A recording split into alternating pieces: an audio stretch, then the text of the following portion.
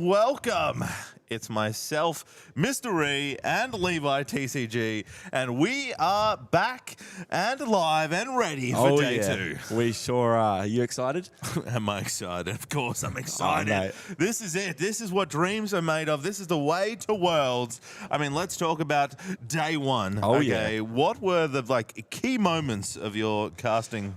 Mate, obviously we had a lot of very good games yesterday, right? But as a win player, my favorite was that last round, round 8. Well, no, round 7 was it actually? Yeah. I believe it was round 7. The Win Luxem mirror. I had a lot of fun during that, you know. A lot of cards were drawn, you know, a lot of windmills were played, and that's what I loved. I think, too, what you need to have in that match is that the relationship between the two players makes it fun as well. Yeah, it was definitely. It was a friendly brawl, as you say, and so they were quite, you know, everything was a bit of a laugh, and they had a bit of fun, but, you know, in the end, one became glorious. So let's have a look, though, some interesting fun facts that we have been knocking ourselves away today. So we have 25 players who have made it through. I believe there is 4 rounds coming up. And then, of course, then we go to quarters, semis, and finals for your chance to win Worlds. What are the standings you need to fill for the top 12, if you want to go through that?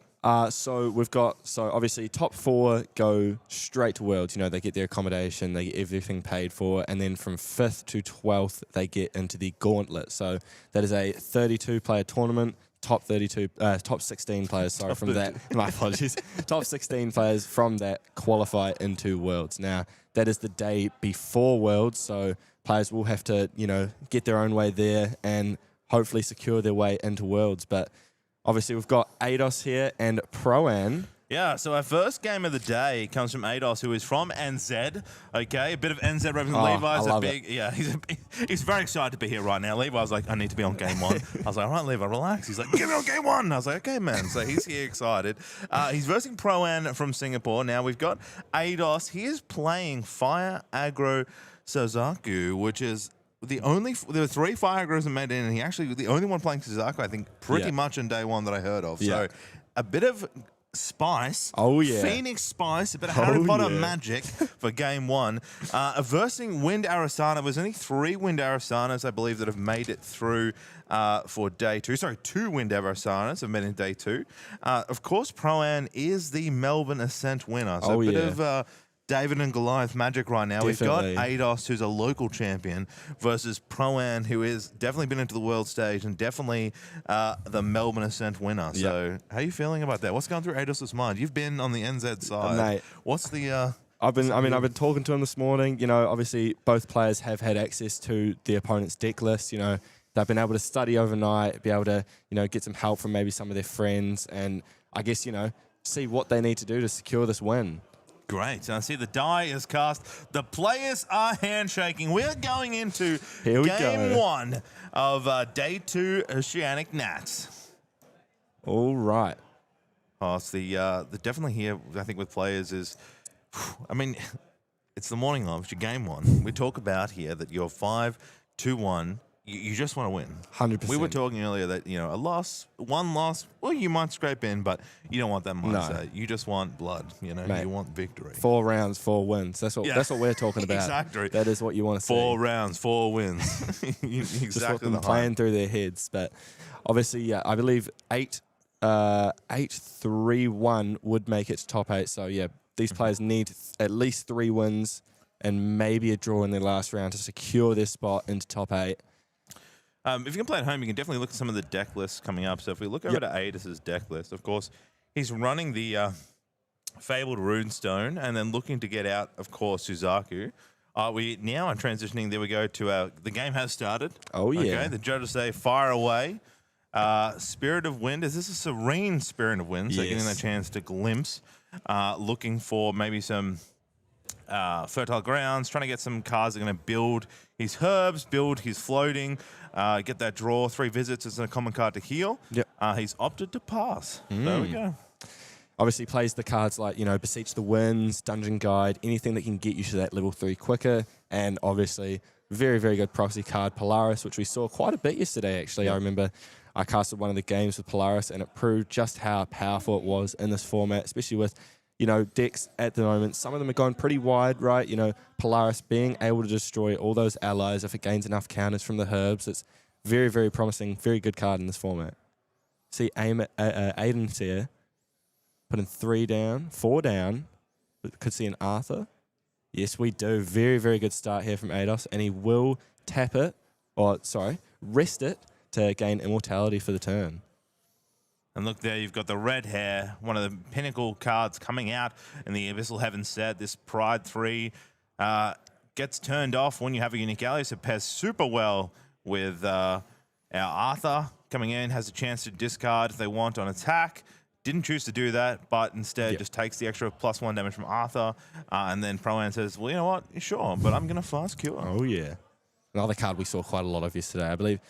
Proan running a lot of, you know, the recover cards. It will be a little bit harder for Eidos to kill Proan here. Obviously, Spirit of Serene Wind.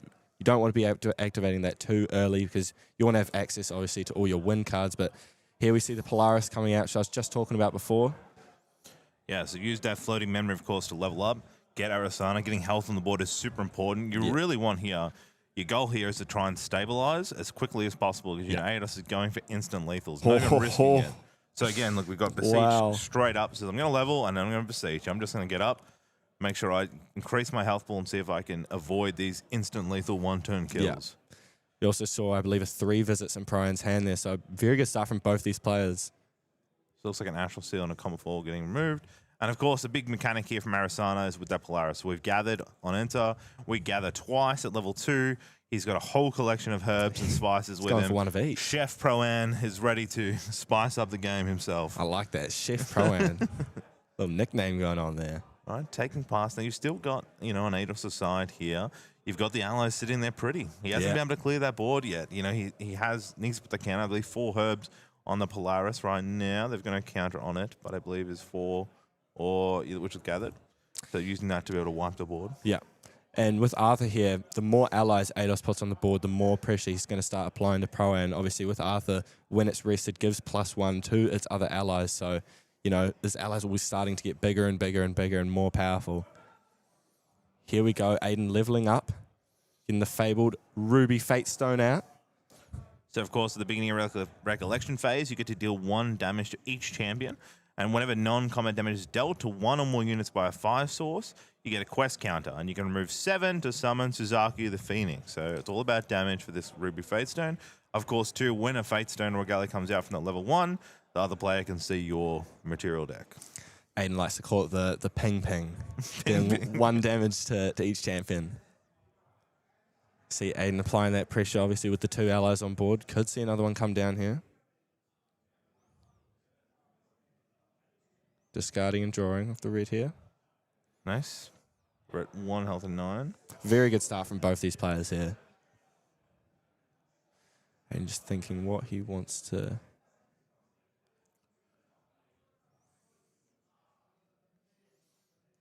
Ooh. Here's the Fate Stone of Unrelenting. It does enter hindered, but as a spell, deal 1 damage to target unit. So he will be doing 1 more to Arasana. Already taken 10 damage Proan. It's only been 2 turns. Yeah, and he's got 2 counters now ready to summon Suzaku. Proan taking that. Oh, yeah. So what are you looking at with... what are you going to try and do here with Proan?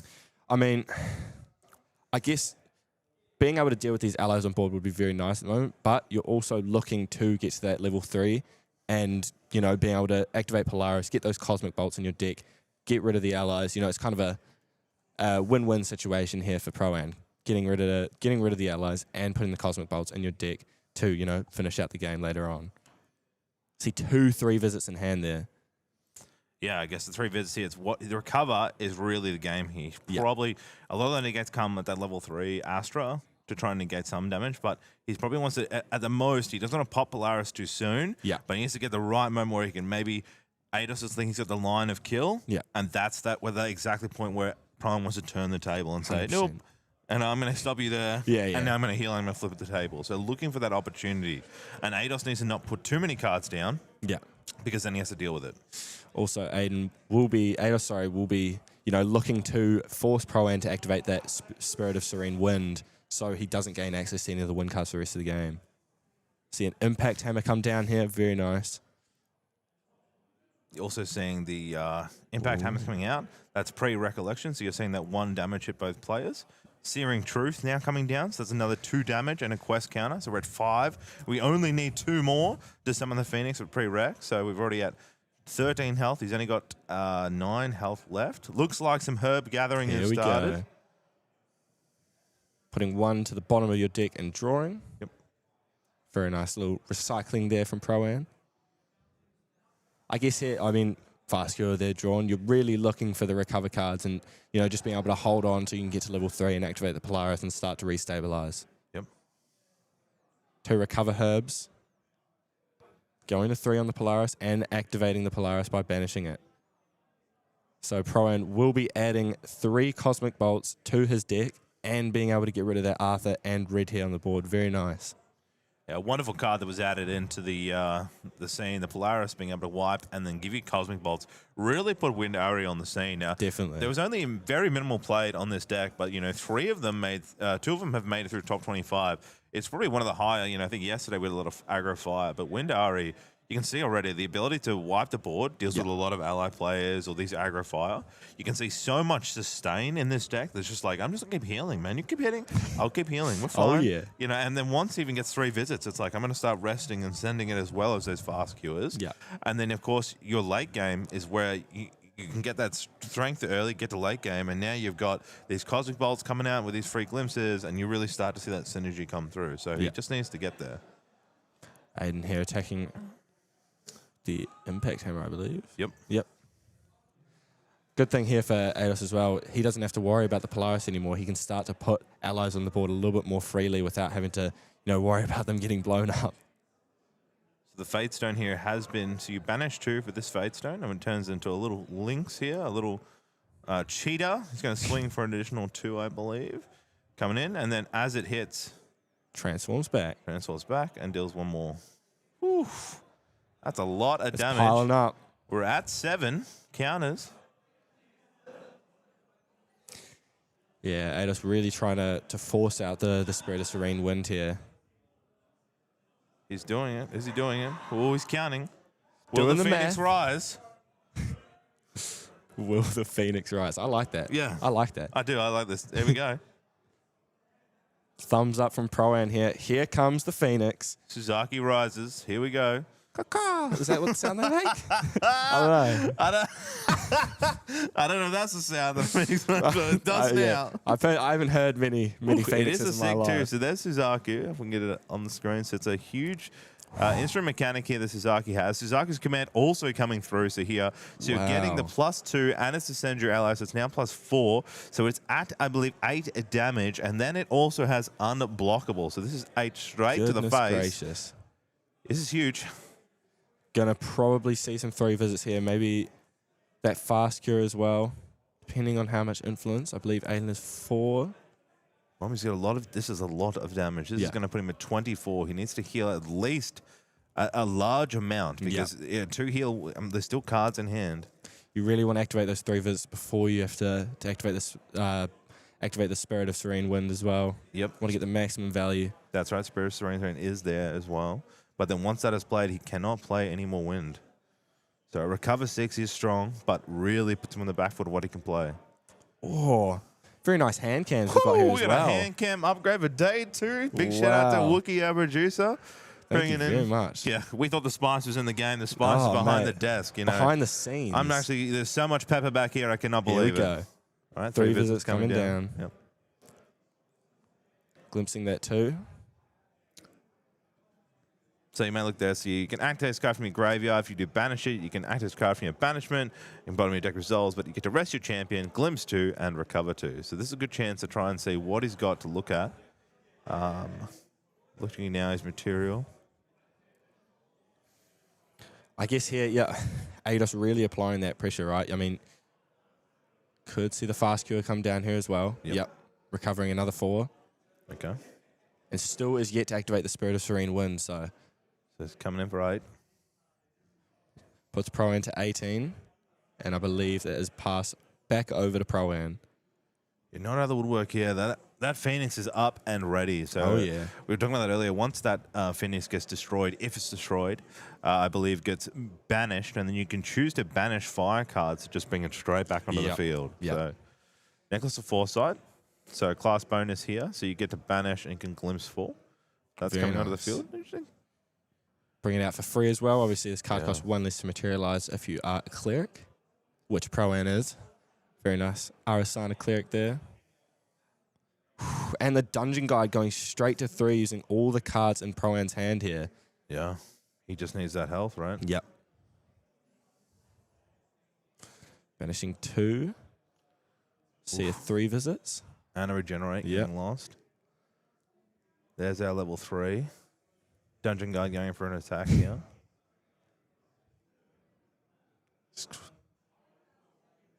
Taking 2 damage. I'm just thinking here, does he want to pass out? Chooses to activate the 3 visits. Very nice. Yep. Getting another heal, another glimpse.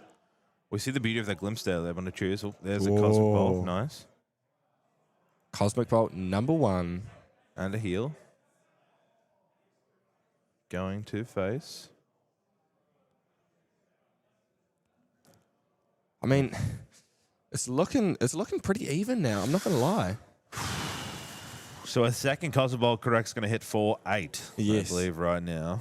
Still not lethal, unfortunately, for maybe a reaction spell here. He's at 16. He's got 25 max health at Oceania, so 9. He's got the free glimpse to do something. You only got one card in hand, though, so I think Eidos has to go for it this turn, right? Doing the math here. Obviously, both these players very skilled. They know what they're doing with their decks. You know, we saw a lot of games yesterday where that was exact lethal. You know, players have to make sure here that they have the exact amount of damage. Don't want to overcommit and then be like, oh, I'm 1 damage short. Yeah, well, we haven't seen Eidos' hand, but you know he does have a recover card in there that could throw in some spice, which is Restorative Flame. So that recover can recover 6. So that might take him to the next round. But if he doesn't have that, 9's very achievable for Proan to do. So it's like if I get the kill, I need to do it now. If I miscalculate, Proan's probably going to get me.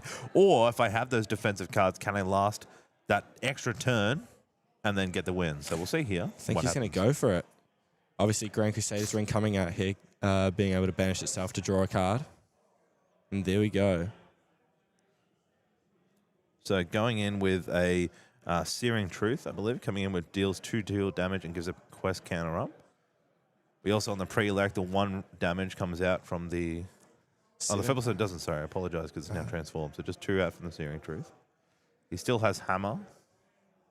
7 health left here for Proan, and obviously still has the Spirit of Serene Wind to activate. A lot of cards in Million hand. Decree. Here we go. Love these hand games, by the way. Big fan. Yeah, it looks like we have a Geyser sitting there in hand. Attacking with the Phoenix. A bit of a Decree. I believe there's Demolish there as well.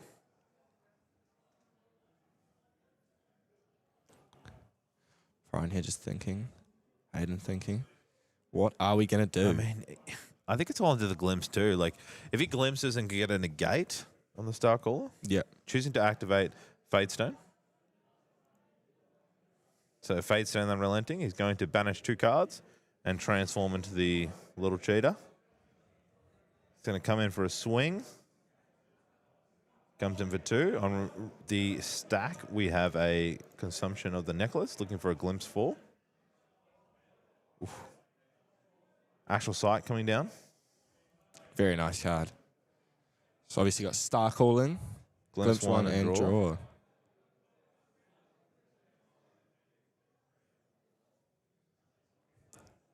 Brian here just thinking, looking up to the ceiling, you know, what do I do in this situation? Looking up to the stars of the Astra. Oh, that was nice. A lot of cards counting in through there.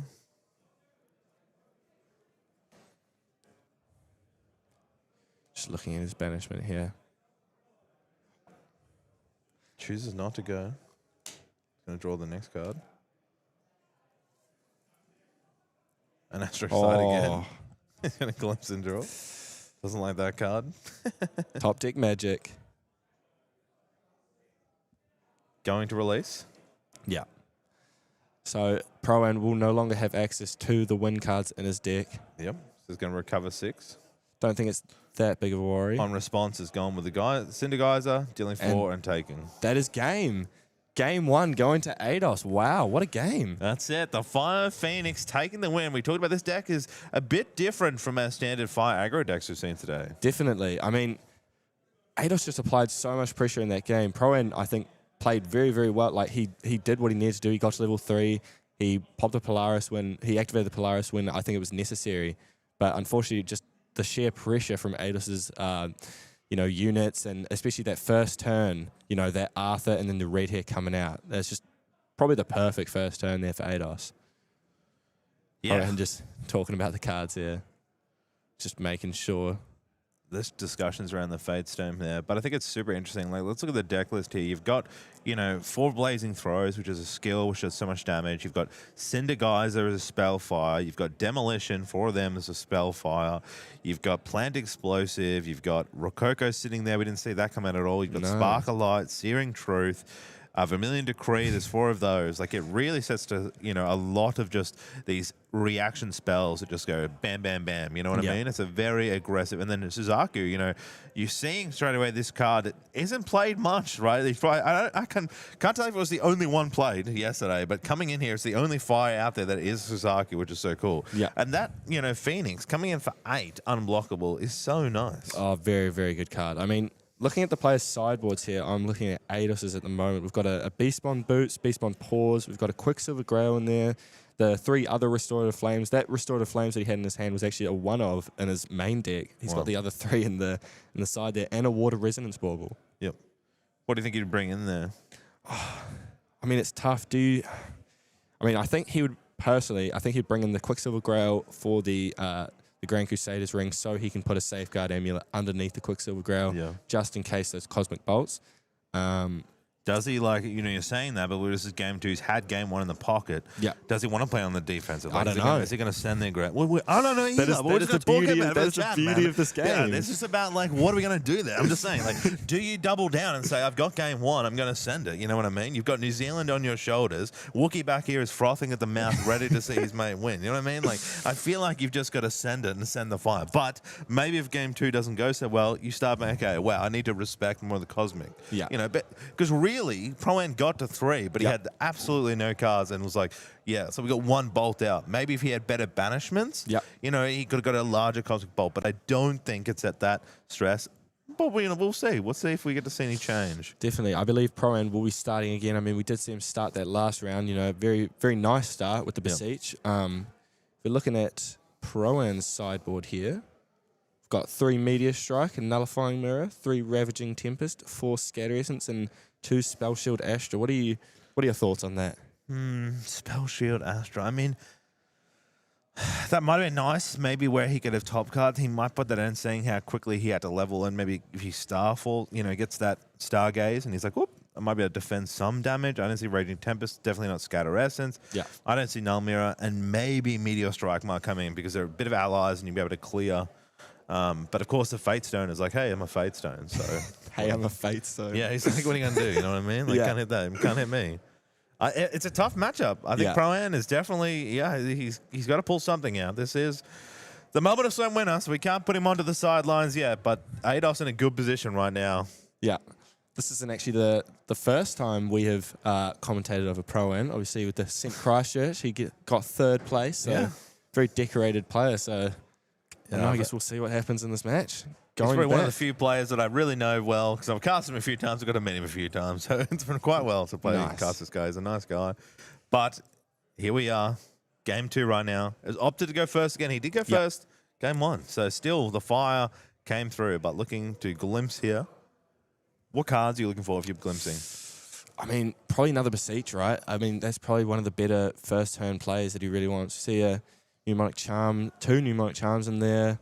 Yeah, I guess Beseeching first turn really kind of, gives you not only that health advantage, but gives you access to those cleric bonuses. 5 really puts down. on the front foot. 5 down. Wow. I'll tell you what he's looking for. He's like, I got no fast cure. Where are my fast cures? So there's I think that's a Retreat Regenerates maybe in hand there. Mnemonic Charm coming out. It's a good start there. Get the draw into memory and going to empower, which could help later. No Beseech, unfortunately, for Proan. I think we do see a Zephyr, however. Zephyr might help reduce some damage, which is good. I believe that's a DG too as well. Yeah. That's something. I love it. I can't get over these hand cams. Just going to stall him at home just to enjoy the game from a different point of view. Looks like the red hair does have a unique ally. He does have Cinderkeeper with him, so he can get the red hair online straight away. Yeah. Looks like 2. There's a Decree in hand. Actually, 3. Is that 3 red hairs? Is that what I'm looking at? I don't know what that far right cards I think it might be. See that? That Decree. Spark of Light. Yeah, just similar last game. Maybe no Arthur, though. Yep, there's Cinderkeeper. Yeah. 1 damage coming in. Nice. Xiaoqua, I believe, but also I'm an Aussie and my accents are not that good.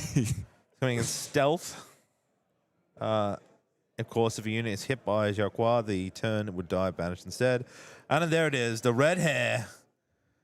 Proan's making some comment that probably says, hey, can we get those red hairs out of the deck? Yeah, because it's too much for me. Discarding another red hair Yeah, there. it was 3 red hairs, so discarding a red hair too. Suzaku's command there. Getting your Aussie accent. Goodness me. There's the level up for Arasana. Cosmic Bolt into the banishment. Good. Yeah. Getting that off. Nice. That's what you want. Is that level up? Okay, here. Turn for turn. All right. Let's see. What have we got here for Proan? Looking through his material deck, getting out the Polaris. You know, it's pretty basic. You know, that's what the Arasana players want to do. Start getting those counters on the Polaris earlier on. Gonna make your big cauldron of mix, you know what I mean? You gotta get those cosmic bolts in the deck. You gotta feel the spice. Problem is you don't get much time to gather. You know, when this fiery horse is charging at you, it's like, what am I gonna do? Well, I got no time to make potions, you know? Yeah. Back over to Eidos here, leveling up into level 1 Growlgier. And will, I assume, also bring out the Fate Stone. Decree being banished, and of course there is the Fate Stone. So again, pre-rec, you get both people take 1 damage. I believe we saw the Grand Crusaders ring in there, so he didn't side in the Quicksilver. I was wrong. I'll put my hands up. I'll say it. I'm sorry. Just remember that for next time you question me. I'm sorry. Here we go. Now, do you go wide? Do you continue to go wide and put more allies on the board, or do you just continue with these 2, you know, and do a bit more spell damage? I think a key part was getting that cheetah. That did so much damage. Yeah. And it's so hard to deal with. So he's hopefully cycling for that. I mean, he also, we're already at 9, 19. He might just throw some heavy damage down. He doesn't know the Proan doesn't have many heals like in hand. Oh, there it is. Oh, please. Hey, stream of luck. Yeah, what do they call it? There's Unrelenting. Comes down hindered, but gives that 1 spell damage. Regenerate. Yeah. Get that heal. Yeah, we don't. You obviously, Proan had those 3 visits last time. We don't see that now. And he had some fast cures. This might be a little bit more of a struggle in terms of recovering the damage that Eidos is continuously putting on. Going straight to level 2. There's a class bonus on Regenerate to heal, which he isn't the class, I don't believe. I think it's Warrior. I have to see what the second is on that card. It is a Cleric, I believe. It's Cleric Warrior, so it did get the heal 2 heal. Going again straight to level 2. Just wants to get health, needs to stabilize. 2 common falls. I mean, that's rough in hand. These are not the cards that Proan really wants to be seeing. You want to It's start really unfortunate. What's the green card in there? He might be forced to level next turn, activate this Polaris with the. I mean, he has 4 herbs, right? 4 damage would clear the allies. Put 4 cosmic bolts into your deck. It's nothing to be ashamed of. It's nothing bad. So he's going to start using him. You're right. Drawing a card off because it's the same name. I believe there's Blight Root. Nice. Picked up an Indolent Leisure. Not really what he's looking for. And back over to Eidos here. Eidos doing the math. This is probably not what you want to see from Proan. Proan's point of view. When we see that Sparkle Light. Interesting. Does Eidos go for it this turn? He's really thinking here. He might have enough damage calculated in his head to win this game. It might be a bit hard over that Spirit of Serene, but he doesn't obviously know that Proan doesn't have those 3 visits. But I think a big part here is like getting to 7 more. He needs to need 5 more counters for Suzaku, right? So how many points of fire can he get to get that Suzaku out? Here's the hammer. So of course, this is a Guardian Hammer, so it gets +1 if you are a Guardian, which we are not. It does get nice 2 damage, and then when this attack, you deal 3 damage to yourself. So Searing Truth coming down as well, dealing 2 more damage to Proan and putting a quest counter on Growlgier. Yep. Took an additional 1 damage from the pre-rec damage, so now taking 5 counters onto our champion, questing away. Could see this Polaris being activated very, very soon. Eidos is completing his side quests. We're trying to make it way to the main story, victory at Oceania. all fingers on the side of the temple. He's really thinking. He's trying to telepathically see what is in Proan's hand. There we go, banishing the Polaris, which will have 4, I believe, 4 counters. So 4 Cosmic Bolts will come in, and that red here and G-Card will be destroyed. Yeah. Good use. Bit of shuffling now. So this is where he needs a bit of luck. He's already got 1 in. He's already got 1 Cosmic Bolt in their banishment. So you're already at that +8. Yeah. So it's at 4 for additional. It's 4 plus 2 for additional. So it's 4 plus 2, so 6 at the moment. Can he get 2 down and get that lethal on Guaoja? Proan just shuffling here. All those Cosmic Bolts into the deck. So yeah, obviously, as you said, we've got 1 in banishment already. So if he can start getting, maybe activate 1 or 2 more, those Cosmic Bolts are going to be really, really deadly here for Eidos. But, Proan still has to get to level 3. Activating your favorite card, the Cheetah. So the Fate Stone of Unrelenting coming out. So it's transforming. Going to swing for 2. Here it goes. So you've banished 2 cards to do that. It's going to swing. Boom. Hits for 2. Response here coming from Proan, maybe. You said it earlier. It's like, do you send the Zephyr now? Yeah. You're probably going to Serene soon. Yeah. Just stop that. Chooses to accept the damage. Goes back. What a wonderful card. Does another one. Now goes to 6. Counters are there. He's nearly summoned the Phoenix. This is wild. Hey, I was just thinking here. I mean, we see, I believe, is that 2 Sparklights in hand? Yeah. 2 unpreventable. Potentially 4.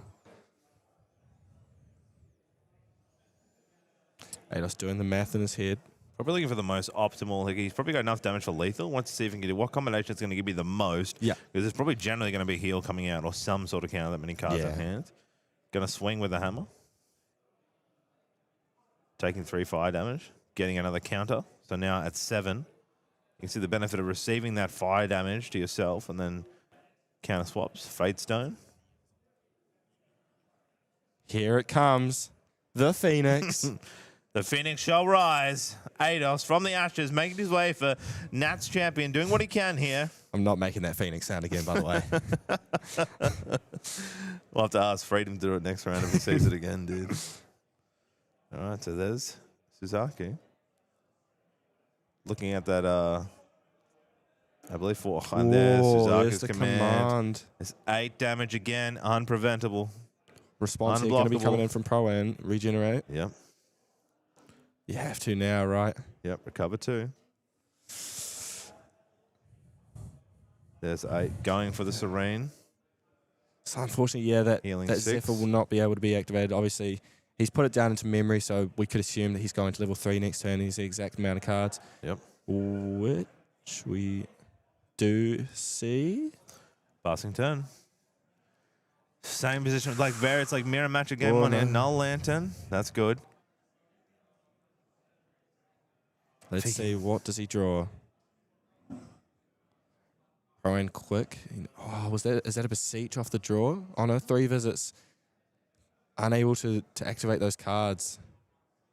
There's DJ. Nice. Nice. Let's get some health on. Yeah. I guess here, putting the Null Lantern down stops the fire card banished to keep Suzuka. So if he can get Suzuka off the board, he's only dealing at the moment with 2 damage. Maybe that was a reason for the Null Lantern here. Respecting that Suzuka, get it off the field with the Cosmic Order he can. Yeah. And hopefully just start to use, recover or what he can or negates to try and survive through another turn. See, Comet 4 in hand there for Proan. I mean, that extra 3 health, it could be necessary to win this game. He does have the mnemonic in power as well on board. True. Passing back over to Eidos here. Okay. Interesting to see what he ends up materializing. Here we go. Fingers back on the temple, doing the math. It's like Eidos' favorite move. I love it. Just got to believe in the mind. The power of the mind. All right. Yeah, he's got to get these calculations perfect. Have we seen GCR come out here on his sideboard here? He's got GCR there. I believe when he revealed it before, he still had the Grand Crusaders ring in his material deck, meaning he did not. Because impact in there. Yeah, you've got either Smoke Bomb could come out. I mean, this sort of Zeking, probably not. Interesting. Viridian Trinket you probably wouldn't use. Safeguard might come out just to last him another round. So maybe deserving now do I can I get lethal using my Grand Crusader drawing an additional card? If I can't, is it worth me getting Safeguard to definitely stop that Cosmic Bolt lethal and give me another round? On the board, I'm swinging for 4. I can't banish 2 Fire Guards correctly to deal with the... I can't change that Fate Stone, I believe, because I haven't, because of the Null Lantern. So now it's just sitting there. Here we go, yeah. Grand Crusaders ring coming out. Getting as much influence as Eidos can to close out this game. Just doing the math here. Be good to get another Suzuki's command. You know, having that ability to attack unblockable, just fire away with a nice 8 damage. That's really what he's looking for here. It's like a Searing Truth in hands. Definitely a lot of Spark of Lights. Really good for on the stack kind of reaction mechanics. Swinging for 4. Yeah, this is Eidos continuously applying that pressure, patiently waiting for Proan's response. Proan thinking, here we go. Looks like Indole Legend and Wisdom's Reprise in hand.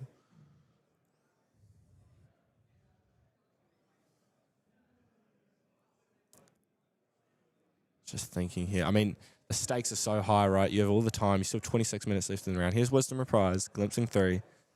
And we'll be able to draw a card into memory because he is level 3.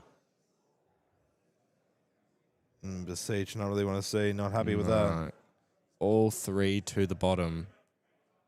Doesn't even look at the card being drawn into memory. 4 damage here will be coming in from the Suzuki.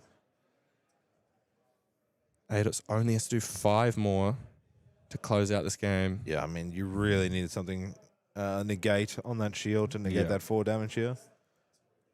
Swinging with Hammer, coming in for an additional 2. Spark a Light and Spark a Light. That's and GG. That is the GG. Eidos taking out round 9 of NAS. A big smile there.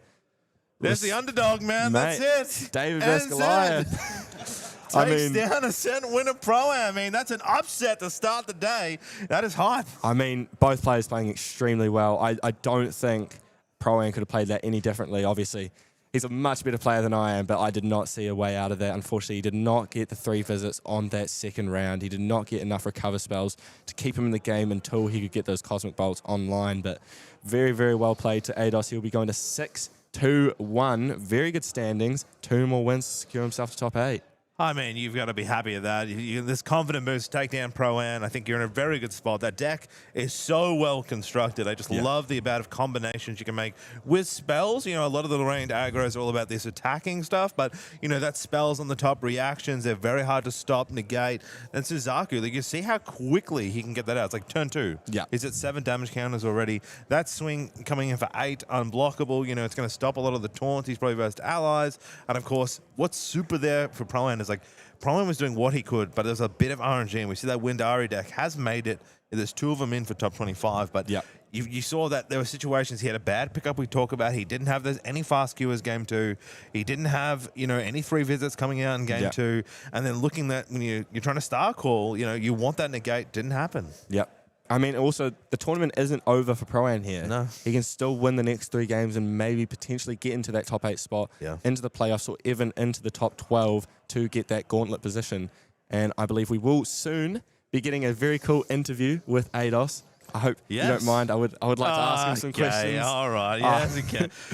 Ask him, you know, how are you going to train you in New Zealand so we can see you next coming in for the battles for the Oceanic. No, but what a beautiful game there, played by 2 very, very skilled, very talented players. And all the best, you know, to both of them. See how they do throughout the rest of the day. And we have the interview coming up very shortly. What do you think you would like to see on stream next? What decks are you liking the looks of? I mean, okay. So me and Limey did a bit of a tier list, and there's a bit of hate around it. And I said that I may have commented that the Turbo Dragon Seru wasn't a top tiering deck, and 5 have made it today. So I don't want any to make it in the top 8, so that my my videos on YouTube are not getting credit, but ruining my credit here. But no, I think the Dragon, I'd like to see more of it. I tried to watch a few games yesterday with it, and it looks from Rinch Stream mechanics. I think the on attack and then be able to generate those arcanes is super interesting. I saw someone. They talk about, you can remove that dragon, but, if you don't remove it too quickly, right, they're still going to use that arcane blast in hot water. So that deck's super interesting to watch. Of course, I really love Gembu. I just don't want fractals, okay? I know fractals are a wonderful spot, and they had 5. Kaban has been smashing it since yesterday. He had 1 draw, I believe, against Genbu. But you'd be happy with that, 7 wins, 1 draw. I'd be very happy with that. Yeah, me personally, I don't know. Yeah. Maybe he's a little bit upset that he couldn't get that 8-0, but hey, you can't be upset over 7 wins and 1 draw. Very so good. I believe what we'll do is we'll cut to the interview. Look, this is myself. I'm Mr. E. This is Levi, TCG. We have been casting Day 2 of Oceania Nationals, and we will be right back with Proan. No, we're not Proan, with Xenos.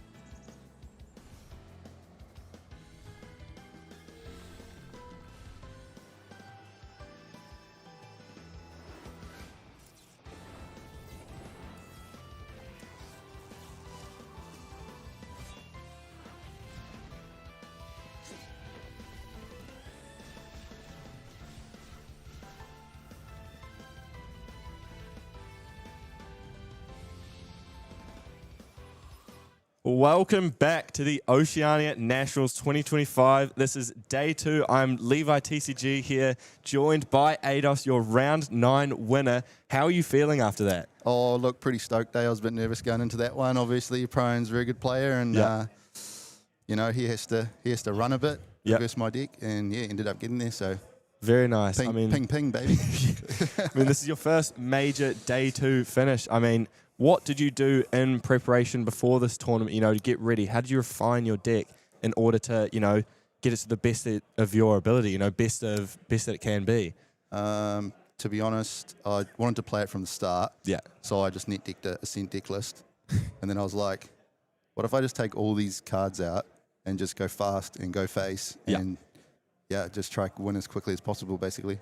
Fair enough. Yep. And do you have any matchups that you're kind of fearing, I guess, going into day 2? A whole win Gualgier. Oh, yeah. Yeah, if they just go beseech DG, get their thing out, it's a little bit tough, but fair enough. Command helps with that.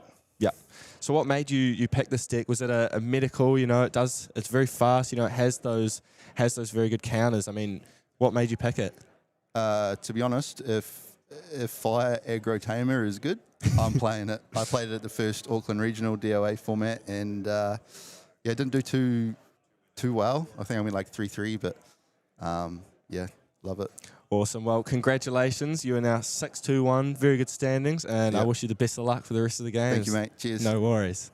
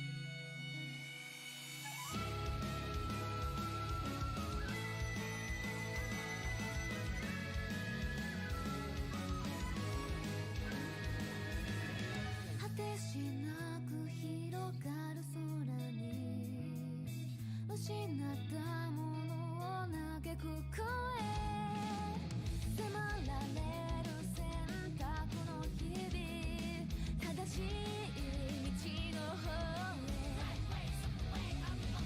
間違ってなかったと証明しよう行き詰まって邪魔されても先を読むさこの頭で全て手に入れる高く高く飛べどこまでも行こう不可能と思い込んでたものがなぜか小さく感じた似てる景色がそう先になったから叶うまで近い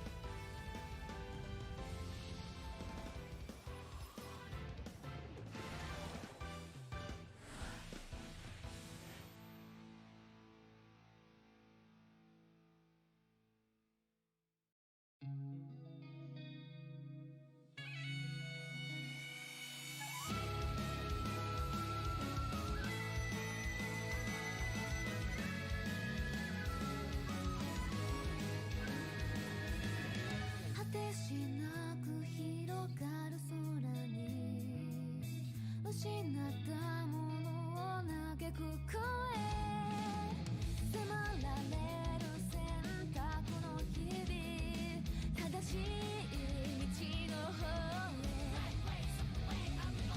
間違ってなかったと証明しよう行き詰まって邪魔されても先を読むさこの頭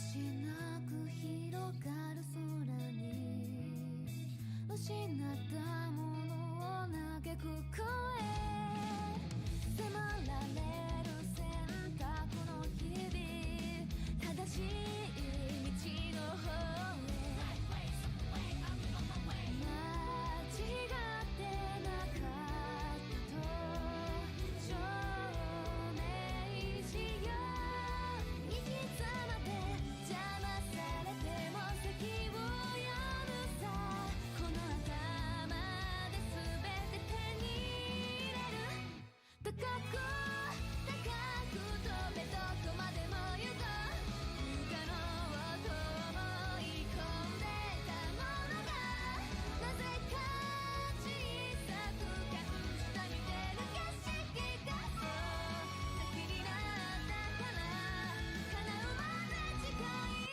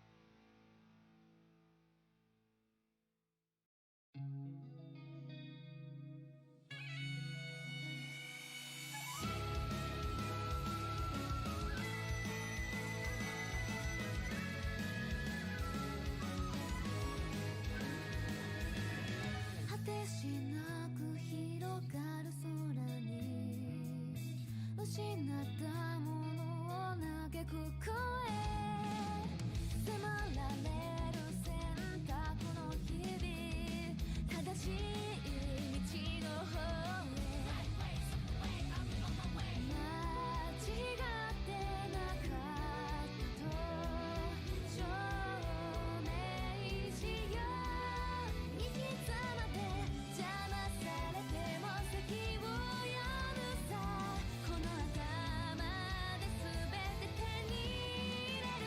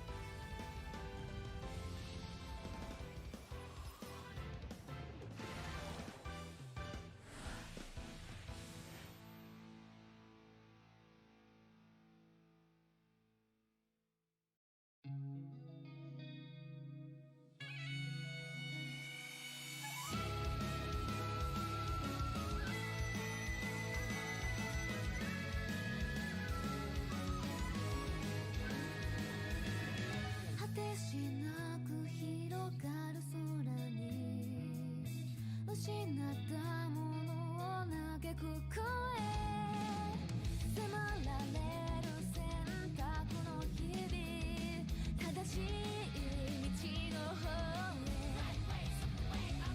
へ間違ってなかったと証明しよう行き詰まって邪魔されても先を読むさこの頭で全て手に入れる高く高く飛べどこまでも行こう不可能と思い込んでたものがなぜか小さく感じた見てる景色がそう先になったから叶うまで近い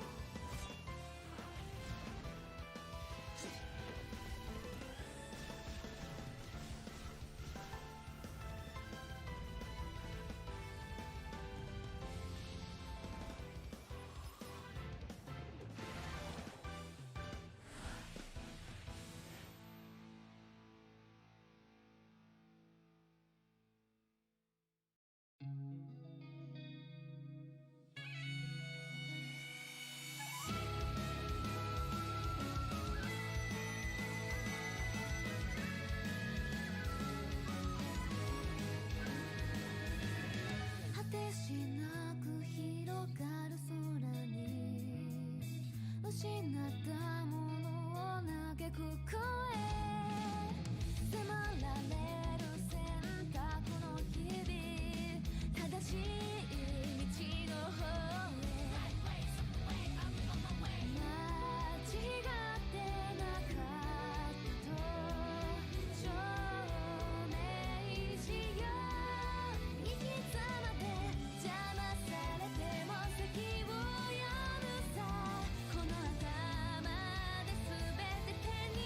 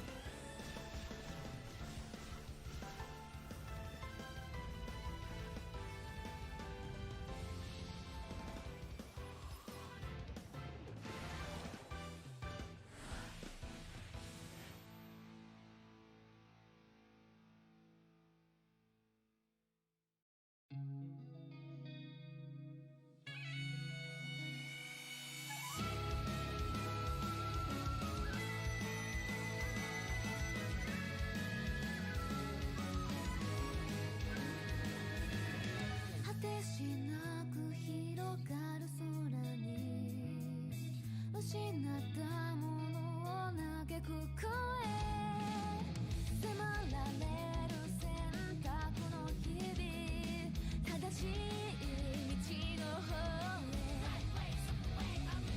間違ってなかったと証明しよう生き様で邪魔されても席を読むさこの頭で全て手に入れる高く高く飛べどこまでも行こう不可能と思い込んでたものがなぜか小さく感じた見てる景色がそう先になったから叶うまで近い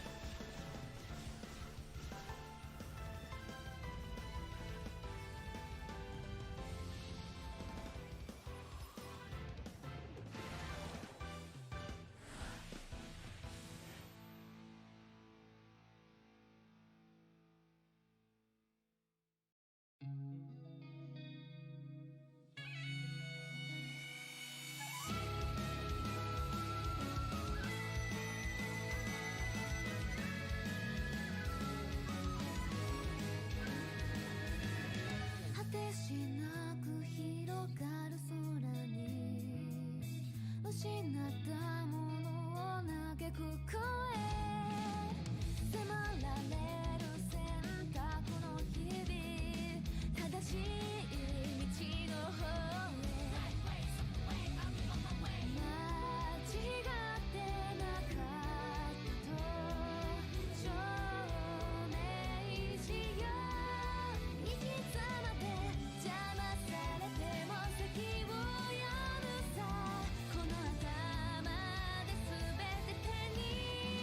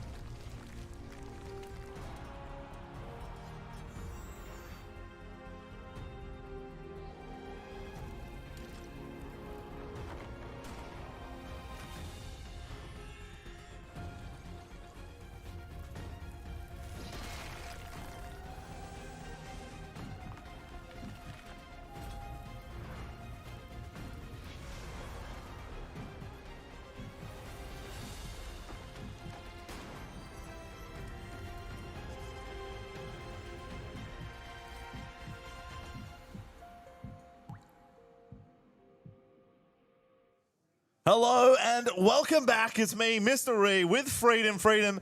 What a game one. I mean, dude, the Phoenix Rising, I'm very hyped. It reminds me of Horses back with Melbourne Ascent. I want to see it rise, but it is now round, I believe around 10. Are we looking around 10 We're here? Yes, Yes, we're around 10. We're closing in for day 2. Freedom, how was watching round 1? What's going on in your mind? Like, what's... So I was where you watching been? mostly of game 2. Game 1 I was more on the floor. Anyway, that was a very explosive from Aiden as well. I mean, I spoke to him before the event, and he keeps talking about like it's like, I keep thinking like, oh, it's just Fire Guo. Like I played Fire Guo to start off at the beginning of the season, but I played a bit more of a slower pace version, but it's still fast. But then he was like, no, man, I've got the source, I've got the secret, I've got the tech. And he just would not reveal anything. Yeah. And then having a look at the list, I could see it was just does not care. He just wants to kill his opponent really quickly, as fast as possible. Yeah. And then I mean, evidently it showed 2-0. It was 2-0. Yeah, 2-0. Yeah. Dominating victory for him. I guess right now we've got the front winner here right now, Caben. I believe he's 8-0-1, just dominating on these fractals. He's of course Ascent. Seattle was his recent triumph. He's a champion to the game, and of course Kushida, the underdog for the Australians here, has actually come up here 7-1-1, and he's playing the Dragon, the Seiru build, the Win Seiru. So maybe you want to talk to this deck because I was talking. We call it the Turbo Dragon, but you're saying it's more of an ally kind of build. You said you spoke to Kushida earlier. So yeah. Exactly, before the event. So when Seiru is typically, you could play it the turbo way as well. A lot of and then some players, probably at the higher level, you probably want to play it slower. Some people like to play it a bit more allies. So there's like brisk wind trotters. There's trying to think of the remit. There's like wind trotters. You've got Ace and Protectors in there. Yeah, a lot of. You've got the Forest Cake to build it up. You've got the Besieged Fatestone, of course, is a really key element for this deck. Yep. You got like your Windmill Engineers, you got your Trained Hawks and stuff. So he does play just a tad slower. But we'll see what we'll see what's different when we saw day 1. We saw from Holy Samurai. Unfortunately, he didn't qualify, but we'll see if Kushida plays indifferent. Now, we know True Champ Caben is still on the fractals. Yeah, he went 7-0-1 day 1. He wanted to go undefeated. He wanted to win 8-0. Yeah. But unfortunately, he actually drew his last game. So he did finish day 1 undefeated. He won his first round of today. Yep. Right? And we've seen it is still a fractal list. He has been just running this, and he wants Seattle in with fractals, I believe. Yes. So I think key news as well. Yesterday they did actually play each other. Kushida did lose to Caben, so this is a rematch. We see Forest Cake coming out, which is a nice standard way to get a nice draw on the board, and of course a fractal inside, the only fractal to come down, which I think is super interesting coming from Caben. So let's go to turn 2. All right. Let's see.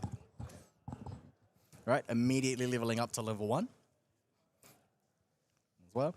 Did you see in his hand if he had any other like DGs or Beseech Fate Stones? Not at the moment. Not at the moment. No. It's hard to see. So judging from his deck list, he does not have in his list.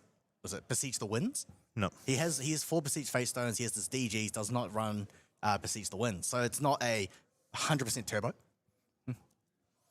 So it looks pretty tough here. But look, of course, the 0 face that comes down, which I believe, whenever you banish a card from your memory, you can put a quest counter on your champion. So at the beginning of your end phase, you may banish a card at random and then draw a card. So a bit of a cycling situation in building your counters.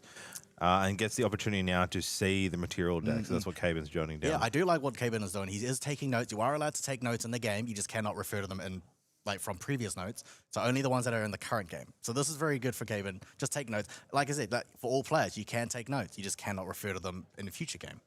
Now, what's interesting here, I want to look at the deck. So, of course, Baby Green's coming out. He's playing it down, gets the chance to suppress, and then get the regain on the re-entry. So we can see the cake. So it suppresses the cake, gets an chance to draw. A really good engine in this kind of deck. Looking at his hand, though, we did see Dream Fairy. I didn't see a Beseech Fatestone, a couple of Veiling. Probably not what he wants to try and get that level, but doing what he can here to still maintain the draw. So a good choice there. There's a Trotter, I believe, in hand. But again, you want the Trotter later to kind of buff up your Dragon. Now, Caben's saying that he can play slower in here, so he's going to go for the backup charger. Again, Fractals doesn't need to level to level 1. So he can just stay on Spirit. Spirit, that's power side. Yeah. Yeah, so it looks like Turbocharge, what a great card. It gives that chance to get draw 2, which is just wonderful. And you can see a lot of good Fractal of Rain here. I'm assuming we're just going to dump some Fractals. Yeah. Get them out. Snow, super powerful for the rest. That's going to be a really key later on. 2 Snows, even better. You know, that chance to then pop and stop. If it does with enter the field, you can just instantly rest them. And an unstable. That's Triple Fractal turn. Oh. All right. Kaven's already setting his pace. He's got 4 Fractals on the board now. So, now, interesting that these Fractal Snows probably won't be as helpful against this matchup. Because things like say you wakes up, when you flip it Yeah. as well. Like Dream Fairy, or most of Kushida's allies doesn't really care if they need to be awake when they go down. But it would be nice if they get the attack, but they just are not required to attack. They just have them mainly like utility. I think what's interesting there too is that there is only one turbocharge in True Gaben's hand, and of course he hit it because if you have one turbocharge, it's always going to come up. Okay, it's always worth taking. Very popular card. Everyone will always take like 60 cards and then 61 just for a turbocharge. Yeah, it feels great when you can draw it, but then it feels fun. It feels bad when you like mill it or discard it or whatever. Well, I like this. So there's Ace and Protectors coming down. It's going to bounce the slime back, then has the opportunity again to put it out, suppress the cake, flip it over, get another draw. It's a really good engine and a really cool mechanic, which we saw a bit in slime early on. So really good using that in this win deck. Yeah, I mean, like baby green slime is very popular in like any win deck, any win tamer deck, anything that runs baby green and forest cake, or anything that draws, any regalia item that draws a card. All right, standard end of turn, banishing a card for the Azure Fate Stone. Innovate Wind. Again, that draw, of course, swaying there. So we're now at 5 damage to Caben. I mean, yeah, the damage counts, but that Fractal, you've already seen at 4. I mean, Veiling is going to be super important here. I don't know if he runs, I have to check for the mirror is played in main board, but I believe it is not. Oh, no, Null Mirror is in main board, so that might come out here at some point to stop that Veiling. But there's the Bauble, cracking straight away to draw. Normally, you want to play that Nullifying Mirror kind of like one turn before you want it to matter. Because if you play it on the turn, if you materialize the Nullifying Mirror on the turn you want to do a kill turn, you're going to Veil in response to that materialization. So again, we're looking so many Fractals being tapped to bring more Fractals. 6 Fractals. It's raining Fractals. Fractal is what Caben's going to have on his shirt coming in today. Oh my lord. He looks like a Shimmering Refraction in hand as well. Oh, yeah? Good. Now, I mean, like, Shimmering Refraction, so Kushida is now just kind of playing at his own pace. He's trying to go a bit slow. I mean, he would like to, he's currently now he's still level 1, right? If he can optionally just go to level 2 next, or he'll try and build up more influence. The influence so he's got baby greens. He's got 2 baby greens, I believe. So we got 3 Fractalizers as well in hand, which are going to be difficult to kind of use, but he does have them. Looks like 2 Bursts of Thunders, maybe 2 Bursts of Thunders in there. An interesting hand. 3 Fractalizers, going to be rough to try and use. Over the win side, I believe we can see Reclaim. I guess, are we going to try on Caben's side to remove Asen? Is his job to ignore allies here or needs to remove? Yeah. So this Forest Cake is now actually being quite annoying for Caben. Yep. He just let him just suppress it if he wants. He does have 3 Fracturizers, so he can use that for the... he's already turbocharged the power cell. He's got 3 Fracturizers, so he can, if he wanted to, stop that Forest Cake from being bounced. It's just that Forest Cake has just drawn him so many cards. All right, going to level 2. So losing Reclaim and Dream Fairy, of course. We're now sitting at 5 counters. Okay, and we've got the Lineage Release too, so this negates target activation of trigger events of Face Them or Fate-bound object, which is super good for, say, Rue. It would be for Seiru. I think, I'm just trying to think of this deck, maybe if he wants to burst us under the Seiru, but I believe there isn't anything in the Fractal deck that... Correct, targets or... he doesn't have anything an answer for the Seiru, it's just going to sit there. So again, look at his hand, quite tough. Another Innovate there, could be used to heal. Trotter coming out, getting some nice buff out. That buff counter is going to go on the Ace and Protector. Of course, on level 2, on Enter gets a second, so 2 buff counters can come out here. Some nice damage. The Brisk Windtroad, 2-cost card, really suits his deck. A lot of people running the Wind Allies don't get the benefit, again this time too, but it suits nicely. Oh, actually, yeah. Most allies decks only gets the 1 buff counter. Yeah. This one, however, because he's level 2, he's going to get the 2nd buff counter. Correct. Optionally, he's giving 1 to the Asen, and I think on another. Yes, I mean you can give it to the same one, I believe. Kevin looking for a response on the stack. He's just waiting on that on enter. Shimmering Refraction. Yeah, he's going to kill off the Asen. It's going to come in for a measly 6. 6 is enough. 6 is enough to kill the Asen. As Asen's only a 3/4. No buff Kablam! No buff counter for Asen. No double buff counter. See you for later. Asen. Yeah. It's still going to be a bit of damage coming in. And like Kaban is still holding on a lot of influence. We're looking here. Is it 10 counters for the Fate Stone? Yes, you do need 10 quest counters for the Azure Fate Stone to flip. Yeah. He's currently at 5. And then each turn he can just banish a card from his memory and then get an additional one. He still hasn't materialized the Potentia's Tanku, I believe. Correct, yeah. So you can get an additional one from there. Sitting at 22 health. I mean, you know, what's disappointing that choosing to use that refraction I can see- is to delete a card instead of, you know, going for health. It's a big damage dealer, you know what I mean? But just had to get Asen off the board. I can see that like a lot in his hand. It's just a lot of like action response cards. He's got 2 Veilings, the Innovate. He's got 1 Arcane. I think that's a series command. He's got a Reclaim. Optionally, I don't know. Like he could have reclaimed the Asen if he wanted to. Only runs 3 Innovative Agilities, which is interesting that he's Well, only got 2. he's already banished 1. Yeah, and he's got 1 in hand, so He's got 1 in hand, so two. we still haven't seen the 3rd. So I think Caban's just wondering what he wants to materialize next. I mean, wonder- is he worried here that Sabre's going to come out next turn and start dealing damage? You're only at 15, 15 health, right? We haven't. Does he go for the level up? Does he need it yet? Like, how quickly do you think this Sabre is going to come out? So you could, if he levels up to 3, if he wants the high level to 3, I'm not sure. I don't think Kushida would want to, but he might. If you high level to 3, that's +3 counters, and wondering where to get the last. I mean, he can just hold off another turn, hold off one more turn, get 1 more quest counter, go to 7, level up to 3, go to 10, and that's your dragon right there. Fracturizing the Lantern. Does Lantern have any effect into this game on the win side? Nope, No. he doesn't. I think he just wants it for the fracture, for it to be a fractal. Yeah. Yep, just checking what the unstable fractal does. Right, as a spell, destroy a target item with memory cost of 0 or 5 or reserve cost 5 or less, so that he can use that to destroy the forest cake if he wants to. So this pre-recollection right now, we're doing a Shimmering Refraction. Coming in for 7. Burst of Sunder. Wow, does he have the response? He does. I know he has the Veiling. He's got 2 Veilings. Yeah. So he just has to avoid 2. But in his hand, he's got 3 Fracturizers and a. I think it's a Glimmering Refusal. So let's talk about interaction here, right? Yeah, so Burst Sunder's coming in for 2. Yep. If he lets it through without, it's going to be 2, 4, 6, 8, 10, 12, 14 damage Yep. coming out. Yep. So Then you've also got to say, though, he can choose, if he chooses to Veiling, he's got to put the right amount of Veiling. He can say, I'm just going to Burst Sunder for 2. 2. I mean, and like then double it. Burst Sunder can only do a maximum of 2. Yep. But 2 times how it X, right? Yep. So it's not going to do like 10. It can only do 2 times 5 in a sense, right? 5 instances of 2 or whatever, how many he wants. So Kushida has to respond before the Burst Asunder resolves. Correct. He only has to deflect. He only has to prevent 2. So just there, he chose to do 1 with 1 Veiling and prevented 1 of the Burst Asunder. Did he show 2 wins? 1 wind. 1 win. Yep.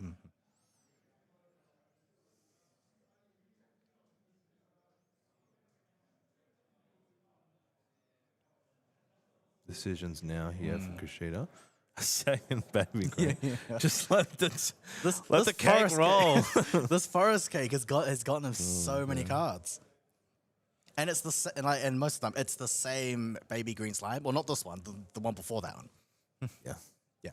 Waking up the allies there, going for that level 3, you said, so choosing to banish it, gone down to 9 cards, so 3. Oh, he's going to 2 straight. He's arcane. going to level 3. Yeah. Oh, he is level 3. Yes. So it has gone to level 3. Go to 9. Counters, yep. We're quite interested to see how he's going to get this the 10th counter. So on enter of the Heaven's Favored Guoja, as long as you control or send your ally, the cards cost 3 less to materialize. The lineage still stands, and on team puts 3 quest counters on Guoja if you don't recover 3. So adding those 3 counters. Just fixing up the life.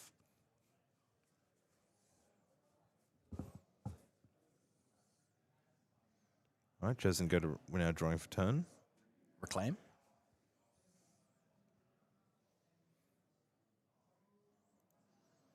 In a tough spot now. Like choosing a 3 is going to reduce that Well, he's value. only You at said yeah, like he's only at four cards in hand. He could just pass here. innovate. Mm. I mean, you just want to count the damage, I guess. Try and just use your swing, get through. But it's more about how you're going to negate. Gaben's in a very strong position, a lot more higher influence here, and has, you know, we saw that instant damage burst of Sunder and refracting. He's drawn quite well here. So 7 fractals on the board. Yeah. Does he want to play a card? I don't think he has to play the card. He doesn't have to play anything. And I don't think the card's in his hand. Just both players talking about something. Yeah, the forest cake is fine. Get another forest cake, and then draw a card from here, and then at the end step draw another card from the earlier forest cake. He did drop Veiling Breeze, though, out of hand. That's pretty risky. Yeah, that's quite fire. I mean, yeah, I'm pretty sure he did drop Veiling there. Yeah, but I mean, yeah, he's yeah. holding the Innovate, I think. Oh, okay. Well, actually, no, because like the Innovate won't help, won't protect you against the Burst Asunder, because Burst Asunder chooses, I believe. Yep. So there's Veiling getting banished there and drawn. We're at 10 counters. Gets another cake, passing for turn here. All fractals are now in the wake-up phase. Ah, no. Burst Asunder is actually a spell, so it targets something. So yeah, Spell Shroud will prevent it. Scepter of Fascination coming out. Yep. Immediately fracturized. So he's got the on-enter draw, and then he's immediately fracturizing.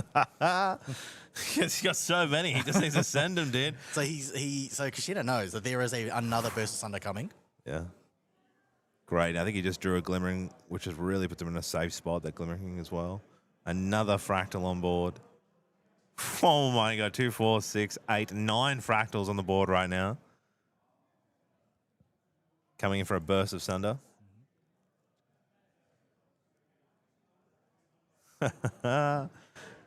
2, 4, 6, 8, 9. So 18 plus 2, 20 damage here coming out. That is exactly lethal.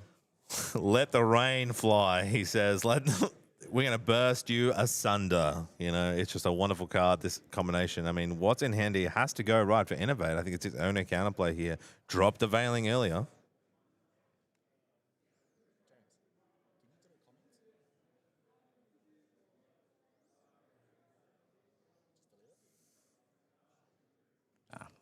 So Innovate Agility coming down.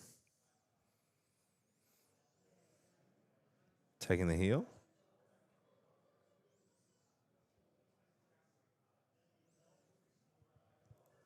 And now picking Spell Shroud, or I'm assuming not the Stealth. It's going to be Spell Shroud. Yeah, it has to be Spell Shroud. Correct. So de-leveling. Well, there it is. And then there's the refusal. It says, nope, you can't use it. And Burst Thunder goes straight through. So that's a great opening game from Caben. He's super happy. I mean, you had the Fractals raining. Kushida doing what he can there. I think the Veiling was quite hard there, but I guess choosing, you know, didn't have the influence. That's what really out there. I mean, are you going to have an influence, though, of 9 to counter with the refusal? He could have. The things like Kushida was just like wondering what to do in that last turn. He only had 4 cards in hand. He knew that he was going to draw an extra card from the Forest Cake. Yeah. He could have just passed turn and held up both Veiling Breeze and the Innovate Agility. Yeah. 100%. I mean, it's just a hard matchup, like you said. Like, he already lost. Kushida, you're playing against a champion, Caben. Caben knows the incident there. It's like, that's a 20 damage burst coming through. Just wild.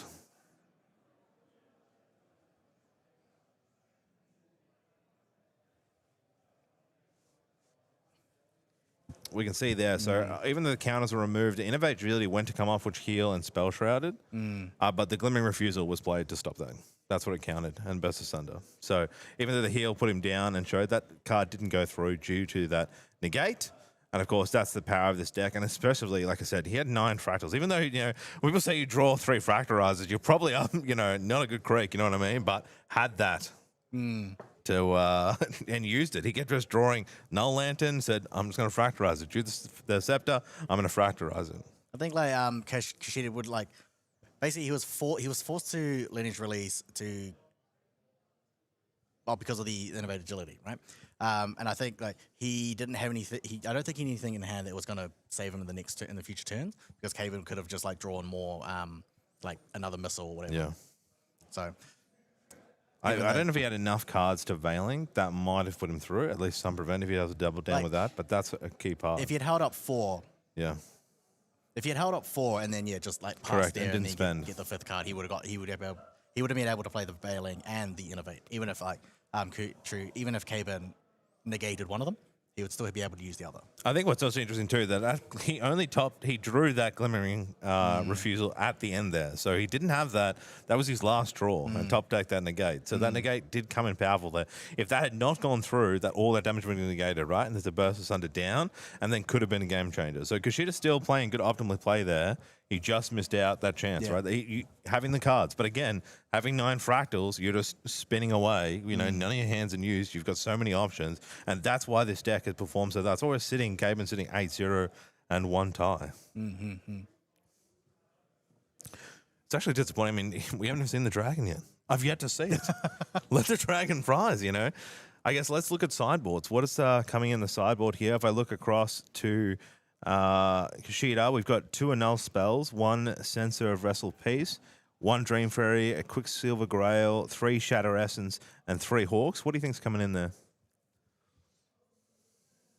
I'm gonna think he's gonna put in a Quicksilver Grail. Yep. Just to hide any like the Safeguard Amulet in there. He might. I mean, you want the Scatter Essences. Annul spell that could stop. Yeah, I mean, like annul spell will stop any. I mean, pretty much like all of Caven's spells are spells. Yeah. I mean, yeah, like you see that. Censor of Peace. If he thinks he wants to use his floating, possibly, he would take out the Dream Fairies. Doesn't need those. He'll take out his own Dream Fairies. Put in some Scatter Instances. Trained Hawks. Maybe not. I mean, if he wants to play a bit more allies and like kind of pressure the board there. I guess over to our friend Caben. Caben's running on the sideboard. A Viridian Protective Trinket, Juwan's Fate Premonition, a 3 Chill to the Bone, a Captivating Opulence, Art of War, and a Water Ball. Do you think Chill to the Bone's going to make it in? Chill to the Bone is great for Ace and Protector. We'll kill that as well. Trying to think. Captivating Opulence is great for like those, well, things like Quicksilver Grail. And so if your opponent's going to side in Quicksilver Grail for a safeguard, he's going to have to pay 2 to banish the Quicksilver Grail, and then 2 to use that Safeguard Amulet. It's very cheeky play. Well, you would use Jian Yu and then name Arcane Blast. Yeah. You want the Viridian? No, he's the other way.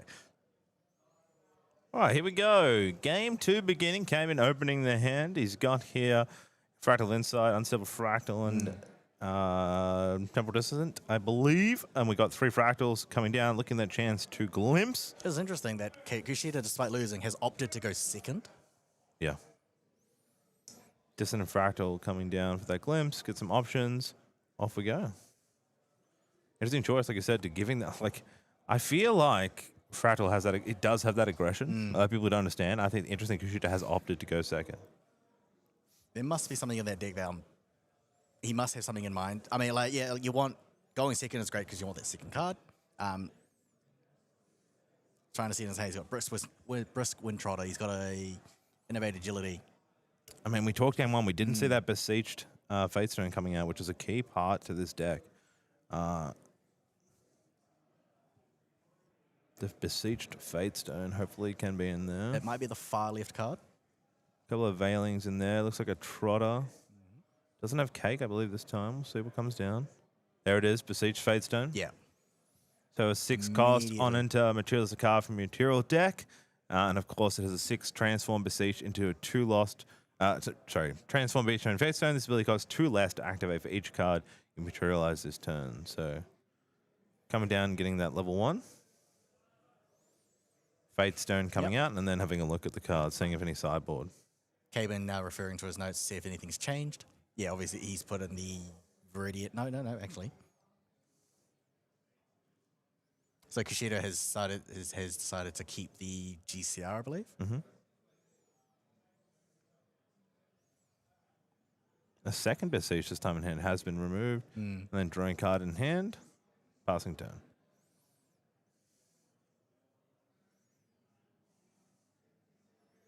Art of War. Probably the first time we've seen this card drop down on the caster table today. So interesting. He did choose to slide that in. Yeah. And then following that up with Art of War is Divine Relic. Players can't declare attacks with allies that entered field this turn. And while paying a memory cost, you can banish Art of War to pay for one of that cost. And of course, then Way of Peace coming down. A wonderful card here that gives you the +2 draw using your fractals. And then cause another fractal dropping down onto the field. But there's Zhuang Zhao, wonderful card.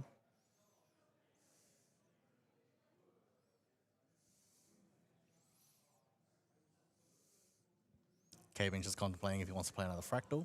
He has started in those Jian Yus.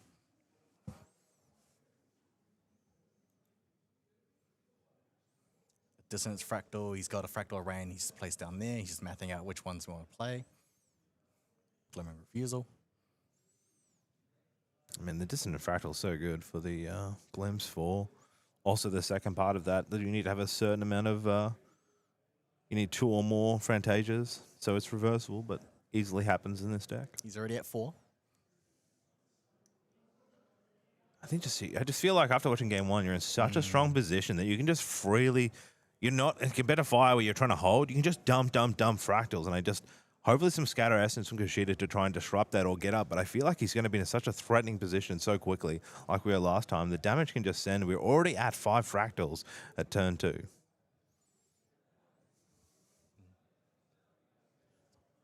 There's Tango coming down and getting that extra draw. So there is a Scatter Essence in hand, we can see. Let's see if we can try and reduce and slow down some. I think that's an Annul spell as well, which came in from the sideboard. Scatter Essence is great here, just to get rid of... just to lessen the number of fractals he's got on the board, Yeah. and it puts it floating into the graveyard. Yep. Got Ace in as well, but doesn't have another ally, I don't think, to bounce it, unfortunately, at the moment. No, he started with a Brisk Wind Trotter. Yeah. There's Scatter.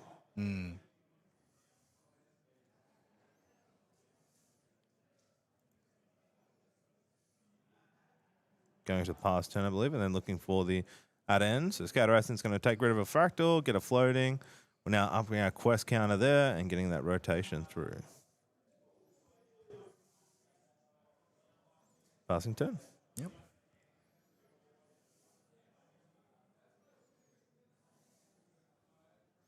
So Kushida just having a look at the Art of War card. Probably hasn't seen it played more.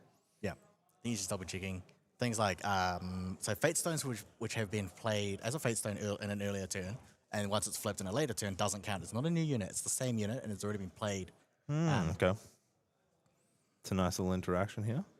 Looks like backup charger bringing out the power cell. I'm assuming we're going to see a Fractalize maybe onto the power cell or that lucky turbo charge. Oh, there it is. Turbo charge.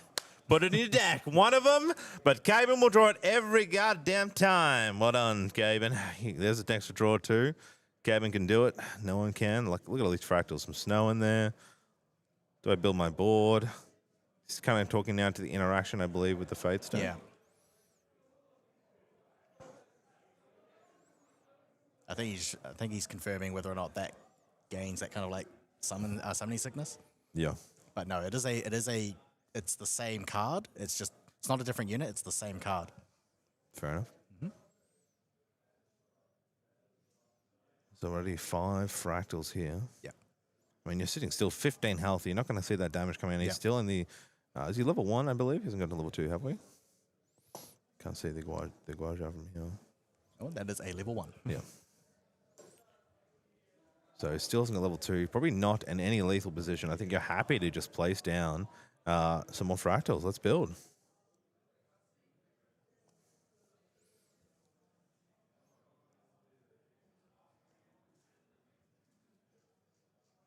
A bit of clarification maybe in here. Looks like we're waiting for a judge call, I think. Dun, dun, dun, dun, dun, dun, dun. All right, judge call. We've got no conflict with the judge. We don't know what they're talking about. We can only speculate, but I'm sure we'll get let know around this. Otherwise, yeah, let's see what Caben does here. Yeah, it's fine. Our friendly producer James is going to get the It's going to get Oh clarification. my of what they were god, the talking third about. dissonant fractal. You know, Cayman just so happy this game. I tell you, I think the power of this deck under the champion. You know, he was just so happy. You know, I think you're in a great spot, a pig in mud, as we'd say down under. You know what I mean? I've never You've never heard a of pig that. in No. mud. What do you mean? Happy as a pig in mud. You've never heard that. I can kind of visualize what you mean. Yeah. Yeah, they're just happy, man. So wonderful. We can see here now that we're just talking producers.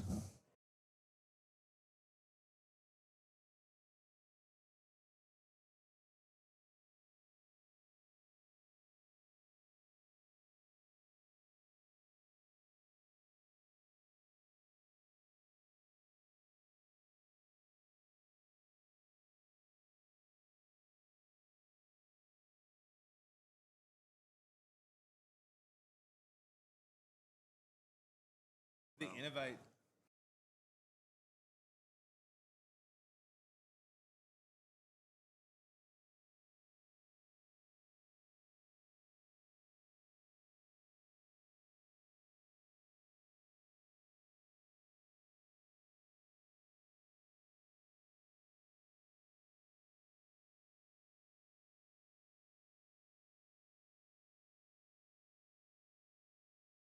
Yeah. So just to reiterate, so game one, it actually turns out that like people are correct. People are like very confused. It turns out that yes, that burst asunder was not lethal, because Kushida did lineage release and recover 5 as part of the cost. So burst asunder did only do 20 damage. However, it would have still left Kushida on 5. Cayman had 0 fractals left, and then scooped game one. Sorry for that confusion. A bit of discussion there with the producers coming through. Bit of discussions there coming through with the producers in game one, and that's part of the part. Talking to judges there, yes, talking the way the card works. Innovate that heals does go through, and then was a scoop. So we had to do a bit of discussion there with producers and judges. But we're in game 2 now, so Cayman is actually down from game 1. He didn't have lethal and chose to scoop based on time. Then a bit of discussion there. So there you go, players at home. I apologize for that bit of miscommunication. Now looking here, so we've had Dissonant go down. We have Fractals on board. We've passed another Scatter Essence coming out from Kushida. Looking to destroy and gain a floating. Looks like Glimmering Refusal. You said, nope, I want to keep that card. You cannot destroy. Yeah, chat's popping off now. Yeah. Holy to us. Let's go. I mean, yeah, if you burst asunder and then you fight, you realize it's not lethal, and you're stuck with 0 fractals, you cannot come back from that. Yeah. Kushida obviously, can just summon his dragon and then kind of pop off, attack. Yeah. Second. So he's drawn all 3 Scatter Essence that he sided in, which is great.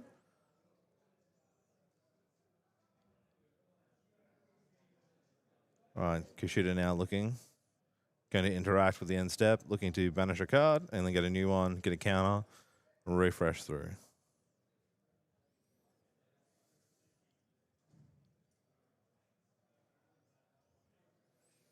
Wow, the back foot now. We're talking about the rematch here. Not as clean as we had thought. That interaction being missed, unfortunately, by myself and Freedom, but helped through with the producers and our judges. So now Caben really trying to take it back here. So taking here with Wind Bauble.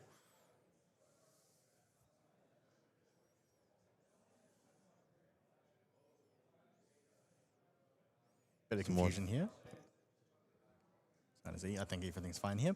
So continue as play continues. All right, ball being cracked.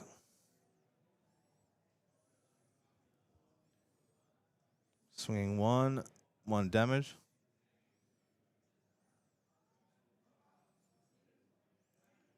Second Way of Peace. Of course, the unique ally has to remove the other unique ally, but gets a chance to draw 2 cards here.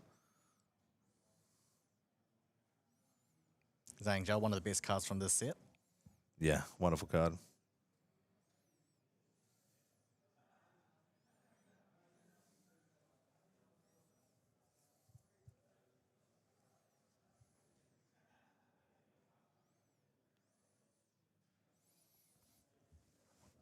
I guess here, you're still at 2 health. What's Caben trying to do? He really wants to get that lethal and not miscalculate like game 1. He's going to try and build his board, seeing what he's got in his hand. What's a Fractal of Intrusion, I believe? That is a fractal intrusion. Yeah. coming in. So what he's going to do is, I think on the on-enter of the Fractal Intrusion. Yep. No, actually, sorry. Oh, yeah, it is great. So he's activated Fractal Intrusion, and in the on-enter is playing the fast secure so that he can banish that floating and then look at Kushida's memory, and it's going to banish the card from it. Looks a null spell and Byaku's command. So we've got a null spell, Byaku command, and Baby Green Slime. Baby Green Slime has been a problem. try to stop his card generation. Maybe he's a cake, and then he wants to keep his insolence quite low so that he can definitely guarantee the kill. But we haven't seen a cake yet. That's true. Maybe not worried about the null spell as well.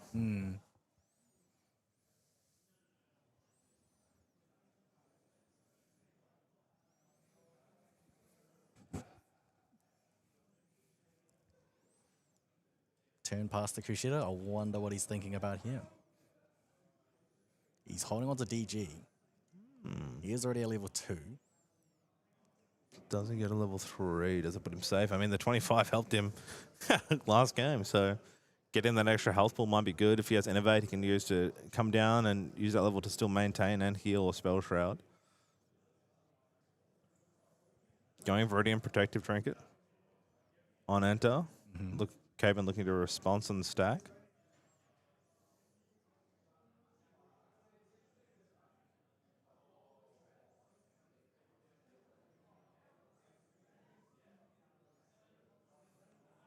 Kind of noting that there's Beseech Fate Stone here is missing on the board. So if he had, I think it was like very smart from Caven. If he had, so choosing the Baby Green Slime, banishing the banished, getting rid of the Baby Green Slime was actually very smart because Kushida can use that as a fast activation to suppress the Beseech Fate Stone, because then the Beseech Fate Stone, it is an item. It will come back and then on into materialize the card. So he can use that to materialize the level 3 if he wanted to. Yeah, I see. But it's just a materialize. Yeah, okay. So choosing the Baby Green Slime, smart play. Yeah, very good. I love it. Okay, Viridian's come down, now going to pick up. Recollection has happened. So we do have there's the cake. DG's in hand here. Going for the DG. Okay. Love the alternative artwork there. Beautiful. So picking 2 here. Byaku's command in a null, getting banished. Going to level 3. Okay. That puts him at 10. It's at 10. So 3 plus 2 banished, so he gets 5 counters. Heaven's Favored coming out, so you get the 3 quest counters as well, and then you get from the banished, so we're thinking at 5, now at 10. Now the dragon rises. Here we go. I love that the fabled Azurite. Oh, it's actually Azurite. Azurite Fate Stone. It's just any card that is banished from memory, right? Yeah. Whenever a card is banished from memory, gain a quest counter, just any of them. So like, yeah, DG, 2 plus 3. So maybe if this is a 4-12 card, the dragon has risen. We get to see game 1, but this is a stronger position he was in, and now he has game 1, and the dragon is here. Seiru. 4-12, I believe, baseline on this card. That's fine. Yes, 4-12 on attack. He would choose 1, generate an Arcane Blast, and banish it. And as long as it's banished, you can activate it, ignoring the Arcane requirement, or empower X plus 2, where X is the number of Arcane cards in banishment. Yep. So, but in this case, like the first attack will always be banish an Arcane Blast, because you want to get maybe 1 or 2 in the graveyard, in banishment, sorry, and then use one of those for later. So you're going to empower X plus 2. So X means 1 or 2. He's currently at 1 in banishment. Oh, sorry, no, he's currently at least 2.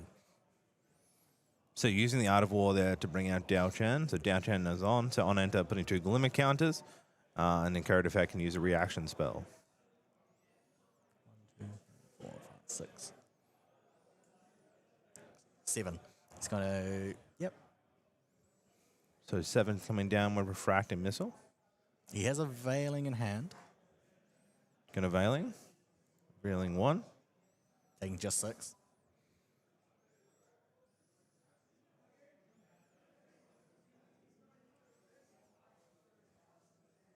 That was all done pre-rack. We're now into main phase here. So taking a swing there from Zhao. Now he's opted to do another missile for a set. Second, that's his 3rd wave of peace. This time going for another double draw. 3 Zhang Zhaos coming out. Wild.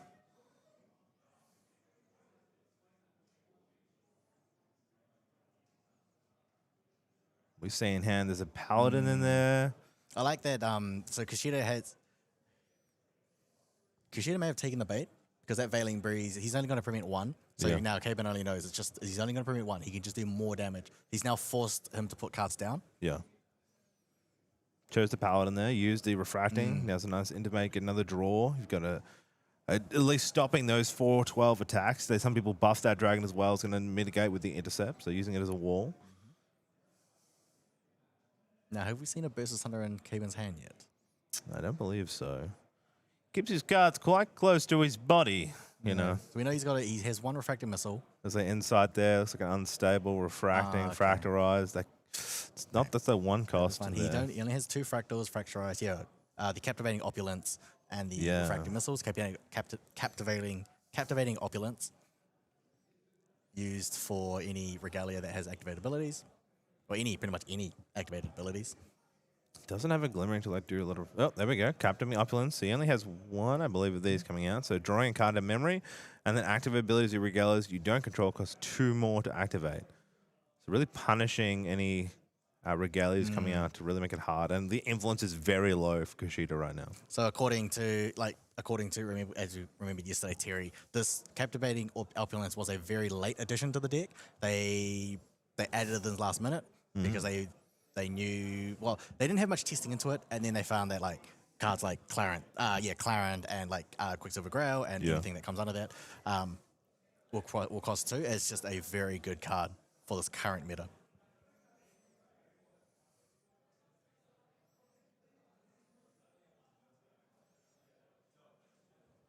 Yeah, you've got a Dragon up now, and you can get some swing. You know, it's going to make +2 to a safeguard, or it's just going to be much harder. And looks. So the Reliquary coming down. So this costs 1 less to activate. So at the beginning of your Recollection phase, if you are the player with the least influence, draw a card. Quite interesting about this Reliquary is that you could either have less influence, or you could even have equal. Equal even counts as well because you technically both count as least. So there we can see as well. So the Seru is going to kill the Paladin, and then 1 from the DG, and another Arcane Blast into the Banishment. So I think that playing the Captivating Opulence is great here because Kushida is currently on low, is only at 4. He's only at low in influence. So if he's going to be doing anything like Safeguard, Quicksilver Grail, and Safeguard Amulet, he needs to hold. Kushida now needs to hold up cards to banish those. So Shimmering Refracting coming in for 7 or 6? 6. 6.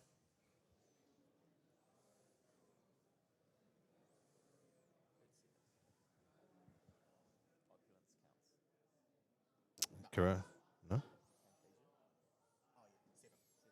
It is 7 with Fantasia. We're just clarifying there with producer. 7 is the number. We're now in a wake-up phase. Look at all those fractals. Having to hold 4 cards in hand there from Kushida. Try and search some sort of defensive force. Don't want to show the full hand.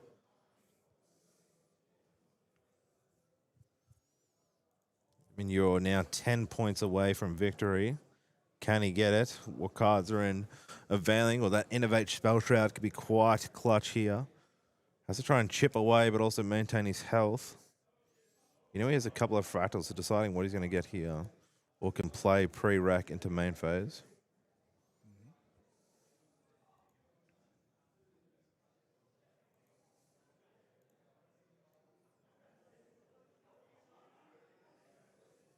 Yes, Refractive Missile and Shimmering Refractions can be quite confusing as well. Shimmering Refractive Missiles is X plus 1 because of how many X, where X is how many fractals you have. Yeah. Shimmering Refraction is just X, where how many Fantasias you have. Correct. Normally we thought it was 6. However, Captivating Opulence does count as the 7th, as it is a Fantasia. Shimmering Refractions wants Fantasias. Refractive Missiles wants fractals. Yeah. Safeguard coming out. I think it's a good defensive shot. You know, the Arcane Blast is what something you have to deal with. Yeah. On response on the stack, Innovate Agility. So as additional cost, recover 5, and then opt in to do Spell Shroud. Yeah, so D-level your champion as well there. So going back to a level 2 champion.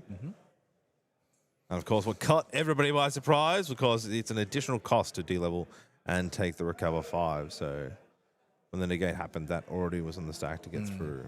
So Spell Shroud is now on. We get a cool little token for that one. Kushida, Main phase. sorry, Kushida not wanting to take any more missile damage. It's quite hard, you were saying, to get rid of this dragon for Caven in this deck. Like we talk about a lot of the wind sometimes have ensnaring fumes. There's one way to get rid of it.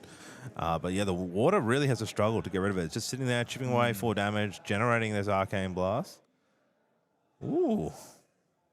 Fracturizing the amulet. Okay. Cook me more. Using that to then get a floating into the grave and then getting another paladin up and another draw, put a defensive wall up.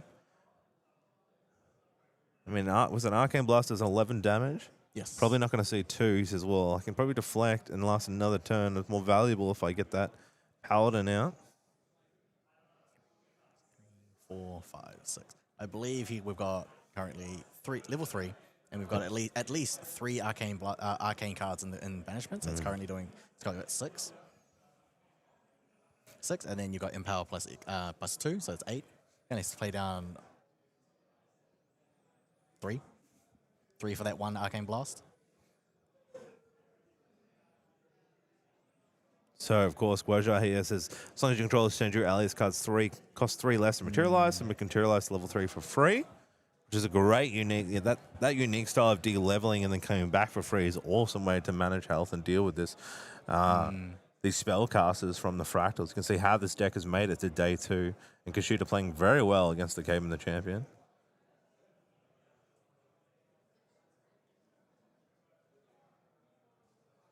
Some more swings coming out. Shenju taking out the Paladin.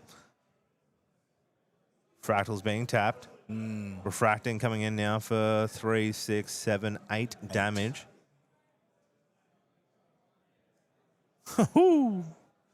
Fire away. Yep. I think Kushida's fine with taking 8. Yep, Not, going I to... yeah, fine in the sense of, well, yeah, okay, but I mean, it hurts. We'll see. We'll see if I mean, it'd be great if Kushida could find a Sadie's command Yeah. on attack. On attack, any triggers would trigger twice. A second D level. Oh. Healing 5, Spell Shroud coming up, doing it on the response on the enter from the Tengu. Again, Spell Shroud again. Just biding his time. Takes another refracting damage off the board. We're still now 11 to kill. I like what he's doing. He's delivering, recovering 5. Then he's, if he wants to, re-level back up to 3 and then recover 3. I believe that's 1 Burst of Sunder in hand.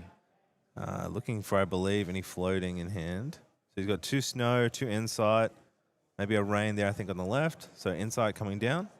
It's going to use it to have a look at 2. Glimmering Refusal and Shimmering Refraction. Very nice to see right now from what he's holding in hand. He didn't want to see any more fractals. I think now going to count through what he can do. I think Kushida can see lethal next turn because he can get the 4 damage from Sadie, Yeah. putting Caven up to 10, and he just needs 1 Arcane Blast. Fast playing a Lost in Thought to get the draw. So using it to consume 1 floating, getting the draw.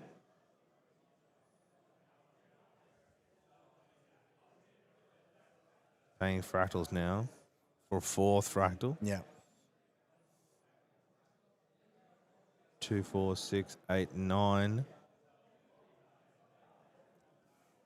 Ooh. Doesn't. Swinging for 1. So Yeah. Okay, we can see in his hand he's got a Shimmer Refraction. He's also got a Burst of Sunder. There is a Burst of Sunder there. yeah. Is he going to try and kill the dragon? 20. How many is in hand there? 1, 2, 4, 6, 8, 10, 11. He was 1 short, I think, from refraction onto... But he's going to go for face here. Shimmer Refraction in response to the materialization. Coming in for 12, I believe. 12? Yeah. 2, 4, 6, 8, 10, 11, sorry. Yeah. 11, and that's lethal. Great play. Game 2. Caven takes it, waits for the Spell Shroud to remove. Dragon does have a Spell Shroud, but I missed out the interaction of the card. But yes, just goes for face and takes it. Caven takes game 2 after scooping game 1 for the miscalculation. Of course, we were all thrown by the D level. Caven was thrown by the D level. We were thrown by the D level and missed it. He then chose the Burst of Sunder, then went through, so we're game 2. But now we're here, we're 1 apiece. Caven takes it. I believe there's only 11 minutes in the round. These boys are going to work hard right now to not get a tie. You definitely want to win, and Kushida definitely wants to win. Take the champ down a level, get that spirit rising. But what a great game too. I like that that Caven was taking advantage of Kushida just like de-leveling and leveling, and then just doing it again, and then the third time actually. I think it was the third time he's gone level 3, wasn't it? So on the third time, Caven knew that was going to happen, and then in response to that materialization, just Shimmering refracted him because he does not. Because while level 3 is on the stack, you do not have that 25 HP toughness maximum toughness. Right, you're still at 22, so he had exact lethal. I mean, he had lethal for 25 anyway. No, because he would have been 23. Yeah, he would have been 23. Yeah. So great use of response there with the Shimmering Refraction. Again, let's talk about it. He top decked that draw, yeah. The Shimmering Refraction came in. The Shimmering Refraction came from the top deck draw, by the way, guys.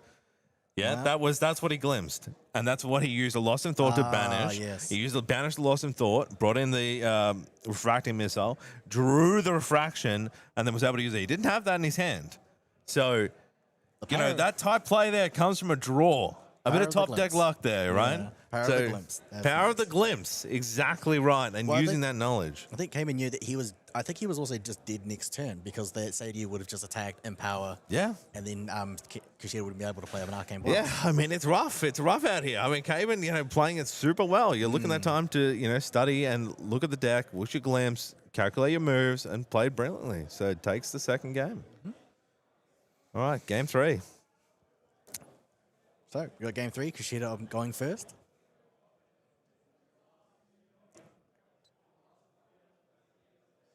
What's it like? Oh, yes. Fairy Whispers finding Oh, Ace. sorry. Yeah, I was going to say, we missed the first player. Fairy Whisper comes out. I was like, why is Asen coming down? Right. Fairy Whispers takes an Asen. Interesting to open Fairy Whispers. I always told you to use reaction later, so interesting to use it just straight. Must have been a very weak hand to start there. Here comes our Spirit of Water. What are we getting, Caven? What fractals are you putting down? There's Dissonant.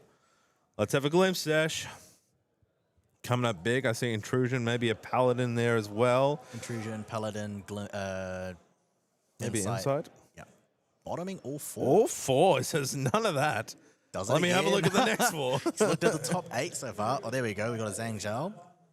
Snow. Refracting missiles. So doesn't need the snow. Oh, and not Captivating Opulence. The Opulence might come clutch. I mean, it definitely has that extra additional camp infantation, threw us off, throws the player off. It's not really seen. These cards' unique interactions can be the make or break for these games. So now looking to count, he's on the side there, talking about his notepad. He's very meticulous, looking to make sure he's counting what he's seen, what's left. Being to see that glimpse gives you the opportunity to see how many cards you've played through. I like that, yeah. Like he remembers, he's taking notes to remember what's on the top. And then I think it's like the next 3 draws. Right, nothing's changed. Going to level 1, nothing's changed to the material deck. Doesn't need to see it. Same, the notes are there. So Guajar coming out. Fatestone is there. We see Harbringer going to Banishment. And then Recollection happens. Stifling Trap. Stifling, interesting. DG in hand. Looks like another Fairy Whispers, maybe. It's not much to play with in this hand. I mean, he's just gonna pass. You've got the Fairy Whispers. I think that's the only play you can do. Yeah. The Ace. I mean, Brisk Controller is really fun. It's like weird to play. He doesn't hold enough cards to use the Brisk Controller and then Ace in it back. But yeah. Then now you're even then, you really want the on-enter +2. That's the benefit later. So Wave Pace, great. Ooh, Stifling. What a good interaction. It says, no. You shall not draw 2 cards, Cabin. Do not pass go. Do not collect $200. Yeah. Nice play. Stop the draw. Yep. Even if he wanted to negate, he does hold 4 in hand. Sorry, because he can only negate or has to pay 3. Yeah. There we go there. So paying the Tengu coming out, the second backup charger, using that to draw, and also gets a quest counter. Thank God you're playing Gorcha. Recollection phase over. Cards in hand again. A second stifling. I mean, that's honestly, I haven't seen a stifling played against a Way of Peace since I've been casting. Two stiflings in a row? Yeah, I know. He's got a second one. So really going to slow down that draw capacity of Caven, which really opens more time for Kushida to build. There's the Fairy Whispers you talked about, probably the most optimal play. Let's see what win gets drawn. Probably looking for a Beseech, I'm going to see. I think I saw a Trotter, unfortunately. Maybe a Veiling too. Would have been nice to see a Forest Cake, though. Yeah, Forest Cake. Going to put 2 at the bottom, and we're going to reveal a Veiling. Nice from Caven noting down that he knows he's got a Veiling. Yeah. I mean, that's where, you know, the top players. Interesting, like Dream Fairy's still in the deck. I guess it would have been used for Frostline Paladin. It's kind of useful, but using that to rotate, generate another quest counter. Backup charger with the power cell. Nice optimum. Can he, has nothing to do with pre-rec, can he fractalize it?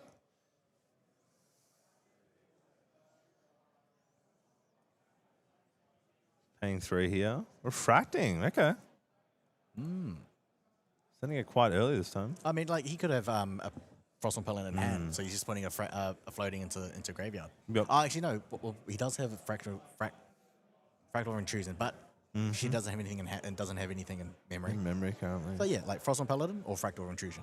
Yeah, both benefit. Great ways to use your floating memory in graveyard.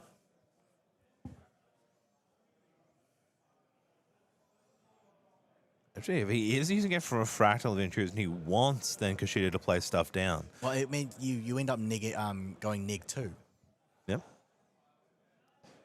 Yeah. Wow, on response, he's going to flip the token. Yeah. And so, sorry, it doesn't come back, it just gets removed, No, correct? as a token, tokens get removed as soon as they leave the board. Correct. In any way. I think that was very smart because then he won't fracturize it, he won't turbocharge it. Yeah. He's been very aggressive this game, which I love to see. Okay, there's the Paladin. You said, why have we done it? So then gets the Paladin. Getting that buff counter, additional row. There's 2 refracting in hand. Does he go to swing at face? Does he keep it up? Yep. Going for champion. 7 damage on the board, just chipping away. And looking to pass turn. Look, she should do anything in end phase.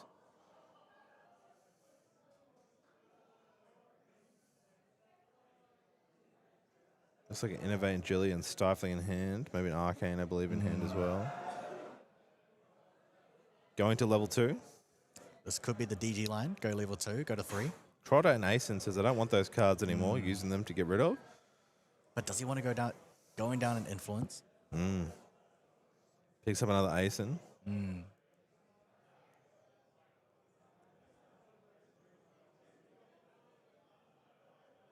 So choosing there, I believe, not to put quest counters on, but chose to choose a card, I believe. Oh, yeah.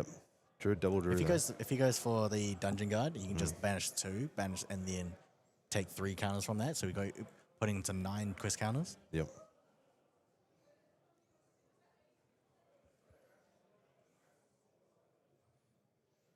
Nice interaction there from Guaja, the bless game from Kushida. Going Why to not? DG. Yep. Why not? Why not? Let's get it here. He's going to use that. He'll get 2 here. 2 banishment out. Arcane Blast and another Sadie's Asen. command. I just want to see someone using Sadie's command. Triple triggers. There's Guaja, level 3 coming out. Going to put the 3 quest counters. We're at 9 quest counters. Going to hit that 10 quest counters super fast this game. So swing once. Going to swing twice. Using a little counter clicker, which is really cool to see on Kushida. Anti-technology kind of guy, you know what I mean? Loves the the old clicker to count. Oh, yes. It's going to get the 4th counter there, 9-10, using the end Fate Stone. Shuffles in into banishment a green slime from memory. Yeah. So the Fable's now sitting at 10, ready to summon our dragon. Refracting coming in for 4, 3+1. Yep.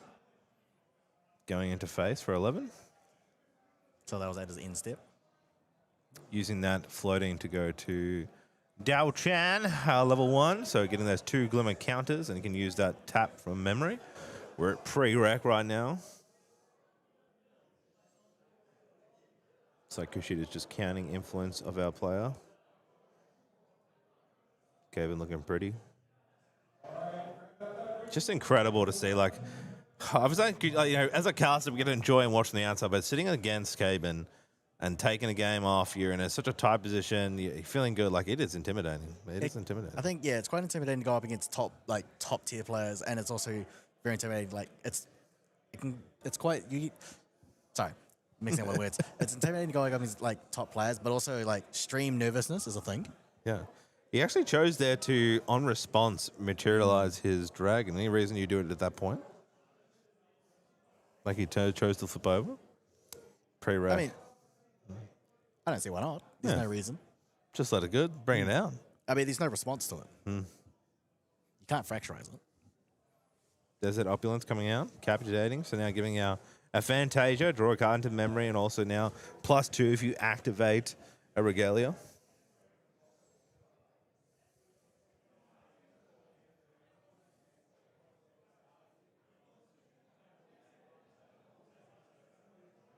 Yep, just checking the influence. So incandescent reliquary.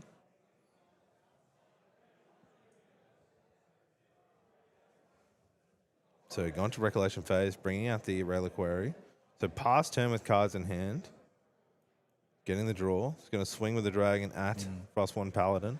A few steps going there. There goes 2 swings again from Dungeon and Baby Green. We're now into overtime by our clock.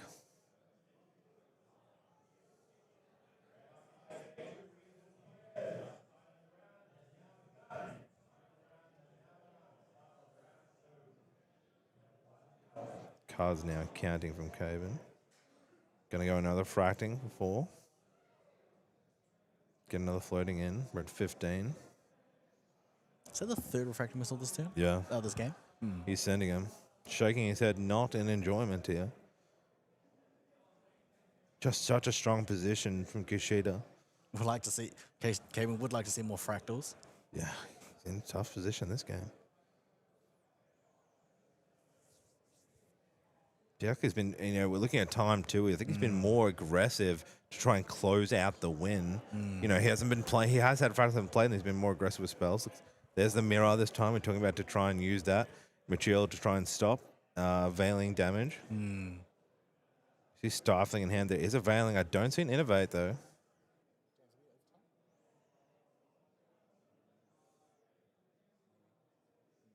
If Fairy Wisp is going down in response to the mirror. Well, time is ticking. There are currently in overtime. What do you think you're looking for here? It looks like a stifling as well. Going to reveal an Asen. That's fair. Going to veiling in response to the mirror. So on 2 for this turn. Doing it before. So if you want to talk about that interaction, why you would veiling before? Before the Yeah. mirror? Yeah. I mean, because as soon as, well, in response, if you materialize the nullifying mirror, Yep. while it's being materialized, you want to respond there with the Veiling Breeze, because otherwise, if you let it resolve and you attempt to Veiling Breeze later, he can in response rest the mirror and then nullifying all the cards in his memory will just become norm. Yep. So you will not get any of that prevention. So using that on the response project for opportune time. If you can't get rid of nullifying mirror, you may as well throw down that veiling. The other thing as well was also because Caben knows that he knew he had a Veiling, so he might be just be baiting. He could also just be trying to bait it out as well. Yeah. So Burst of Thunder coming out.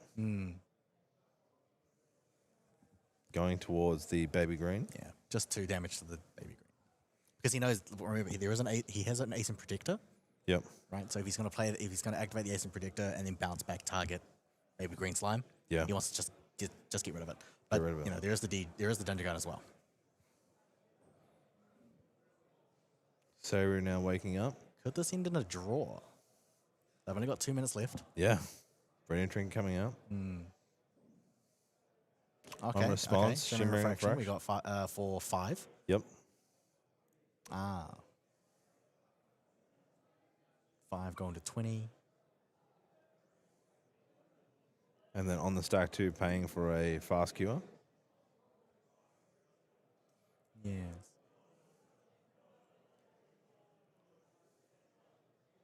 So looking like, because Sadie can only do 4, and then if he gets an Arcane Blast, it'll be 11, so Yep. go to 15. Dungeon will only be 1, go to 16. We can, Cayman just recovering, just trying to get out of Kill. yeah. Yeah, making sure that it isn't a loss. Really trying to now say, well, I haven't got the win. I need to call him for a tie. Can you find 3? That's why the Asen is there as well. So if he played the Asen, he'd get that extra 1. Extra 3, sorry. And there's Innovate coming down. Rest in the heal.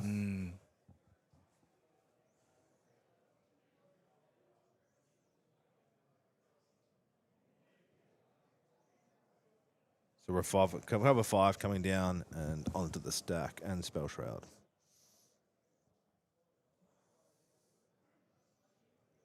There's the cake coming down, get an extra draw.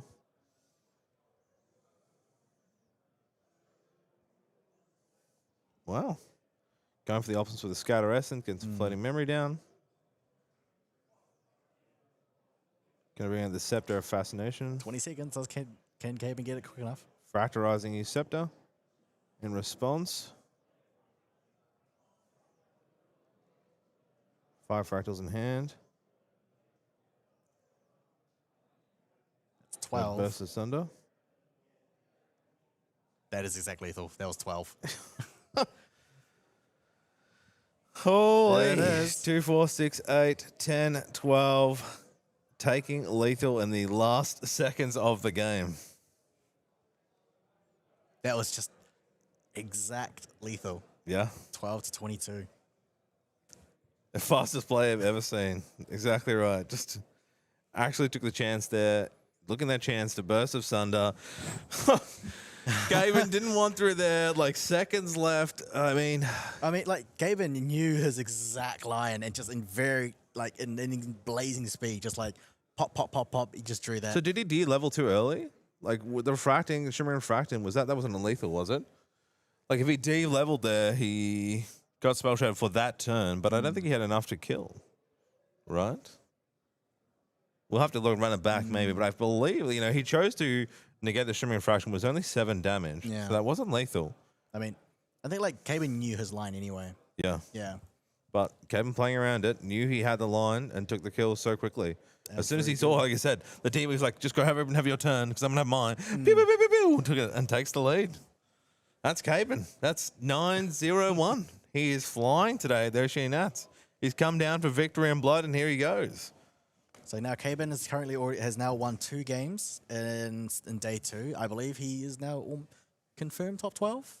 I believe though. Yeah, I think so. I'm pretty sure after that win. He's only got 2 more games. Confirmed top 12. So so I think Caben is now confirmed in the gauntlet. Yep.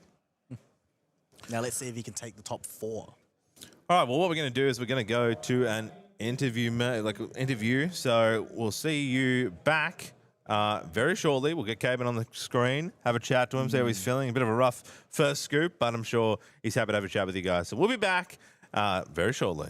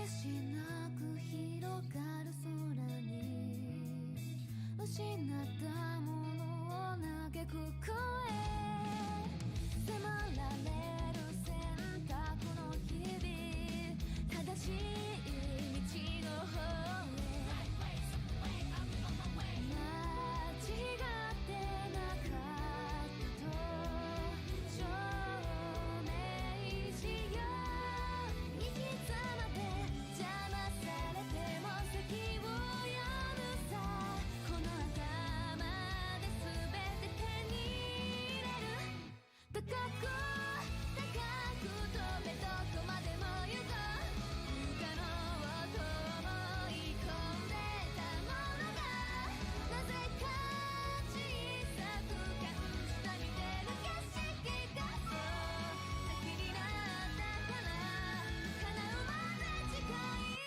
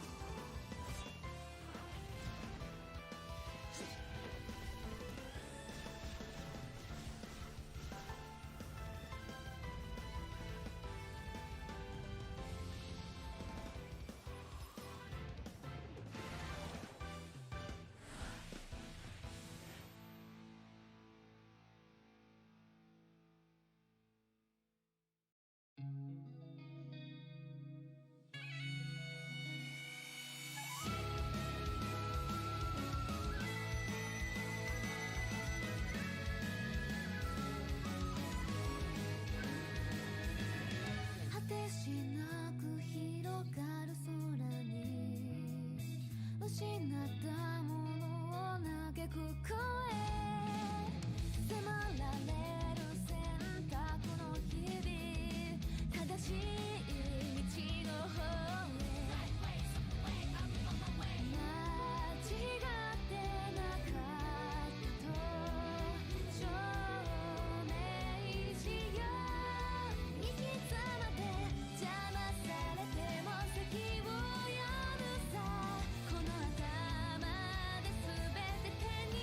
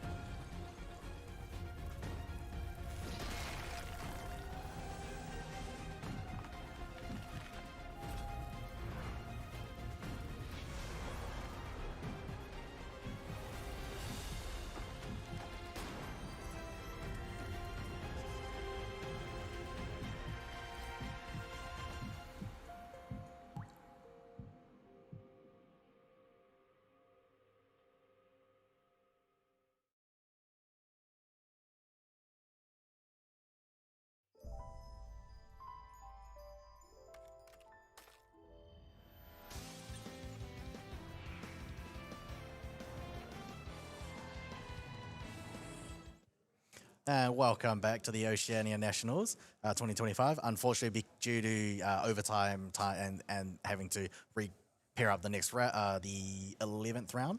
Yep. Yep. There was no time for the interview with Caben, so we're just going to go straight into the next round now. Did you catch any of the last? I didn't. I was unfortunate. I was watching all the rest of the top tables, but I heard it was a pretty good round. Do you have a little bit to talk about it? So we had Kushida versus Caben, where game one, Caben decided to just burst asunder all his fractals and found that he was just short of lethal, so he immediately scooped. There was a bit of confusion there with us and that, but we rectified that. And then game two, was great. It was Caben took that by getting lethal on Kushida's materialization. And then game three, and in overtime, basically in like 20 seconds, Caben knew his line and then just found exact lethal with another burst asunder. Very nice. So we have a very nice match for you here. We've got Ninja Turtle on Fire Xander and Boy on Gimu. Right. Cool. We got Ninja Turtle, who has previously day 2'd at the last year's Oceania Nationals. He top 8, regularly at all in regionals and across Australia. Hopefully he can get into the world finals as well. Boy, we know Boy because judging, he's wearing one of the hoodies as well. He is a world's finalist 16 from last season. Yep. So Boy here starting already. We're already off to the races, choosing to pass directly over to Ninja Turtle. So obviously, as you said, Ninja Turtle day 2ing last year's Nationals. He will be looking to change that into getting top 8 this year and hopefully going to Worlds. Now, Boy is on Water Gembu Gorja. Ninja Turtle is on Fire Xander. So it is. He's been on stream twice already, so we know he is a very aggressive Fire Xander player, which you have to be. Yeah. So Ninja Turtle has to beat Boy very quickly before Gembu is online. Now, the one weakness of Gimu, because Gimu has Taunt and then 3 costs, you can give more toughness. Yeah. But as soon as Boy, what you're hoping to do with Gimu is gain a lot of toughness. Yep. And then resonating Fugue, flipping the the power and toughness. Yes. But that would leave you with a lot of power, but only 3 toughness. Yeah. Which leaves you open to Fire Xander's, pretty much Fire Assassin's patented planted explosives. Sure. Bit of a gamble, right? Yeah, it just kills Gimu because it's a skill. Yeah. So it bypasses Spell Shroud. Sable Remnant coming down here. Getting banished off the Frozen Dismissal. Getting negated. So immediately leveling up. Checking the material deck. Yeah, trying to gain as much information, obviously. Being able to see their whole material deck, you're going to take advantage of it, right? You're going to look at every card they have in their deck, see what, counters. Obviously, both players have access to each other's deck list prior to this game, so they would have had a look. They would have known the matchup prior to this game and kind of had that knowledge ready to take this match on. Boy here just thinking. And here we go. Drawing for turn. Got our beautiful top-down hand cams here. Right, we got ourselves a Primordial Ritual, Frostmourne Paladin. He's got the Tyson Bovine and a Frozen Dismissal. Frozen Dismissal used for cards high value, high cost cards. Pretty much problematic cards, right? Yeah. Allies. So Arthur, Red Hair, things like that. Frostmourne Paladin coming out here, very nice. Obviously, we'll have the Intercept up as well, being a 3/4. And gain the on-enter ability, being able to banish a floating memory from Boy's graveyard. And if he does, he gets the draw and gets to put a buff counter on Frostmourne Paladin. Very nice. Also seeing a Fractal of Rain coming down here. Very nice. And passing back over to Ninja Turtle here. Interesting to see, does he level here, get that class bonus off the Kalahari Courier, or does he start gaining influence? Well, first he's got to get rid of that Frostmourne Paladin. Definitely. Yeah.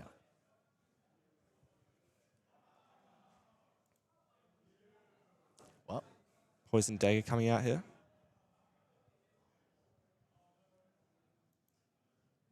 So Boy has already got his Fractal of Rain, has got imbued. He's already got his mill engine started. You just need 1 Fractal of Rain, and you're just constantly getting two quest counters per turn. You just need 9. Didn't quite catch that. The Arthur there in Grave getting Milled. Vermilion Decree coming down here. Going 3 to champion, 3 and then 2 to 3 to champion and 2 to Frostborn Paladin. Is this pre-rec collection? I believe so. I could be wrong. No, never mind. This is main. No. There we go. Plant explosives to finish off the Frostborn Paladin. That's one obstacle out. Yeah. I mean, I guess Boy really is just trying to hinder, Ninja Turtle. I mean, obviously Ninja Turtle's coming in very aggressively. Boy just wants to, sit back, defend, try get Gimu out, and then take the game from there. Yeah. So what one thing you want for awarding Gimu is you want to see those Frostborn Paladins. Yeah. You want to get Gimu out as quickly as possible. You want the intercept, you want the taunt, you just want to stop while taking pretty much damage because Ninja Turtle is just going to keep going, try to keep going for face. Yeah. So refracting missile in there. Primordial Ritual. Conniving plans. Yep. Option just to pass back. Fair enough. I mean, water decks, they just do that, right? They just run past. They do a lot of responding. They just do a lot of pre-recollection stuff. They do not need to play anything. If he's got no allies to play, don't play. Yeah. You're better off just responding. But yeah, you want to hold up the influence. He's got plenty of influence. In response to that Viridian Trigger, he's going to do... What do we think? Yeah, refractor missiles. Onto the core Hazi Courier there. Very nice. You want to get that floating to the graveyard as quickly as possible. Like Gimu, like a Gimu decks, they use their floatings. Ninja Turtle here just needs to keep applying that pressure onto Boy, Already 5 damage coming down. We do see a Kingdom Informant coming down here as well. Just continuing that pressure. And 3 damage total here. Puts Boy to 7 damage taken total. Blanche does wonders by preventing non-combat damage to all units, to other units, sorry, not itself, as well. So that will stop it'll prevent damage where equal to the amount of cards on the memory. So any of those like pesky refracting missiles, you'll just stop that completely. Yeah. Now we've got the Pelagic Face Stone put from the graveyard. If you use Pelagic Face Stone for material cost, it will flip that. It'll flip the Pelagic Face Stone for the. Looking at these sideboards here, what would you say they would be siding in? Looking at these sideboards here, what would you say they would be siding in? For looking at Ninja Turtle's side here. Ninja Turtle didn't even level up, didn't he? No, he didn't. He was still on Spirit. Still there. Yeah, he just went straight for Poison Dagger and then didn't even choose it and didn't even level. So Resonating Fugue just flips the power and the toughness and just hits for 9. So in Ninja Turtle's sideboard here, we've got a Blinding Orb, 3 Immolation Traps, 3 Incapacitate, 1 Nullifying Lantern, and 1 Terrafring. Do you think any of that coming? You want the nullifying lantern. Yep. Because you want to stop the graveyard. Because like Gimu receives toughness equal to how many water cards in the graveyard. Yep. Things like Conniving Plans uses that. Things like Aquarius Stallion uses that. Yep. Uses the graveyard. You want Incaps to stop that Resonating Fugue because that will just kill. Immolation Trap, basically you can just hit the Gimu once. Mm-hmm. And then Immolation Trap will just kill it immediately. Because it destroys target damaged ally. Yeah, nice. As well. Things like Exploit and Vulnerability also works as well, but Definitely. Ninja Turtle doesn't run that. Blinding Orb is always a great card for just putting cards down into memory. Not unless he's like got high influence, but it's just really good. Terrafring, you wanna like just lessen the attack, stop any stop any attacks from like a wide board. Yep. As well, but like I can see plenty of those cards going in. It's just so many choices for Ninja Turtle. We've got here for Boy. Boy will just like continue to play. Interesting. No material deck cards. No, I mean, 15 main deck cards. There's a lot of options you can play with. Definitely. Right. You want the Staggering Strikes. Song of Frost, optional. Revitalizing Cleanse is great for just it's just great for just recovering X amount of Health. So health. Reprograms just to stifle any attacks and then put floating into the graveyard as well. Extricating Touch is a very interesting card. You can just rip rip cards from your opponent's hand or memory as well. Expel the parted, forget it, don't need it. As well. Crystallized Destiny, any of those like high damaged attacks as well. And Blanche, you want the Blanche. Definitely. Yeah. But like, you know, these two could put, there's plenty of cards that both players can put in. And we are back. Ninja Turtle going first this time. Definitely. You want that speed. 100%. Go first, go fast. Here we go. So, I understand this late. We're going to start with a Very good start. turn one Arthur. Why not? Go ahead. Can't argue with a turn one Arthur, can you? Very, very good start here. It will on enter be rested, so Arthur will gain immortality until the beginning of your next turn. So that Arthur will be sticking around for Ninja Turtle. Look at Boy's hand here. 2 Unbroken Mustangs, a Bovine, Tidestone Bovine, Lost in Thoughts, Primordial Ritual, Crystallized Destiny, so there it is, and the Frostborn Paladin. So that Crystallized Destiny will prevent any damage, and then will prevent the next damage, and then cause the next card activated to cost 2 more.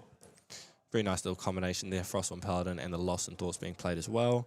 Getting that draw and the buff counter. Frostborn Paladin, very annoying card, 3/4. Yeah. Will annihilate, pretty much get rid of any ally that he attacks with. Ninja Turtle, typically because you want Arthur to attack first, so that it becomes rested, and then your other allies gain +1 attack, so power.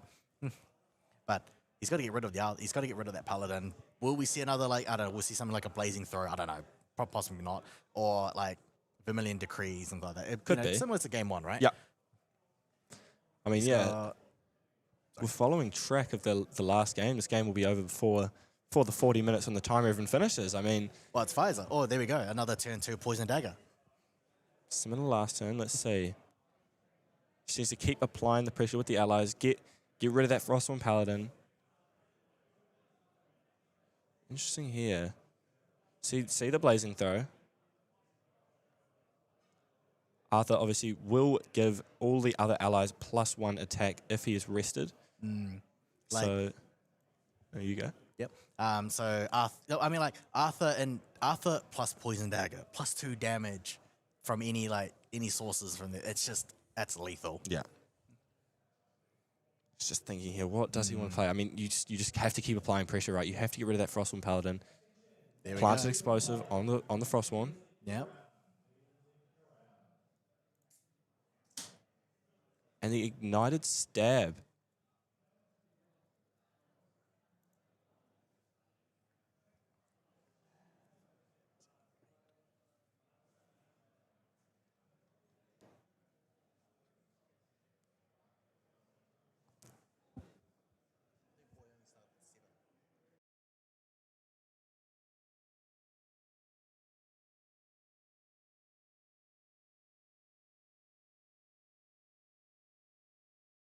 Rococo coming down here for Ninja Turtle.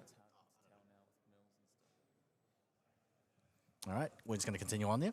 Rococo, doing 2 because he's got an influence of 4. He's going to do 2. He's going to do and then 1. 2 as well. 1 + 1. Oh, continue. Boy here leveling up into level 1. Obviously getting that Fate Zone out. We'll be trying to get Gimu out as quick as possible. Same as last game.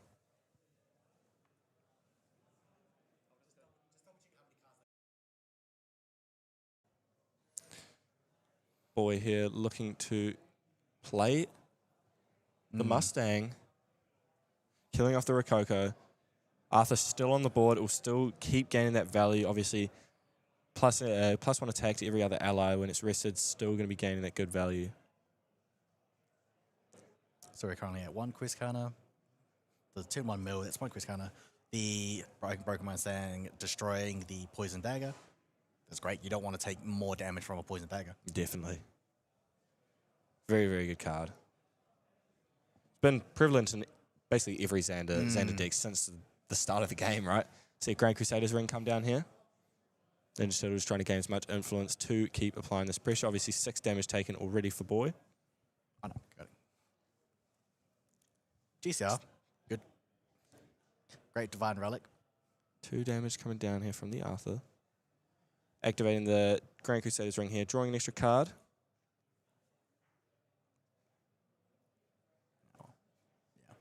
There we go. Red hair coming down as well. So yeah, red here is great. So you're doing 2 from the Arthur and then 3 plus 1 from Arthur, so doing 4. Got Blanche here played, doing another 1 plus 1 for 2. Ninja Turtle's going hard. So if you had that poison dagger, that'd be +1, +1, you know, +2 from each ally, except the Arthur, obviously. Arthur will only be doing 1. Yeah, a lot more pressure early game here from Ninja Turtle. This could be a little bit of a different result here for Boy. Obviously, 14 damage taken already by Boy. This is heating up. Boy here just thinking what he wants to do.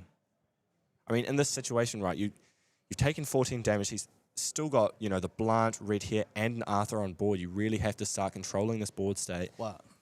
I don't know. Yeah, I mean, like Ninja Turtle, he's got the board. Yeah. The thing is that, you know, Genbu does not have any, like they don't cleave. No. They've got a lot of a lot of the allies have like low attack. Like, I mean, like Frostman Paladin, great 3/3 or 3/4. Yeah. Right. The Rippleback Terrapin, it's great, but it comes in as a 1/4. Yeah. Right. But so it'll come in as 1/4 and then come in as on into comes as 1/5. Yeah. However, you need ways to clear these these 3 toughness allies.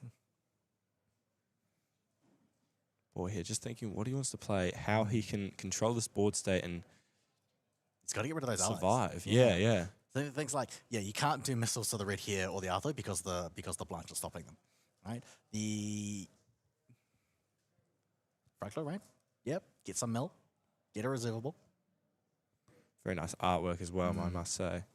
Bovine and Primordial Ritual being revealed there.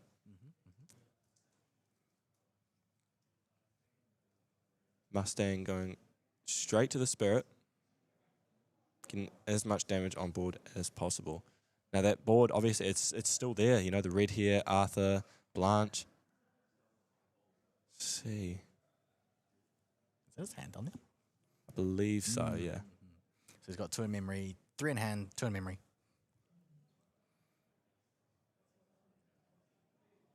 What to materialize? I mean, do you level here?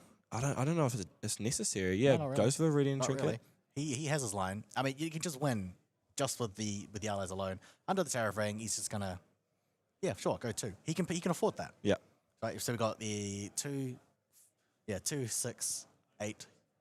I mean, he's threatening game here, right? That's 22. Crystallized Destiny is going to prevent.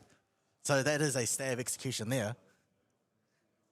So that'll prevent the 4 from red here. So basically that was exact lethal. Yeah. Crystallized Destiny will stop that. Nice. Passing back over to Boy here. Yes, that damage was taken from the Arthur. So 16 damage taken, 3 health left. Never mind, leveling up. And to Guajia, Bless Sion, level 2. All right, he needs more health. Yeah. Gaining that extra 3 health will definitely be important here. Yeah.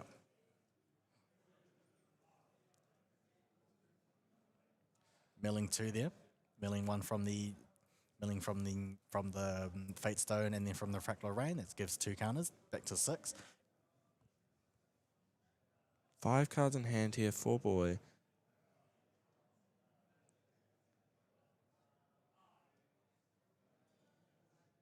Interesting. I mean, still got that two floating in memory. There we go. 2 floating in Mustang, grave, sorry. Bovine, Ritual, Cerulean Decree, Song of Frost. Okay, so he can survive on another turn. Yeah. I mean, that Viridian Trinket up will mean if he wants to hold on to that Song of Frost, he has to hold his entire hand. Does he want to commit that much? But the issue is, can he survive another turn? I don't know. Hey, I'm a firm believer in the best defense is offense. Yeah. So like the allies on board will do, again, like to do another 8 damage. Right? Quick math. I'm sorry, I'm not the best mathematician. There's gonna do 8 on the board, and then he's still got 5 in hand. Well, possibly 4 plus, and then draw for turn 5. Yeah. I mean, he might have a plant explosives. Obviously, Boy having the pleasure. Obviously, he won the first game very quickly, so he has 40 minutes left. He can take all the time he wants here. Yeah. 2 coming down, 3 for the Bovine. Okay, Bovine, get to 7. 7 quest counters. Clear the board. Clear some of the board. Mustang, then the Unbroken Mustang will take care Nice. of Blanche. Still have the red hair and Arthur on board. That Arthur, living and fighting to see another day. Let's see. He's now only at 2 in hand. Stuck around since the start of the game. So he's got 2 in hand. He's got a Song of Frost, which he can use the alternate activation by banishing a floating from the memory. Correct. So he will stop he's going to stop the red here. But even then, 6 health left here for Boy. Would have been nice if they had a sensor. Impact Hammer coming down. Yep. I think Ninja Turtle's going to go for it this turn. So basically, always use the allies first. Attack with the allies first. Yeah. Get the 2, get the 4. Song of Frost this one. Here we go. You And then Correct. he's just to find, yeah, there it is. And he just encaps that Song of Frost. All right, then. And that is game. Wow. Game 2 goes to Ninja Turtle. In 20 Yeah. minutes, we're already going to game 3. It's super risky holding up just one card, and especially in your opponent has a full hand. Yeah. Like, yeah, he's an assassin. He's going to get that. He's got it in cap. Yeah, I don't think Boy could have done anything differently there. I mean, holding up the Song of Frost was correct, and unfortunately, Ninja Turtle just had the Incapacitate. I believe that was from his sideboard as well, wasn't it? Incapacitate is a sideboard card. Nice. Yes. Sideboards proving to be very prevalent, very important. Incapacitate, one of the best assassin skills. Yeah. And lovely art from the current, I think it's the current Ascent season. Yes. Yeah. Gotta get myself a playset of those. Can break the bank a little bit. I mean, yeah, 40 minutes left for the third round, my apologies. Both players Look playing into the quickly. sky. Yeah. Thinking, how can I win? Boy does have a slight advantage here, choosing to be able to go first due to winning that first round. So, I don't know. Do you think the game change? You think the game plan would change in this one? No. No. I think Boy, same plan as the last 2 games. Get to Genbu as quick as possible. Try your best to get rid of the allies while you can, while you're getting to Genbu, and just hopefully survive, right? Yeah. I think Boy's just gonna do the same thing. Yeah, exactly. Yeah, and nothing really changes about the Pfizer, right? That's fine. Boy going first. Can he find a turn 1 fractal? There's a fractal rain there. Fractal Polydeath as well.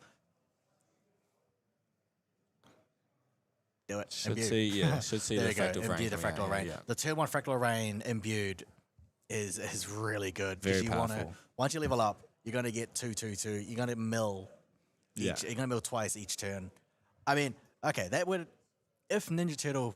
No, he doesn't actually have that. That was the previous one. Anyway, Ninja Turtle now is now on a kind of like a timer. Yeah. Right. So he has to now kill him before Genbu comes on board, or at least just get rid of Genbu, or like put him aside. He's got a smoke bomb for Genbu. Yeah. I think Boy hasn't been going to level 3, so he's not going to get that. He doesn't get that lineage release and prevent the smoke bombs. That is true, actually. I haven't caught on to that. Clumsy Apprentice coming down here on into dealing 2 damage to your champion and drawing card. Well, let's see if he got the Arthur. I mean, he might have an Arthur in hand. No, he does not. 2 coming down here. Yep. Okay, just think about it. Just going to go 1 first, Yeah. and then I think he's Always get the damage first. Yeah. Yeah. Okay, Nice. hasty. First hasty, I believe we've seen this game. See how long I mean, this there are stick times around. you just don't need it, right? Yeah, no, fair enough. Yeah. Hasty is there, great to get that rending flames into the Staple graveyard. fire Also, ally. Any no,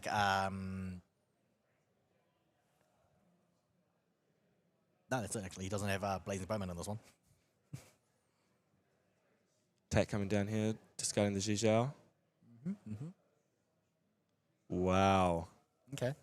Really applying that he's going pressure, at eh? it, yeah. Well, things like for against a Genbu, right? You have to go wide with allies. Or just thinking if he wants to negate it here. Believe he's going to. Yeah.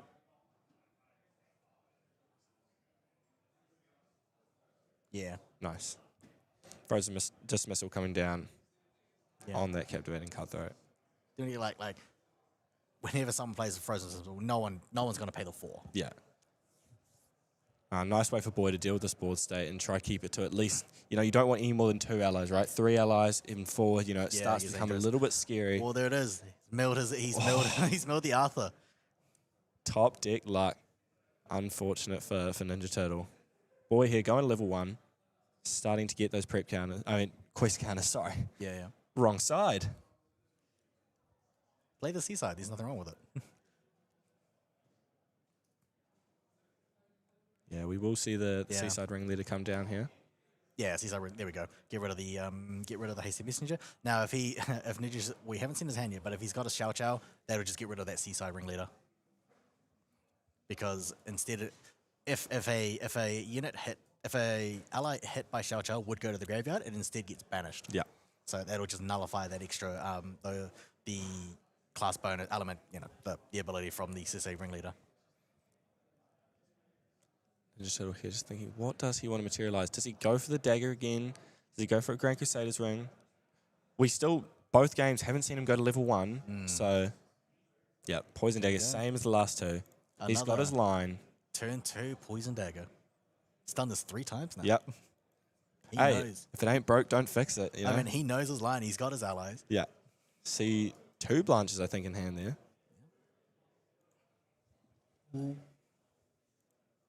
She's out coming down. Will be banishing that seaside ringleader, as you said. Oh, wow. Yes, exactly. Yeah.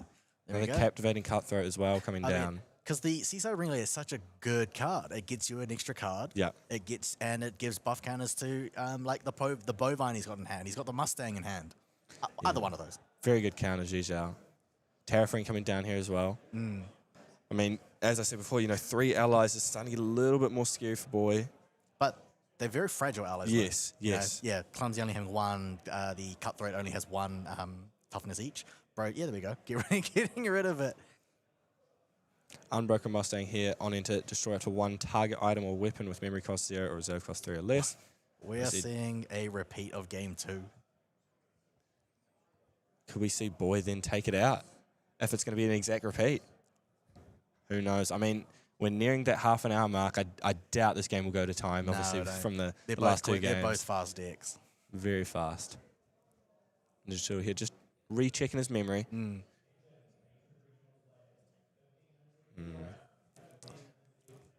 I guess. Do you go for the Grand Crusader's ring again?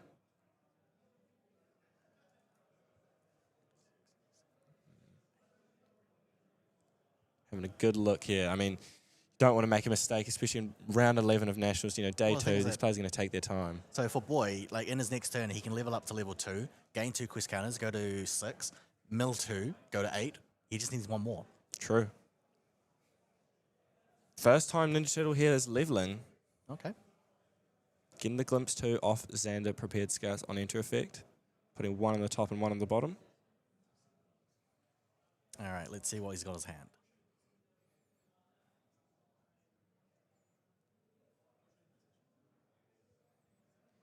Think maybe there could be a response coming in here from Boy. Boy's only holding 1 card in hand. True. So pretty much Wonder. now we're moving on to pre-recollection. He is going to use his Terrafring. Yep. Sure, they're not huge allies on there board. it is. He's got a red here. Very nice. Nice CSR artwork as well. He's going to attack. Can he pay the 2 with the Terrafring? He has, yes. 2 and 2. There we go. Exactly enough. But that is all hands down, though. That's all hands down. He isn't getting the on attack. Does leave Ninja Turtle a little bit vulnerable on the following turn from Boy. Yeah, there we go. Passing it back over to Boy here. See, what does he materialize? Going to level 2. Oh, you can actually just use... Yeah, he's going to go level 2. Yep, there we go. He's got 2 floating there. He's going to get the 2 counters. No, he's gone for the draw instead. Fair enough. Gain the card advantage. He's only got 5 influence now. We'll get the 6th off the draw. So just really trying to recoup that influence back. Still on 6 counters. He's got the Pelagic Fate Stone now in memory. So if he wants to materialize something else next, he can now get that. He can get a flipped dolphin. True. Pre-recollection, conniving plans. Reprogram being milled there, and a Fractal of Rain. Nice little bit of floating. Going to 7 quest counters. Closer and closer to that Genbu coming out. My favorite little turtle. Boy, just taking his time to think, 30 minutes left. They've got plenty of time. Mustang here choosing to kill the Clumsy Apprentice. Got to get rid of the board. Yeah. Interesting to see. Will he try to get rid of that red here, or will he just go straight into focusing on his own game plan? Getting the Genbu out. Nah, you're better off. You can just get rid of the Xiao Chao and stop the Genbu. Stop the red here. True. All right, just double checking. They've got a straight. He has milled a stratagem.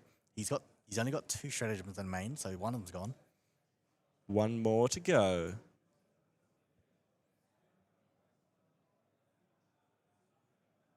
We're just thinking here. See a Fractal of Polar Depths there. Oh, and the Fractal Apologies Kree. is probably... Brilliant the decree. Fractal Apologies is probably too slow for this match. So playing, doesn't necessarily want to play this. I typically side that out because it is a slow card. I don't use it for the mill or anything like that. I mean, the reservable is great. More for the reservable, but you just don't need it in this matchup. It's just too slow. Yeah. So you've been enjoying playing Genbu? I love it. Oh, nice. I mean, it's something that we've been testing, and like the mid is constantly chasing. I might continue on it. I might even just get switch. But it's a pretty fun deck. When you get that resonating fugue and you just lethal, I'll just hit you for 50. Yeah. Feels pretty good, eh? Yeah. You're back over to Ninja Turtle here. So he's currently on. So boy lead, yes, passing turn with 5 in hand. Could see maybe the Impact's Hammer coming down. Yep. Now this is a bit slower from Ninja Turtle. He hasn't done that much damage. True. I think that's due to, 1, no Arthur. Obviously, that Arthur being milled is very unfortunate for him. But 2, the allies he's put on board, other than the red hair, really only doing 1 or 2 damage. It's not really, anything for Boy to worry about. Obviously, 7 damage only taken. It's it's not that much pressure yet. Only 2 floating in the graveyard, so don't have to worry about the stratagem. But it's 2 floating. Could be used for anything.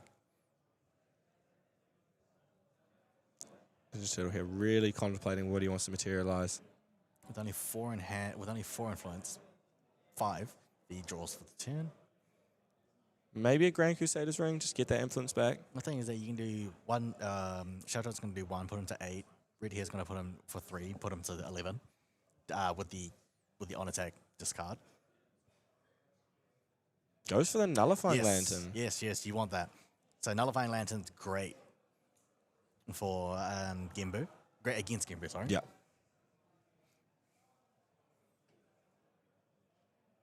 Yeah, always attack first. We'll be attacking with the red here.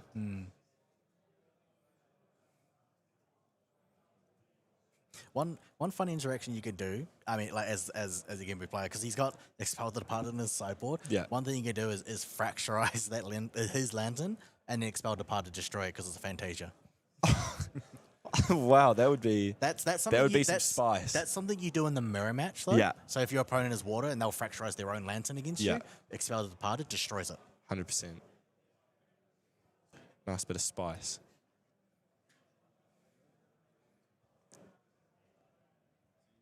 I think we're seeing a response coming down here from Boy. So he has drawn for turn, so it's currently, no, he's passed, isn't he? No. I believe this is still end. This is the end, yes, the end phase. Or he's actually attacking. So he's attacked onto 11, and then he's gone to end. Yeah, those seven counters on. We're at 7. Yeah, I mean, Genbu's getting closer and closer, right? We're gonna see my favorite, and I mean your favorite turtle as well. It's coming. Yeah. Next turn, he's got Genbu. Yeah. Now he doesn't have to use it immediately, though. No. He doesn't have to flip Genbu immediately. He's got to be wary of the plant explosives. Well, I mean, you can flip it because it's got taunt. Sure. Okay? It's the lantern's there. He's not going to get more than 9 toughness. It's there for the taunt. Okay. If he's going to resonate, he's going to use the resonating fugue to attempt to hit for 9. It's not lethal yet. Anyway, that plant explosives could be there. He's got 1 prep. It'd be nice. Goes to level 3. Okay. Fair enough. There we go. So he's used that. He's gonna he's gonna flip. He's gonna flip that. He's gonna flip that. The turtle. The dolphin actually. There should be a dolphin on the board. Anyway, that's an extra mill. Goes in 9 counters now. Here we are. Our favorite turtle. Genbu is out. Choose to go right into that red here there. Attacking with the Mustang as well.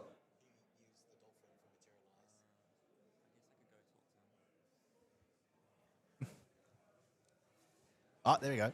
He has remembered. Oh, yes. There we go. Has remembered there is a dolphin there. Judge just making sure. We obviously want the game to go smooth. So that dolphin, that pelagic face stone was used as a materialization, as a cost. Well, was used for a materialization. So it does come back flip. However, they're just double checking because of the time. Because he's recollected, they've gone past that mill point. They're just rectifying the board state. So it will come in flipped as a dolphin. Sweet. I suppose just clarifying here. Yeah. That's good. Good catch from the players. So now that Genbu's on the board, I mean, he hasn't left it up with the taunt, but this is really where, it's flipped, right? Ninja Turtle's on the back foot, and he's going to have to start really applying that pressure if he wants to see this game out. And boys leveled up. 25 health. I mean, it's going to be difficult for Ninja Turtle to really get that damage. Yeah, he does. To close out this game. I mean, it's all like Vermilion's Creed. You can just wait. You could either just pass and just wait and use some pre-reflection. Yeah. Things like that. Now, I think players are still just checking over this rule.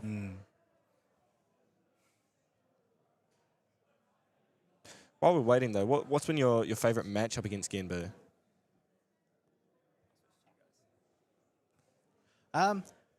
For Genbu, Genbu loves playing against like Luxem. Yeah. Except when Luxem is the worst one. Yeah. Fire Luxem over is like its best matchup. Yeah. As well. But our best match of this weekend though was definitely was Lucas Fire Lorraine versus Yeah. It was a good game. Maniac. Definitely. It was Genbu finding lethal on the very last turn. Pretty cool. Yeah, no, it was a very good game. Obviously, unfortunately, Maniac did miss the tariff ring, but I talked to him after. It was it's a all right. mistake, yeah. Yeah, As but well. very good game. I believe. How old is Lucas? Lucas is 14. 14 years old. Yeah. Did very well yesterday. I believe he went 4-4. Yeah, he unfortunately didn't make day 2. Yeah. Yeah, that's fine. But the previous game before this as well, Kaben versus Kushida as well. I mean, Kaben, he had done the reps on his deck. Yeah. He knows what he's doing, and that's why, in the last turn of overtime, in the last 20 seconds of overtime, Fight had his line and they managed to defeat Kushida for that 2-1 win. Yeah. As well. Yeah. I mean, your favorite match of this weekend? It'd have to be that win Luxem Mirror. I love it. I love a bit of win. There's so much drawing. I don't think I've ever seen a game with so much drawing and so many windmill engineers played. I think there were like 8 windmill engineers played in one game. So they just keep bouncing and returning again. Yeah. Reclaim the windmill and just keep drawing and drawing. That was a very, very good game. Yeah, I really enjoyed that. I liked when he just fanned out his guy and he's got 20 cards on his hand. Exactly. It's like, which route of the 100 that I can go down do I want to go down, Yeah. I mean, Quarix and Lifty Shaw, they know each other very well. Yeah. They've played against each other in all the top tournaments as well, and they're just having fun. Yeah. That's the thing at the end of the day, right? Yeah. Grand Archive is just fun. You're just having fun with friends, playing the game that you love. Yeah. As well. That's why But also, there's top 4 on the line. There's worlds I on the know line. That, they wanna go to the world finals as well. Yeah. But you can have a competitive mindset for that, but you also want to have fun. You got to make sure it's enjoyable for both players. Yeah. Okay? 100%. Yeah, it was nice to see the friendly banter between the two players, and hopefully they obviously do well today. There's a lot of other matches going on. You guys can follow along with all of the matches. It is in the description, and you can follow along with the players. And if you're rooting for players back home, you can check out their results. Okay. And so we are back to the game. Yep. All right. So it looks like they've allowed the pelagic face stone to come in as a dolphin, and they've prepared that. All right, moving on back to your boys' Turtle. turn. Yeah. See, what does he want to materialize? So we haven't seen a Grand Crusaders ring this game. Yeah. Just to recap. So unfortunately, because Boy had used the pelagic face stone as a material as a cost. Sorry, he had used the pelagic phase stone as its floating memory used to pay for the level 3 Gorger, and which triggers the pelagic phase stone because it's used. It would come back flipped as a dolphin. Yeah. As well. But Boy had missed that and then gone to like recollection and drew his main turn as well. And he'd gone to his main turn and then remembered about it. Yeah. And gone back and attempted and asked if he could flip it and come back. Yeah. Both Frankie players said were his just ring coming checking the out. board state and because it is mandatory though. Yeah. Gets the extra draw here. Sorry, the Slick Torrent Rider is the dolphin's name. Here comes the decree.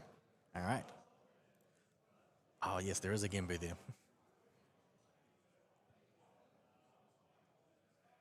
Both players drawing a card and dealing 3 damage to Boy. See it blazing through there.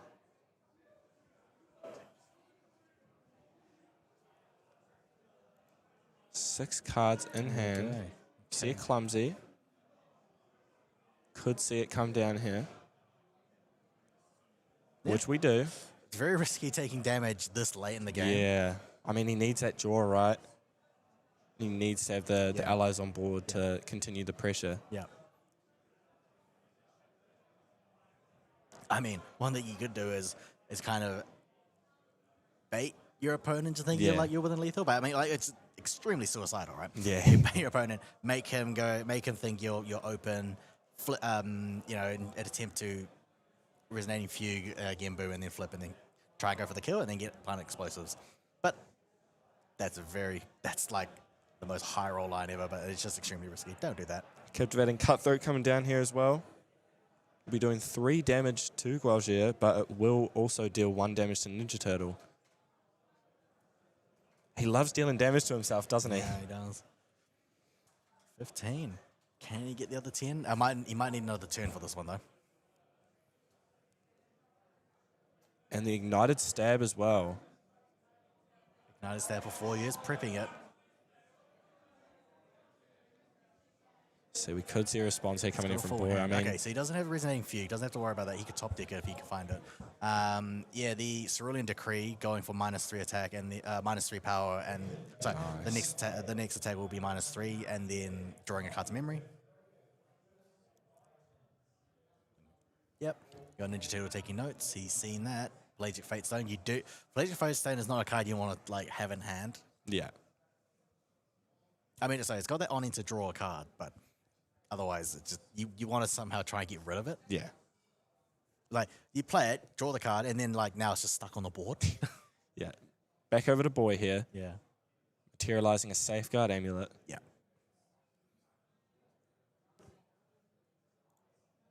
I mean, yeah, we were talking about it before, right? Boy just needs to get the Gimu out and then get the, Resonated Fugue. I don't believe we've seen Boy draw it yet. Is that what he's waiting for? Yeah, we haven't seen it. I mean, the Fugue will just, it's not lethal yet. Yeah. Okay. I mean, so we've got, we're going to go to 7 with the Mustang, or just get rid of the allies. Getting rid of Control that allies, board yeah, is state. great. I mean, Boy's taken 16 damage. Like, So he's got, what we can see here, he's got 2 Song of Frost. He's got that Staggering Strike. Doesn't have to worry about the prep counter anymore. 2 Fractal Polar Depths, Pelagic Fate Stone, Primordial Ritual, Cerulean Decree. 2 Primordial Rituals, actually, and Cerulean Decree. using that Fractal of Rain from the start. So like Fractal Polar Depths is it's quite useful here. I mean, like I said, it is too slow for this matchup, but it is also reservable. Yeah. Yeah, he will bring it out. Yeah. Fractal of Polar Depths entering the field. At the end of the day, it's just another Fractal, right? It's another reservable that you can pay for all your other memory costs with. All right, passing with 6 in hand and 1 reservable. Let's see. 6 in hand, 1 reservable. He's got 2 Song of Frost, which he can use. Doesn't matter if he... So Ninja Fiddle can like materialize the Viridian Trinket. However, he's got 2 floating in the graveyard, so he can use the alternate costs of the Song of Frost to negate any attacks that are coming forward. Yep. He's got the Impact Hammer, so that he can use so Boy can counter with the Song of Frost. Yeah. Or he could, I don't know, throw it. But he's got the Safeguard Amulet that'll stop that for non-combat damage. True. Yeah, I think Ninja Turtle's really going to start putting the pressure, more pressure on Boy here. The plunge coming down as well. Just in case. The thing is, how do you get past the Gimbu? I don't Thing is, know. like, if you're gonna, if you materialize a smoke bomb, I'm gonna check he's got a smoke bomb. Anyway, if he materializes a smoke bomb, and use that, Boy is level 3, so he can lineage release the level 2 and stop that smoke bomb. Boy bringing out the Beast Bond boots here. Yeah, there we go. So, like, piling Milling explosives onto Gimbu will be stopped by the level 2 lineage release. Smoke bombs can also be stopped, but you can't do both. He's got to somehow go around, like, baiting one or the other. I must say I was completely wrong. I thought this game would be a lot shorter, considering the last 2 matches were done in 20 minutes. This one, Yeah. they're taking their time. Well, I mean, like- fair enough. The thing is that Boy has only hit like two goals to achieve, right? One is to get to Gimbu. Yeah. Or he can also as we've seen in game 1, basically he's just got to get to Gimbu. Actually, Yeah. they're both just realizing they both got to Gimbu anyway, so he just has to get to Gimbu. More mill. Another Mill is fractal of great. rain, yeah. Nice artwork as well. I wonder why he's milling him so much. I wonder why he wants to get so much mill, even though he's already got this Gimbu. You can get more water cards in the graveyard, but if you can, that's right. No, I forgot. He can get the Unbroken Mustang will get rid of that the Nullifying Lantern. Yeah. So that's why you can continue to mill yourself, destroy the Lantern with the Unbroken Mustang if you can find one, or if he's got Yeah, one, yeah. right? And then again, like, finish the game with a Fugue. And so just passing back here, playing the Viridian Trinket, and then just choosing to hold all the cards in his hand. I think he's holding because he's got the Vermilion Decree in hand, I think. Yeah. Yeah. See Tengu come out. Yeah. Doesn't need that, just needs to draw. Very similar to backup charge in the sense that you Milling, put 3 into memory and milling then 2, yep. draw a card into memory. Should be milling a third. There's 1, 2, 3. I think. Yeah.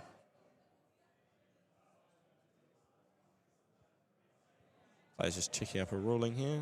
Yep, there we go, milling the third. Yeah. Because basically what you can do is at the start of Recollection, the three mills will trigger and go onto the stack. Yep. In response to that, you can pay the 3 and put 1 card to memory, and then you move your 3. Yeah. Right, there was just a bit of confusion there. Which one? What was the order was happening and all that. Here's the bovine. Over for another mill. Oh, yeah.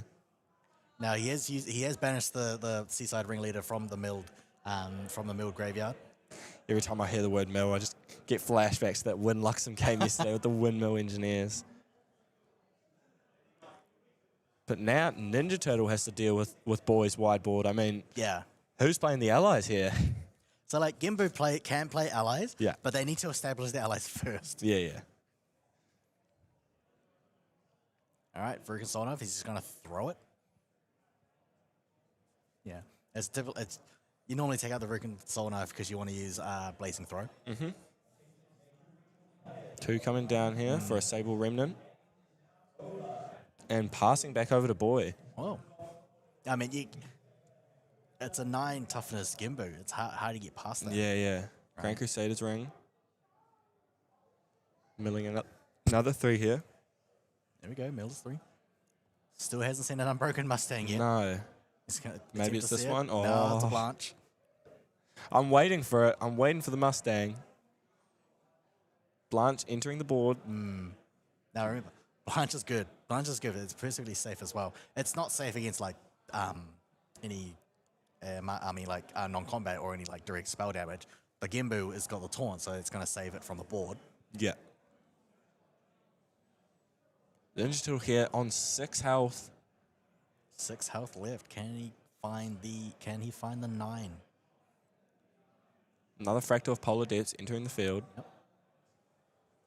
Another reservable Fractal. Now, what you can do with the Polar Devs is that you can attempt to mill your opponent out as well. Yeah. Now, the question is, does Boy have... I mean, one thing you could do is use things like Tabula of Salvage. Smoke bombs coming out here. This is Vanishing where- Rending yeah. Flames. Okay. He does actually have it. Smoke So- bombs being activated on the Genbu. Putting the 2 Polar Fractal Depths on the board. He can mill himself. Well, first, he's got to get rid of the nullifying lantern. Okay. Yeah. So once that's gotten rid of, he can use a Polo of Debts and mill himself out. Then next turn, materialize a Tabula of Salvage, and then get those fractal Polo Debts back, and then mill the opponent. Yeah. Smoke bombs obviously being negated by that Guajir. Yeah. So he's been negated, not going to get that draw. Just Turtle here, just checking how many cards Boy has in his hand. Yeah. Oh, there we go. Goodness Heat of me. Vengeance. It's got the Heat of Vengeance in cap. Clumsy Apprentice. Okay. Oh, he doesn't. Yeah, that's right. He doesn't take damage because his own blanch is on the board. Doesn't take the 2, but he gets the draw. It's Very They're not nice. conditional. Yep. I've once heard like someone play a turn 1 Yeah. Blanche, clumsy. Just Oh, to take any of really? their damage. Wow. That'd be a very, very funny opening hand. I mean, it works though. I mean, yeah, take 0 damage, draw 2. Yeah, I'd love that. There we go. And I think Ninja Turtle conceding there. Yeah. Ninja Turtle just did not have it. Unfortunately, Boy had just had too much gas, and Yeah. he takes out round 11 of Nationals Day 2 at Oceania. I think that puts Boy in the gauntlet spots. We're just trying to confirm this. Very good position. He'll be at 7-3-1 for the day. And yeah, I mean, this is a very strong position. Obviously, Actually, no. wanting to get that top 4 position rather than having to get the gauntlet and, not being, guaranteed into Worlds. But very, very good game we had there. Sorry, we just have some background noise. Sorry about them. So yeah, I mean that was very good great from both players. Yeah. Like game 1, Boy took it with a great Resident Evil fugue very quickly. Yeah. Game 2, we've had like Ninja Turtle going at him as well, getting the kill very quickly. And then game 3, it just got a once you got that, like I said, once you get the turn 1 Fractal of Rain, getting to Gimu is so easy. Like it's just so quick. Yeah, I mean, Boy, just the sheer amount of cards in his hand at the end of the turn, you just knew that it was going to be very, very hard for Ninja Turtle to come back. That Gimu was on the board for, I think, 4 or 5 turns, and Ninja Turtle just wasn't able to deal with it. But I think, yep. So I think we've got, confirmed, we've got True Shame Cabin is now in the top 12. Level 100 Bayleaf is now in the top 12. And I think they're both in the top 8 as well. We've got, possibly, we're still waiting for Kushida and Liftrasil, but they are, I mean, judging because it's round 11, we've only got round 12 left. Yeah. Okay? I think one of those two, or they could both be confirmed in the top 12. We've got Drago is also confirmed in the top 12.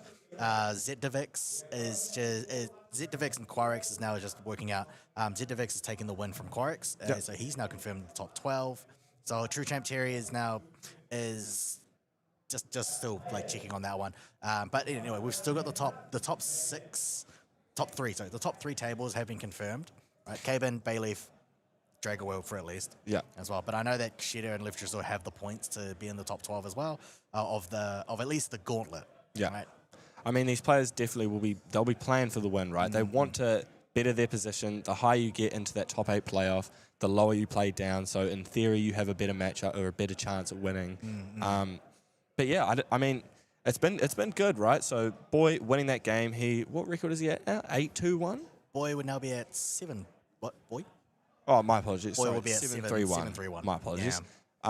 Very strong position. I mean, going into the last round, all the players will be wanting to get the highest position possible, get to the top 8 playoffs to get themselves to Anaheim. I mean, like positions 10, I mean, like 10 and down, right? They're still very open. Yes, definitely. So like you won't necessarily get the top 8 and do the untimed rounds to get the top 4, right? Yeah. But you will still need to going from 9 to 12. That's still the gauntlet. Just finishing the gauntlet if you want that. Yeah.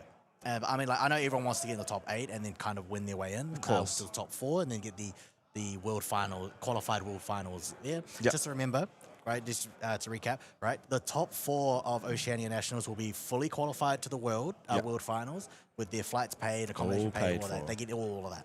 From positions 5 to 12, they're qualified to the Gauntlet, which is just like a second chance qualifier, right? They will go. This obviously they don't pay for their flights, but they will go to Worlds and then on day 0 do like a 48 player Swiss round, and then the final It's the 32 player, and then top 16. The top 32. Yeah, that's right. 32 players will play, and then the top 16. You said. Yeah, that is correct. The top 16 will qualify to the actual World Finals. Yeah. And obviously, I mean, even if you don't get into that top 16, you still have the 3v3 Worlds. You know, you still got the opportunity. Obviously, you're at the biggest tournament in Grand Archive. You can still watch all of those games. You know, be in the experience and really enjoy it. And I believe we have a interview coming up here, which Freedom will be taking with Boy very shortly. We will catch you guys very soon.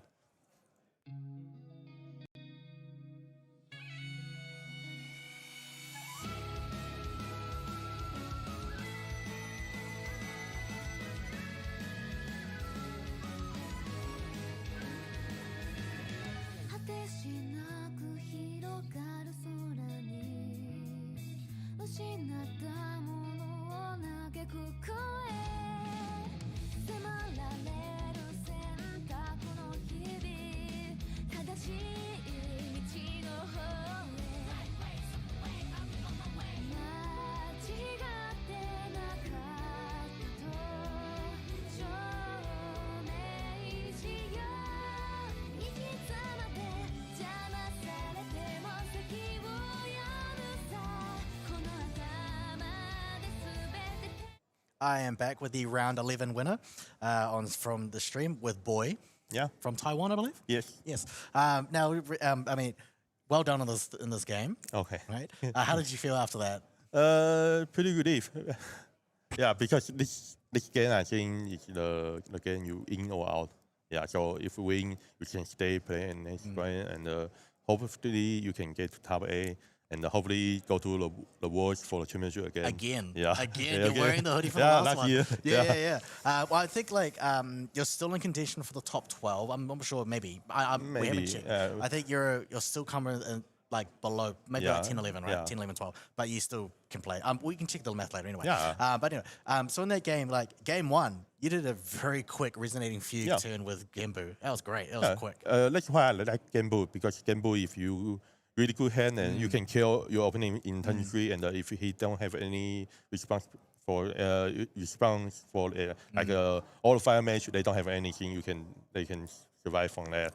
Well, I know that because fire assassins, planet explosives is your worst card. The worst card, or if I go, or if they don't have any hand, I will do it anyway. Yeah, they probably don't have any cards in their hand, and I will go for that. Yeah, let's the turn 1. Let's the game 1. Yeah. And but in the cyber game, it's total different story, because you will cyber a lot of different things, and they will probably have some way to figure out how to survive and all that. And also you can see they have the immortation trap. The trap, it can kill Gimu.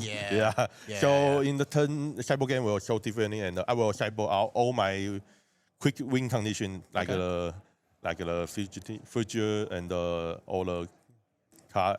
Really? You sideboard out the future? All of it.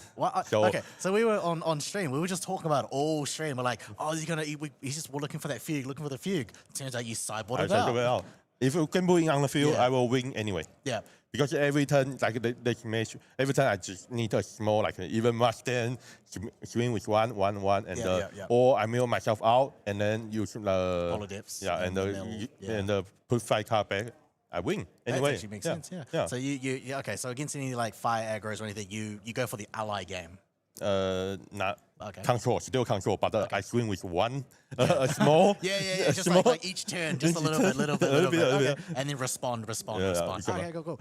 Well, that's how game 2, he managed to get he really quickly. And league match you only lose to red hair. Yeah. Most of the time red hair and Archer. Yeah. The only way you will lose is that way. Yeah. I mean sorry. Other way, no one, it cannot kill anything, because I will have Song of Force, can stop anything, and anything I can stop. I get a lot of things and can help me stay back. But ally damage will still continue every turn, and I will lose quickly. Yeah. So game 3 though, that was the long one. You know, that's where you both. Well, you got your Gimu quickly, so Ninja Turtle couldn't find a way to get past it. Use a smoke bomb. Lineage release level 2 towards you, and then nothing. Yeah, and I know the emotion trap is gone for the mill. Oh, really? Because I think you only had 3 or 2. I And they were think all gone. Yeah. That was very good. Well done there. Yeah. Like you are a very consistent player. You're very top, like one of the top players in Taiwan. World finals from last year, and you want to go again, don't you? Yeah, I hope so. Yeah. And really tough ball because I cannot go to next in Southeast Asia in Taiwan this year because I got huge inflation in my store. Okay. I see you from there.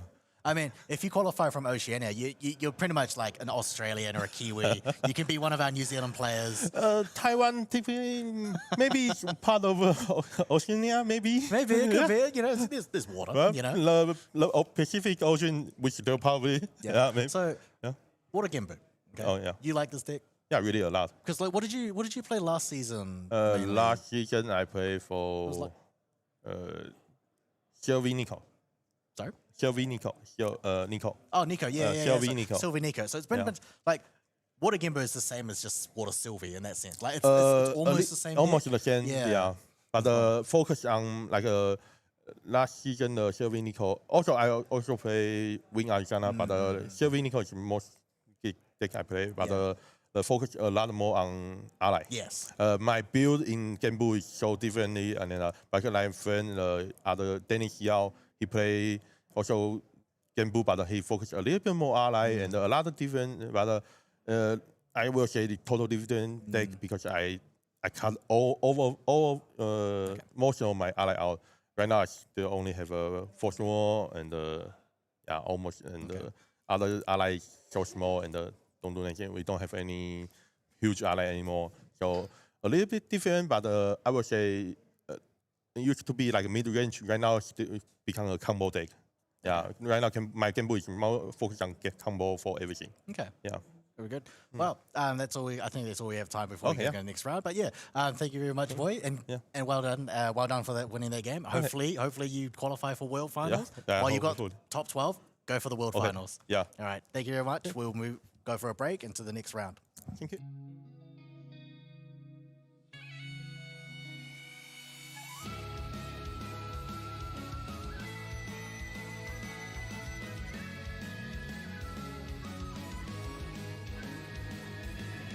果てしなく広がる空に失ったものを嘆く声迫られる選択の日々正しい道の方へ間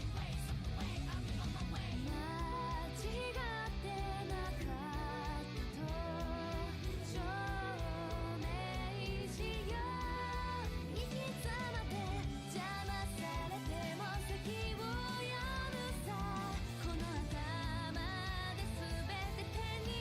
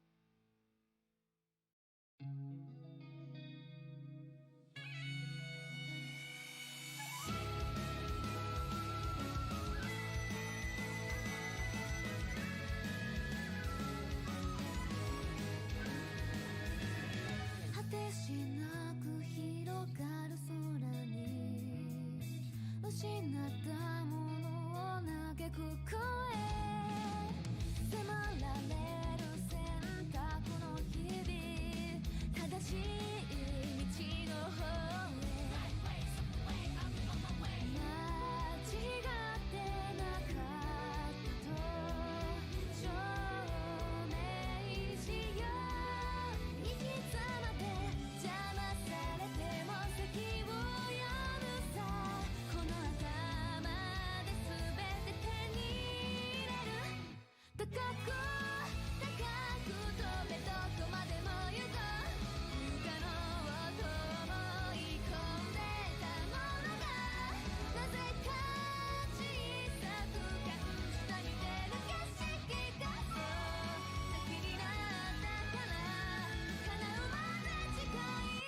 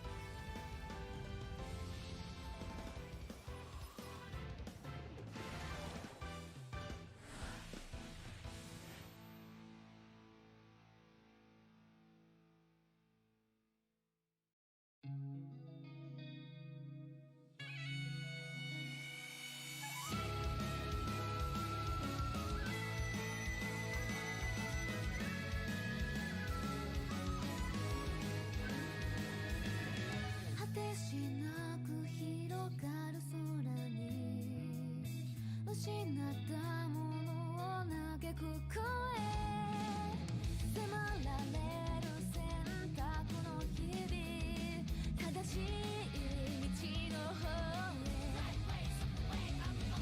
間違ってなかったと証明しよう生き様で邪魔されても席を読むさ Hello and welcome back to Oceania Nationals 2025, round 12, I believe. Last Yes, round. counting of is Swiss. good and the number gets getting bigger. Oh, yeah. How are you feeling, Mr. Ree? Always good. You know, sitting next to you, Levi, brings out memories every time we get to cast. But Oh, yeah. this is it. This is the last before we get to Top Cup, which gets hella spicy. Oh, yeah. The road to victory is upon us, but we have a nice match coming up. Oh, yeah. We've got Professor and the myth, both on the Dragons. Who's the better dragon? That's it. It's Australia versus New Zealand. Oh, the yeah. Seiru battle to find who is the ultimate dragon player. Now, what do you think's going to play here? They both the decks quite similar. I haven't had a chance to look. I've got it looking right here, but they look very, very similar. I mean, one's playing Art of War,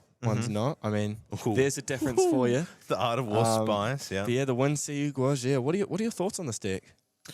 I mean, watching it earlier versus Caben, it had so much potential. It'd be interesting to see now not having the threat of the fractals. Like, we never actually, I've never seen Arcane Blast played. So I'm guessing here, Double Wind, we're going to see that. Yeah. It's going to be the best engine, like we saw, be able to use your green slime, baby green, and you're able to flip through, of course, the cakes. Boom, boom, boom, I'm drawing more. So hopefully that engine's probably going to come out for both players. Who can get their dragon out first is probably a big part of it. Yeah.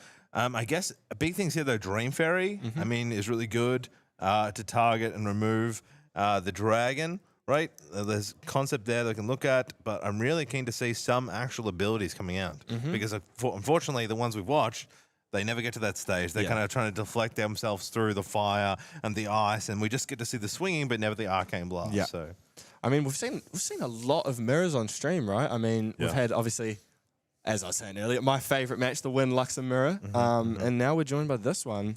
Interesting to see how it will end up. I mean, going first, is that going to be the difference?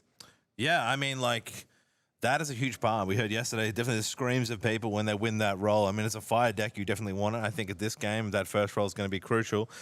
Things to look at as well. You know, there were 5 dragons coming through in this set. We've had 5 fractals, 3 Luxem, 4 Gambu, 2 Windari, 3 Fire Aggro, and 3 Wind Allies. So this was a favorable deck for the Oceanic scene and the New Zealanders. But here we go. The man, the myth.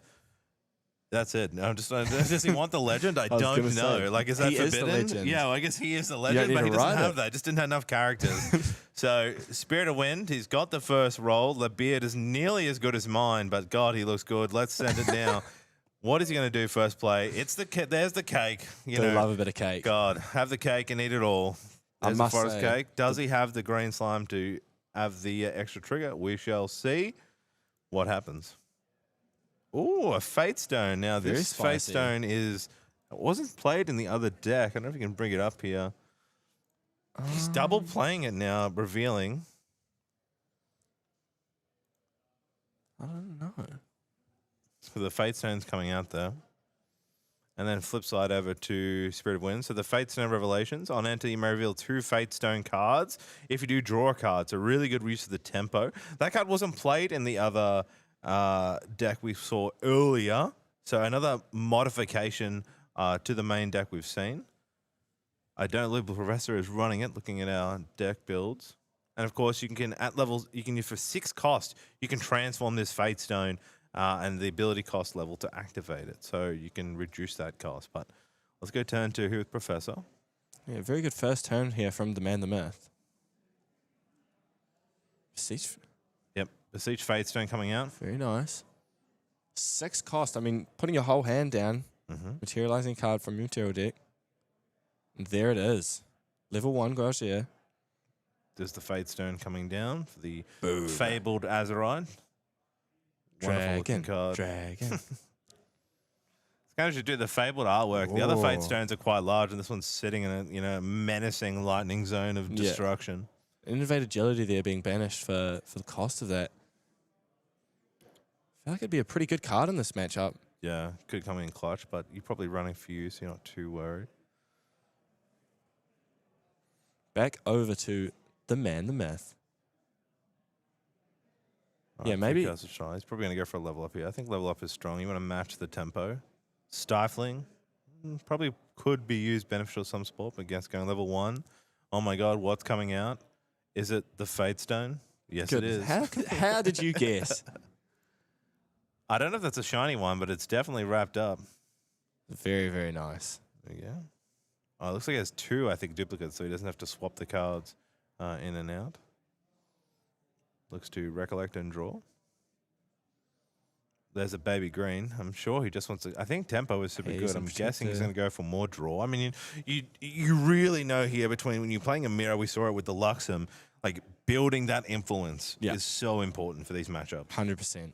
I mean, I also think the difference here is going first, you know, being able to bring out your allies, being able to bring out your stuff, you know, the forest cakes, the 2 Fate Stones. It's a very good start from the man, the myth. However, Professor responded with that Beseech Fate Stone, getting to level 1. So, you know, it's kind of like you do something, I do the exact same. You do something, I do the exact same.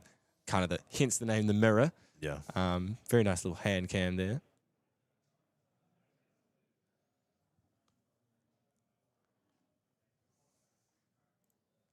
So looking at another Fate Stone of Balance this time. So whenever an opponent activates a card, if that opponent has exactly 3 cards in the memory, transform the Fate Stone of Balance.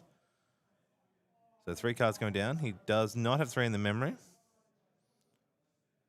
But it's whenever. So just kind of stops that 3-card tempo and then gets to flip over. Another Fate Stone card being played. Interesting deck here, cooking from the man, the myth. You know, a lot of new cards that haven't been played or probably very minimal in this Oceanic Nats, but has made his way 6-2-3 playing it. Maybe it's the man, the myth, the Fate Stone, not the legend.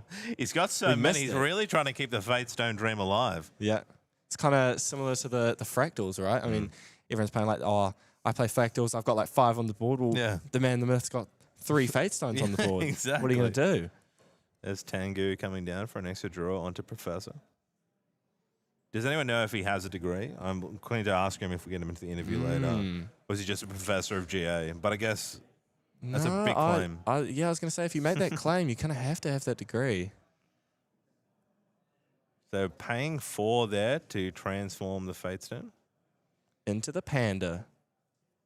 Comes in hindered, I believe, or has it chosen to attack? Panda being a 3/4 with vigor. Very good stat line. Yeah, 3 cards in memory now. Does that activate the... Or is it only when played?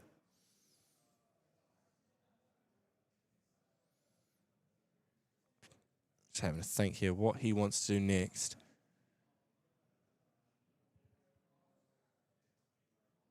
I mean, both players, it seems pretty even so far. Yeah. No one player really has the advantage. There's no real aggression here. They're really just playing to... A little bit more passive. I guess seeing the Panda is a wonderful card. It's one of the favorite animals of choice. I'm surprised we don't see more of it. It's a wonderful card. It's great to see it being used, a new way to beseech and level. You know, a lot of these decks run that beseech, and they run beseech the winds, and they look at that more turbo style of a deck. Activating the Fate Stone here. So putting 6 cards into its memory to transform the Fate Stone.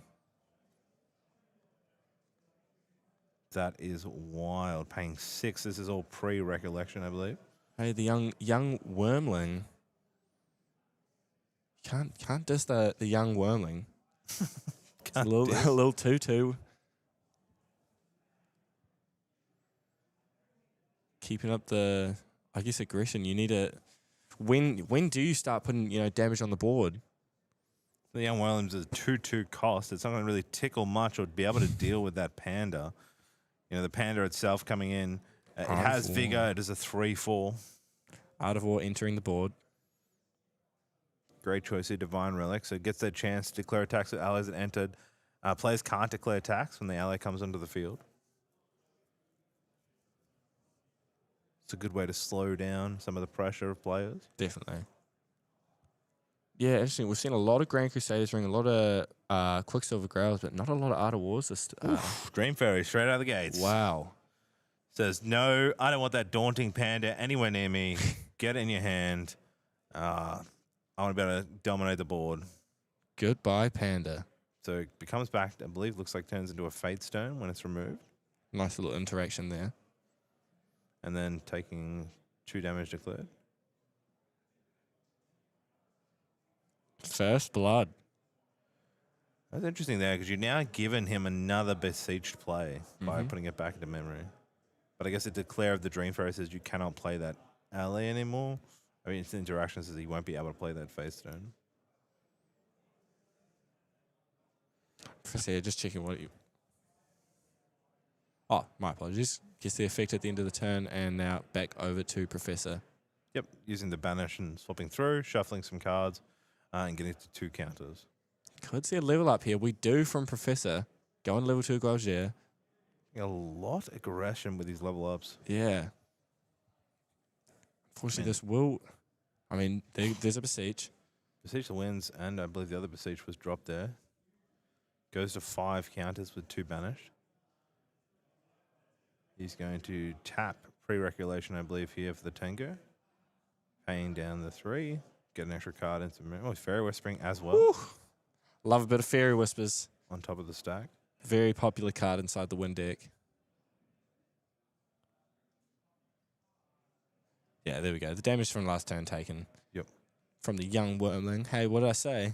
A little bit of tickling from the Wormling there. So he's going to glimpse 3, take Bucko, and then resolve the 1 from memory from the Tengu. We're now going to recollect and draw for terms. Some real good use of stack reaction speeds there to increase his influence. Just shows the skill from the players, right? It's like a 2 Practice. windmills Oh my in goodness. More windmills. Thought I'd seen enough yesterday. No, I hadn't. Another wonderful card. There's a Beseech there as well. Looks like an Arcane Blast. His own Dream Fairy. Harbinger, Dream Fairy, Veil. A few options in hand. Maybe I think that's a command maybe next to the windmill. So I'm either going to build influence here. Do you Dream Fairy or Wormling? Probably not. Nah. Fairy there Windmill later. would be quite nice, yeah. Do you get a level 3 with Beseech? You get level 3 with Beseech. That will give you more counters. I think just enough maybe to summon the Dragon. Okay, he's going Dream Fairy. Boom. Everything I say is completely wrong when I'm casting. Is he Goodness Dream Fairy the me. Dream Fairy? Yes, he is. Okay. A little bit of Dream Fairy hate. Maybe wants the Beseech Panda to be able to be played later. Yeah. I mean, you can't argue with a 3-4 Panda, can you? Back over to the man, the myth here. Getting the banish, banishing the windmill. I'm sad that we won't be seeing as many windmills as yesterday, but I'll take what I can get. Here we go. Remember the fates don't have balance here. It says whenever an opponent activates a card, if the opponent has exactly 3 cards in their memory, transform. So did not the fate not balance there when the Dream Fairy was played at 3 cost? Not sure. If anybody can, I don't know. I've rarely seen the interaction of this card. I'm just reading as it says. So interested to know how that card works. Let's see. I mean, does the man the myth copy Professor here and go to level 2 as well, or does he stay on level 1 and just, you know, chill out? I think you have to go to level 1. I think what's super important as well, like that Dream Fairy Nullis just stops the Dream Fairy later. Like you're controlling that now. He can't play that Dream on your dragon later on. Dream Fairy being such a dominant card ever since the start of Grand Archive. Ooh, is that Innovate. 2? Oh no, 1 Innovate Agility and the Dream Fairy. Going to level 2. Nice. Still short on counter, so 1 counter short. We've got 6 on one side and 4 to the other. Yeah, I think that will make a difference. Putting down 4 into memory here. 5. To transform the Fate Stone of Revelations. Yeah, so it's minus for per level, so we're currently sitting at level 2. So they need to cost 4, doing that prereq, summoning a second Dragon onto the field. They're mini dragons, not as powerful. No. Yeah, the Wormlings. Gonna just poke some damage. 2 damage. 2 damage. Right, 6 total. Yeah, We're starting to ramp it up. Starting to ramp up the pressure a little bit. Hey, we're getting into it. He's swatting them away, Oh, ramping yeah. them up, ramping them up, bro. These tiny little wormlings. All right, cards in hand. See, we've Looks got like, a dungeon ooh, guide there. DG. You've got again the 10 green. down for. It's like maybe a big protector as well. 3 cards coming down. There DG. we go. So it's my turn. I'm gonna go to my final form. Let's go. Big 2. This is where the game starts to flip on its head. Some really interesting cards there. I think what was that banish there as well? Ace Level went 3 out. Gouagia. That was a Expel the Departed was there, which is destroy a target Fantasia for 3 costs. He's running 3 of them in his deck, so happy to get rid of them. Not really used in this fight. Getting now to ending turn with 10 counters. Got the level up, so 2. Getting banished, of course, pushing him up, plus the enter on enter trigger to get some more counters, and then on the end of phase, the Fate Stone doing this cycle. In end step or prereq here, we've got Fairy Whispers. Going to have a look at some cards. Glimpsing 3. See an Arcane Blast there, Veiling. I don't know. Still has a Beseech in memory.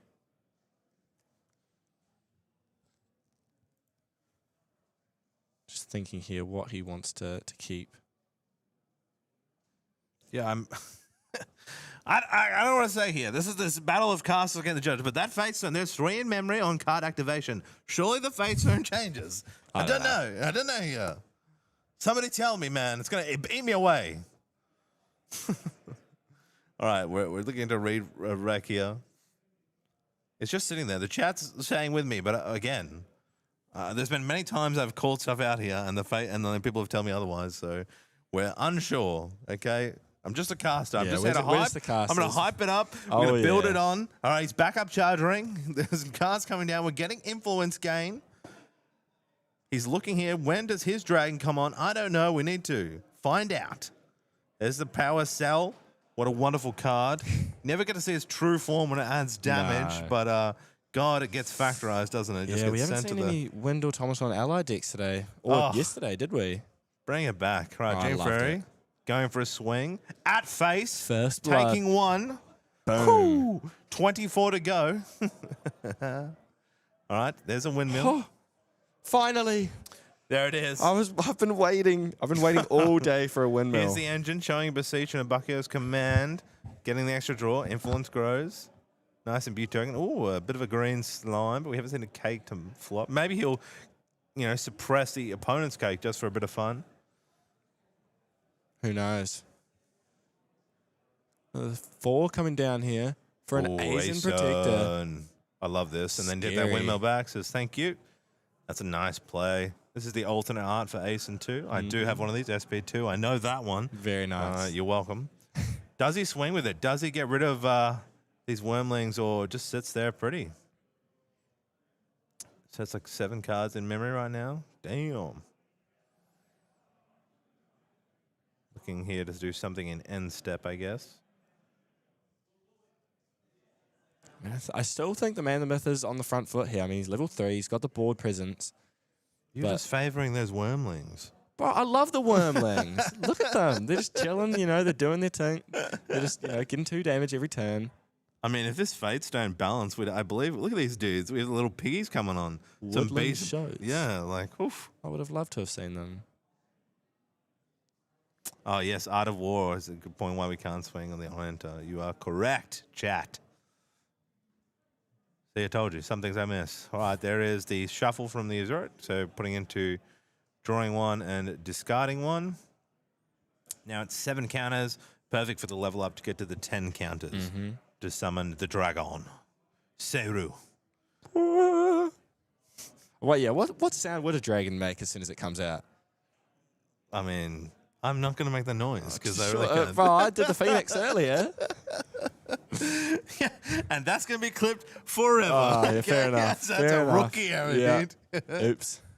I really think the dragon is like a, what's it, Shenron? Like, that's just the weeb in me. Anyway, right. What to do? Man, Myth, what are you going to do here, man? How are you going to deal with this Aeson? I mean, your dragon's going to kill it. Are you afraid to bring out the dragon? He's got all cards are down. He's got no real counter. I think just send it, buddy. Fly away. Art of War again. Great decision there. Cannot swing with the protector. Good defense. Like so much on the board here supporting him. Very big board presence for the man. Just extra numbers. We've seen those Fate Zones paying off each turn. Sound like his material deck. Work out what he can play through. I mean, he can bring out... his influence is too high to bring out the Reliquary. Probably not Null Lantern. Oh, no. There he's still going for it. The Reliquary's coming out. So this costs 1 less. It's a 0 cost. If the beginning record phase, if you're up less influence, draw a card.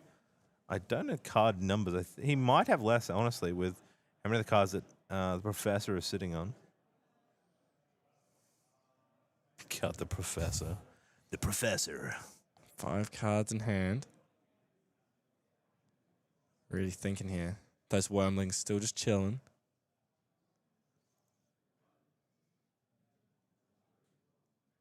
What decision does he draw more influence here? I mean, what are the downsides here for bringing in the dragon too early, right? Yeah, I don't know. I'd personally love to see the dragon. I mean, the dragon has Spell Shroud and Taunt, and of course starts generating the Arcane Blast and banishing and of course the Empower. So it could only be Dream Fairy. It can't be targeted by spells.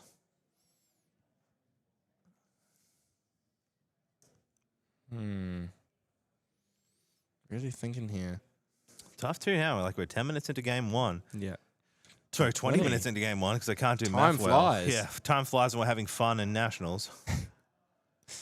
I'm having fun with the worm. A wind versus wind. Like you either need to pull the trigger. I feel like in these games. The trotter coming out. Brisk wind trotter. Riding that horse to victory. Doubling the wormling. Now swinging in for 4. Damn. Hey, I'm telling you, you can't hate on the wormling. Okay, now you were saying all they were doing is tickling. It's only as big as the other. It's doing the same amount of damage as Seru does. With That's the a right hook. No tickling anymore. DG. A lot of damage coming down. Yeah, just a good board state. Going to consume. Here comes the dragon. Yeah. Boom. Dragon is out. Boom. A sonic boom as it flies into the field and cracks lightning as it appears. So the dragon will have taunt and spell shroud. And So- on attack, we'll be able to generate those arcane blasts. So now decisions here to swing. Paying 2 more. Ooh. So we haven't seen Bringing this is out the Seiru's Sea's command. command. So as long as you control an arcane element Shenju ally, ignore this card's elemental requirements as you activate it. Until the end of turn, whenever a target beast attacks, trigger all its on attack abilities twice. That is scary. That is very scary for the professor here. Does still have some cards in hand, so he could have some responses, but it's looking pretty good for the man, the myth. Has the damage advantage. Has the board advantage. Here we go. So declaring an attack here. We'll be generating those cosmic bolt. Sorry, not cosmic. Goodness me, it's been a long day. Arcane Blast. I'm sorry. I've watched a lot of Veiling Breeze. Arasana. How many were we revealing here?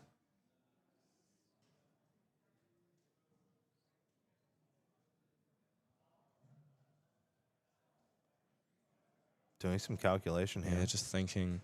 I mean, they have plenty of time. You're at nationals. You wanna make the most of your time.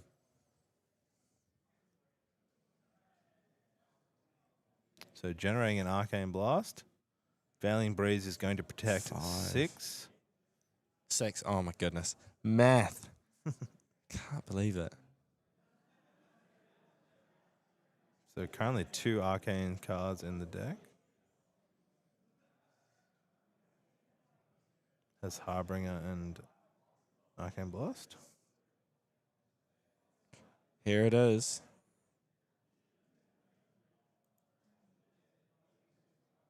Players just clarifying here with the judge, some rulings. Making sure they're playing up to code. Passing it back over to the professor here. Yes, and he will take that damage. So negated 6 of that, so 5 damage has come through. All right, it's your turn now, Professor. Where is your dragon? Could see him level up here. He does have the beseech if he wants to wait, and he gets to choose the exact 3 cards that he wants to go to level 3 with. Just doing some math in his head.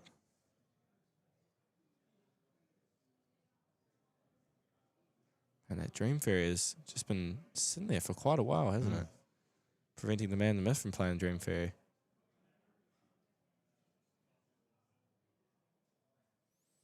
But a good use of Veiling there. So 14. Now has to worry having some pressure. Like he can go up a level up here, but he's now got to deal with like so much board pressure. Yeah. 4, 2, Trotter. Like there's so much damage on board.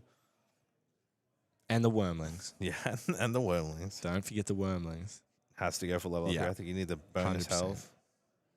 Baby Green. Loses the command. I think he's very upset about that. That's a very key card here. A little bit rough. Goes to level 3. Gualgier. Has the counters to transform. Recollecting and drawing for turn. All right. It's your turn now, Professor. Let's see the dragon. At the 10 counters now, you still got to get 24.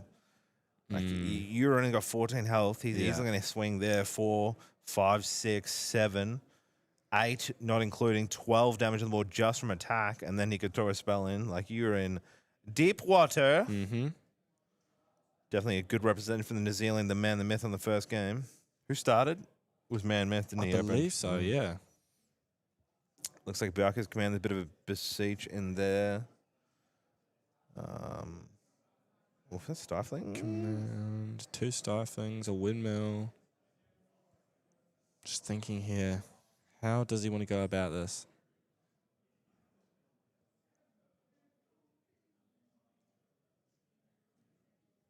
Plenty of time left on the clock. Plenty of time. Mm-hmm. 35 minutes. Hey, it's a lot We're of time. we're game 1, yeah? Yep. Hey, it could just be 1-0, right?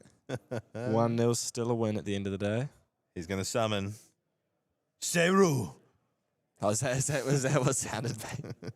Yeah, that's the sound. He says his name like a Pokemon. Harness Lightning coming down.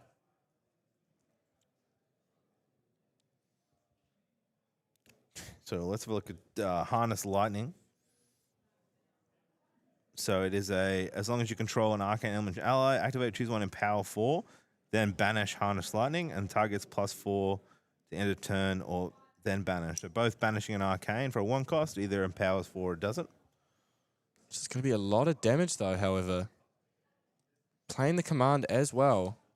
So then stacking on the stack of Byaku's Is this command. enough? So put a buff counter on the beast ally. If the ally sends you, wake it up. Is this lethal? I feel like attack was not declared. I have a feeling this might be enough. On attack, Arcane generating some Blast more being Arcane generated. Blast. The dragon on dragon. That is enough to kill the dragon. So all those attacks went into 4, 8.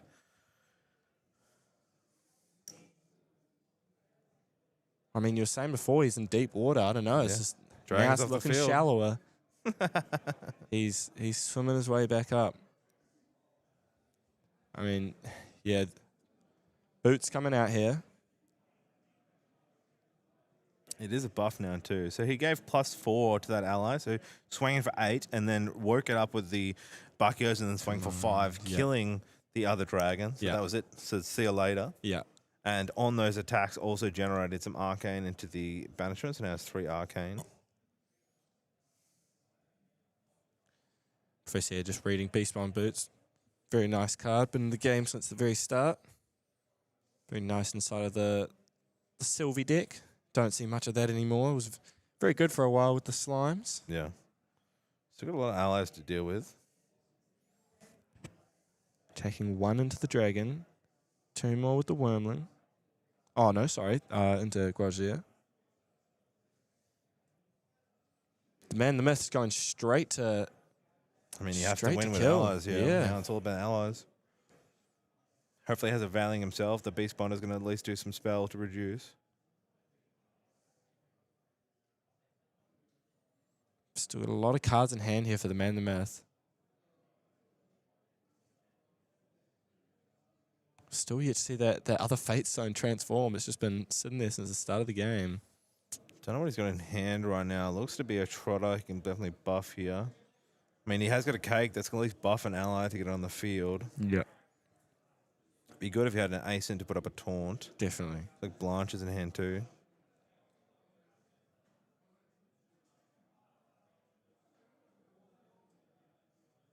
It's got options. Just needs to decide which one is the best line. I mean, I feel like too, you've still got Baby Green. Why not send to get the draw? True. Do love a bit of drawing.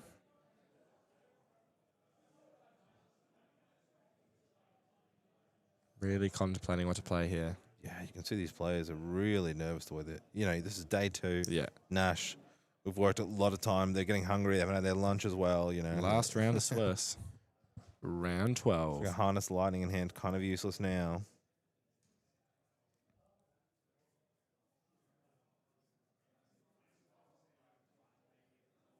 Really trying to do the math to get the lethal here. Does he have enough? 7 more damage. Ace and Protector coming out. Going to bounce DG. Interesting choice. But gets it down. Has a nice taunt to prevent some physical damage, which will help. Good play. That Faith Stone's never changing. No. It just sits there. I think, I think they've accepted that.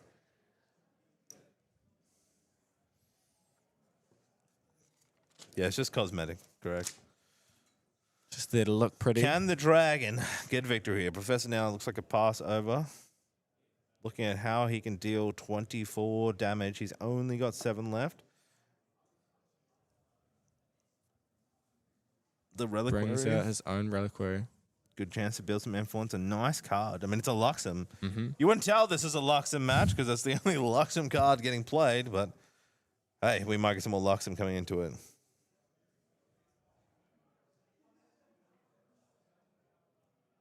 Just counting cards in his hand. Yeah. I mean, yeah, you've got the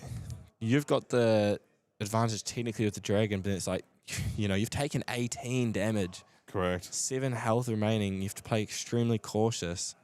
Stifling on one of the Wormlings. Stifling with the Wormling. That tells you the concept of what's in the hand. It's a very, like, wow, okay. You're just trying to do 2 damage to get 2 off the board. Yeah. Recollecting and drawing here. That's rough times. Really wasn't threatening anything but 2 damage. Not a real big. Not worried about any onto. That is a 5/13 Dragon. Counting now how many arcanes, I believe. It's 3. Dragon. Maybe more. Gonna go for a swing. Whew. So swinging 5. Assuming this is going into the A's and Protector. It's gonna generate another arcane blast. Will retaliate. Oh, and here's the command. Waking up the Dragon. Giving it another buff counter. Goodness me. That is a big Dragon. Now 6/14. 6/14. Gonna swing again in the second ally. Controlling the board state. Those Wormlings have stuck around since the start though, so their time has come. Gonna arcane blast. Has 5, I believe, arcane in the stack.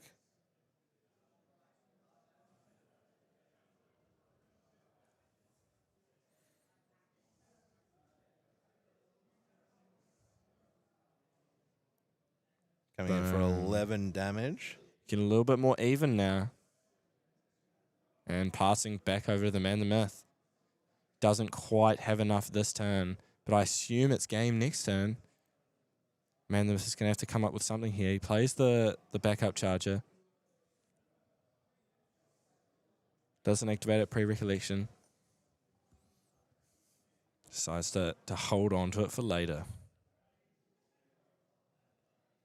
13-18 now, but you don't have no Dragon. No. Man the Myth. The Australians coming back. Will Aussies take game 1 of this 3 round in round 12? Oof. 27 minutes now on the clock. This is still game 1. Like It's going to be a one-game match. Yeah. Could be a one-game match. It's a one-game battle. The energy into the first Dragon, that's all they can handle, okay? It Man, really man, is that's who hangs on to that Blanche Dragon. in hand there. He's just... You're up tough here, yeah. Yeah. I mean, the Man, he really has to play something to put more pressure back on Professor this turn, because that Dragon's going to be coming in for a lot of damage next turn. 6/14. Yeah. I mean, yeah. If you had a Veiling to decree here, I feel like you just, if you have got nothing to defend for Man the Myth, I think you just scoop and just try and get into game 2 right now. Some great use earlier on, like using the Bucky as command, like some good draws. I mean, Man hasn't had the draws, so being able to use that to kill the Dragon was so good. The harness to give the +4 was played so well and definitely flipped the game. I mean, look, now we've got GCR. We're in such a comfortable position to start building. Yeah, just continuously gaining more advantage.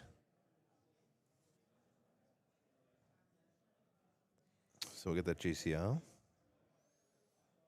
Draw for turn.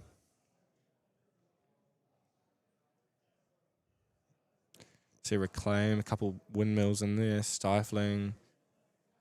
Yeah, not much. Maybe just going to have to swing to see what he can spend.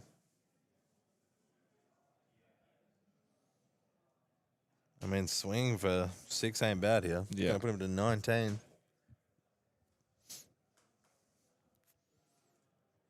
Just thinking here what his best course of action is. I mean, the man, the myth, did pass with all the cards left in his hand. Professor Ball had to be cautious. I mean, we just send it. Send the flames. Go Send big the or go lightning. home. Yeah, you got 25 minutes in the round. Like, Yeah. if he's going to counter, he's going to counter it. You know what I mean? He's going to negate your stuff or veil. Still looking for the optimal. He picks up another DG. That's not what you want to see. He doesn't give him much options in hand. He's just going to have to go. Here it is. The Claws of the Dragon unleashed, going for a chunk to the man of myth, coming in for 6 on attack. Boom. Any response here from the man, the myth? No. Soaks up the damage. Looks like maybe then gone for the Empower. Hasn't banished an Arcane. That's choosing to Arcane Blast. And we will see a response here from the man, the myth. 2 coming down here. For the baby green. You said it earlier. You wanted to see it earlier, but he held on to it. In response, looking to suppress the cake.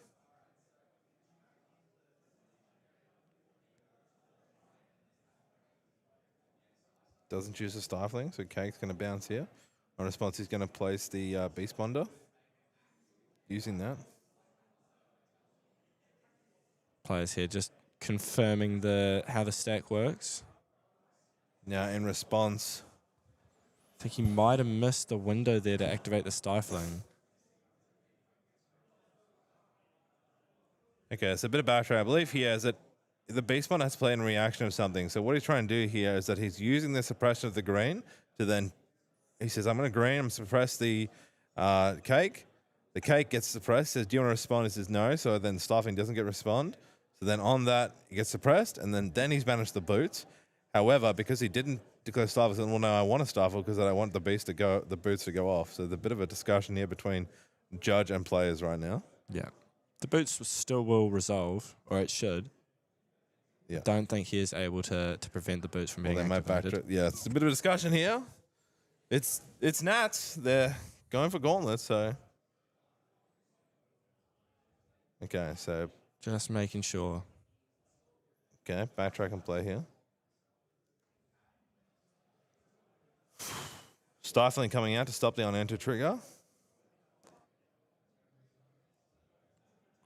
And then using Blanche in reaction on the stack. Wow, look at that stack on the right. Whew. 4 now cards. the stack Blanche comes out. Goodness me. So fast save, another Stack unit control on will be stack dealt on non-attack stack damage, on prevent stack. that amount damage, the amount of cards in your memory. So it's preventing 4, so stopping the Staffing from hitting. That's good. And then on the stack is now getting the boots. Boom. That we just argued over. Suppression is still going up. The cake is now being flipped. It's all going down here at the Oceania Nationals. Day 2. Man, it's very hard to tell. We're just guessing from the cards at the table. Wish we had some audio, but unfortunately, Yeah. just reading cards here. Just making sure that everything goes smooth.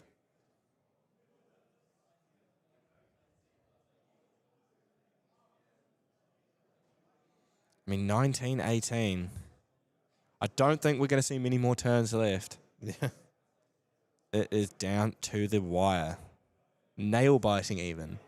I mean, this is why you guys are watching from home, right? This my is all God. free content. Whew. Okay. Hope you're enjoying it. All prevented. Then the Arcane Blast doesn't come out of the stack. There is crazy. So therefore, doesn't the cake flip over? Not. I don't know. No, If just I believe it would just stay on the field. I need the interaction of Stifling. If you look at Yeah. Stifling Trap, Stifling Trap says, if it's not your turn, blah, blah, blah, but deal 2 damage to target ally, then negate all enter triggers. So I guess they're discussing, does the even though the damage doesn't come through, does the... they've remembered the Fate Stone. Oh my God. It's finally being flipped after like 10 turns. Yeah, the Stifling still negates on enter. So there's again some more discussion here. And now some Fate Stone. Oh, it's like everything right now. The judge and arguing with this trigger right now has just awakened everything. Oh my God. We've been talking about that since the start of the game. That's been triggered. It's a 3-3 pig. You can't. Yeah. Like they would have been doing a lot of damage by now. This is absolute chaos when you don't know cards. I think they're laughing now. Like I don't think with this card, balance card has been played that much. Like it's probably the first time it's come up this whole tournament, but like has not played. Just realized. Goodness me. Oh my God.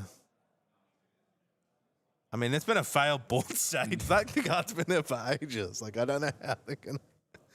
Oh my God. This is absolute. I believe it will have to. You know, get it happens. though. It happens. You know what I'm saying? Like there was a lot of things, a lot of interactions. Oh, okay, we're back to the Stifling. Three cards are in memory though, so We might go to us for a bit of a chat while we sort out with judges. We're back. This is just wild. We're back. I mean, things are intense. There are so many things I know. People in the chat are so easy like, you missed this, you know, but like in the heat of the moment, Exactly. there's 2 people, you know, their life's on the line for them, right? You've got a judge who's trying to maintain. You've got 2 casters that just want to operate at this level. Like things are hype right now, and we also can't hear them, but Yeah, you know, exactly. things happen. It happens, and this is why it's the judges to work through. They have the head judge if they want to bring it in, discuss. You know, a lot of the triggers are hard in this game. This is why this game is so loved. Not only just the art design, the game itself. Like there's so many wonderful things. The triggers are a major part of this game mechanic. Yeah, unfortunately, I believe if those pigs were on board, this would be a very, very different game. I mean, still 19-18, a lot of damage, you know. And that 3-3, it would have made an impact. But you know, we're all human, right? It happens, and I guess we'll see what goes down now. I believe they're just resolving the issue as we speak. But what is your favorite deck of the day, mate? What are you looking deck like? of the day? I think the Phoenix Rising has been like definitely up there. I think I just love the way this. I'm definitely more into these Fate Stone. You know, we've seen Gembu, we're seeing Seiru, we're seeing Suzuko. Like you know, these are wonderful cards, and I love their Fate Stone interaction. So I think definitely the Phoenix is my favorite. But yeah, these dragons going out, and there's some interesting stuff too with the dragons. Is that you know, this on-attack trigger having both options, and you got Bakio's command on the stack, which then doubles, so you're doubling the on-effect triggers. Like, again, it's like trigger on trigger on trigger. Like, what? So much to keep up with. Yeah, man, come on. I'm getting old. You're young, you know? And we're back. Oh, my Lord. Right. The pigs are here. The pigs are here. They've brought the pigs onto the stage. Oh, my goodness. Looks like Stifling's been resolved here. Wow. Blanche is on field. Looks like Baby Green has been removed or died. From the store. Oh. Okay. Don't know whose turn it is still. Might be still Professor's. Beseech coming down. Beseech coming down. Bringing out the tariff. Yeah, well, needs that ability now to, you know, Thought had lethal now, can turn it back around. Believe this has been resolved. Maybe Dream Fairy has hit the Baby Green while off camera. Tariff Ring now being popped in pre-recollection. Safeguard Amulet coming down on the board for the man the myth. Fairy Whispers looking in pre-rec as well. You have a good chance through. now, yeah, like.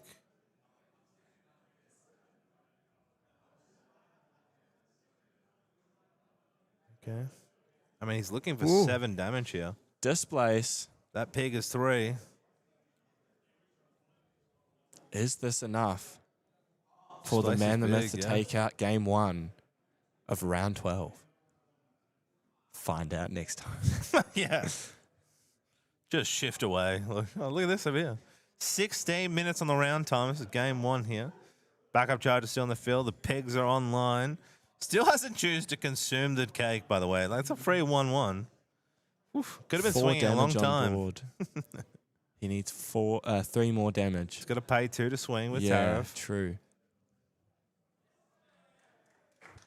I mean, does he have it? I mean, you're still at 19-2. Yeah. Like, then what's on the other hand? There's a lot of cards down. These are so... We are probably at 1 game, maybe 2. Like, they want the win. Mm-hmm. You can see Seru with some instrument mechanics. You know, we've got Matt. He's down a dragon. We got a super buff dragon on the professor side. Like, it's tough.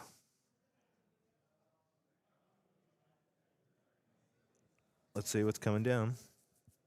Is he paying for an attack? First attack with the pigs. Goes for the Wind Trotter. Wind Trotter. Which Paying will 2. buff the pigs, I assume. Yeah. 2 buff counters coming out.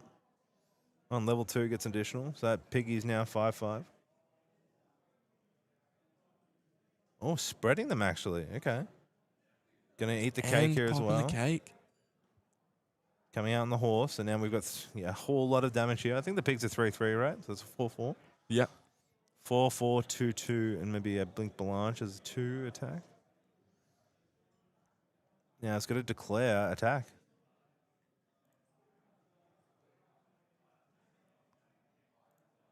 I mean, so what? You got 4. You've got enough for game. The pigs do have Steadfast as well. They're an interesting card. But it looks to pass turn. I mean, the Tariffing really slowing them down. So the Woodland Shoats, they are Steadfast. This is how they can retaliate while rested.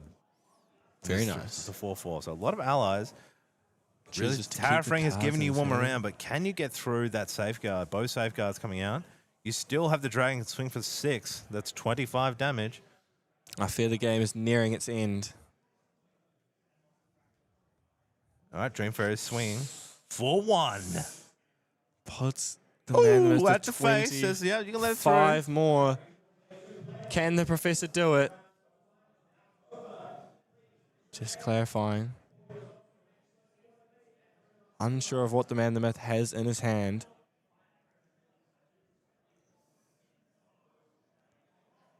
Whoa. through. All right, going for Threatening 6. game. We have to see a response here from the man the myth if he wants to live, which we're going to. I think it's Innovate agility. It is. Innovate Agility coming through. So it's going to take the heal for 5 and choose, I'm assuming, Spell Shroud. Gets the D level. Delve.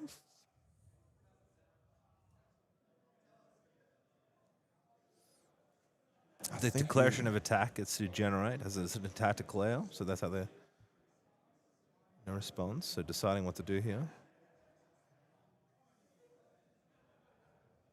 Now the That professor. Innovate Agility works so well in these decks. Definitely. I mean, Yeah. I've seen it in nearly every win deck in this tournament. It's very prevalent. No longer has the taunt as well. Now that the I don't dragon think is rested. He didn't declare there. We don't know if it's stealth Believe it is or stealth. Spell Shroud. We can't see The what's been declared. Damage because- hasn't gone through from the dragon.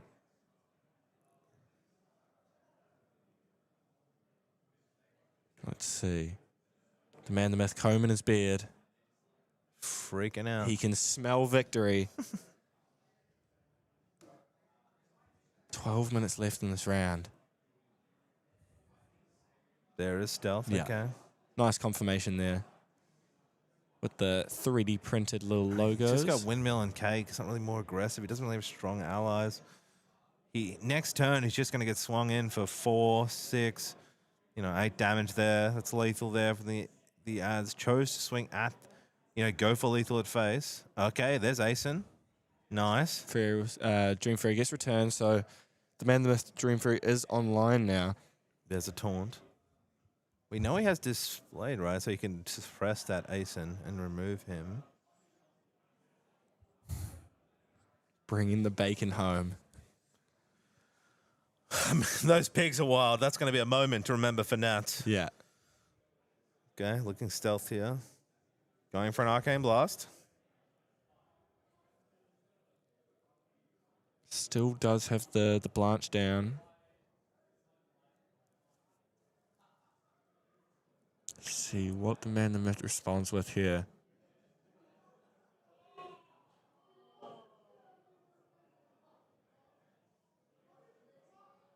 Believe this will be 7 damage. Let's see.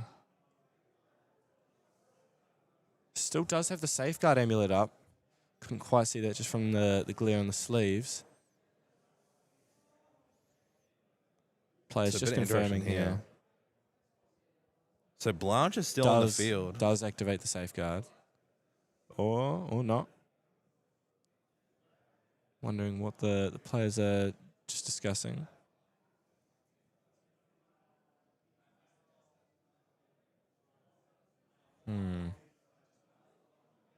So Arcane Blast coming in for 11, or with the Empowerment? So hard to tell what they're declaring from Mount Comms.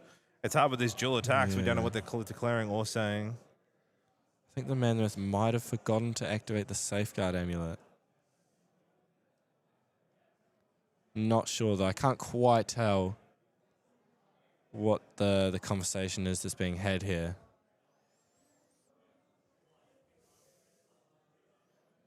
Players and judges just conferring.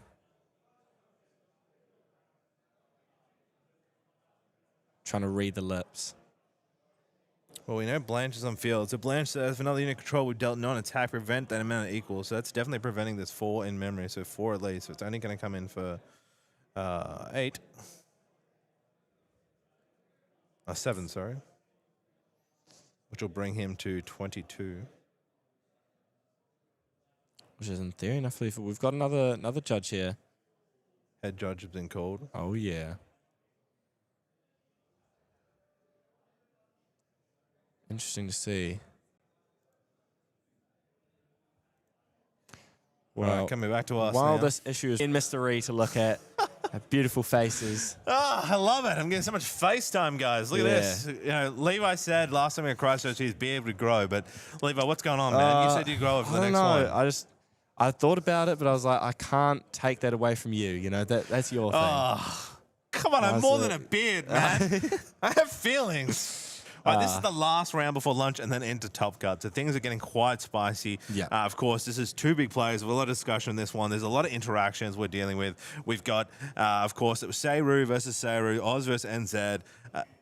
I think the Seiru card just has so much that we have to do. We haven't seen before. A lot of the judges haven't been judging against it. Yeah. They are difficult to play. But again, this is whilst we've got Genbu coming in, Seiru, Shizaku, hopefully. I haven't seen and will be keen to talk about Top Cut, but, yes, you know, this is just a very difficult matchup. And also, you know, yesterday, like I said, there were a lot of Seirus have been doing this without the help of head judges. It's wild. It's actually wild if you're going to play this. Yeah. Just having issues. We will be fixing that shortly. Don't you guys worry. We've got the best team on it to make us look as good as possible. Yeah, I mean, it's not as good as the Australian team, but I guess the New Zealanders are all right. You know what I'm saying? You get what you get. Nah, Wookie's the best. Look, I guess the difficulty of decks, what's like the most difficult deck you have played with ever? That I've personally played with? Yeah. I'm not going to lie. I play pretty easy decks. I'm a pretty simple man. Wind Lorraine Crux, but it's not really hard. But I mean, I played Wind Allies, so very easy to play. You know, you just plot allies and say, you know, deal with it. You just attack with them. Played Fire Diana when it first came out, which you know, the Shadows Twin and the Creeping Torments, and you know, being able to force them to stop drawing unless they take damage. But I'd say my favorite probably has been the Wind Lorraine Crux. It was my OG deck. It was the first deck that I picked up. Actually, Limelight's build when I first started the game. Copied off that when Sword of Avarice was still in the game. Yeah. Miss that card very much. I miss drawing 2 every time and just holding a Veiling with 12 cards in hand, just living. But Pre-mirror days. Oh my God, what a time! I do miss the pre-mirror days. There was someone playing a Razor Gale Tristan I heard out there, which was wild. I was like, what?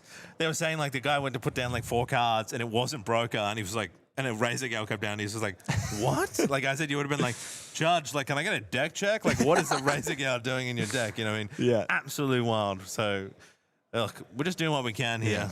You know, at Nationals right now, we're just a bit of judge deliberating has been going this game. There's a lot of like missed triggers and a lot of stuff on the stack. It's quite, you know, intense. But of course, we're guarding you here, chat.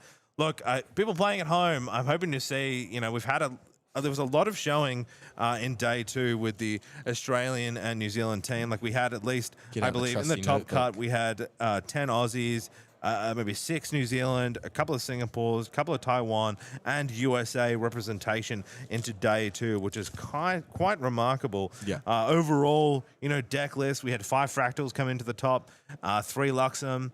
You've had the 5 Dragons who are up there, 4 Genbu, 2 Windari, 3 different versions of Fire Aggro, and 3 different versions of Wind Allies, which is pretty cool that those Wind Allies always seem to sneak through. So I love to see that. If I ever want to, you know, participate in one of these, I mean, I do love casting. I very much love casting. But Wind Allies is calling my name. You know what I mean? I have to fulfill my, you know, Swift Recruits and Windmills. I've been missing it, man. I've been missing it.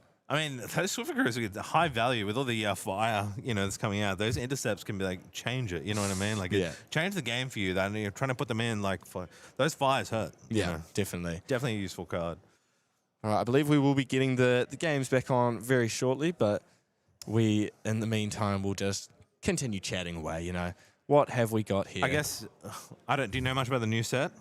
Yeah, reasonable amount. Yeah. I mean, if I were to play a deck in this, or at least, you know, experiment with one a bit more, I do like the looks of Genbu, especially after, you know, watching the games. But I don't know. It just looks pretty. Looks pretty cool. Maybe even like if I wanted to go back to Wind, I could play a deck like this with the Dragon. But yeah, those are the 2 main decks I've been looking at. I really do like the whole Fate Stones and the, you know, flipping. It's a really cool mechanic that I think they introduced into the game. But what about you, mate? God, it's just like I feel like I want to play Fractals. They just seem so powerful at the moment. I just feel like it's like, yeah, the other cards are good, but I mean, just a Fractal dominant. Watching Caven today is just like, man, you know, I want to go pro. You know what I mean? Like, he's just so watching him play. It's like, yeah, you're gonna do your move, okay? Boom, boom, boom, boom. Like, bam. Like, oh, I have so many cards. I have so many choices. Yeah. Look at my Fractals. You know what I mean? It's a wonderful scene to see, and I think Shimmering Refraction that came out, Glimmering Refusal. Like, there's so many new cards that came in to support that deck. I'd love to see some Deluge kind of mill stuff. There's that Assassin mill. That's in the new set. Haven't really seen him play, but there's a lot of stuff of like how many cards are in your mill. You can mill. That's that card where it's like if you draw a mill 4 and you can stack it, like, I'd love an assassin kind of mill deck, but it's quite not there, I don't think. It's really fun. Fire, we've seen in chat, like, there's a Fire Pohawk as well. It's definitely that one. You could have gone through. You could have gone through the top 8. With enough belief and enough practice, all right. Anything is and possible. You don't verse a Fractal. Anything is possible. Okay. Yeah, maybe if you don't verse. If you dodge every single Fractal. You dodge every single Fractal and just send your way through. Yeah. You never know.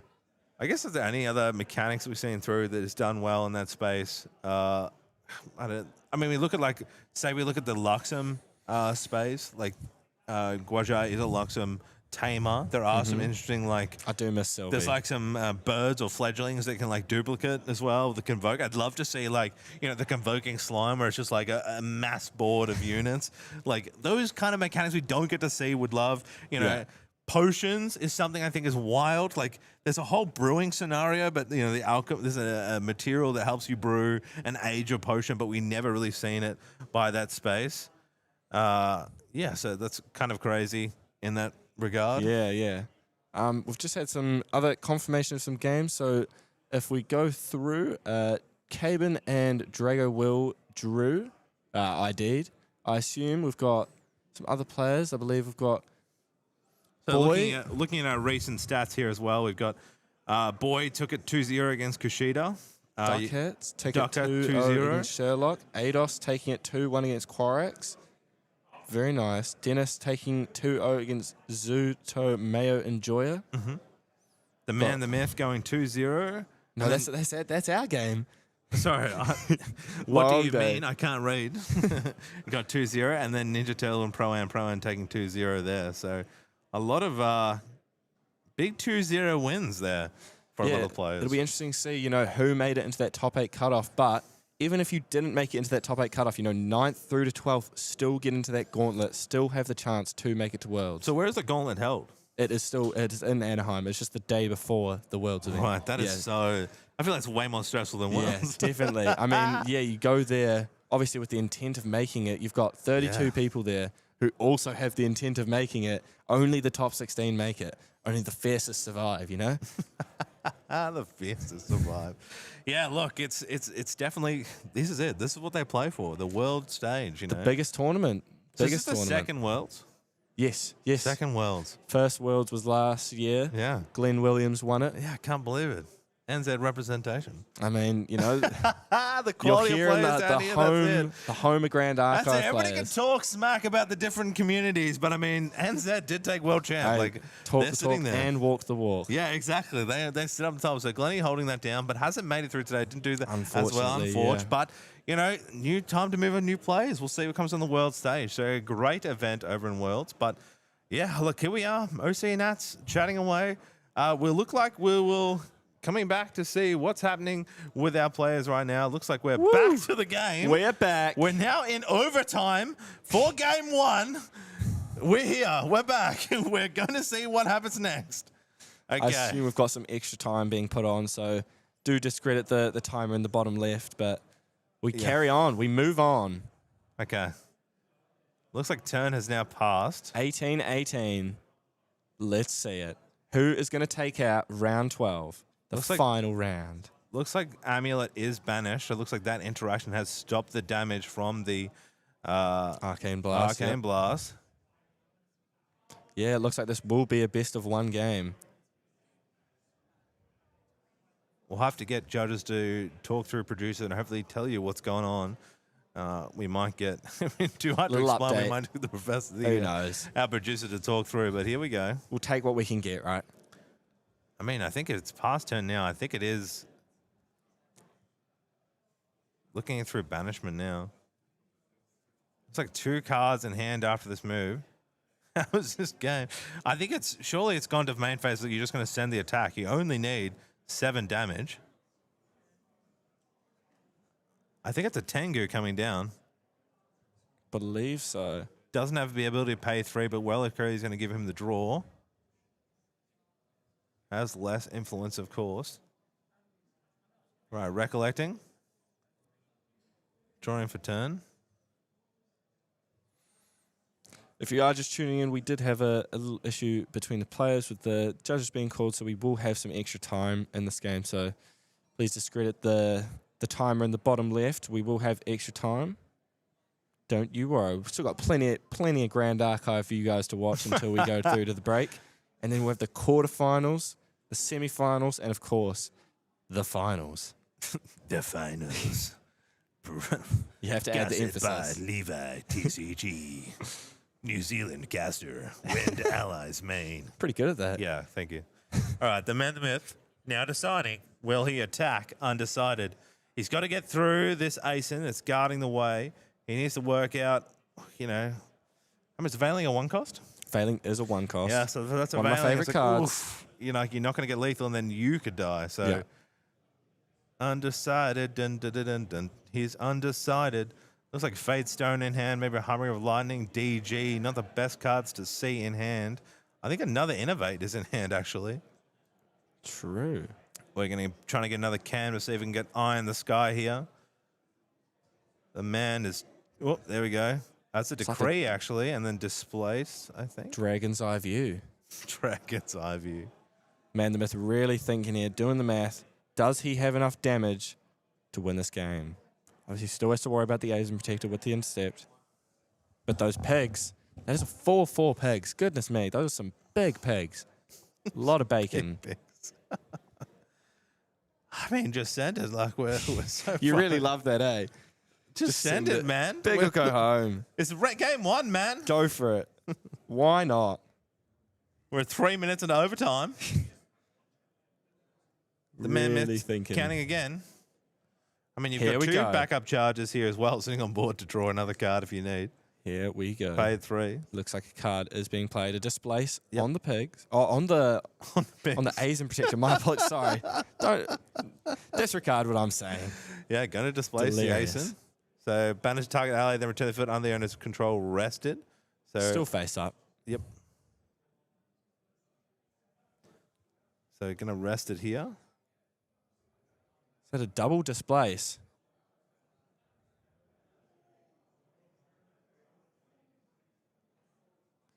When it returns, it will have to return itself, correct? The on-enter effect of Azen. Yeah. So it will return the dragon.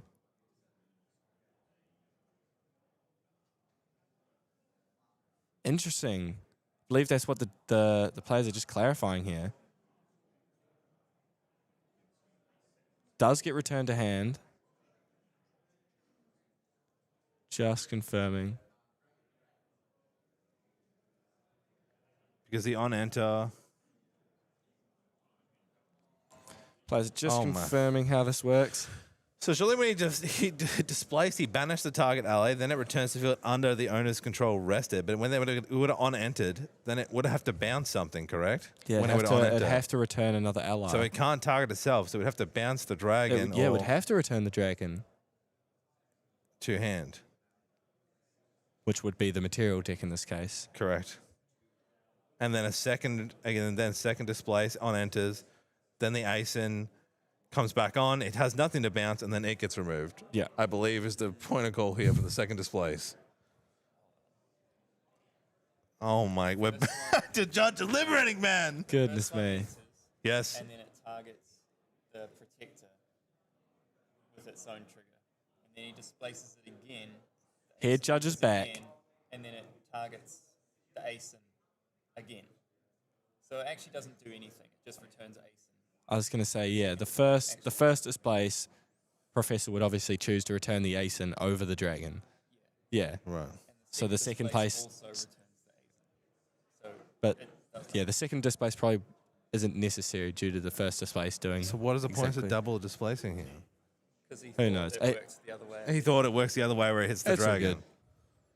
Okay. Just confirming here. To clarify. So many disputes here. Might have Oh, to right. come back to us while we clarify this. But here we are. We're back. Hope you guys aren't getting sick of us. I mean, what a They're game working so my far. brain out, Yeah, man. I was They're gonna working my say. brain out this game. Like for our casters, like I'm just trying to enjoy myself, play some GA. Trying to talk about the game. Oh, it's okay. A bit of destruction here around again. Looking like to displace the Asen. Asen comes in. His on-enter triggers, comes in rested. It's then targeting itself. He thought, I believe, targets the dragon. So he then does it again. So it just double triggers back. Trying They're to now discussing that. Yeah. Just making sure, yeah. I mean, it's a tough game, right? I mean, you want to have the head judge there confirming these. I believe they're still deliberating over it as we speak. But while we wait, you've got me and Mr. Ree here, your commentators for Oceania Nationals. I mean, This is it, yeah. hello. Hey, how, boy. how are we? Just checking. Oh, we're back. We're back. Okay. And the dragon, We are back. Right. It's so- gone as he so wanted it. No Asen dragon. enters, throws dragon to the hand. But he is then- availing. Throws dragon to hand, then dragon goes away. He then does it a second time. It can't on-enter anything, then goes back to hand. Now he's going to attack. Veiling comes down. Mate, you've done very well there. You've done very well. I was on the juice. I was cooking. Sometimes I wasn't cooking, but I feel like I'm cooking. No, definitely. I appreciate the chat for hanging in there. We're just as in the dark, I guess, as you guys. we're trying our best to. Okay, bar 7 damage left. This will be turn, I believe, turn 2. I don't know whose declare of turn 0 was. Could we just see a nil or draw end here? Think we might. The best way to concede for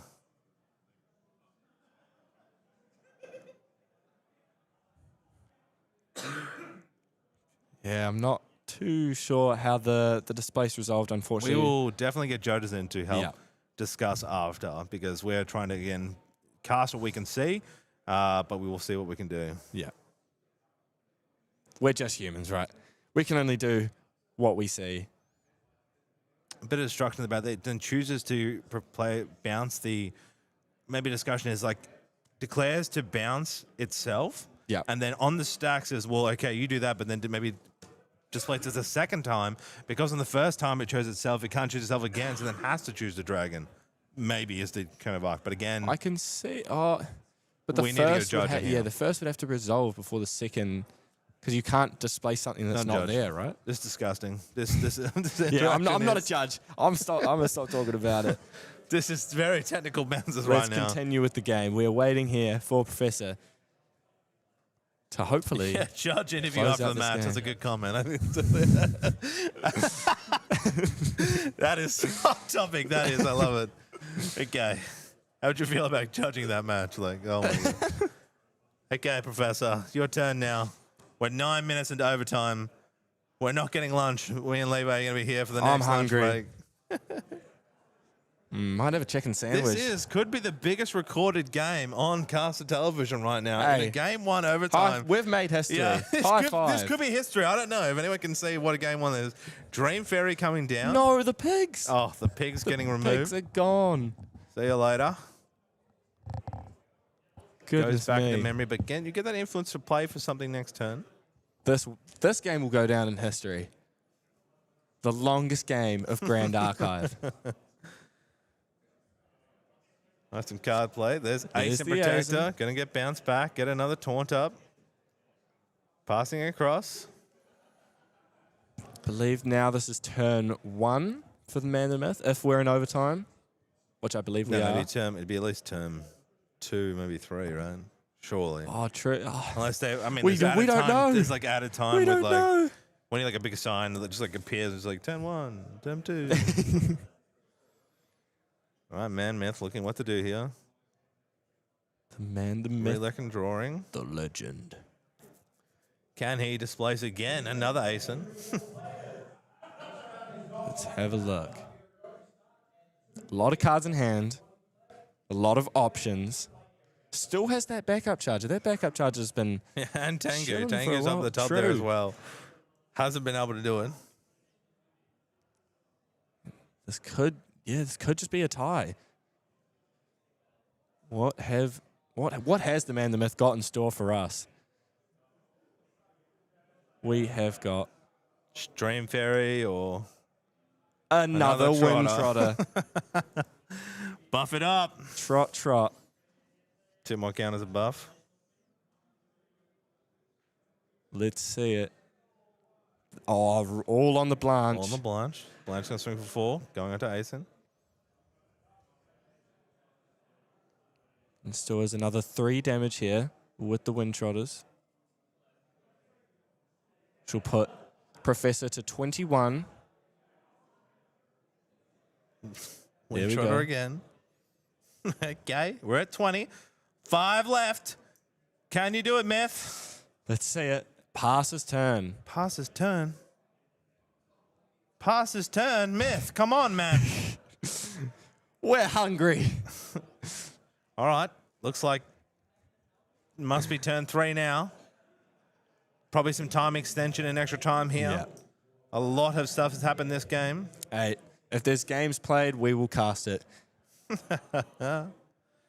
Cake in hand. Looks like a Wind Trotter Dream Fairy there. Some DG. reclaims. Reclaim in hand. Professor needs some professional Wow. help to this. Guys, these players here are doing the best. Like, this is a big Chat. event. This is Oceania Nats. They're trying to get their win. It's so much, chance at gauntlet here or top 8. Like, the fire is under them. They don't want to go in for a draw here, so they're trying what they can. It has been a 72-minute game right now, including over like Goodness it's me. a long game one. There's been a lot of just calls. They're in fatigue right now. Like, this is tough as Let's have a look. What to put down? Do you DG without? Do you just DG and Trotter without even like getting the gain here? But that's a 4-4. That Blanche is stacked. That's like a 4-5 Blanche right now on the board as well. Don't think I've ever seen this. There's a Dream there's Fairy. the Dream Fairy. Goodbye, Blanche. You won't have to worry about the spell non-attack damage now. Another Saxon Ace. again. Goodness me. He says, get through this wall. Get through this wall. We'll slowly do. Assuming that No Asian cards will in be hand. returning the Dream Fairy. Yeah, does it bounce the Dream Fairy? I guess it's a moment he responds. I think Man's looking to respond here on the on-enter. Asks if no cards in hand.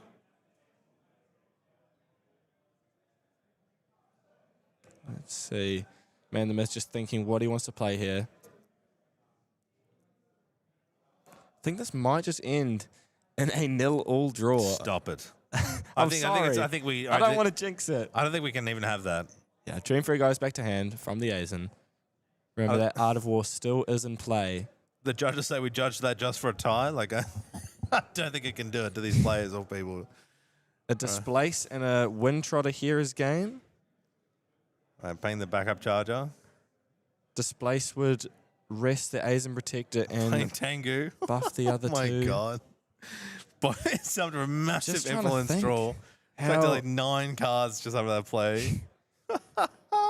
Reliquary, he was less influenced, then used Reliquary to gain, then paid 3, and drew 3 more cards on draw, so 4 Goodness more under me. his hand. There's a Fate Stone. Playing the Fate Stone, revealing 2 Fate Stone cards to draw. Just trying to get as much. There's the Decree. Filming Decree coming out. Just counting the amount of cards in banishment. Goodness me, that is a lot. I forget this game has gone on for well over an hour, 75 minutes. So that Decree, I'm going for it comes down imbued, looking to suppress and give +2, I would say. And that's, I believe... I believe the Man the Myth took out that game. Is that overtime or game? Time's up. Time. They call time? They call a draw? 0-0? So from what we understand, that is a 0-all draw. Hopefully we'll get an explanation on what kind of went down in that game, but unfortunately, we are in the dark as much as you guys are, chat. What we do Trying is our like, best. that was an incredible game between 2 players. There's a lot of missed mechanics, but it's because of the level of skill between these 2 players. There was so many interactions. Yeah. Like, I think what we do here is we probably try and see if we can get we might take a break here, see if we can get a judge on. We might, as a caster, debrief with a judge so we can just clarify for people playing at home. But of course, this has been Grand Archive. We'll just throw back probably to the casters here, and then we will take our break before we move into top 8 cuts. So super exciting there with that. But can't damn, wait that was to eat. that was a game. It was a game. I think that's one of the first 0-all draws I have seen in my life. Yeah. And I have lived a long life, a whole 18 years. Can you believe that? Absolutely insane. Never seen a 0-all draw. But, I mean, it just goes to show the mirror, very tough, a lot to think about. Both of these players playing very excellent gameplay. And, yeah, I mean, we're going to go to quarterfinals. This is what we've been waiting for. Yeah. Lunch break time. We will catch you guys very shortly.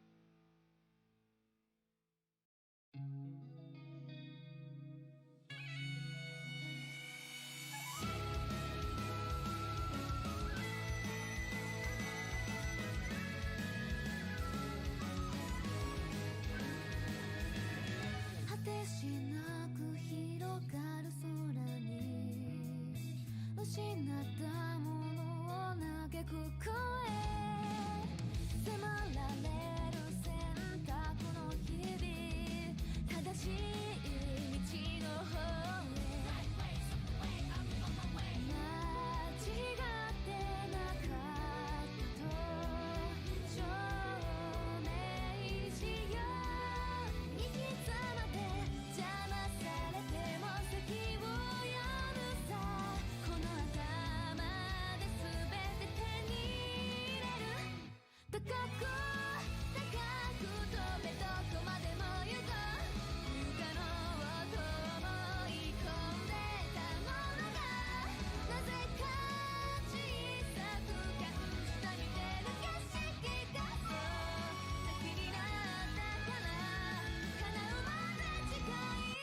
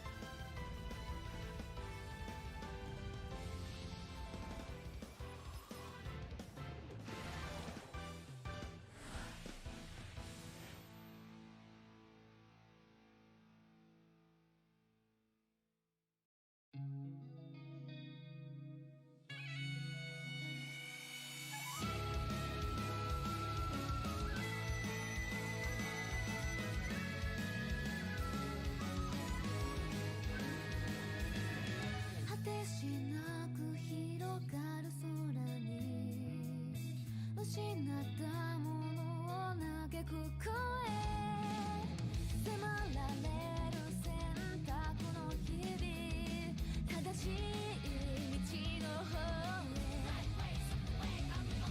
間違ってなかったと証明しよういつまで邪魔されても先を読むさこの頭で全て手に入れる高く高く飛べどこまでも行こう不可能と思い込んでたものがなぜか小さく感じた見てる景色がそう先になったから叶うまで近い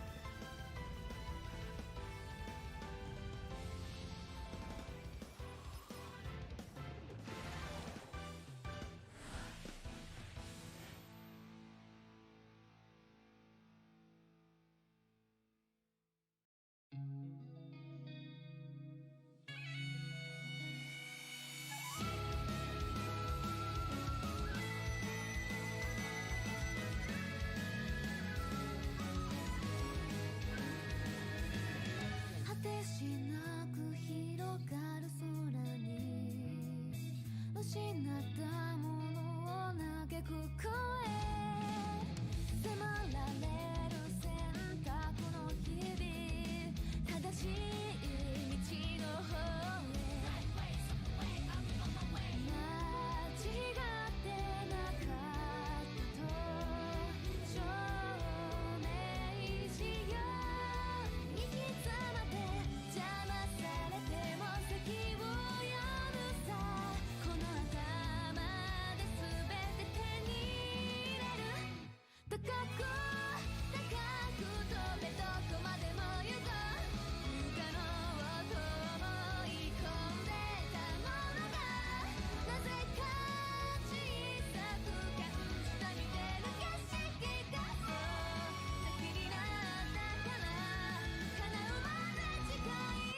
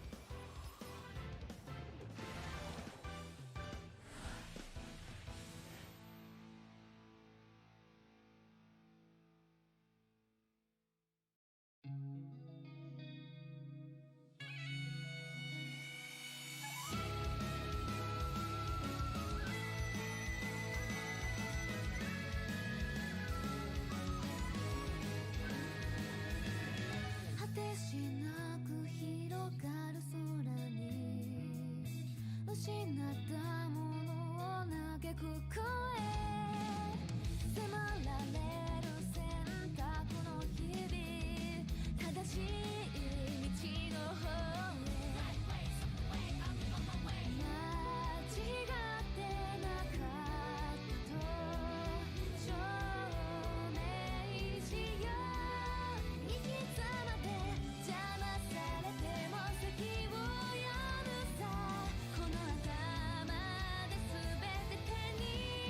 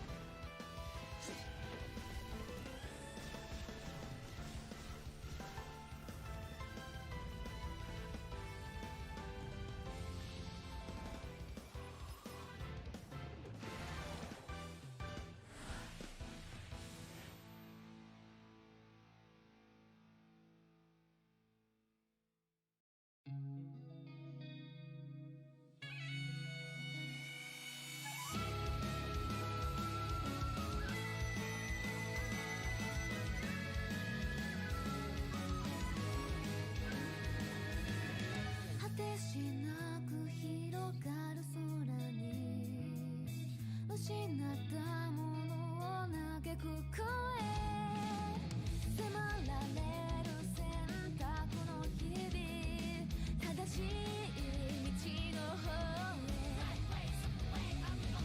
間違ってなかったと証明しよう行き詰まって邪魔されても席を読むさこの頭で全て手に入れる高く高く飛べどこまでも行こう不可能と思い込んでたものがなぜか小さく感じた見てる景色がそう先になったから叶うまで近い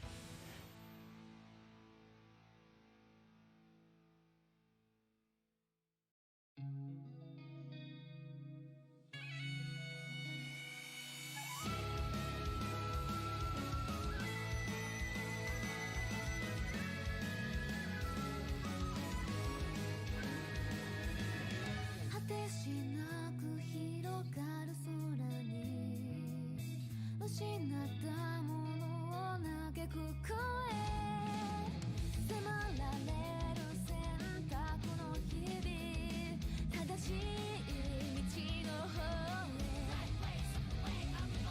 間違ってなかったと証明しよう行き詰まって邪魔されても席を読むさこの頭で全て手に入れる高く高く飛べどこまでも行こう不可能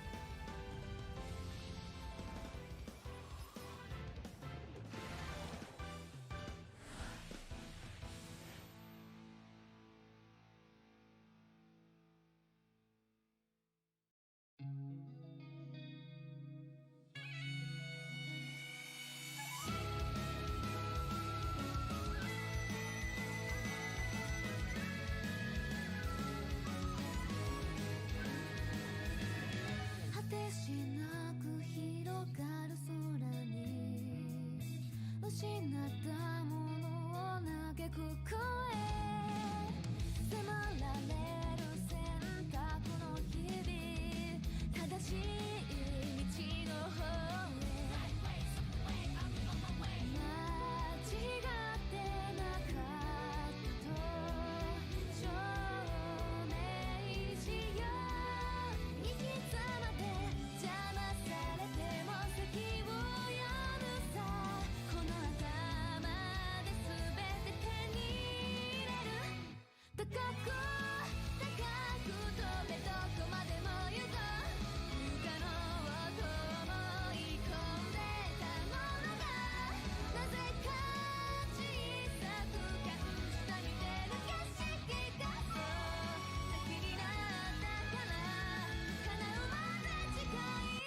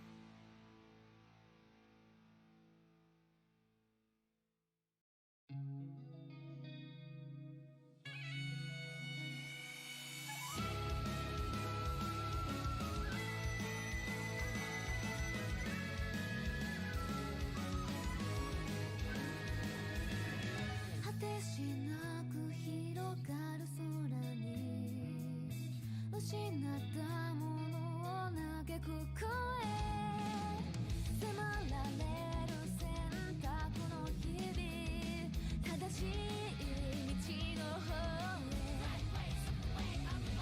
間違ってなかったと証明しよう行き詰まって邪魔されても先を読むさこの頭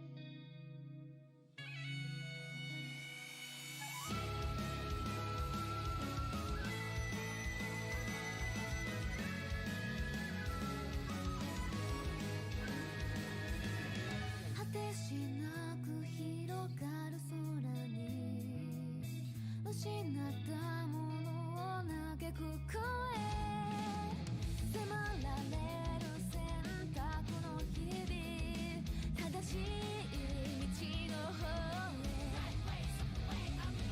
間違ってなかったと証明しよう行き詰まって邪魔されても先を読むさこの頭で全て手に入れる高く高く飛べどこまでも行こう不可能と思い込んでたものがなぜか小さく感じた見てる景色がそう先になったから叶うまで近い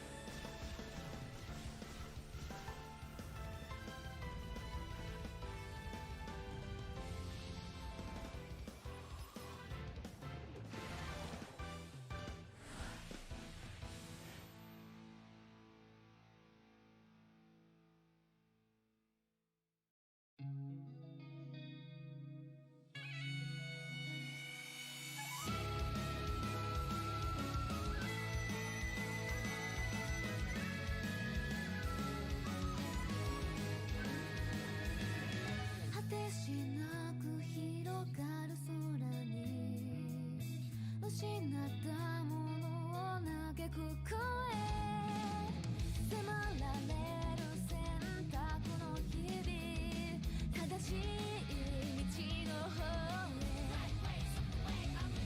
間違ってなかったと証明しよう行き詰まって邪魔されても先を読むさこの頭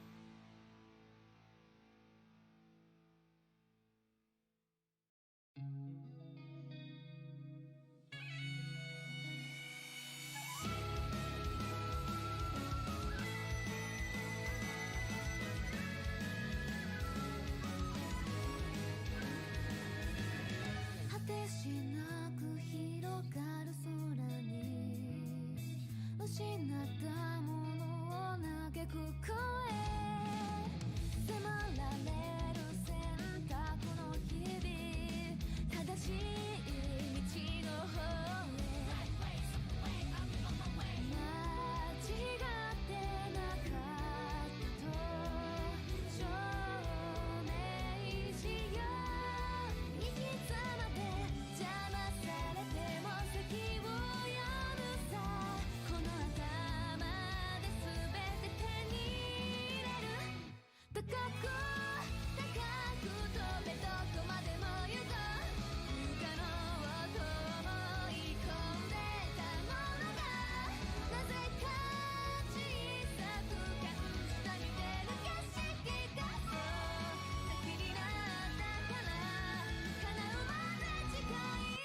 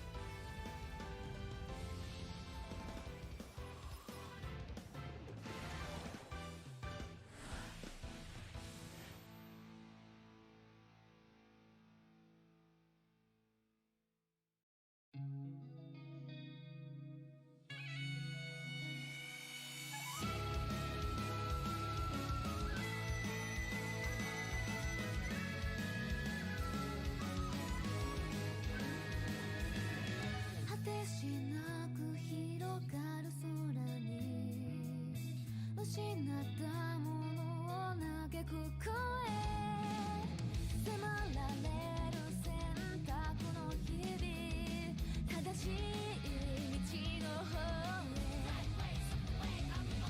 間違ってなかったと証明しよう行き詰まって邪魔されても先を読むさこの頭で全て手に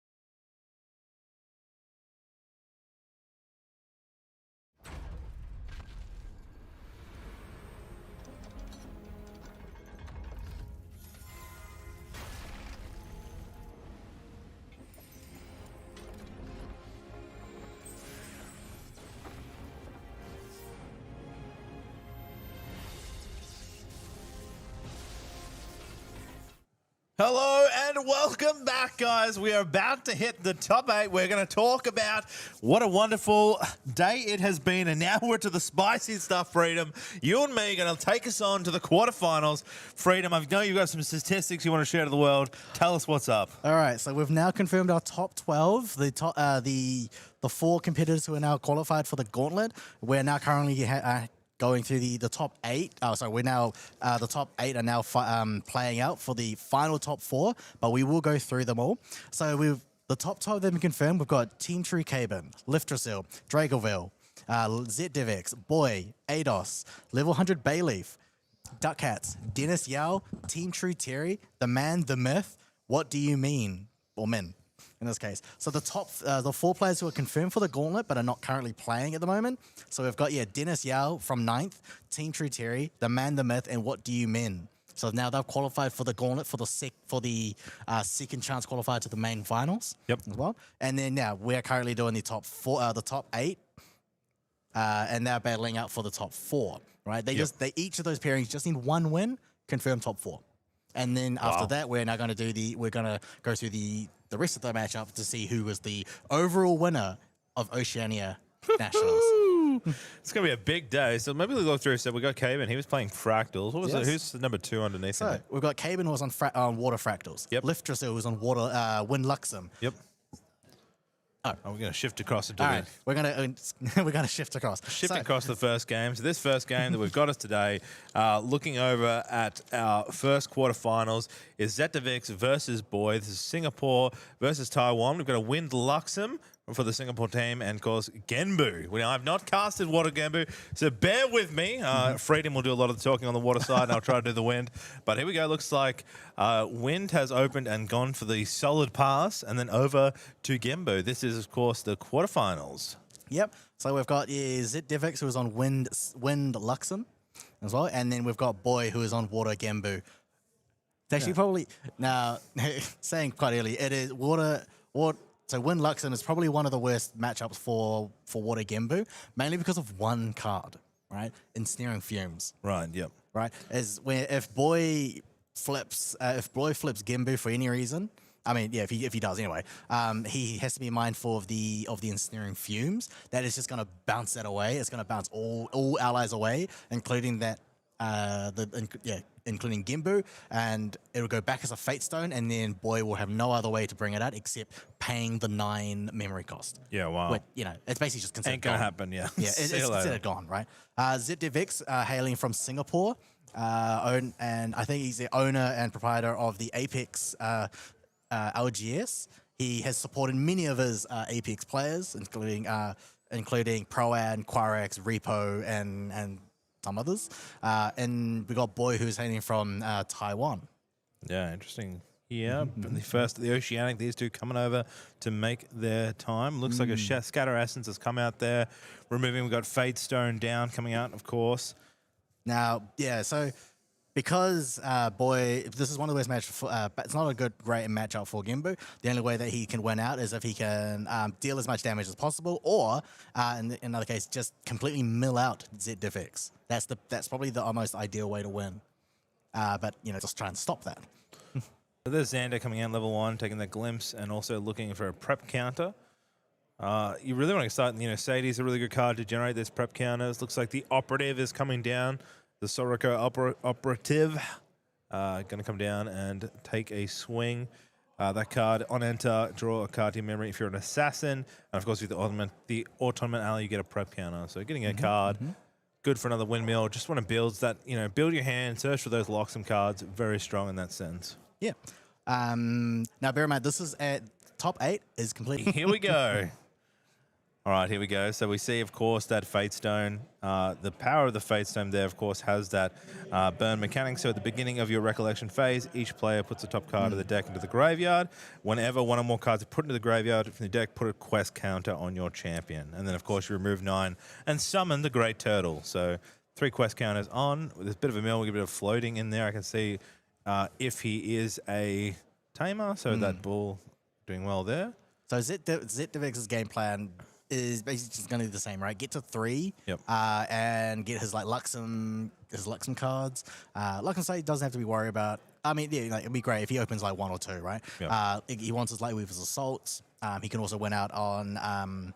Gonna see. Nope, no, none of those. Like, doesn't have like Striking Luminous or anything. It's a very light Luxem package. Yeah. It's only Luxem, Lightweaver's Assault and Luxem Sight. Everything else is just like allies and slice and dice and such. So you saw there we had an imbued fractal coming down, then into the bovine. The bovine's taking a swing, milling some cards, getting some counters, and again now 2 floating in the deck. Then shifted over to Zedivix. He's brought down the Sadie to remove that bovine and builds through. Drew the GCR as well and got a draw. That Scatter Essence has now destroyed that Fractal Array. He's also got the Sadie has killed the Tyson Bovine, which enables Agility 3. So that'll bounce back. That'll return 3 cards from memory into his hand. Very happy. Great turn from Each Zedivix. player mills there using the prereq from Stone. Counter goes on, pops the GCR. This is now in prereq. Going to play Lost in Thought. Now the question is, yes, unfortunately there it is. He has an Ensnaring Fumes in hand from Zedivix. So if that Gembu comes down or any other allies come down, everything's going to go. Sea Strike Diver going through there as well. There's the ringleader getting banished to draw a card.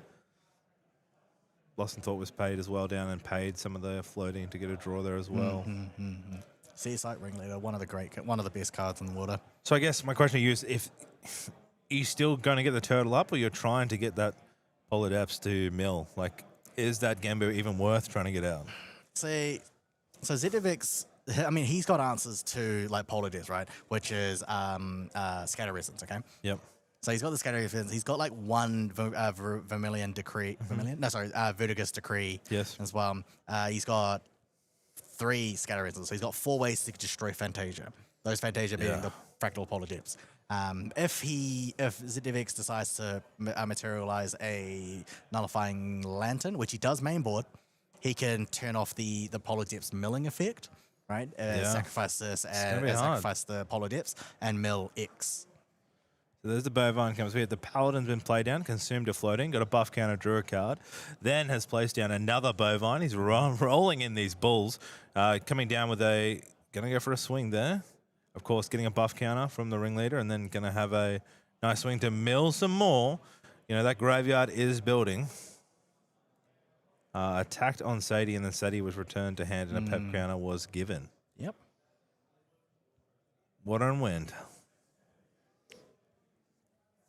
I think too, it's like, hey, do you really need to rush level here on Zedivix? Like, are you just going to try and just go for as much influence gain first, and then if you have to, you're going to level? I think he's fine where he is. If he wants to level, he can go to...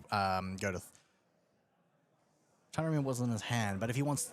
I think he's fine here. Yeah. He can just... This is material right now. Looking. This is materializing now, yes. He's got his Power Source, he's got his backup charter done, he's got his GCR done. Got Blinding Orb looking at. What can he go here? I mean, he's got the Ripper as well, or Tariff. Maybe he brings up the Null early. He doesn't need the Null because, like, I think he's fine without the Null for now anyway, because he's not going to use the graveyard here. Blinding Orb? Okay, Blinding Orb. Interesting. Using the Scatter Essence, which is great. Has the floating as well. Not only slowing down the water, but using it for that free floating. Oh, how many Luxem cards does he have in his hand already? He's got a Luxem Sight. Wow, already instantly paying to banish cards. I mean, that's pretty smart. That means that Boy won't have any interactions. He had 5 cards in hand. Now he's down to 3. 3. This early, though? What does he think he's afraid of to try and play down? Mercblade coming out. Okay.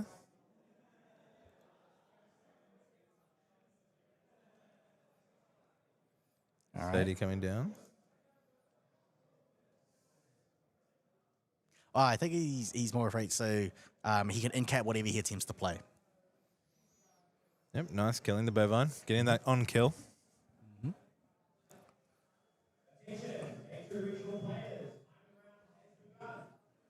Counting through, sort of as very... thinks about his steps, takes the time. That's 6 counters now for Gembu. Matter really is he didn't want to lose that Sadie pressure, so he used the Blinding Orb to make sure he got Agility 3. Oh, look at that influence from Zedivix. Yeah, that's insane. Already a few Luxems I can see there. I think I've seen a Sight and I've seen a Light Weaver's Assault. We've seen a Luxem. He's got the DG. there's a Got the Reclaim there, yeah. Snaring Fumes. That's 2 Light Weaver's Assault in his hand. Oh, just as we get the handy cam, he decides to flip them over. That's 11. It's like 11. cam in the sky every It's got turn. 11 cards in hand. Right, going for the level up here. Gonna use 2 floating. Goes to the Blessed Scion. So that's a, you may put 2 counters on Gale if you don't draw a card, and of course the lineage release to negate. Oof, losing a Polar Depths to mill. That's tough, but also losing an Ensnaring Fumes on the other side. So the Ringleader again getting played by 2 to banish, draw a card, and the next ally gets a buff onto it. Works really well with the Bovine. Looks like I got a bunch of Fracturize in hand. Right. Good bit of a mill situation here. Another stone as well. I can see a Conniving Plans in hand just there. I think he's going to put down another... Pelagic Fate Stone. Yes, he wants the Polar Depths. For the first Fractal Polar Depths, this is a big win card, of course, here. You sacrifice this and the target player puts X cards from their graveyard into how many water cards are in your graveyard. So a really good way to either double mill. Now we know, I think we've seen 2 Scatter Actions played so far, or 3. Like they are diminishing the numbers and being more aggressive to hopefully say it's going to be on the board for a long time and just preparing for that time. Now, you think ZFX? I don't think I've seen in his head if he's got any like another scatterings or anything. If he wants to destroy the Fractal Polar Depths, if he plays the Lantern, he goes level 2. He's going to go straight to level 2. He's not worried about the Polar Depths yet. Not enough cards in the graveyard to matter. Snaring Fume is floating. Wow. Now I learn. I did not know that. So he's now returned. He's returned the Incapacitate using the level 2 effect of Xander. It's going to be a definitely useful card to be played, of course. Negate a target activation will definitely help you. A stronger way more people play to that assassin style. It's a very good negate. 7 counters on the mage there. 3 Sadies has 3 Sadies in hand. I mean, if you've got half the deck, you're going to be able to hit one. Looks like a DG as well. Is DG going to come down? Yes, it is. Says, I'm going to level 3. All right, this is where the Luxem happens. Let's start revealing. Magic happens. You said, like, the problem with this deck, they're both slow decks, and then the win con of ZFX is that he's going to start easily drawing, and there's nothing much that can happen with Gemba. You know, that mill is really what you said. The mill is the only win con here. Like, you can just hold for that Gemba. I mean, misplay, but usually there's so many cards in hand that you're going to be able to counter. You know, it's not like the Fractal deck where Glimmering Refusal has a huge negate cost. Yeah. You're running probably maybe a Frostbind, or your negates are quite low. Every negate that's in Boy's hand is going to cost 2. So ZDVX can pay the cost. Actually, doesn't even run. Looking at this, I can only see Cerulean Decree. There's 4 of those. Yeah. And also 1 Song of Frost, I guess, which stops an attack, but not really. I mean, it's truly, it's basically down to personal preference. If you like Cerulean Decree, Frostbinds, or Tidal Lock, right? It's nice to have that kind of 5-6 number of cards of negates. So you usually go like 4 decrees and maybe 2 Tidal Locks or something like that. Some people don't like a bit more, some people less.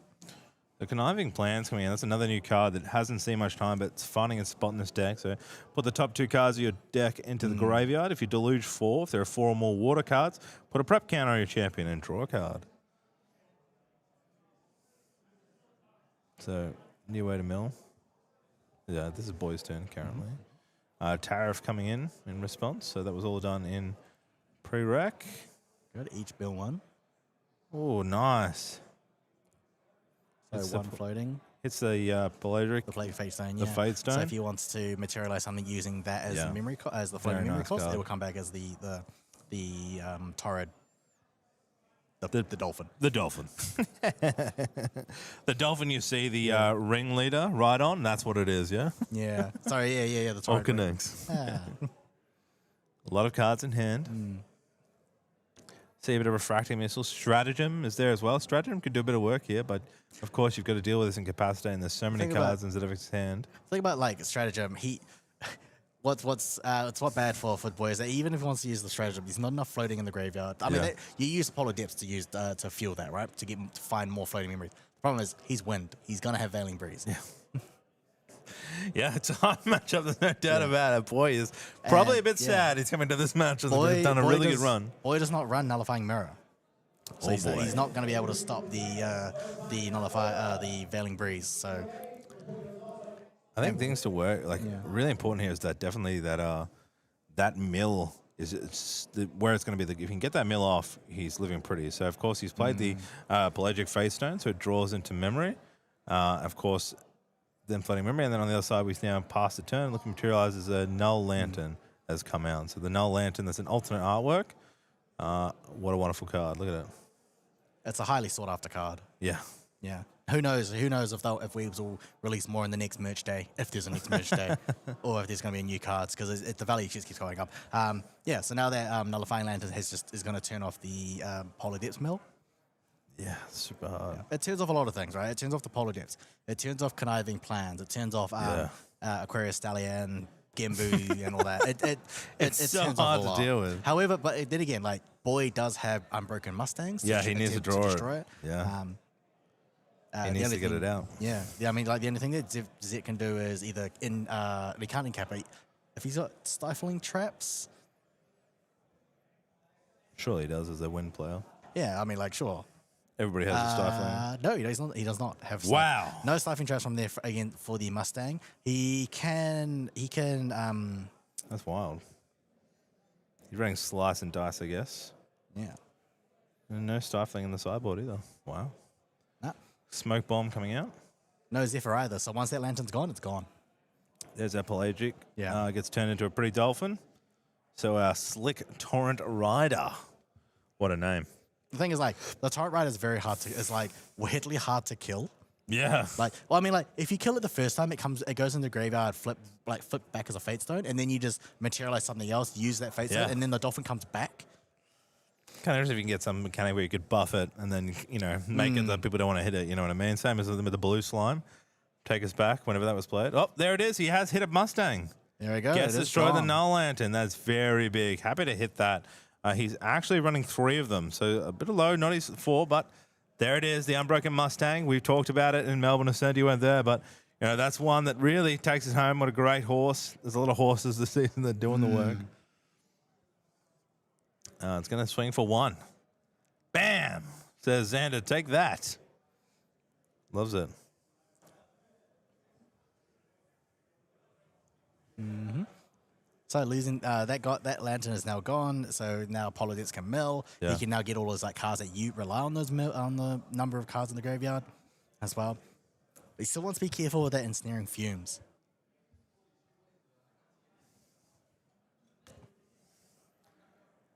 Holy, look at the size of these dice. My God, so we're at 11 counters right now for Gembu. Could summon. Probably doesn't want to. Doesn't want to lose it to a snare. I guess you want enough cards that if a snaring comes in, you can kind of stop and negate it. And you definitely need to be careful. Looks like passive turn going. So, looks like counting cards in hand. Now we're going to return. Looks like to wake up Sadie with a bit of response time. Pre-rec. Yep, bouncing back Sadie. Bouncing Sadie. Thank you. I'll get a counter. Safeguard maybe? No, going the Ripper. That's where you want 4, right? 4 is the perfect number for Assassin. You want one for the Ripper to buff up its power, and then 3 for the Slice and Dice. Damn. Slice and Dice, what a wonderful card. Looks like maybe in a response window here from Boy. He's having a look. Because that's straight. That with the Assassin Ripper, that's 15 damage total. Oh, looks like reveal is happening. 3 Lightweaver assaults. God, we hit the jackpot here. Woo! Zadovic's in a nice position. Get ready to feel the pain. He said the Ripper's not the only thing I have in my pocket. All right, looks like some cards are being played down here. But so it recovers 3, goes down to 0. Dealing 3 instances of 2, going straight to Boy. Yep, so 6 damage to face. Tariffing is being played in resolve. Because he knows the Slice and Dice is now coming because of the Assassin's Ripper. And 2 4 cards are placed down on reveal. Is that correct? Because it was 4 Luxon. Yes. And so the player has to 4 play locks them, 4. so basically. But like you can see it in Boy's hand, he's still got plenty of cards in hand. Crazy influence from both players. Yeah. I'm going to slice and dice now. I feel like the damage is nice. Yeah.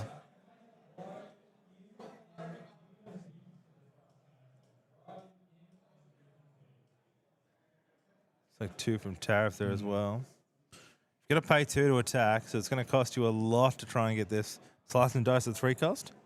So 5 to be able to slice? 2 cost? Okay, so 4 to try and get the attack to come through. Not too bad.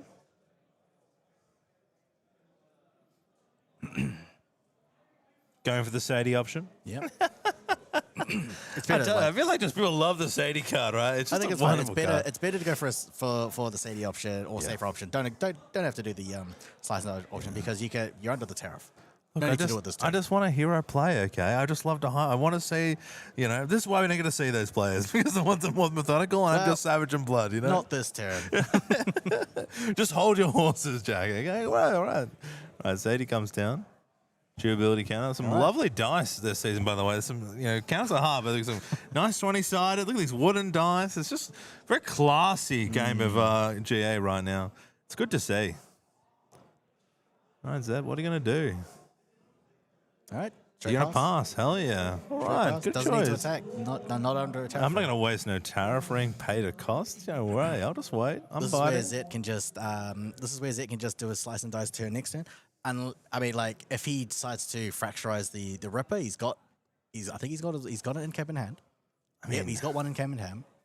He's got 2 Veiling Breezes. Yeah. I guess the worry here for me, like, you don't have Null Lantern now, so that Polar Depths, if you don't scatter Essence, a second Polar does it to himself, double the Grave. You might have a big mill here coming up. Like, then you could actually add the Gembu. Like you say, you're going to pay, how much is Ensnaring Fumes cost-wise? It costs 4, I believe. Yeah, it's quite large. It's not a simple, play down. No, sorry, it costs 5. Yeah, so it it costs costs 5 5, but costs, however, yeah. there is an alternate activation. You can instead remove 3 preparation counters. Well, which you are at 4, which is good. So that's what those counters are building for, and hopefully will be used. So there's a lot of stuff still on the board. Gembu is not out. So we're just going to see what happens. Looks like a mill there, getting some primordial rituals, which is nice. There's some good floating. Looks like going to Recollection Step. God, look at all these counters. So he's got 11? Is that 11 quest counters? Yeah, That's more than you need. Yeah, he's just building to the next game, so he gets a free Gembu low turn 1. Huh, if only it worked that way. I haven't completed my quest. Please, let me start again. Ooh, tapping. I think so. Resting there, the Polar. Going to pay. I thought he was going to rest and use it, but just using it to pay. What are you doing? Ooh, choosing to unrest. Okay. Didn't like that decision. He's still thinking. Still thinking. I mean, your situation is you either need to, you need to try and clear the board. I mean, you've got Dungeon Guide. You're kind of staying through. You know you're going to have to get a big Lux, and you've seen 3 Lightweavers. So you know that damage is coming. So it's like, how much do I put down? Because I probably have to try and heal through or negate some damage. All right, resting again, Polar. I see a Cerulean Decree in there as well.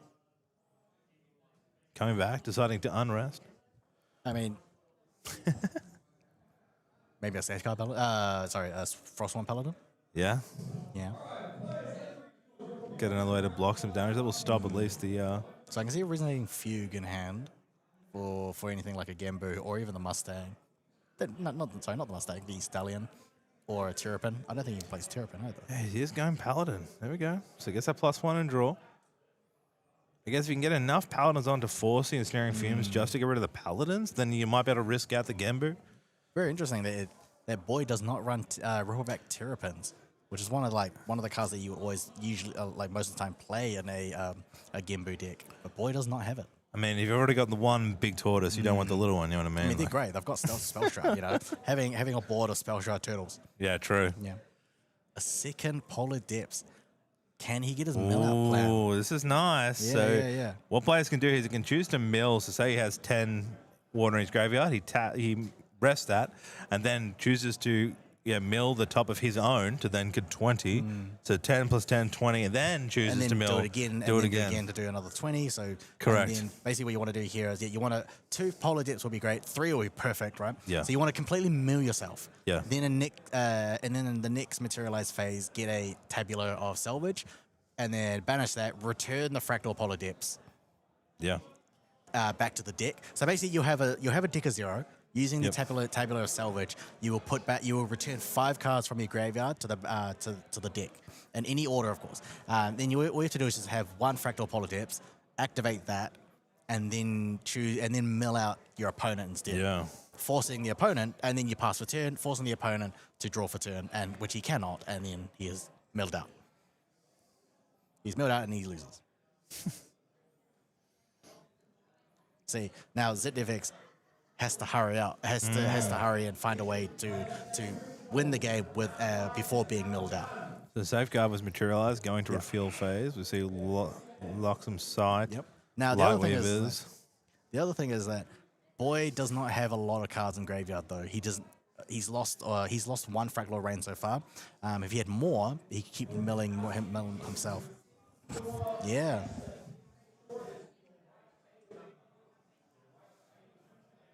So 5 cards coming down from the memory. It's huge.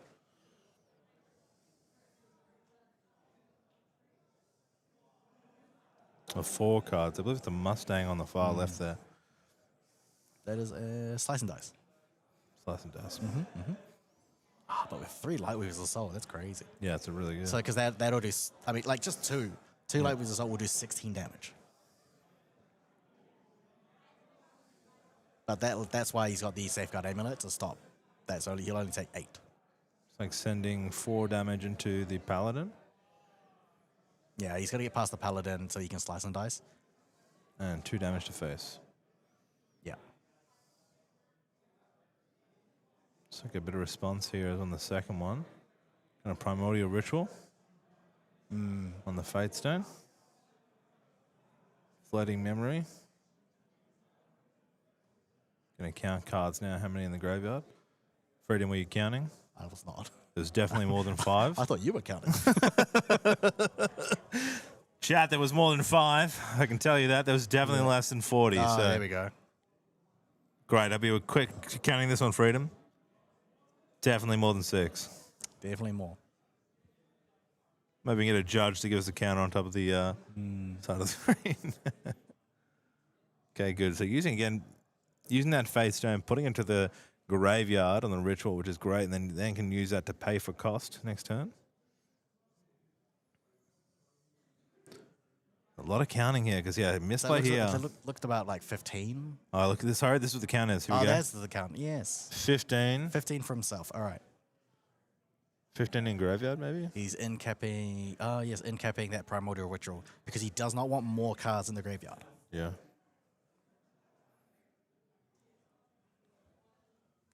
So if he's currently on 15, no, he's actually now on, including the face zone, that'll be 15. So he'll move that, he'll mill another 15, which puts him to 30, and then he's going to mill the other 30, which puts him 30. So he'll be milling 45. He could potentially just mill 45 from that. That could be his full deck, judging from all that, and then he can get the tabular. However, Boy might not be able to even get that chance.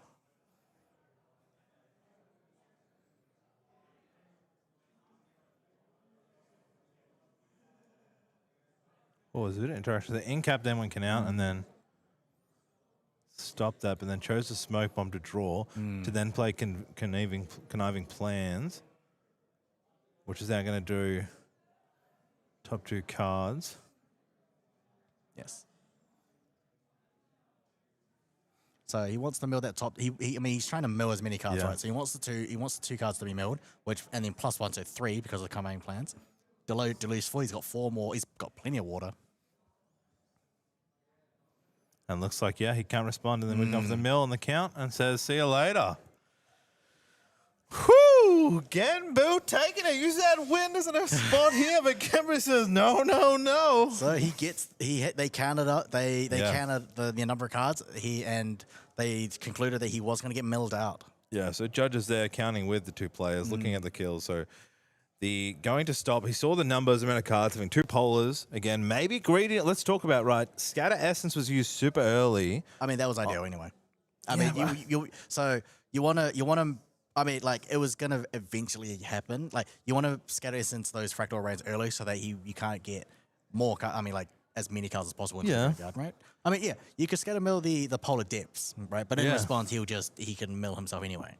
But if you get him out earlier, maybe he plays him later. You know what I mean? Fair, Like maybe yes, he can say, well, if you go to Scatter Essence, I'll just pay it now. But if he pays it now, it's not coming to those key moments. It's not the exact mill you want, or isn't large enough where you can play around. You know. Maybe or maybe not. They're just situations of when the game can choose. So we can see there, of course, in that interaction of cards, he tried to incap to stop the mill coming out. From the Primordial Ritual, yeah. From the Primordial Ritual. However, instead of that, chose the Smoke Bomb, used the Smoke Bomb to draw again to play Conniving Plans and get the mill that he wanted. And then on response, boom, boom, I'm going to play my Polar Depths and I'm going to mill you out. And I think, that's where they calculate, like, so when Zitavix counted his deck, that was the exact number to be milled out. Just because the game, when you're playing Grand Archive, instead of just counting the 8 cards in your hand and the glimpsing 3, you also need to count the exact cards in your deck, in your graveyard, and in the other person's deck, because sometimes people just like a little bit of pain. So one sneaky thing you can do with sideboards here. So one thing that people can do is just to sideboard all their main cards into the main deck. Oh, Give that yourself is some spice. Give yourself maybe like 75 cards in your main deck. Yeah, I wonder if that will happen. Is that a thing? That's a cool strategy. I've heard a friend of mine has done it. Right, he put all his sideboard cards in. Yeah. His opponent didn't count how many cards were remaining in his main deck, and then attempted to Ravaging Finalium, and he milled X amount. And then he counted. He had like a few left because he put 15 additional cards. Because people playing at home, always count your opponent's cards. Okay, so ask them to count. Always ask to count. Otherwise, let's look over the sideboards here. Like, We'll go for Boy. We want to look at Boy's sideboard. So, what do you think, Boy? So, Boy's got in here. Sorry, I'm just trying to get my little. That's fine. So, Boy in his sideboard, he's got. He can use like Crystallized Destiny if he's quite worried about those slice and dice turns, right? It would prevent just the first hit, or you could do it on the second, I think. Yes, because that additional, you can do it on the first hit or the second hit, not both. Yeah. As well. Expelled by there are no fracturizers. There are no Fantasias. Extricating Touch, just to get extricating Touch is great to get rid of any Luxem cards that are in the memory. If he can guess correctly, because it's hand or memory, right? I mean, it happened the other day. Yeah. Song of Frost to stop any of those slice and dice turns. Staggering Strike is basically what you want. Yeah. That is the great anti-assassin card. That's crazy. That's even in here now. Like, since a true sight on champion hit, remove 3 prep counters. That's going to be good for those ensuring fumes you were talking about earlier. Where to great. remove. I mean, it'd be really good. Because, you want to finish with, slice and dice. Slice and dice is a great finisher move as well. So you want to stop that. But you need 3 prep counters for it to do the big damage, right? Now, on Zitavix's side, so... Art of War. Art of War is, I mean, if there's an idea there, it was great. Cleanser Reunion is a good one. You want to get rid of cards from the graveyard. From the graveyard, yeah. So in response of that exact mill, I could play that to fast response and say, you could. Now I'm going to make you short 6 and your counters off. You could. I like that card. That's Cleanser. I'd love to see that Cleanser Reunion mechanic come in. Of course, again, with the Crystallized Destiny is an interesting card that gets played against the negate, so stops damage, but I think it will be played. Heavenly Guide, probably not played, but I'd love to see it in some competitive scene. 2 Way of Pieces. I don't think it's going to be played as much. No, he's not worried. I mean, would you play it just for a heal? I don't think there's any time you can play it for the draw. I think it's played for the heal, because Zitavix doesn't have a way. Yeah. Yeah, fractals or anything on the. I mean, there are no fractals or anything like that to play. Yeah. You can of course, suppress it and then just pre-recollection. So play the. You can activate the Zang Gel, put it on the board first, right? Yeah. Then next turn you can suppress it in some way. So in this case, it would be something like Vertigo's Decree. He's only got 1, so it's not gonna do much. Anyway, so you would suppress it, and then you just pass turn, recollect, pass turn, comes down, 0 cards of memory, and then draw 2. That's cool. That just wastes. I mean, they use the whole turn though. Yeah. It's like Windmill Engineer. So ZFX is going, opting to go first here. Windmill's coming out, so taking the draw. Gets that memory cost. Of course, imbued a Surveil the Winds and...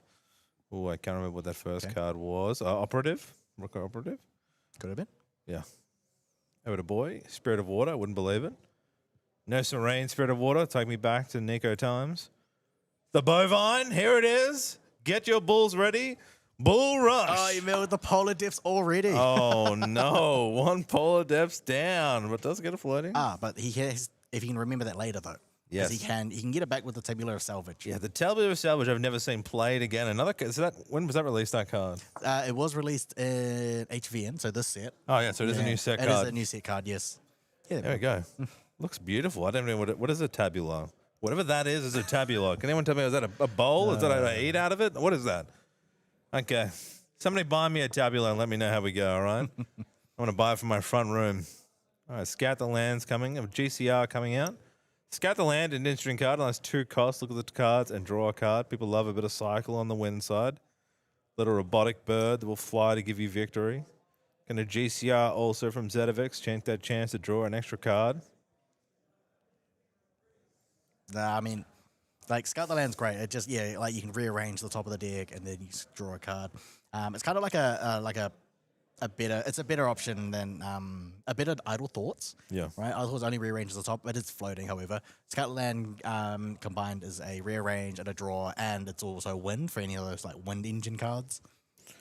You wouldn't believe it. The Blood Harvesters come onto the field, take some blood, and then already relatively be returned back to get that prep cannon. We'll see what's done. Right. Fate Stone coming out. Looks like materialized to level 1. Let's start the mill train. So he's got the Sadie down. So he's not, I mean, like, Sadie's just great, solid 2 damage, and then you can try and bounce it whenever you, trying to return it back to hand whenever you can. Hopefully you don't get caught out, though, and get it killed in response to the return. Right. Fairy Wisp is always one of those tried and true cards. Just look at the top, glimpse 3, find a win card, reveal that, and then, like, rearrange things, right? Yeah, and he's trying to rearrange here because he's going to draw off the green, which is the Fairy Whispers. And then he also wants to double Fairy Whispers, but he also wants to make sure there's going to be the double mill. So he wants to work out what he can keep and what he can mill and what can go to the bottom. Fumes, Reclaim, and a windmill. He's putting all 3 at the top. There you go. And there, the Reclaim gets milled. Perfect. Yeah, perfect. That is a great response play from ZFX. Using the knowledge of, well, hey, you mill for floating? I'm going to mill for floating. Thanks, man. You're the best. I think that's one thing you can do against that, like a mill that you know is happening. Yeah. Try and rearrange the top of your deck so that card is going to be milled and it's going to be the floating. Yeah. You want a card that goes down. You can even mill like a Luxem card as well, and then when you go level 2, get it back. Yeah, it's like death of 1,000 cards. Those little wins you need to take. So what advantage can help? It looks down the Paladin. Frostworn is always making an appearance, getting that chance to take that Bovine out, get a +1 and draw, keeping your influence high by making a 3/4 wall for you. So I'd be pretty happy with that. Looks like passive turn here. Looks like 5 cards in hand. Reclaim is being pushed. Xander coming out. He's going to glimpse 2 and get a prep counter. There it is.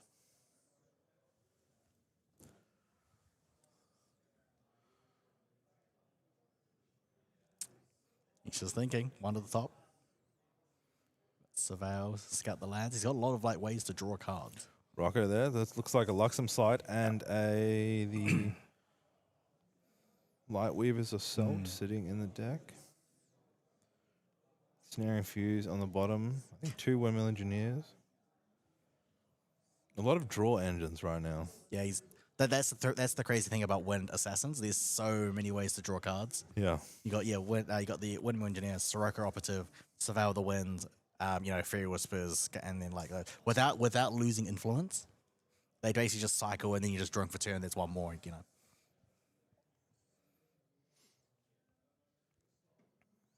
All right, materializing the Mercenary Blade.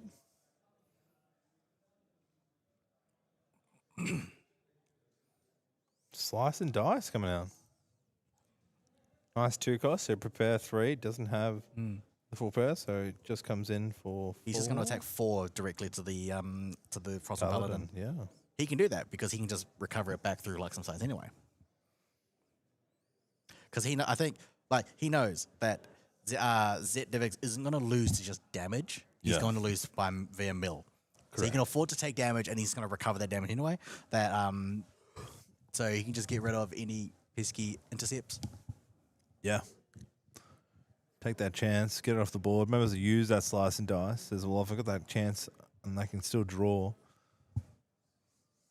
Look at the response here. I'm sure an attack card. What could he do here in response onto the Paladin? Maybe a Primordial Ritual to get the...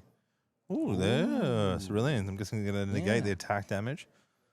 So, -3 to target unit and probably draw one into memory. You always want to draw one to memory. It always goes neutral. So he's shown Conniving Plans, Primordial Ritual, and the Seaside Ringleader. Nice. Says, no, you're not killing my Paladin. Sorry, mate. Try again. Yep, no one kept on that one. There's still one more damage placed on that because it was 1 from the Mech Blade and 3 from Slice. So 1 damage is on our Paladin. He can still attempt to kill it. Yeah.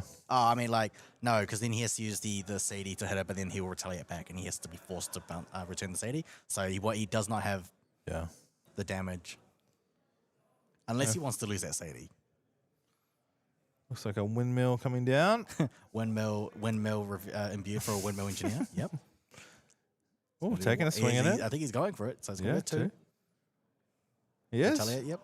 Maybe he's drawing another So, CD. yeah, so he did. He was just going to lose that CD. I'm pretty sure there was another CD on top or something. Could be. It's always a CD, you know. Just got to believe. Agility 3 still coming in, so he gets back to his hand. I mean, I think that was a fair trade. Yeah. It's just showing that a boy 2 cards. Shifting up and down. I'd hate to be a judge right now to make sure what's going on with these hands. Are they just going up and down and shifting? GCR now coming out. Gonna pop that GCR. Floating Memory, I think, was fast play just then.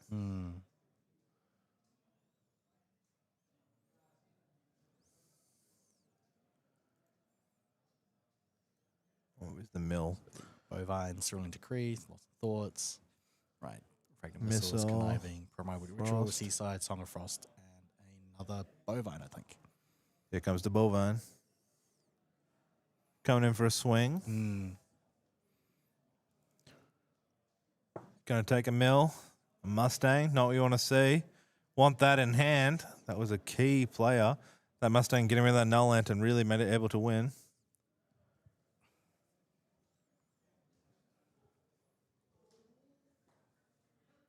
Looks like a pass turn, 3 cards down. That's okay. I'm happy. I'm just going to slowly build. No, Water tends to just play 1 card per turn. Yeah. Just a leaking faucet. You know what I mean? 1 drip at a time. The backup charger. Oh, what a card. Give me that draw. Paying 3 down. Pre-rack. Going to ban it. Oh, no. Okay. Shame on me. Calling that out. Surveil the Winds instead. Going to get a prep and draw a card. Then it's going to pay the 3 and then get the Power Stone, draw a card. Going to get a Recollect and then draw for turn. Yes, draw, draw, draw. I'm playing Wind on my engineers to draw. I had a glimpse there second, a bit of Incapacitate, a Sneering Fumes, Reclaim. There's another Surveil and a Fairy Whispers. I think we've seen a lot of Fairy Whispers here. I think you're going to go for another Surveil, surely. No, Rococo. No, he goes for the Sirocco Operative. There he is.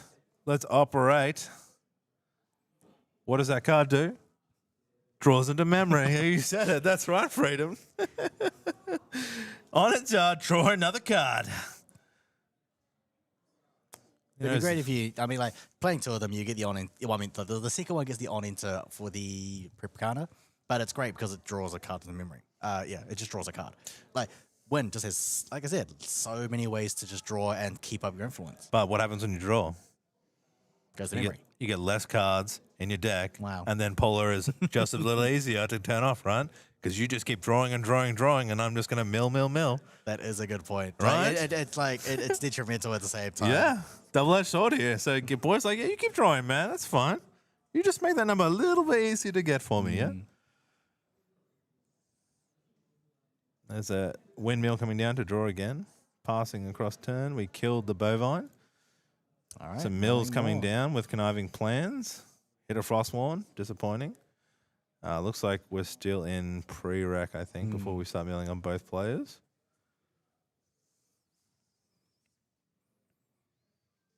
Counting here for material. Tengu coming out. Right, trigger. Looks like Each we're- mill 1. Yep. Here's the H-Mill 1. Nice, hitting the Fate Stone, so being able to bring that in next turn. Fate Stone. Veiling Breeze, not as nice for Zedivac. He says, I ain't happy with you. Goes in for that Recollect. Crazy influence on both sides.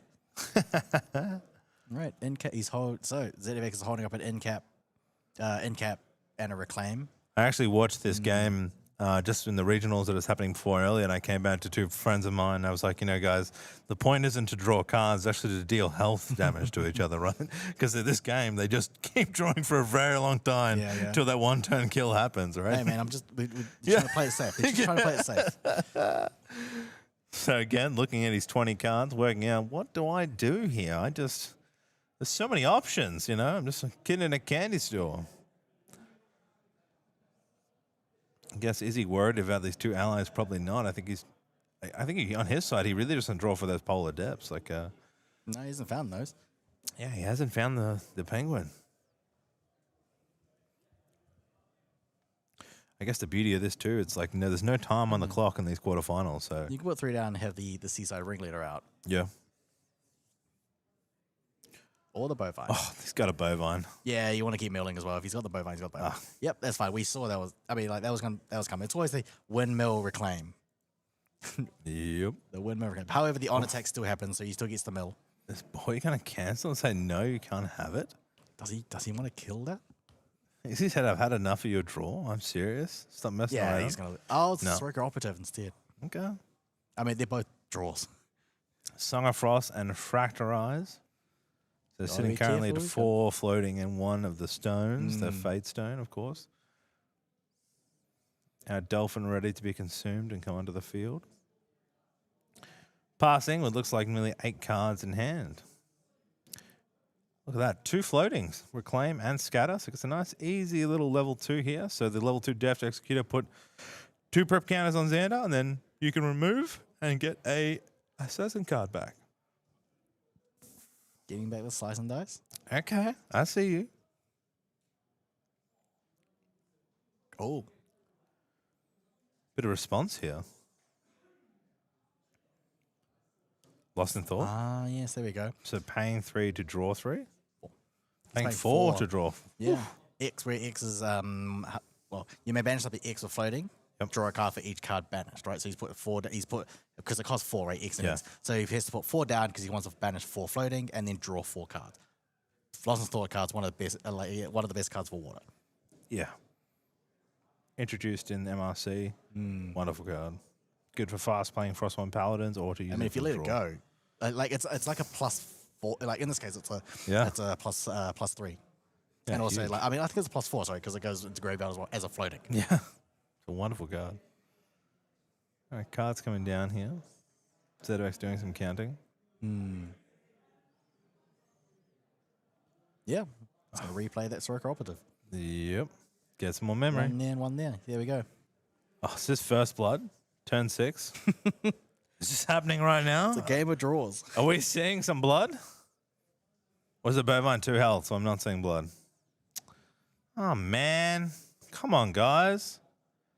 Let's count the graveyard. I think that's 11. It could be 12. Freedom, come on. You're the counter. 11.5. Well, let's see if he added those extra cards, making it a little bit harder for Boy to get the kill. Okay, a bit of looking, bit of fiddling. Looks like a passive turn maybe have come around here. It has, so pass turn. Gone for the level up here. Has one there Fate we Stone go. and has a floating. So, boom. We're going to go to level 2 here. Of course, you get the 2 quest counters if you'd like. If you don't, you get to draw a card. Really works well with water. Seems he's been no rush to get Gambu out. So, but it's drawing the counters. There we go. So, choosing that. Again, Milton Bill's another Fate Stone. Great. We see the Tauren Rider coming onto the field, that little dolphin. The Torrent Rider is great for another mill. It's just another mill source. Like you're just trying to get Gimbu as possible. He's already on 9 counters, so you can flip Gimbu if he wants. But he knows he can't flip it because the ensuing frames is the thing. Looks like Veil of the Winds got milled there on the other side. Oh yeah. Disappointing card to lose. 1 less draw. Yeah, that's right.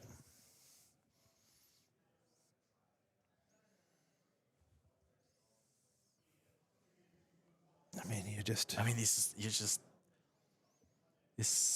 got so many things to do. I think it's Yeah. it's what optimal way I can keep milling. He just needs to cycle until he finds Polar. That's what he wants to do. One thing you could do is just play allies and just force the ensnaring fumes. Yeah. You know, Build your board. build the board of allies and just force Whew. the Okay. ensnaring fumes.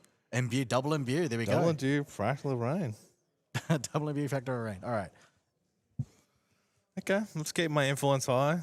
Again, that's 2 mills on the start of turn as well. Here's the option. At beginning of recollection, you can choose to mill a card. Puts down six cards, and he still has 9 left. Yeah. Yeah, Lantern. Yeah, Lantern. Definitely the All Lantern. right, here's Lantern. Rockero is going to go for a swing here. Yep. Oh, we got damage.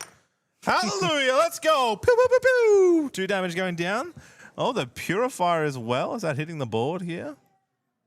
Nice. Yeah, you got to get rid of you just have to get rid of the Fantasia. Yeah. Yep, one gone. Paying it down and then paying the cost, I believe, to tap it, right? Yep. So you on into pay an additional. On into pay an additional 2 Yeah, so if you'd like. Well, lovely art style. I love the colors in that card. All right, 1 less fractal for you, boy. Zedovic's got a few Loxums in hand.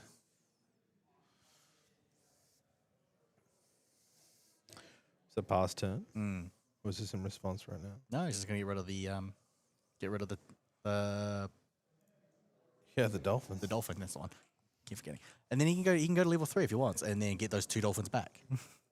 Crazy. Yeah, this is just some crazy stuff here. See, look at that. You see, 2 Yeah. dolphins gone. They come back as double dolphins for more mil. Yeah. Oh my god.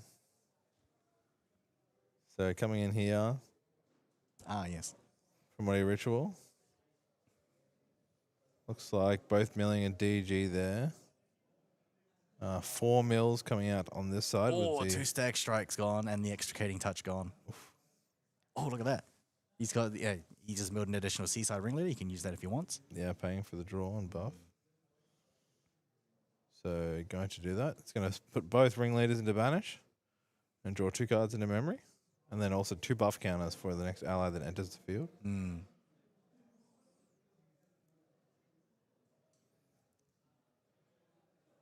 So here, Fractorize, Ringleader. Looks like 2 Blanches. 4 cards coming down. Just being extra careful which ones he wants to put down. That is going to be the Unbroken Mustang. Does he have it? If you're going to put 4 down and that, there we go. Oh, if he has it, I'm hallelujah here for boy. He's He's in trying very to good position. trying to look for it in hand. Oh, there we go. there it is. Yeah. So that's that gone. Zedovic's, oh my God, the Mustang only has 3. He's found 2 of them. He's very happy with that. Now he's just got to find these polar depths.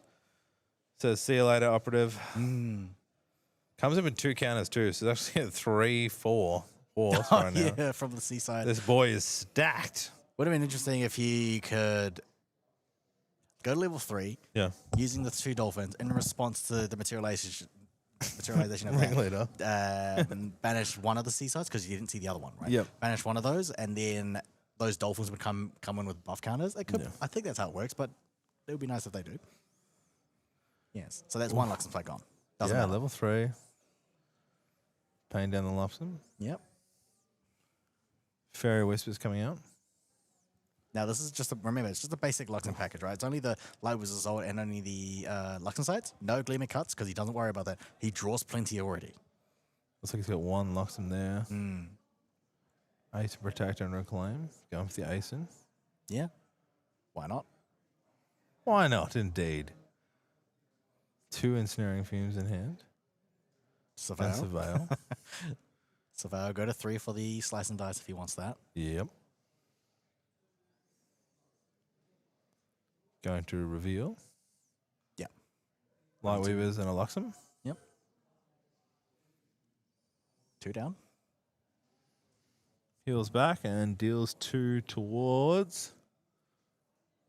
What are you doing, Zedovix? Could be a Mustang. Yeah, 2 to the Mustang. Yeah, 2 to the Mustang, and then you'll hit those 2 with the Purifier and the Windmill Engineer. Good call.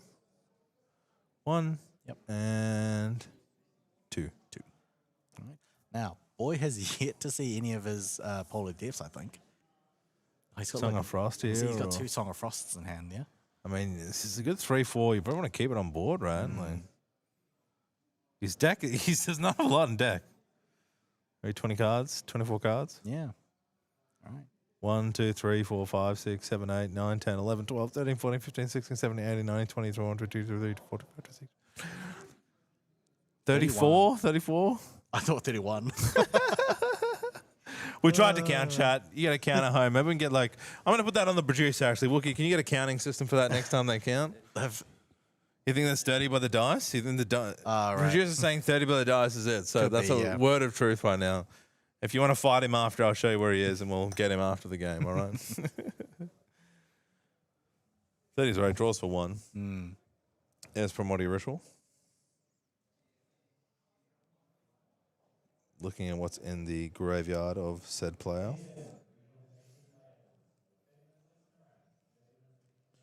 All right. Asen, let's get a wall. Playing down all his Loxum.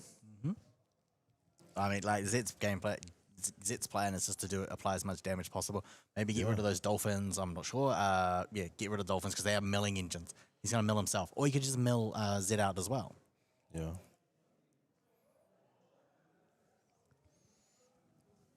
You're in a tough spot here. He hasn't been able to put off the big damage window from both Light Weaver's Assault, just not having enough to go for it and afraid of you need enough cards that you're not going to get negated out. Oh, there we go. Putting more cards down. So yeah, Refractor Missile on that Mystic Purifier. Asen returning the Windmill Engineer. Yep. Dealing 3 to face, going to 6 damage. I think that was smart. Doing Refractor Missile on the Mystic Purifier so that he won't be able to, because he wanted to, I think Zet wanted to return the Purifier so that he could replay it, destroy the Fractal Rain. Yeah. Smoke Bomb coming out. Used that earlier quite well to get the draw. So using that floating memory. You would just use the Smoke Bombs to either for the Ace and Protect, but also it just draws you a card. You want to find cards. He hasn't milled any Polar Depths yet. Oh, that's the one, but I think that was earlier. Oh my god, he just milled another one. Oh, that is the second one. Oh no. I mean, so the other thing is, if he can mill himself out, he can do the just on mills alone. He'll get it back anyway. Yeah, wow. Okay. So it's on a clock itself, is it? We see a Light Weaver's Soul got milled on Zadovex's side. Okay. So that was rough to see for Zadovex. He would not be happy there. How many Light Weavers have we seen from Zets in his hand? We've seen one. Yeah, I think At he's least. at 2 now. Yeah. Blanches, Primordials, Ringleader. Gonna tap and imbue here. Rest it. Ooh. Ooh, extricates. No? Yeah. Nice. This card's good. So excreting touch here. Cost 1 light to activate. Oh, there we go. Get rid of It's that. gonna get Now rid- remember, it is a reveal effect, so he will get those effects though. Correct. So he's going to deal 2 and heal, but Yeah. says, sure, but I'm going to get rid of another Light Weaver. Get rid of those Light Weavers. Get Yeah. rid of them. Because I think you got to get rid of those. That's one win con gone. Yeah. And then he does, and then the other one is, the Slice and Dice win con will be out of the window as well because he's got plenty of Song of Frosts. Yeah. He's got Song of Frost, he's got Cerulean Decree in the deck though, not Boy is he's got playing this two. quite well. Boy is ready to play. Boy's in a good position. He's coming in this quarterfinals. Well, things like no one wants to do anything no one wants to do anything want to be greedy because if he does Slice and Dice, he can do the Gimbu, he can activate the Gimbu, but he fumes it away. But You know what? We've had a lot of war to win, but looking at Gambu, playing Boy right now, I'm loving this deck. The way it's playing right now is so methodical. But I also don't want to see a Gambu Water deck winning another big tournament. Wow. Both of these decks have a very high skill ceiling. Yeah.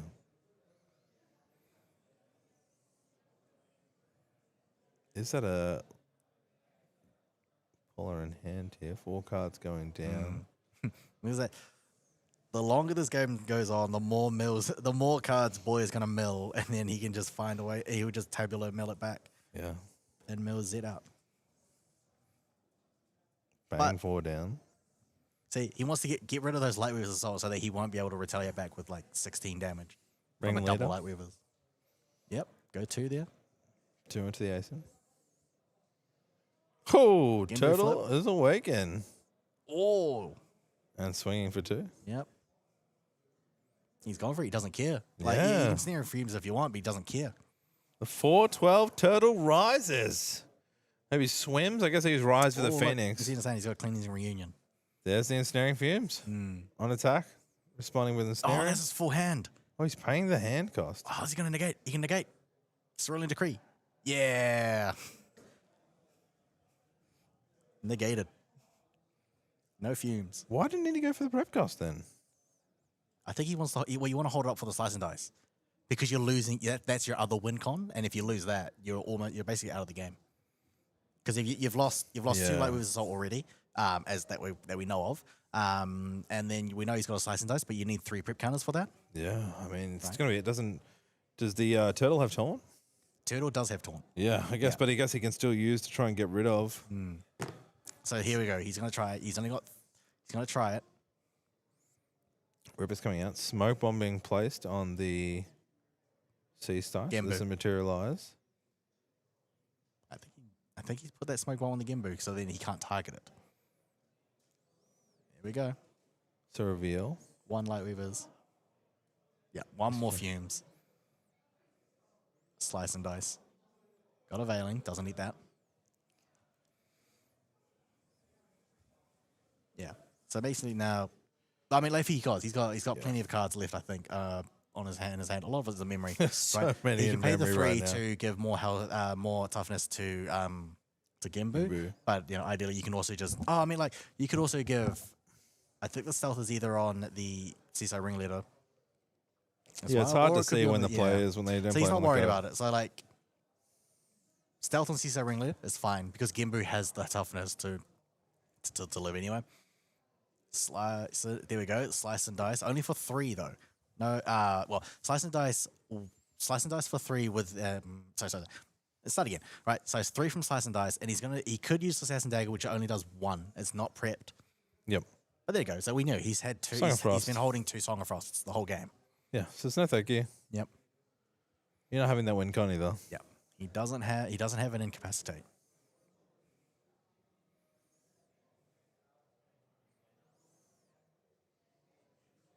Yeah, trying to get that burst through, of course. Nothing in for to be 3. If you can get through, it's 9 damage plus the Arc and Rip. It would have been 11, is that correct? If it had gone through, and then Song of Frost says, no thank you. No attack. Would be 4, then 8 to 12. 12. No, 11. Yeah, you're right. Yeah.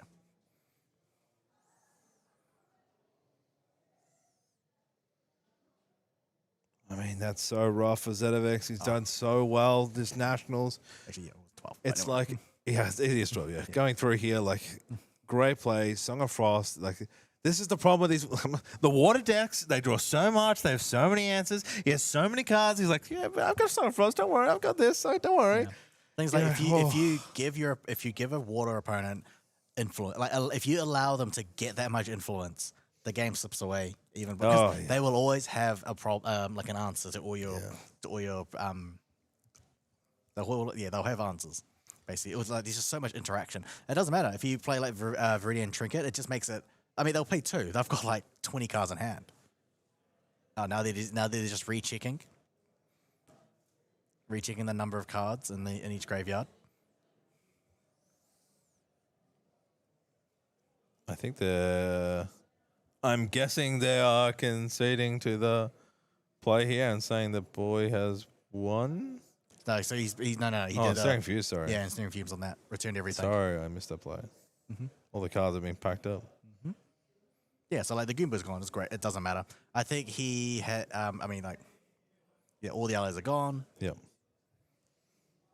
But it's like, when is this Polar Debts coming?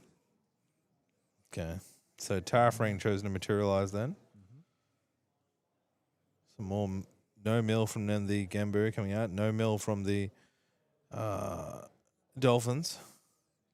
Is that the first Frostform Paladin played this game? No, we had one earlier. Oh, okay. Like way earlier, like 45 minutes ago. All right, Frostworm Paladin is down. Taking the cost there to get the mill. +1. All right, leaving it awake because he doesn't want... There we go. There's Bovine as well. God, just love it. That has to be the 4th Bovine of the game.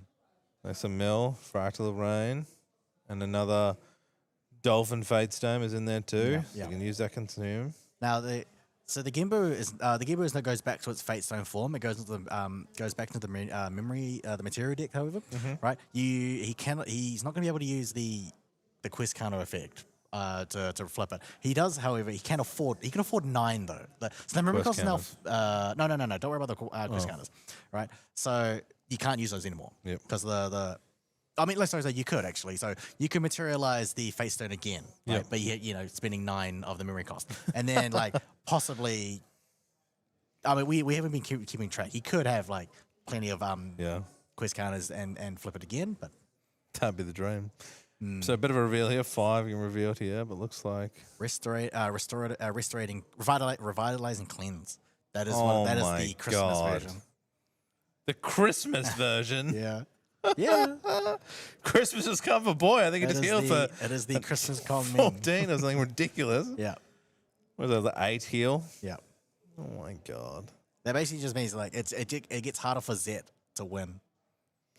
There we go. And then says, okay, I'm going to put my tariff ring on recollection. Make it a thing. I've just healed myself back and Where are drew a these card polar from Light and depths? Cleanse. So he's got 2 more, right? Yeah, I think so. Look at that. He's down to 5 cards. Okay, I think that's basically it. If you can mill those 5 cards, he'll just get the tabular. There we go. Yeah. Zet has basically conceded there because he knows that once those 5 are gone, he can use the tabular of salvage and just get them back. And then he's just going to mill Zedivix out completely. Boy, taking the win, man. 1 hour, he's in the semifinals. What a match. Now, that confirms Boy as one of your top 4, one of the top 4 finalists. Yeah. From OCE.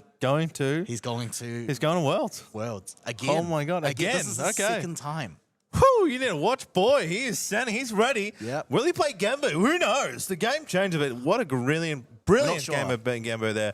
Like, we knew the difficulty of the deck. The Serum Fumes, of course, are weighty as a turtle, but just shows the mill deck. That mill deck has been around and modified and changed and still has so much strength. I mean, at the end of the day, there's interactions you can do, but there's nothing says, sorry, you can't mill me out yet. So those mills, they just keep coming. And like you said, he was like, I'm going to draw some more cards. I'm going to build my influence on the win side. I said, yeah, you keep doing that, buddy. You keep doing it. But what also is interesting, he milled like 55 cards. Yeah. You know, we're down to 5 left, still didn't find. But of course, you talked about that new card that came in that was able to bring out, and then of course bring him back after you fully mill, and the game's over. So had to concede there, unfortunately, for our player. So he's like, boy could have gone. I mean, like, so the easier way is to find those fractal polar deaths and mill it, like mill yourself in large numbers. However, over the course of the game, mill, just like 2 mil, you know, like all those, and just milling it down.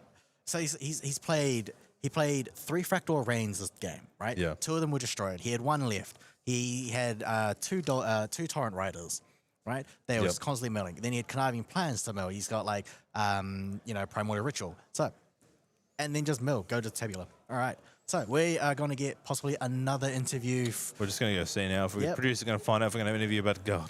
Freedom. This is it. This is the finals. These are the big days. You know, we sit here, we talk, and we yap for hours just to get to this big final set. I mean, some great decks out to here today. I mean, the Gambu deck.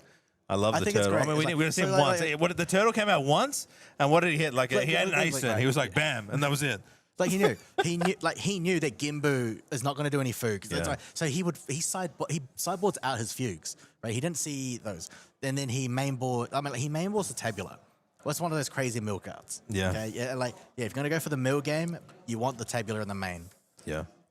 And like you said, those dolphins were so big. Like the dolphin card is so interesting.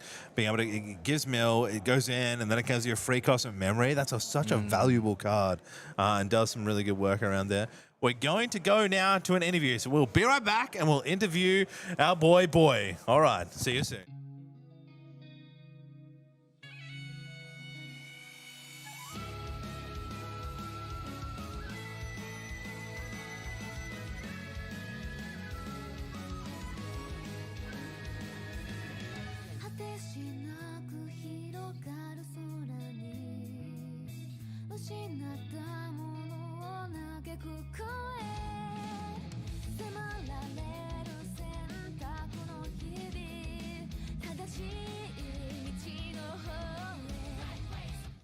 All right, and we're back with boy. Yeah. You've made it to the world stage, my friend. I heard this is the second time. Yeah, I'm sure you're feeling excited. Well done.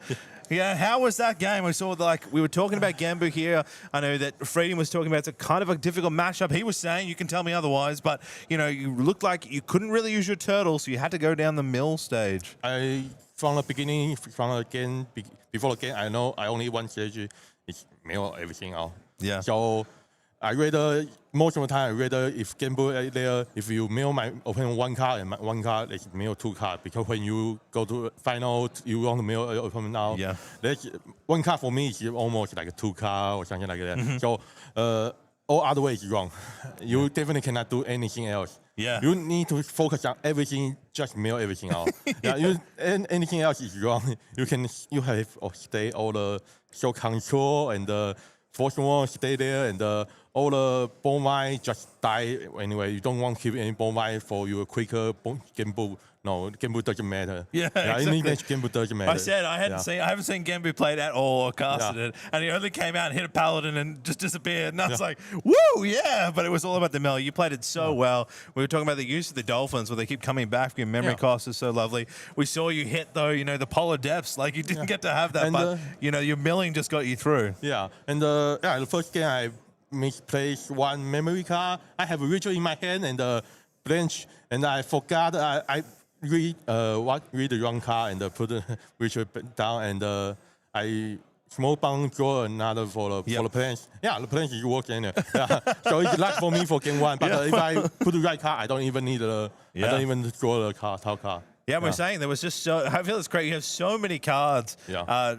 I guess how many? I don't really know what decks you've played in the past, but is this more of a difficult deck? Like, not only are you counting what's in your hand, you have to count like what's in their deck, what's in your deck. Do you find it's a bit complex? Yeah, really complex because you have like 3-way or 4-way to win. Like you can use Gambu and Fuji to win, or you just milling.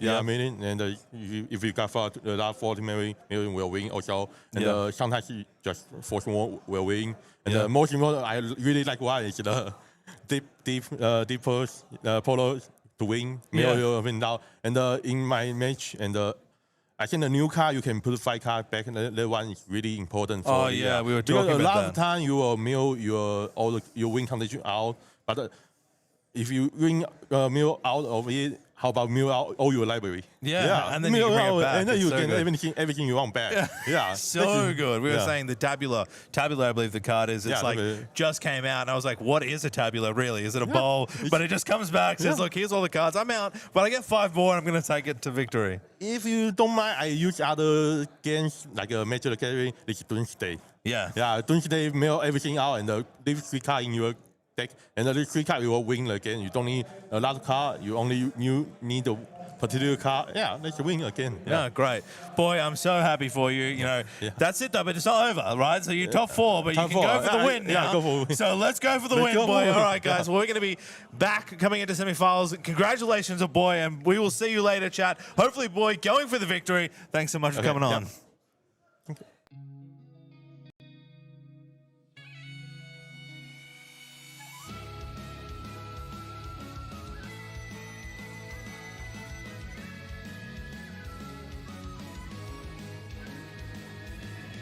果てしなく広がる空に失ったものを嘆く声迫られる選択の日々正しい道の方へ間違ってなかったと証明しよう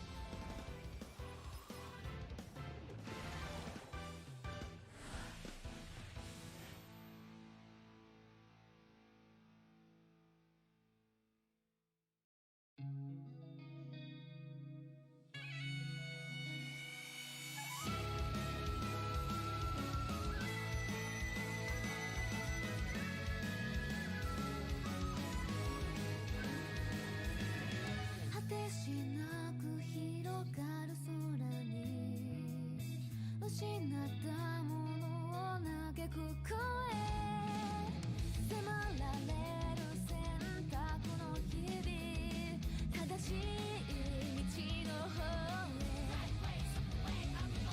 間違ってなかったと証明しよう生き様で邪魔されても先を読むさこの頭で全て手に入れる高く高く飛べどこまでも行こう不可能と思い込んでたものがなぜか小さく感じた見てる景色がそう先になったから叶うまで近い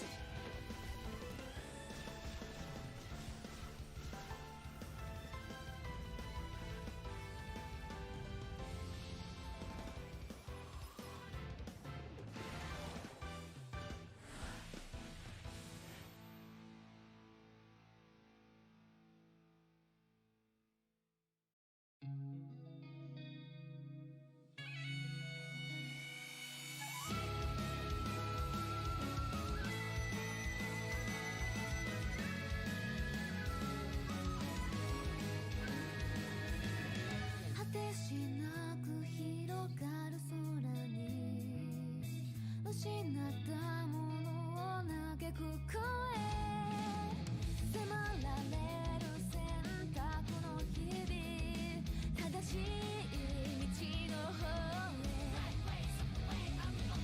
間違ってなかったと証明しよう生き様で邪魔されても先を読むさこの頭で全て手に入れる高く高く飛べどこまでも行こう不可能と思い込んでたものがなぜか小さく感じた見てる景色がそう先になったから叶うまで近い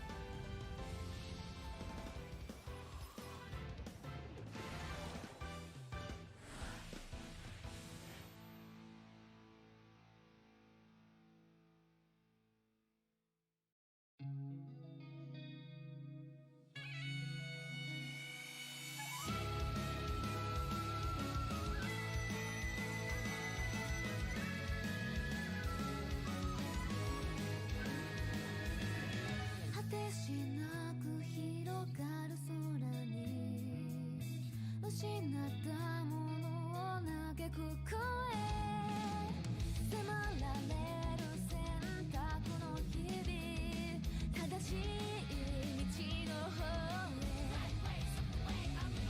間違ってなかったと証明しよう生き様で邪魔されても席を読むさこの頭で全て手に入れる高く高く飛べどこまでも行こう不可能と思い込んでたものがなぜか小さく感じた見てる景色がそう先になったから叶うまで近い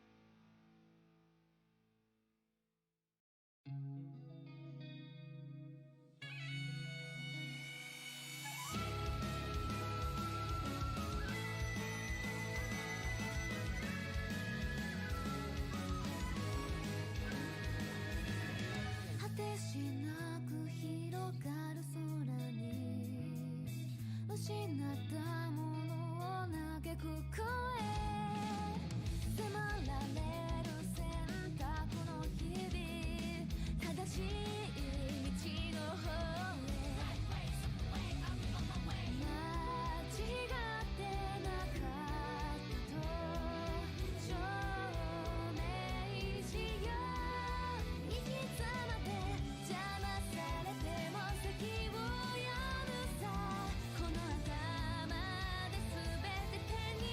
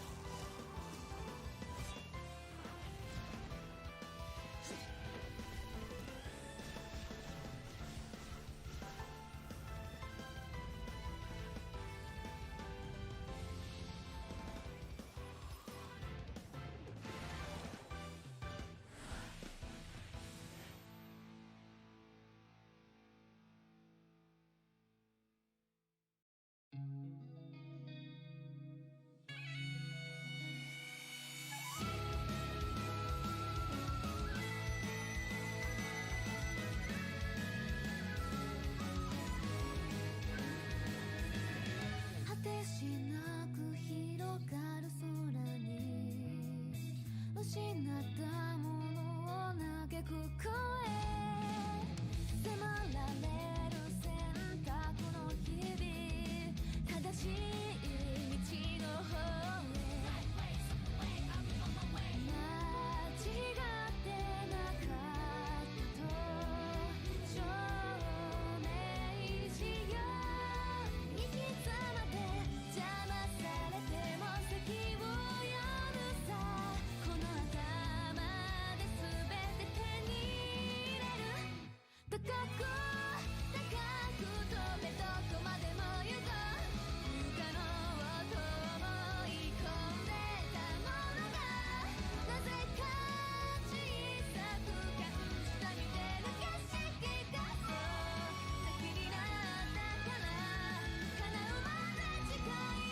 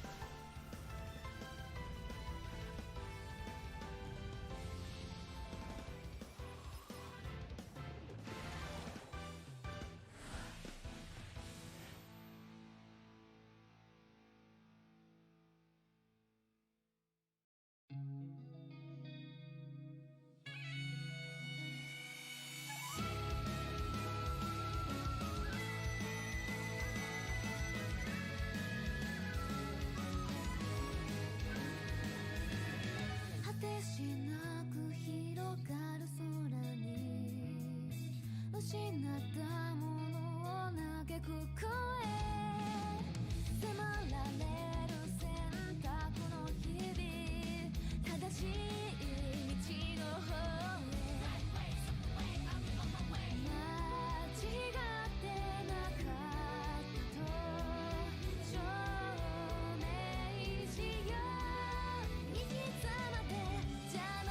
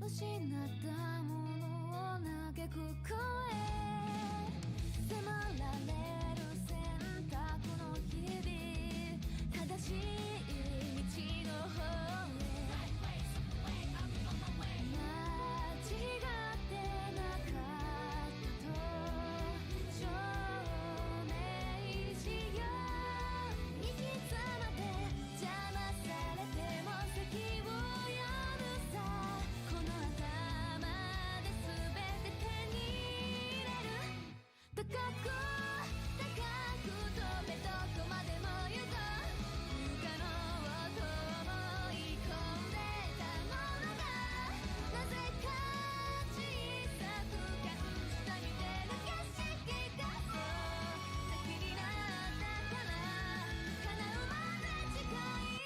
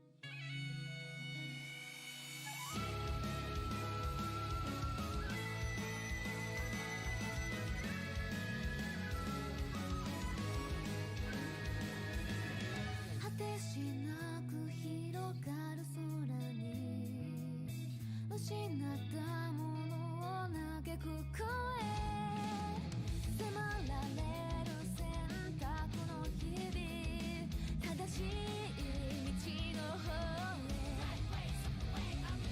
間違ってなかったと証明しよういつまで邪魔されても先を読むさこの頭で全て手に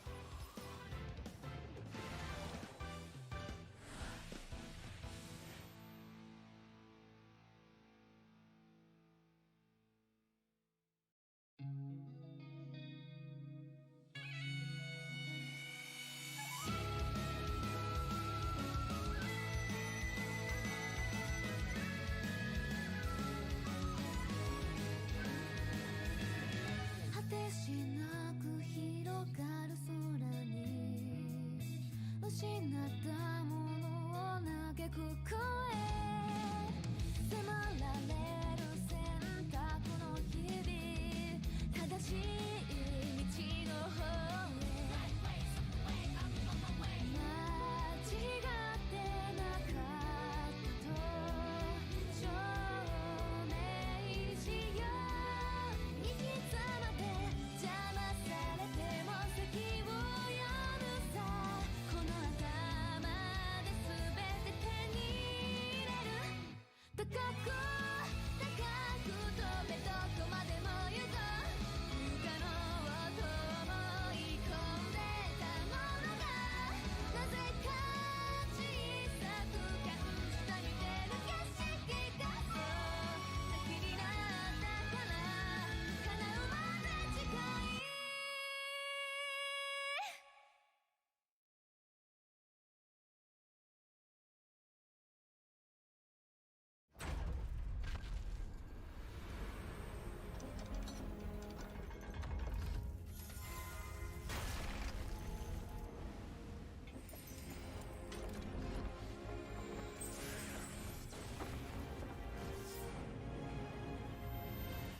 Welcome back. We are now at the semi-finals of the Oceania Nationals. I'm Freedom X15 and here with me is Levi TCG. Hello, everyone. Today, we have a very, very good match for you. We have Drago Will versus level 100 Bayleaf. Now, obviously, Drago Will being one of the New Zealand's most decorated players. Obviously, this is his second time now being a Worlds finalist. So all of these players playing in the semis are now guaranteed flights, guaranteed accommodation. They are set into Worlds. All right. And his Drago Will's opponent is a level 100 Bayleaf. Now, I believe this is the first time he's ever top 8'd a major event. He has said he wants to someday top 8 in Ascent so he can get a Spirit. But, he'll settle for World Finals. Yeah, I mean, why not? Yeah, So we've got Drago Will, who's now confirmed a World Finalist from New Zealand. And now we've got level 100 Bailey, who's now confirmed an OCE entrant. He's basically now an honorary Kiwi. Yeah. Americans, he's ours now. All right, go ahead and introduce. Awesome. So Drago Will on the Diao Chan Fractals. Obviously, the Water Fractals being a very popular deck in this format, in this meta, obviously across the EU and SEA Nats being the most played deck, very, very dominant. And level 100 Bayleaf on the Serene Wind Ari.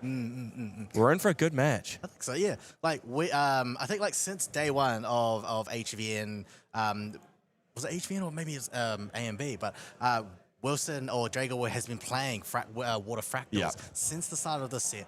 Level 100 Bayleaf has just been playing Wind Ari just constantly as well. He plays it since the last set when it was great.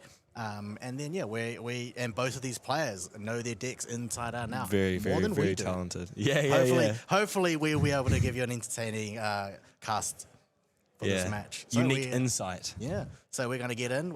Wilson is going for first. Awesome. Here we go. Drago Will kicking us off, drawing 7 off the Spirit of Water. My apologies. All right. So we're going to start with the turn 1 fractal. So we got the Fractal of Snow. Very nice. And going on to the second fractal. He's got the turn. He's got the start. three fractal start. There we go. Probably one of the best starts here for Drago Will. I just watched his game against Ados, and this is how he opened in his first game. And he did end up winning that. So let's see if he can carry it on.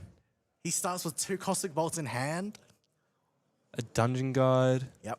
Comet Fall. Is it Comet Fall? Yeah, I think that's the Comet Fall, the SB2 version. He's got an Astral side. He has got a heavy Astral opening. But he is a Serene, so he will be... He is Serene, so he will be able to put those down. You do not want to start with Astral in hand, so put them down to the bottom. Yeah. It starts with a... He draws his 3rd Comet Bolt. Far out. 3 more Astral. Full of Astral. Yeah, this is not... You can see both players are laughing that he's bricked quite heavily. Yeah. But he does... He's got a DG, right? He has a DG. Yep. He started with the DG and he kept the 3 visits. This is not a great start. Yeah, I was going to say. Seems like a very one-sided start at the moment. Switching right back over to Drago Will. Unfortunately, can't play any cards in his opening turn. I mean, like, he can start with the 3 visits. Yeah, okay? But then again, the 3 visits is a free cost. He's not going to be able to play a card. I mean, like, so basically what you can do is just pass there and then, like, next turn go for a backup charge or, you know, like things like that. As well, you don't need to do anything turn 1 anyway. Yeah, we're in for a very long game. Obviously, these games are untimed, so players will be thinking. There we go. Nice wind resonance bauble here coming out before Bayleaf can activate the Serene Wind Spirit. Many players make the mistake of playing that materializing that card later, and in response, he will lineage release, and you just cannot banish the Wind Spirit. I've made that mistake many bauble. times. What are we thinking, Drago? What do we think Drago has? He's got a Zhang Lao, so he can go for the. Oh, he's going to play more fractals, actually. I mean, why not? Yeah. Just keep the aggression, right? With this game, Gildas coming he out. He is now starting with the aggression, going straight for the balanced Gildas. That's what I like to see. I like it. I like a bit of go big or go home mentality. Now, this is, again, like, this is untimed. Now, both players can take their time with their turns. Yeah. As you can see, Drago Will here, it's still holding up that wind resonance bauble. Obviously, wanted the balance with the Gildas. A lot of math, a lot of thinking. So that Gildas is going to be on that board for a long time because again, Wind Ari doesn't have anything that can clear a board except for Polaris, right? Yeah. But he doesn't have. I think he doesn't have any allies that will just clear that. Another fractal coming down here. Goodness me, already ramping it up to 4 with the dissonant fractal, glimpsing 4. Oh, is that 2 Gildas? He's open with 3 Gildas. Wow. Okay. Fractal of Rain and a Zhangzhou. What would you do here? Would you keep them? I mean, this is the dissonance, isn't it? Yeah. Yeah.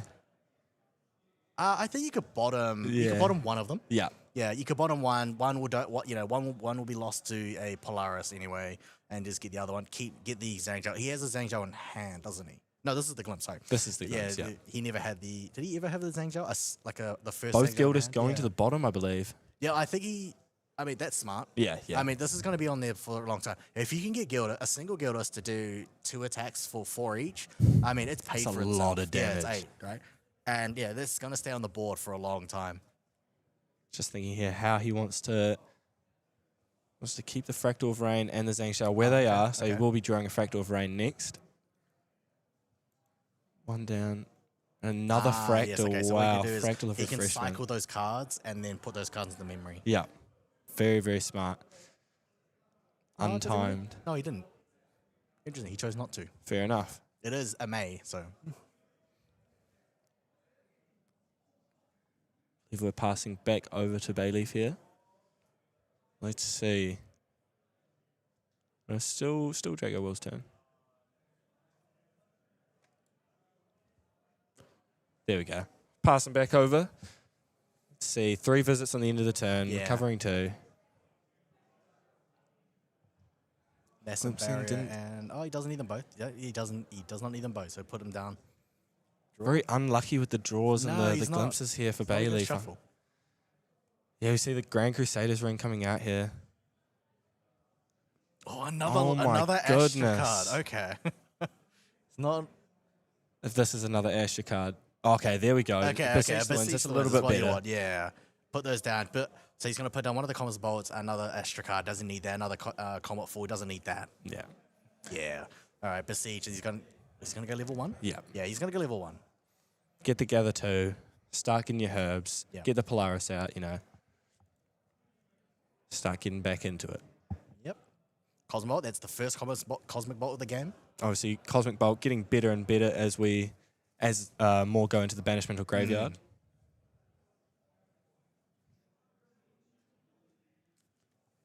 Polaris going to be coming out here. Yep. Very nice. Both fractals rolled were the put back and draw I cards. don't know. Sometimes I think maybe he should have kept one of the Gildas. Maybe. Yeah. I guess we'll see. As we said before, these players are a lot smarter than us. This Gildas is going to get a second hit of 4. Yeah. Right. You can lose it next turn if you want. There we go. So now he can use those two the 2 cards in memory to just live up to level 2. And of course, if he wants to, he can DG to level 3. He will go down a lot of influence, but he does need to he can rebuild that. Yeah. But obviously, you can just go for something like ingredient pouch, build some more herbs. Mm-hmm. Yep. I do love the herbs. I must say, I do love the herbs. All right. Very nice addition. Banishing 1. What is he choosing to do? Versus Thunder gone. Going into level 1 here. I mean, Okay. 5 fractals is what, turn 3 for Drago. Well, it's a very comfortable position, I'd say. Doesn't want to get too greedy with anything like Burst of Sunder as he's Yeah. playing against Wind. There's no Veiling Breezes or anything like that. But it's not enough because Bayleaf will out here can recover enough. Yeah. Because there is a 3 visits in the graveyard. Yeah. So you can recover 2. Very good card 3 visits, by the way, that we've seen. Been very prominent in the Wind decks. I mean, the first version of it was one of those broken cards. Yeah, where you just yeah. repeated. And now Had to adding be that additional errated. cost of resting was a godsend. I mean, originally it did have it, as stated by the devs. Yeah. Zhang Xiao coming down will be drawing 2 cards due to Wilson having no cards in memory. So he did have another Zhang Zhao. So he drew the second Zhang Zhao. Oh, true. Oh, no. Stifling Trap coming down. I think that will go through. Yeah. So Drago will not get the 2 draws. I mean, he's fine. He's got another one. Yeah.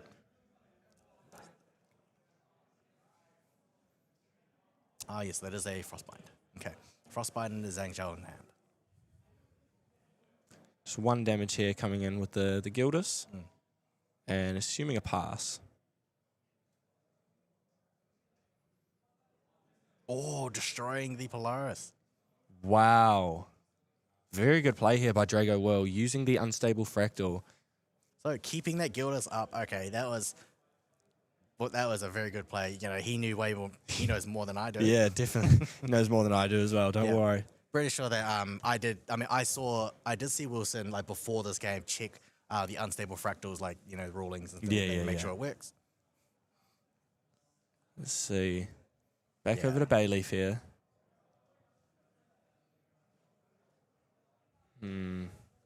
Does he level 2? Does he go to level 2? Yeah, that Gildas is just going to gain So, so obviously, much like, value. Yeah. Unlike, I mean, Bailey did not draw a good hand. No, he did not. Way too many Astra cards, unfortunately. Even with the glimpsing as well on the Serene Spirit, just Yeah, not putting those down and fighting seeing more. the cards you want. Yeah, these games are untimed, so these players will be taking all the time they need to make the correct plays and hopefully secure a spot in the final. So he's decided to keep the 2 on the top. Wondering what those 2 are.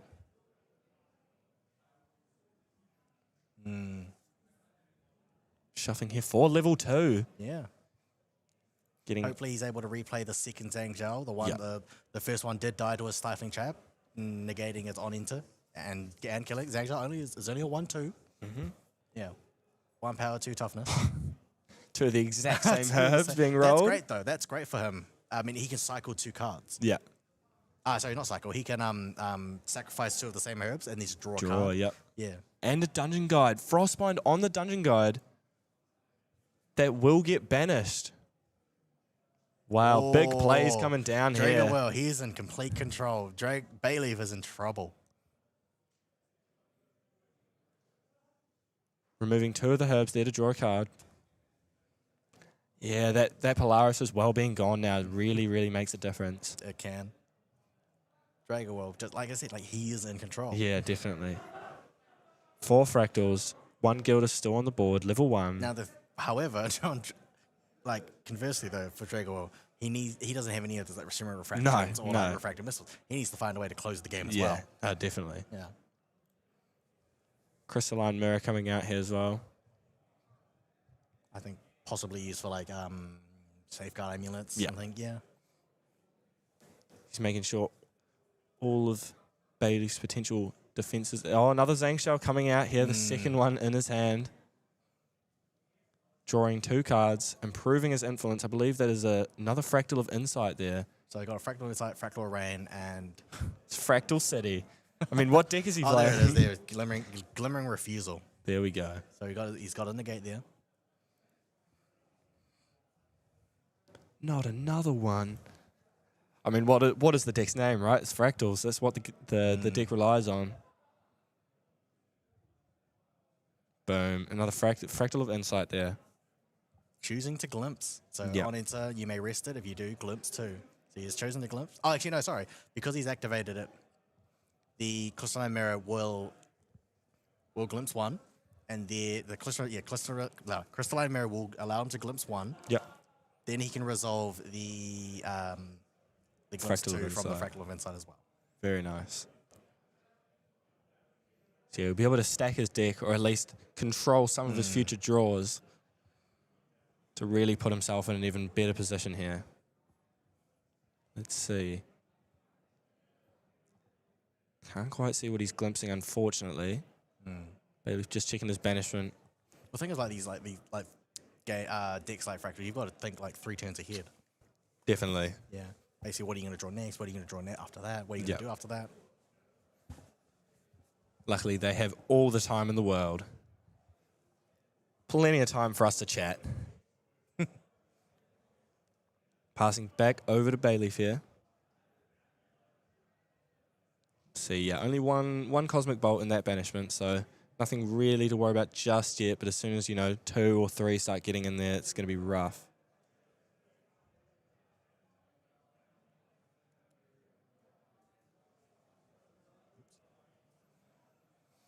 Let's see what Bayleaf materializes here. He's down Could to just go he's straight only to down level 4. 3. He's only down to 4, so anything he's going to play is going to get negated. Yeah.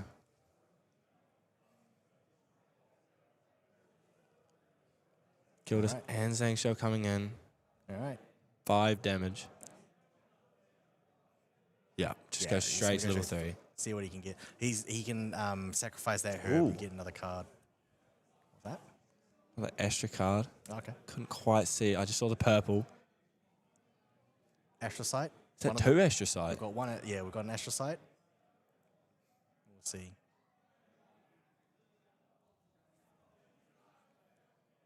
He can glimpse. Yeah, he can choose to glimpse if he wants.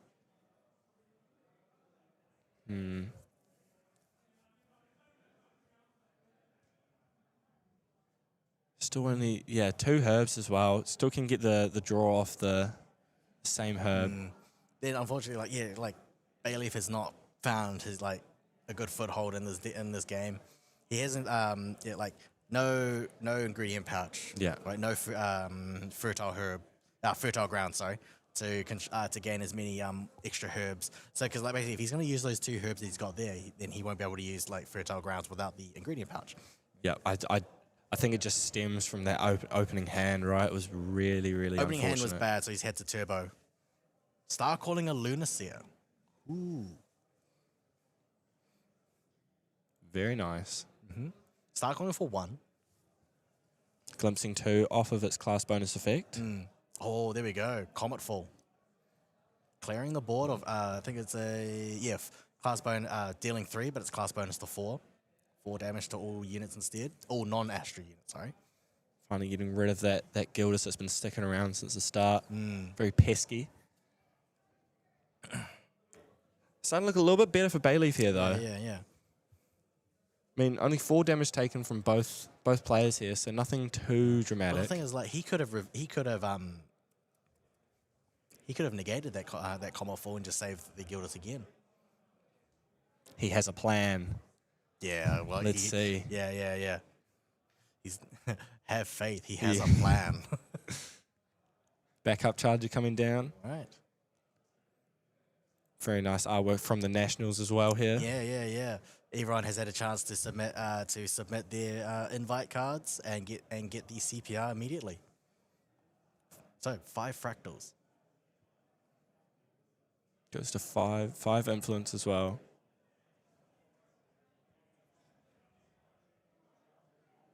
Let's see. Uses the fractal, 2 fractals here.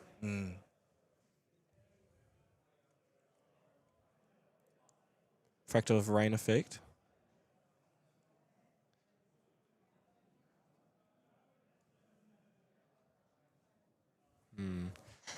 Let's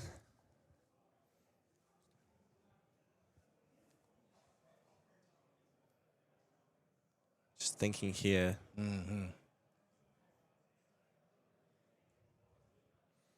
That last Wilson's last game did take it an hour and a half or an hour and 3/4 with Aiden. So Yeah. You guys are in for a treat. This will be a long game.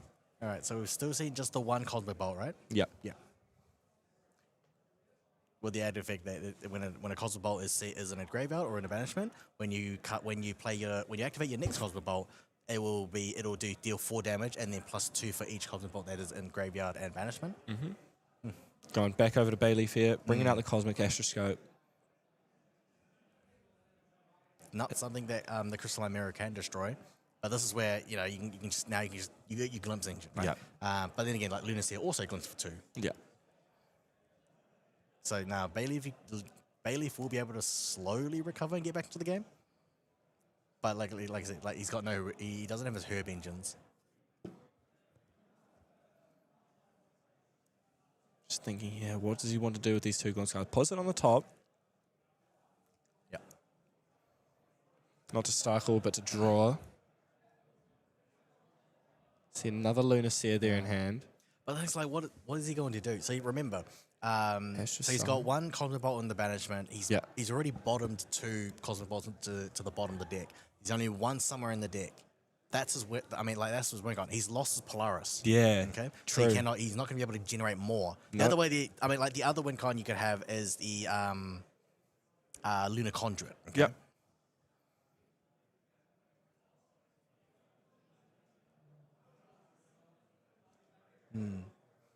Very true, actually. Both the Cosmic Bolts were glimpsed to the bottom They were at put the to the bottom. start. Yeah, exactly. Put to the bottom, and because the Polaris is now gone, there's no way to shuffle that back up. So there's only potentially 1 Cosmic Bolt Yeah. left in the deck, really, that Yeah. Bayleaf can access. So the other win con is the Lunar Conduit, which every time you whenever you activate a astral element card, it gains a charge counter, and then it can remove those charge counters and deal damage. Yeah. That's his other win con. However, it's liable to be fracturized, and then that's just I think that's just Bayleaf out of the game. Yeah. Astrosite coming down.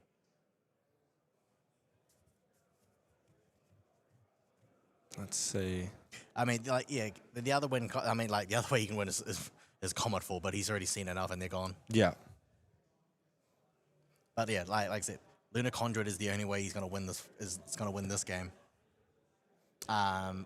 He's got Dawn's Reversal, but those are in his sideboard. True. Yeah. So we could see those in game 2. Yeah, you could. If you lose, as soon as you lose that Lunar Conduit, and then as soon as you, 1 Cosmic Bolt is not going to do much. He's never going to see the ones at the bottom. Yeah, it's always the ones that, the second or the third, or even the fourth, that really start to ramp up the pressure. Like on Drago's on Drago's side though, he can recover whatever. He could. It doesn't matter if you use those conduits to deal bolts and use that last Cosmic Bolt. He can recover. He's got Zang Shells to recover. He can find them. Yeah. Right. If he wants to do that,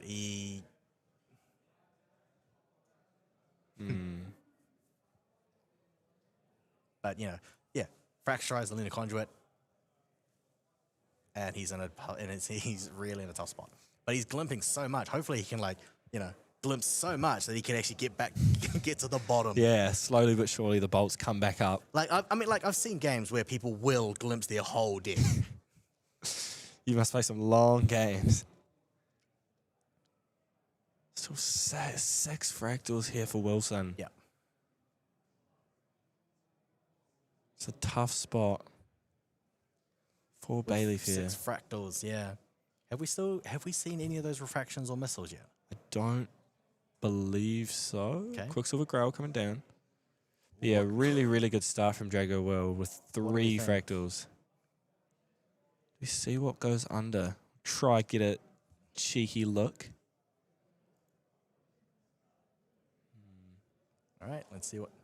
Oh, didn't quite catch it. He was too quick. I've never understood why people would take cards from the middle of their hand. Yeah, could be a safeguard amulet. Just guessing here with our production team. It's going to be a safeguard.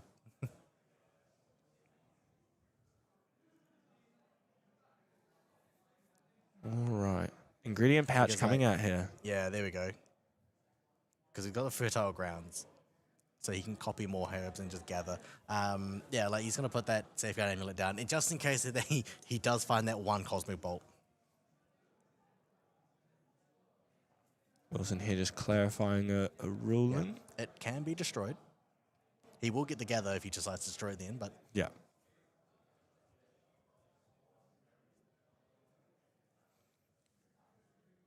Forgot to mention that both of these players are part of teams. Drago will with the PCG Pro New Zealand team and Bayleaf with the TM32 team. So a little bit on the line there, I guess.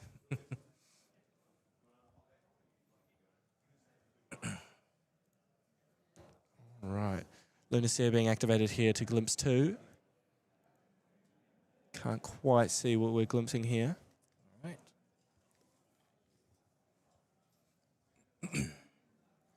Bayleaf just checking his hand, just checking. He shuffled that very, very quickly. Fertile Grounds. He's got a 3 visits. He's got plenty. He's got more Lunacias in his hand.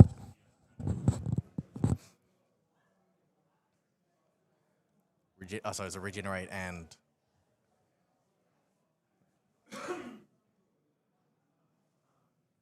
Really thinking here what he wants to do with these 2 cards. Puts them both on the bottom.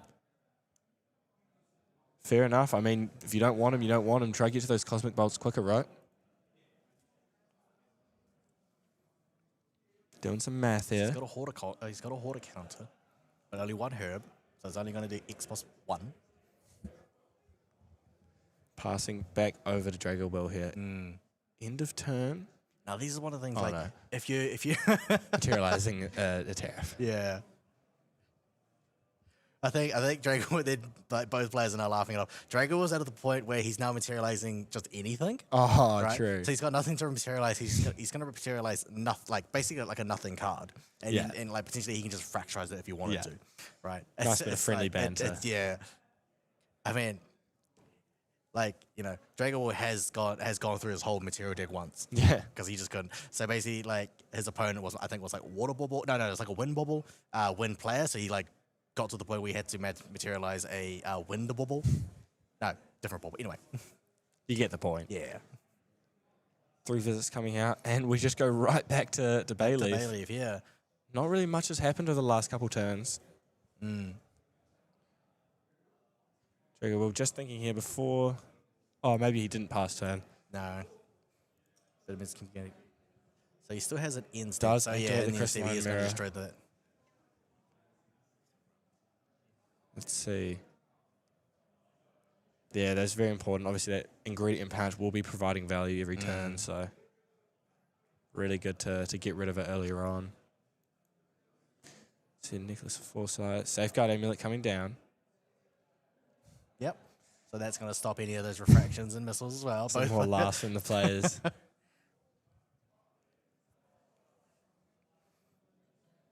Just thinking what to do here. 5 cards in hand.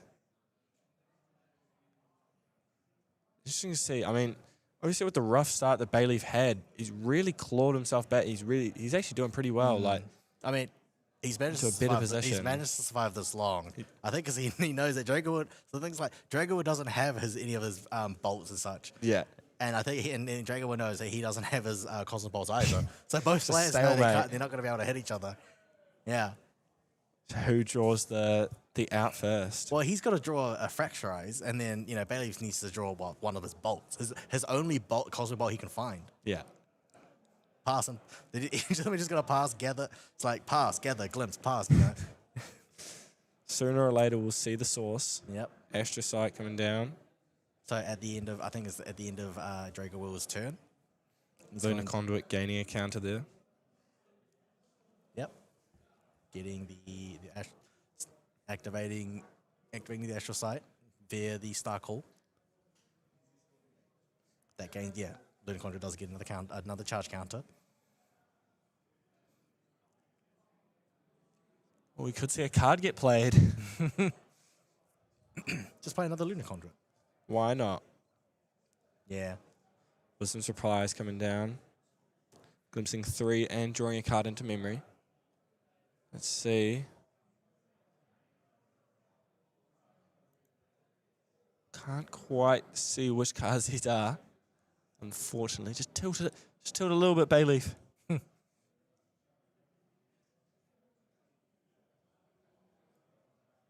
There we go. Horticounter, Astral Seal, and the Fertile Grounds.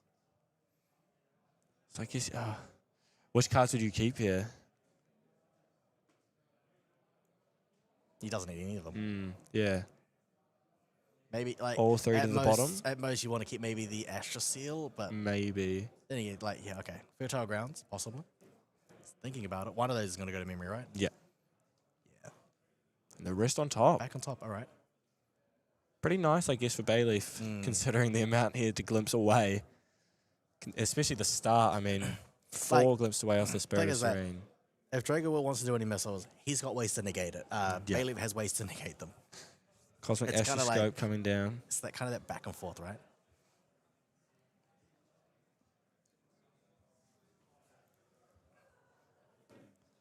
Very nice. So here we go. We have the Cosmic Astroscope, which allow him to glimpse. If an opponent would glimpse X, he can have that player glimpse 3 instead. Yeah. So that, I mean, like, that's great for players who can glimpse like a lot. Okay, but you just make them go. It goes down to 3. He, of course, in itself, it can allow him to glimpse 3. So he's glimpsing. He is glimpsing so like hard. Unfortunately, Scout the Land isn't a glimpse and is just a look, It's so more of a won't it's get the more of a, star like cooling a- effect. It's like a rearrange, isn't it? Like an idle thoughts. Yeah. So he's already seen 2 of those cards. Okay, he knows that those are there. He just wanted to see Digging a even further. little bit deeper, yeah. Still can activate the ability with the Cosmic Astroscope as well to glimpse a further 3. Leaves them how they are. Okay, draws one of them.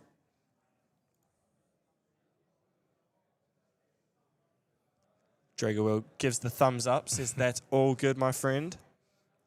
All right. Let's see here. 6 cards in hand. Decision time, right? Does he choose to just glimpse even more? I mean, why not? Wasn't it like both players? They've got negates on each other, right? Yeah. Oh, there he goes. Just goes. Passes back to Straight to Drago pass, Will. yeah. And can we see a 3rd consecutive pass back from Drago Will The thing here? is that both of these decks are like are more reactionary. So look at Fire this. Resonance Formal he's coming now- out. He's materializing cards he does not need. But he wants to take advantage of it. Like Hey, you never know, that Terraform could come in handy later on. Yeah. See, look, he's got 2 Glimmering Refusals in hand. I mean, you never know when that Lunacy suddenly wants to, feel a little bit rebellious and Yeah. attack for 1. Fractal Rain coming down. All right. More giggles from Drago Will. I mean, from the last round, these players must feel a little bit of a sense of relievement, right? I mean, both of them have guaranteed qualified into Worlds. Yeah, so. I mean, like at this point, they're playing for fun. 'Cause Also, they both, a But little bit more money. They are playing to be the winner. Yeah. Like the higher finish, the more prizes they get. That is what they want. That's fine. They get more prizes. They get more Eternal Magistrates. Yeah. I believe there's More first aid boxes. 3. Yeah, like first place gains a full playset of Eternal Magistrates. Yeah. And then they go 3 down and then 2 down. Yeah. Oh, no, 3, sorry. So No matter what, they've got 3 no matter Eternal what, yeah. Magistrates. So 2, 3, 4 will get 3 copies of Eternal Magistrate, and the first place will get a full playset. Okay. That Lunar Conjurer is still there. So he knows the Fracturize isn't there. I mean, I think if he tries to Fracturize it, he can try and negate it, and then there's going to be like a chain of negates, right? Sure. Yeah. Drawing the card there off the Astrosite. Quite a big hand now from Bayleaf. I mean, yeah, done well to get back in this game, but Yeah. still none of the missiles really, or, any damage from Drago Will. So we do see he does have 1 Shimmering Refraction in hand. Yeah. Lunar Conduit here, All right. being activated. So it's finally doing, as a spell, deal amount of damage to target unit equal to the amount of charge counters and remove 1. So it's going to do 3. All right, materializing.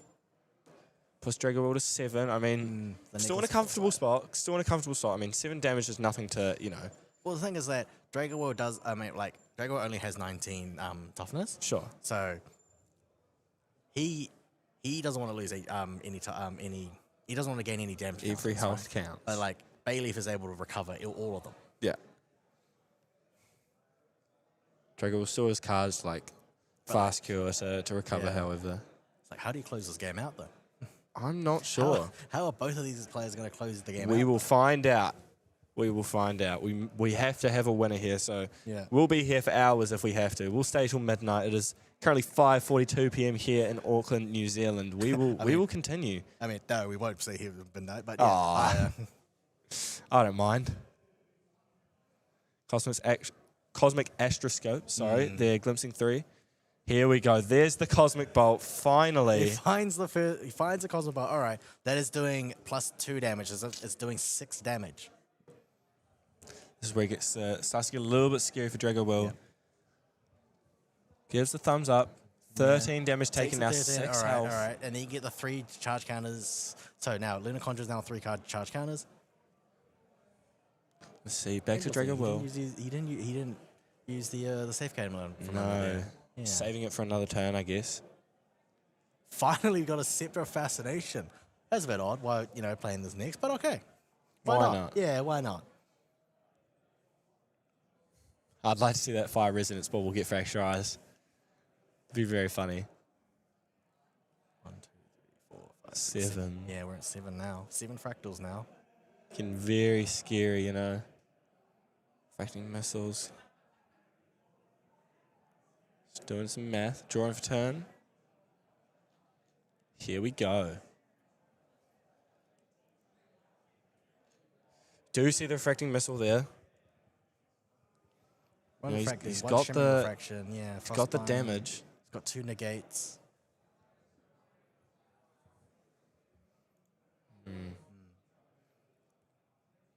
Really taking his time to figure out the best line here, how he can...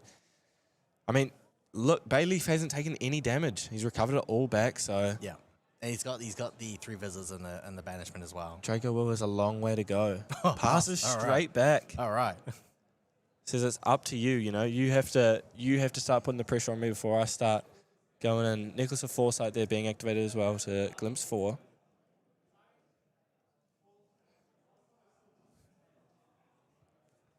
Let's see.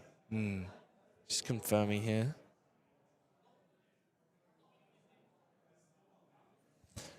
I mean, I personally really like Arasana. I think when it first came out, it was a little overshadowed, I think, by Tenoris and Diana, but I don't know. I mean, when she was first released, she was actually in a really bad state. None of their cards worked. She needed MRC. She needed Mercurial Heart. Right, Yeah. for more buffs. Like, Definitely. Alchemical. The first A and B, nothing was working for her. Then she needed MRC and then also Polaris to make it stronger. Definitely. Like, there are a lot of cards. Even like it also A and B. It needed like 3 sets to make it good. Yeah. No, I think the introduction of Polaris definitely really boosted her. For Arasana was actually like the worst champion. Yeah. And now she's one of the best champions. And remember, she's won a major as well. Yep. But as Water Arasana. Yeah. Similar to Sylvie as well when it first came out in DOA. Wasn't very, very played. But then the recollection, it really revived Sylvie. Anyway, back to this game.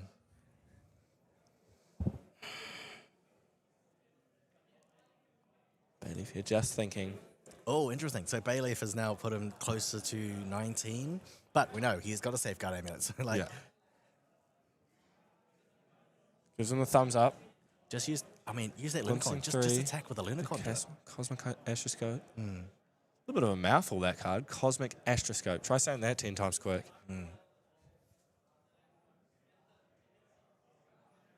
Thinking here. Yeah.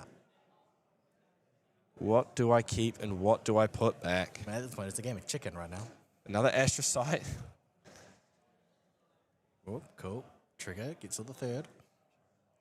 There it is, another Cosmic Bolt. He has now gotten to the bottom, folks. He's glimpsed all the way to the bottom.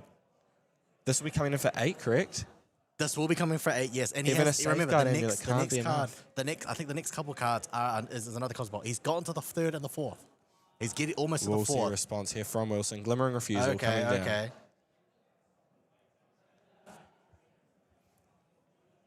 To be able to glimpse all like I said, to be able to glimpse all the way to the bottom. Yeah.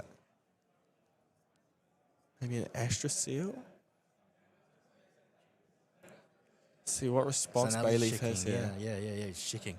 Like, it's currently doing 4 plus 2. We're under where he's Plus 2, it's coming in for 8. It One is coming- engraved. yeah, exactly. There are two. Well, one engraved, one in banishment. We've got the Glimmering Refusal. There We've it got is, the Astra Seal. Astra Seal. He's got another Glimmering Refusal. Gonna be a big stack here, folks. Yeah. Goodness But the thing is, me. like, Hoarder Counter's not going to work because he can afford the Hoarder Counter negate. Sure. Another glimmering Another refusal. Glimmering Refusal. Look at the Okay. stack there on the right. Negates to negate. Negate my negate. Can you? No. Does Bayleaf have another answer?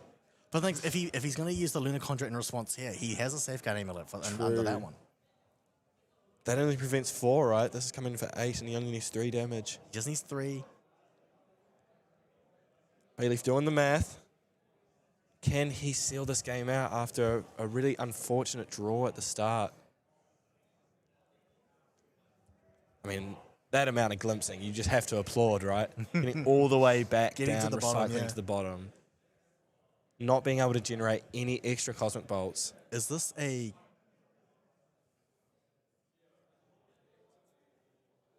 Is this a free... the free cast...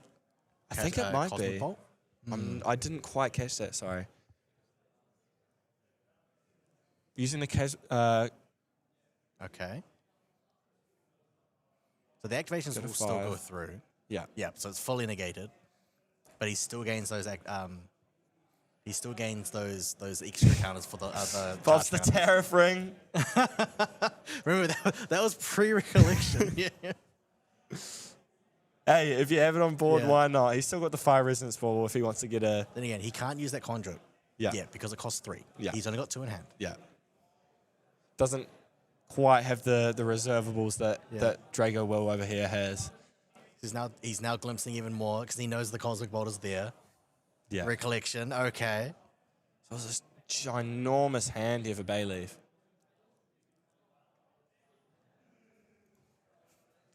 That's the thing about like Arasana decks. They've basically got 2 turns in a turn. You've got like their pre-recollection is a full turn. Their main turn is main step is a main turn. And also like the ender step as well can also be its own turn. Yeah. 3 turns, 1 champion. Yeah. It could be a movie title. I think, does that mean like Drago is now like out of negates? Because he's used 2 Glimmering Refusals. Yeah. Trying to see if it's in his hand. He's only down to possibly 3 cards. I mean, if he's got a 3rd, that'd be great.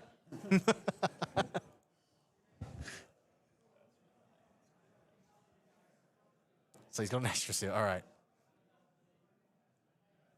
Thing is that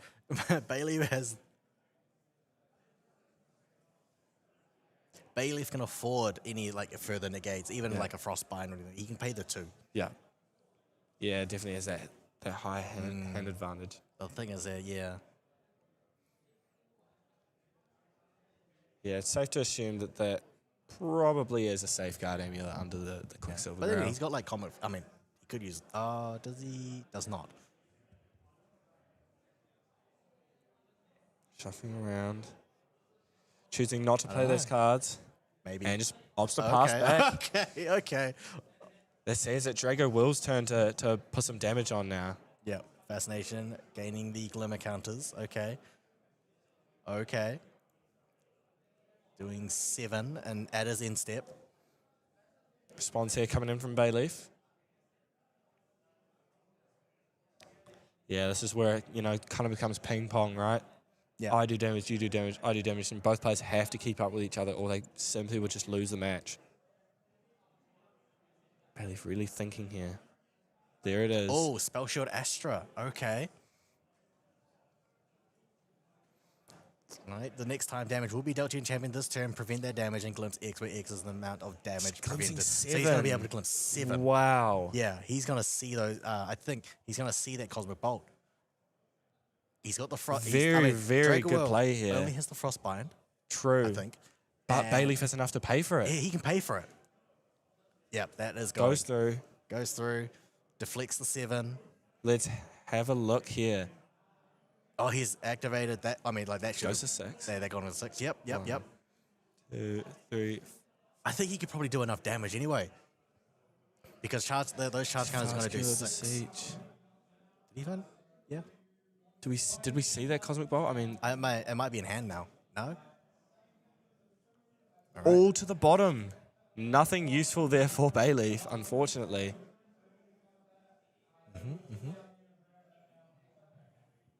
I mean, yeah, that conduit really just starting to ramp up those counters. The thing is, like, you could do more damage than the QSG than the safeguard can prevent. True. And then hit him for 1. Do 6 minus 4, like 2. That's 3 right there. Yeah, in theory, Bayleaf does have enough for game. Yeah. But it is Drago Will's turn. All right. Waking up his large army. He has now and the completed. other He has now bauble. used all his material cards. Drago Will running all 3 baubles in the main, and all 3 have now entered the field.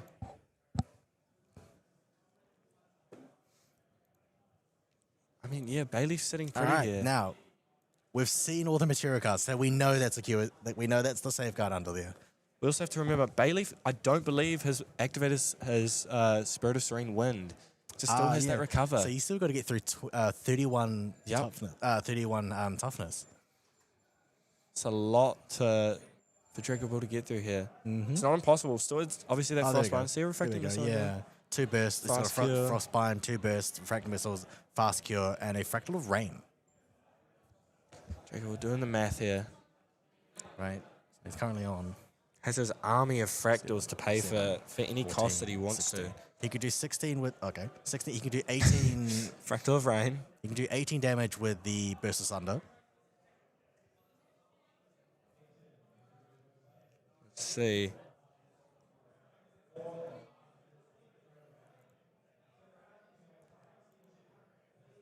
Just looking at Bayleaf's hand here. Put the hands on the face. Decision time. Let's see. I mean, he's got enough for game. Yeah.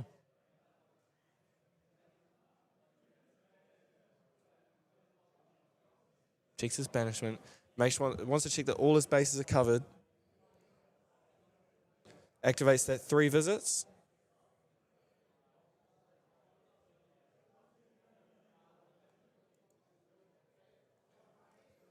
Water counter coming down as well.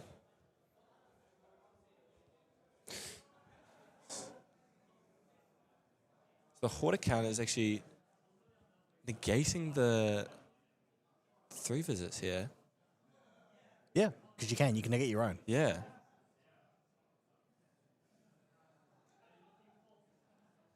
Very nice little interaction here. It doesn't matter as long as something's been negated. Then you can, if you negate a card, you can glimpse 3. It can be your own. Very true. Where is this? Where is this? Shows the knowledge from these players. Where is this Cosmic Bolt? We're looking for it. 2. 2 in grave and 1 in banishment. See these 3. I believe there was 2 fast kills. I didn't quite catch the 3rd card there, but nothing Bayleaf really wants to see at this current point in time. 3 down here. Oh, there it is. I think that's the one that's in. Activating the that's not. conduit. No, it's not. Activating the conduit, doing 7 damage. He As knows a that's a. He spell. knows that's a. Safeguard. Yeah. Fast kill being activated from Drago Will here. Yeah. Has he seen another fast kill? Oh, he can't do an Astral Seal from there. Is there any? Just checking. He can't respond. Drago will recover Yeah. the 4 health there. Yeah. So the conduit will do 7. And here we then, go. Yeah. See, the Nice. safeguard will negate 4 of that. So you'll only take 3. That was exactly until then. Put him closer to 15. I mean, he can just do it again. 4 more damage to go. He can just do it again. Yeah. If Drago does not see his. Here's the refracting missile. Yep. If he does not see his fracture eyes, he's not going to be able to get rid of that conduit. He will lose next turn. 8 damage coming in here from the refracting missile.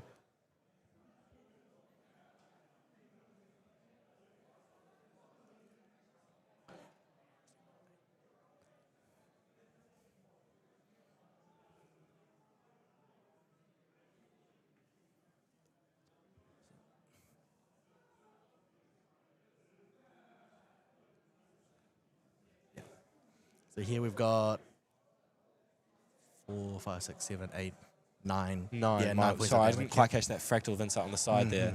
There it is. And that is game. Bayleaf taking out round 1 of the Oceania Nationals semi-final. Yeah, Drago wasn't able to close out the game and deal 31 points of damage. Hui. All right, side Bayleaf. decking time. Bailey bricking. And still winning. And still winning. Still winning. Oh man, be Wow. able to see just to start horribly like that, but then like, but also like, and conversely, like Drago, well, he started great with the fractals, but he wasn't seeing any of those like missiles or like more or the burst ascenders. Oh, he wasn't seeing any of those missiles. Yeah. I mean, looking through Bayleaf's sideboard here, we've got 2 Dawn's Reversal, 3 Harvest Herbs, a Nullifying, 1 Primer Materia, 4 Shatter Essence, and 2 Staggering Strike. I think we might see those baubles finally come out for Yeah, take those out. of the main deck. So he'll take 2 out and put in the. Oh no, there's nothing he wants in here. I mean, he could put the Nullifying Mirror just because of that. Yeah. There's no reason why you wouldn't. I mean, just side one out for the other. So it doesn't really help this matchup. He can use the Disenchant for the Fertile Grounds. Okay, Extricating Touch just to get rid of any extra cards. Jian Yu, you want that for Cosmic Bolts. Yeah. Okay. Or conversely also Astral Seals as well, if you time it right. Novice Healer just to get clear of any bolt damage. No Song of Frost, so those can be taken out. So two Song of Frost out. Bayleaf. So we've got the Dawn's Reversal. Put those in. Harvest Herbs. Sure, why not? Yeah, Premium Materia as well. I mean, that if that ever happens, there's definitely a lot of cards that he doesn't need in there. Yeah. The Scatter Essence, those have to go in. Definitely. So there's a lot of cards you can see. Yeah, Like- Scatter Essence will definitely prove very vital. I mean, look at something like that game 1 though. That Bayleaf starting really rough and then managed to recover to get the game. He lost his Polaris from to a unstable fractal. He lost his ingredient pouch to the crystalline mirror. Yeah. Yeah, the crystalline mirror. So he was only stuck with 4. He was stuck with 4 Cosmic Bolts. 2 of those were bottom to the were sent to the bottom. Right, 1 was in his hand. The other 1 was found in the deck. Okay, that was the 4. Then he got to the point. Then he was able to glimpse so much that he got to the bottom. Yeah, what a comeback there from Bayleaf, you know. Yeah. Glimpsing 4 away at the start and then drawing into more Astra cards. Like Yeah. you must just not be feeling very good after that. But then turning it around, Yeah. props is due. I The mean, thing is, like, Fractals is more favored in this match. yeah. Yeah. Just too many turns, unfortunately, where Drago just Yeah. was forced to just pass back to Yeah. Bayleaf. Yeah, definitely. He just passed way Not too being many able to turns. apply enough pressure. Okay. So it looks like I think he sided out those fast skills. So all 4 fast skills are now gone, but he's put in a lot of more like Scatter Instances and Astral Seal. Sorry, it's Dawn's Reversals. Yeah. As I could just like take a peek there in his hand anyway. Take a peek. Yeah, Harvest Herbs, Dawn Reversals, Scatter Essence. But he's just double checking here what he wants to side in. Depends. Do you think the game plan will change the next game then? I don't. I think it'll be the exact same. I mean, it was a really good opening from Drago. Well, 3 fractals. I mean, you can't ask for better than that. Can you? I So, don't think you can. I mean, he started well, but he couldn't find his refractions and it's his really missiles unfortunate. to fast enough. So he's just passing and passing. He had answers for the Polaris. He had answers for the ingredient pouch. But yeah, he couldn't find the refractions or the missiles quick enough. Yeah. And I think so we know that the deck lists are open, okay? So Bayleaf does not run any Veiling Breezes. Interesting. So he's susceptible to Burst Asunders if Drago Will can, find that many fractals and just play them all. Yeah.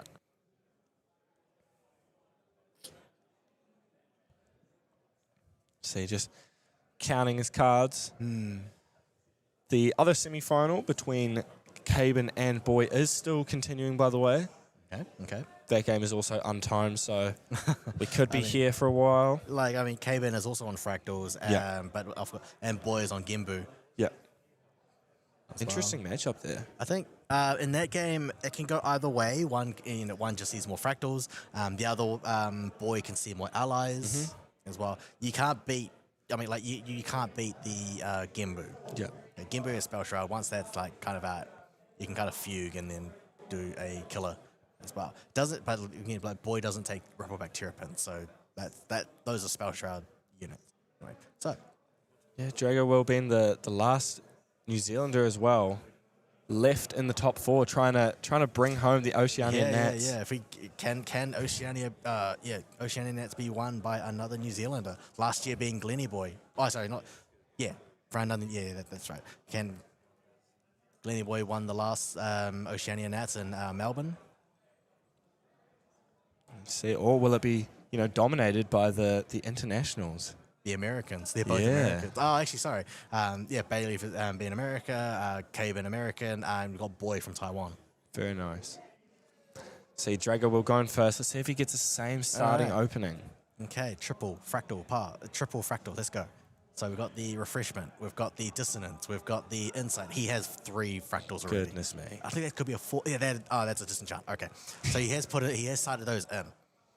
He's found his triple fractals. Put those down. I think that's what Bailey's saying. You got the 3 fractals, and he's going to. Okay, he opened with 5 fractals. Wow. Drawing 2 into memory. So Bailey noting down that he's seen 2 fractals of refreshments. Tapping this fractal here. Here's a fractal of insight. Yep, fractal. Oh my goodness. All right. What an opening again from Drago Will here. Look, another dissonance. Already starting off the game Frostbind. with 3 fractals. Gildas. There we go. Very similar to last game, eh? I mean, it would have been nice if he started with an unstable fractal. That way you can destroy the Polaris again. Yeah. Hey, beggars can't be choosers, right? Just thinking here what he wants to keep. Dissonant Fractal, what a very, very good card, by the way. 1 cost. Gildas, Frostwind Paladin. Didn't see Frostwind Paladin last game. No, not at all. I think he just kept either just didn't see them or kept bottom them. And a Frostbind. What would you keep? I mean, that Gildas really did prove very well. I mean, also now he does have the 3 fractals. It will be a little bit easier to balance.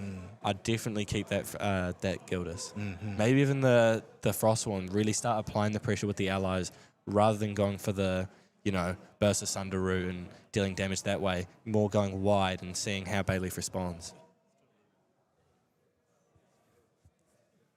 Let's see. He's really thinking, what do I want to keep? This is still Drago's first turn, and then we move on to Bailiff. Now we're finally on to Bailiff. Doesn't make any changes. Right, Let's see the Spirit of Serene. 3 visits.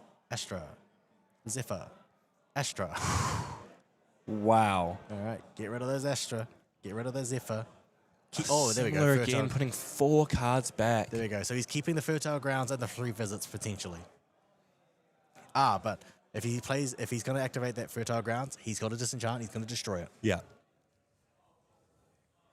Bailey's thinking here. I mean, it's not really what you want to see again. It's really unfortunate. Yeah, definitely. Bottom all those Astras. One more. Astra. DG. Astra. Oh my goodness. It's the exact same as last game. Wisdom's Reprise. All right, this is a lot better. Yeah. Okay. It's not the best, but he can work with it. Wisdom's Reprise. All right.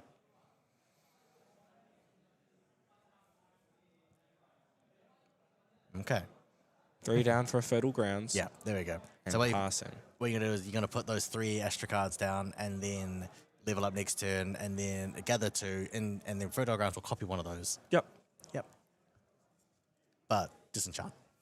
Going for the wind bauble again, you know, wanting to get the activation before Bayleaf can release his spirit. Let's see, can we see more fractals come down potentially, or was that? Did he put that Gildas on top? I think he kept them. Yeah. I just don't remember if it was on the first card or the second card. Anyway, 2 coming down here. So that 3 visits in Bailey's hand. Very, very good card in this match. 3 down here is the Gildas. Yep, There we coming go, in for yep. So he 4. did keep it, It yeah. is balanced.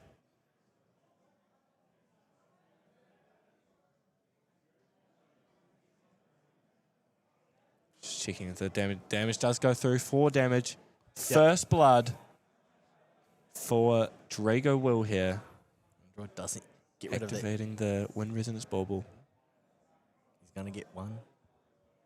Do we see another fractal coming out here? Maybe that other dissonant fractal? Oh, yes, he does have another one. It's pretty cool, right? You could just pay, use 1 for a dissonant fractal, and the dissonant fractal. It's infinite, right? It basically cycles itself. Right? It's In another theory, resource. it's infinite. Yeah, yeah. Oh, okay, he's going for 2. Is he going to disenchant? No, it's a fractal, Fractal of Rain. All right. That one. Disenchant only costing 2. Yep, definitely destroy the Fertile Grounds. Yeah, you don't want to let that get any value. Disenchant being Well, a 'cause very like- good card in this meta. It's like Fertile Grounds gets you, like a lot of it. It just keeps replicating herbs. You just do not want him to get more herbs. The more herbs he gets, the better the hoarder counters get. Yeah, very, very good start here for Drago Will. It also helps him cycle cards. It helps him if he gets so if he's duplicating the same herb, he can sacrifice 2 herbs and then draw a card for free. I mean, this is a similar start to last game. However, Bayleaf did end up taking it out, so Yeah, anything can happen. definitely. Let's see what he decides to keep off the glimpse here. Does he want the Beseech? Does have that Dungeon Guide in hand as well. Let's see. Both on the bottom. Fair enough. I mean, you've got the Dungeon Guide. Bayleaf will be going to level 1 here. We'll be able to gather twice as well and get the Polaris out, hopefully getting a little bit more value. Maybe timing it a little bit different so that he can bring it out and then activate the herbs.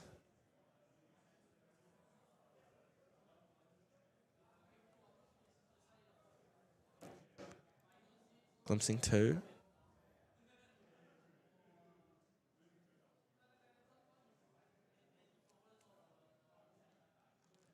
Recollect and draw for turn.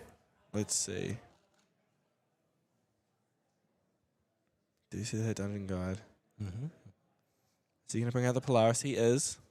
Nice custom artwork there. Now he knows what he now. I think he's more aware that there is no unstable fractal this time on the board. Yeah.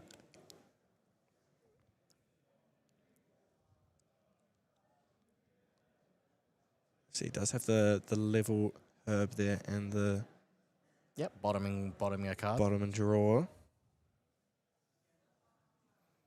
drawing into another Astra card, Comet 4 this time. And passing back over to Drago Will here. Trying to get as much value off that Gildas, attack for 4. Yeah, like that Fertile Grounds would have given him that 3rd token, and then he could destroy that Gildas next turn. Backup charger coming down.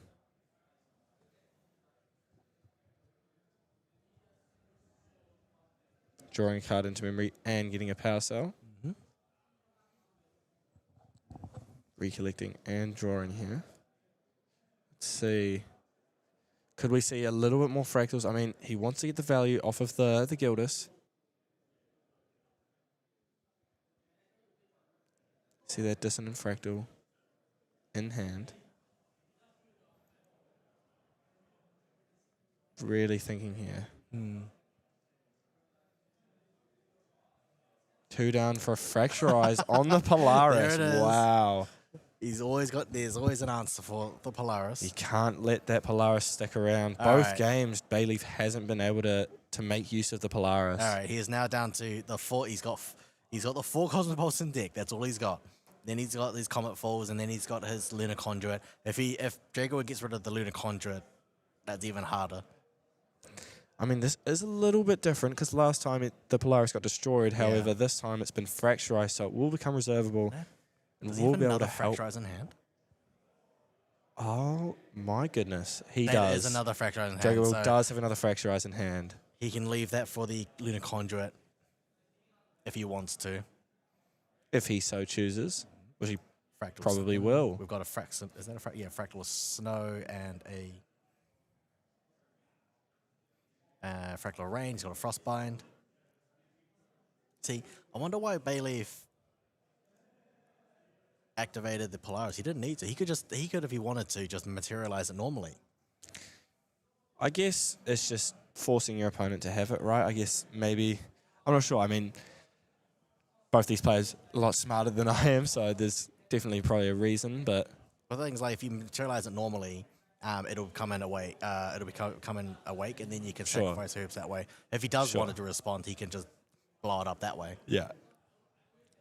Because more Cosmic Bolt, it's just another. I mean, it's like one of your main win cons. Yeah, who doesn't want more Cosmic Bolts? Who doesn't want to blow up the board? I mean, why not? But you know, as we've seen in the earlier game, he didn't need it. True. He can use those. He Lunar eventually Conduits. glimpsed it. Yeah.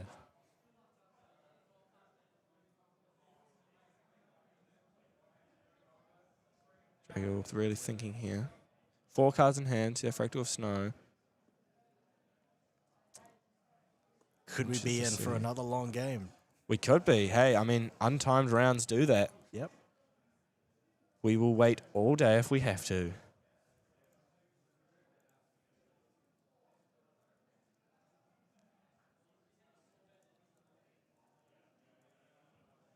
Let's see. Passing back. Oh no, sorry.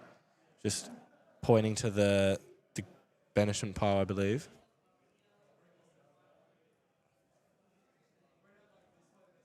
Yeah, the rise of this fractal deck was actually quite sudden, I'd say.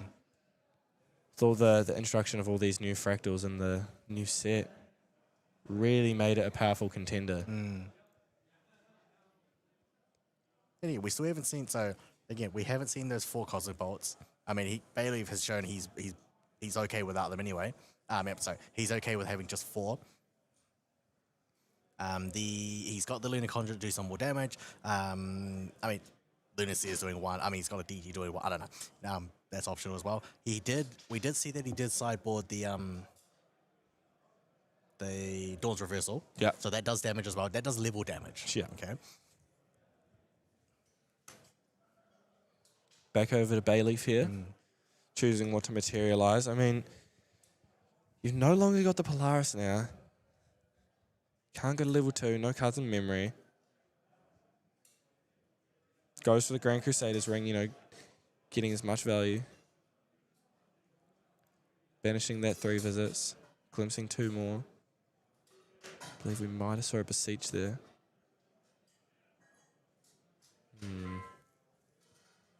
Yes, we did. Do love a Beseech.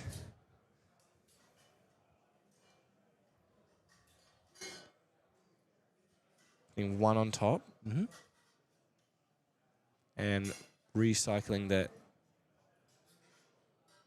3 visits. Activating the Grand Crusader's ring, drawing an extra card. Another Astra card? It is. Oh, it could be. Yeah. Or Dungeon Guide in hand as well. Okay. He has the option to get there if he needs to. And might have to, if I'm being honest.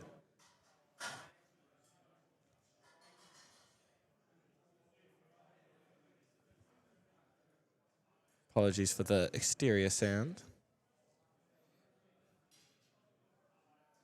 Let's see here.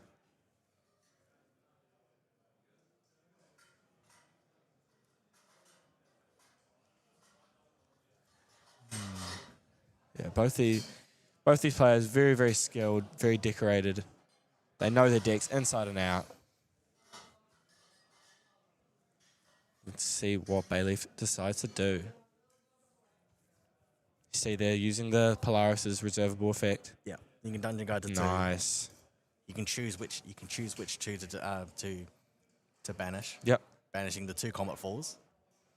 Bayleaf going level 2 here, and Yep. Drago still on Spirit.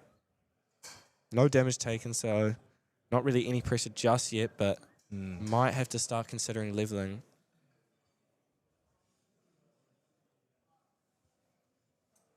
And And the double dungeon guide coming down. All right. So he's at 3. Boom. Okay, so he's had to think really hard about this one. I mean, I suppose he knows what he knows what he's gonna do here. He's got his line, but it puts him back to 1. Now he's just kind of like now from here he can just rebuild influence, right? So I think he's not worried about like taking damage. He's now at 25 plus 6 from the lineage release from the Serene. Yeah. But Drago was only at 4 fractals. So he's in no danger of any damage from Burst Asunder or fractals and missiles and such. Yeah, pretty reasonably good position for both players here. Looking very even. Even after Bailey's unfortunate start again. Really getting his way back.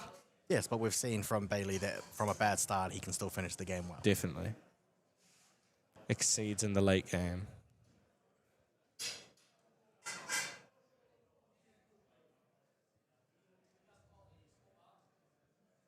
Drago here, just considering what he wants to materialize. Does he go for the level 1? Or does he leave it for another turn? Or does he bring out a fireball?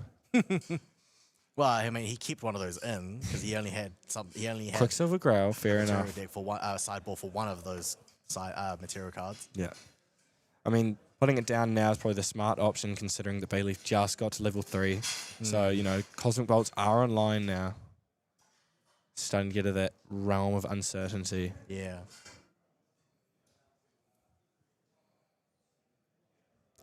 Still has 5 fractals as well on the board. And the Gildus. Don't forget about the Gildus.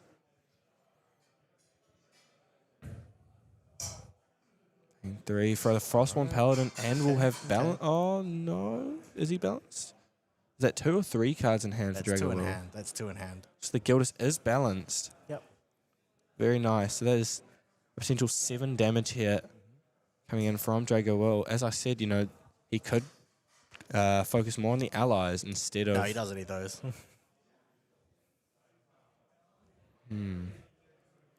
Plus Bayleaf to 9.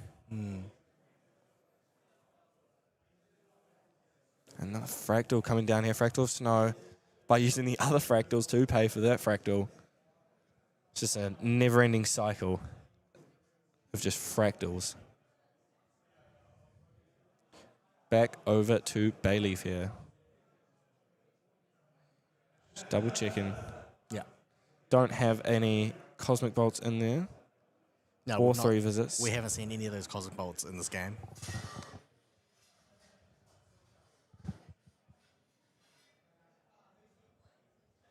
That's just clarifying with the judge here.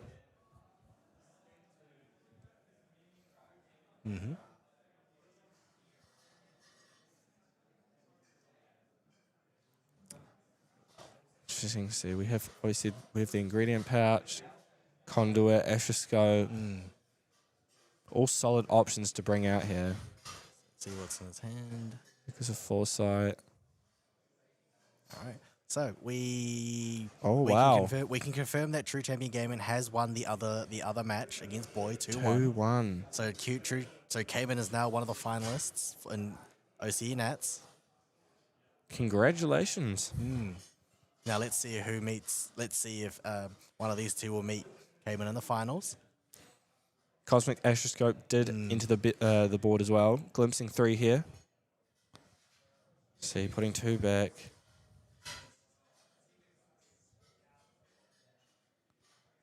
Fortunately, no star calling effect there from Bayleaf. It's gonna be interesting though. So we've got Cables on Fractals. Will he meet Drago Will, who's also on Fractals in the finals, or will he Or meet Fractal Mirror. a Fractal Mirror or 100% Bayleaf, level 100 Bayleaf on Windari?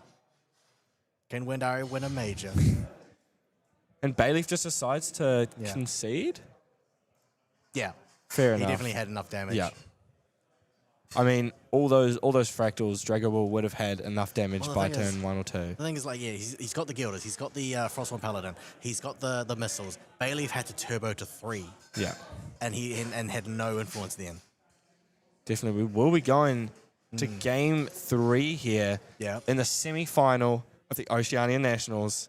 So Very basically exciting. That's an example of where you can start badly and win the game, but you can also start badly Badly and lose the game. and then still Yeah. lose the game, right? One thing is that we do apologize for any background sounds you see in the you hear. We are packing up the banners and such. So there's a lot of clanking and all that. All right, so on to game 3. I think they're no, they're just cleaning up. Bayleaf will have the slight advantage of being able to choose to go first or second. Both games, actually, Drago will has started as well, so Yeah. this will be the first time Bayleaf has given the option to go first. Yep. I wonder if Bayleaf is now signing anything in and out again. Looks like he Well, is. so like now game 3, okay? Both of them are going to continue their game plan. Wilson is just going to continue like finding his fractals, getting missiles and that, right? Nothing changes there. Bayleaf, however, has not started well both games. Yeah. Be interesting to see if, obviously a good hand from Bayleaf here would make the difference and how much quicker the game would be closed change out. the game, definitely. But game 2, he started badly. He saw 4 Astra cards, bottomed the 4, saw them again. Well, saw more like Astra cards. Yeah, it was the exact same both rounds. Well, let's see if he draws better this time. Yeah, both players here siding different cards out. Interesting. I mean, we could potentially still be here for another half hour. Like, this game could continue on. Both games obviously haven't gone very quick. That was a quicker game, however, than game 1. But I don't know. I think it's because Bayleaf knew he couldn't get anything going, and he was just going to die next turn. Yeah. Because he was only down to a card of 1 or 2. Yeah. Drago Will still had his full board. He had 2 allies on board. There's no answer for those. I mean, Bayleaf had banished 2 of his Comet Falls. Those are the answers for the Gildas and the Frostborn Paladin. Yeah. Right. So it was extremely risky to banish one of those. Definitely. Both of those, sorry. But he thought he had a plan, Yes. but that plan backfired. Unfortunately. Yeah, interesting also to see what the difference would be if Bayleaf actually does get the activation of Polaris off, generating those extra copies of Cosmic Bolt into his deck. Game 1 showed that he doesn't need Polaris. Of course. He can win without it. So he's playing it right. Yeah. And we're back. Let's see. I'm seeing a lot of win cards. Oh, wrong hand can there. Yep. There we go. We've got a Beseech the Wind. 2-3 visits, I believe. 3 visits. So he's going to bottom those. Yeah, okay. This is a good start. Let's see. He's going to bottom those 4. Let's see if he gets in a better start. Just thinking about it. Does he want to keep them? Yeah. Yeah, definitely hanging on to a Beseech and Okay. a 3 visits could be vital here.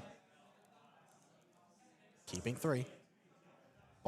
Changing the change. So remember, you Keeping can glimpse 2 3 bottom to visits the- and a Beseech. You can glimpse and send to the bottom, and then they will reorder themselves. You can reorder the bottom as well. So this is a much better start now. Yes.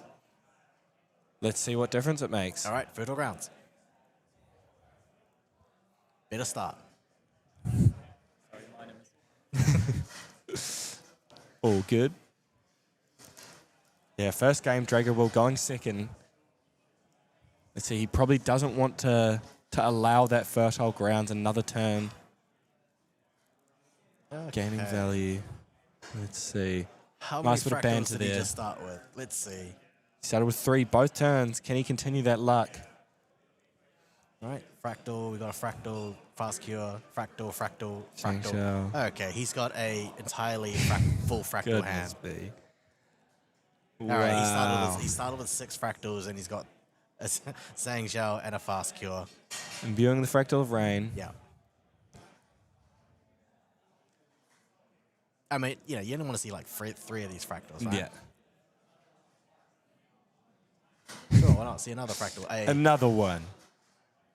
Double Fractal. Fractal of Snow coming down here to join its best friend Fractal Another of one. Rain. All right. And another one. So one of them is a And new, another and he one. pays for that. 4 fractals, Goodness turn 1. me.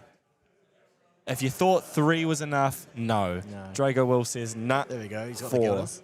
He sees the Gildas. He sees, It's the exact same. I know. But he's keeping the, remember, he's keeping the 2 fractals of the refreshments. Now he's going his 4. He's got the Burst Asunder, 2 Burst Asunder, sorry. A Fracturize and a Gildas. Yeah. Let's see, what does he choose to keep? Obviously, he'd really like to keep that Gildas. Both games, he's been able to get the balance off, deal 4 damage. I believe last game he got 2 attacks with it. Total of 8 damage there for Drago Will. Gildas proving its importance in his deck. Yeah, the Gildas has done so much. But I mean, 4 fractals. So each player has won 1 game apiece. Which one of them will verse Caven in the finals? All right. Leveling up to 1.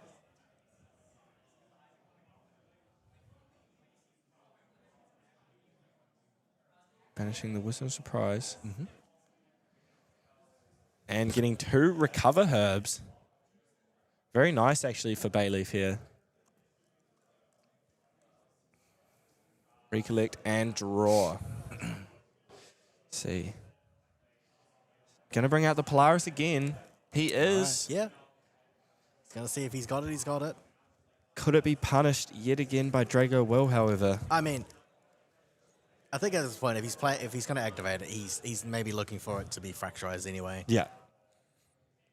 Because again, he has one without it. Scatter Essence coming down. Nice. Getting rid of the imbued one, so he's not going to be milling anything now. Very nice play there from Bayleaf. And the Scatter Essence is also a floating memory, so could help pay to go to level 2 for Bayleaf next turn. It's a very good start by both players here. Interesting to see what Drago will materialize. He will go for the Wind Resonance Bobble for the 3rd game in a row. I think you kind of have to, right? Before they lineage release. 3 for the Zhangzhou, being able to draw 2.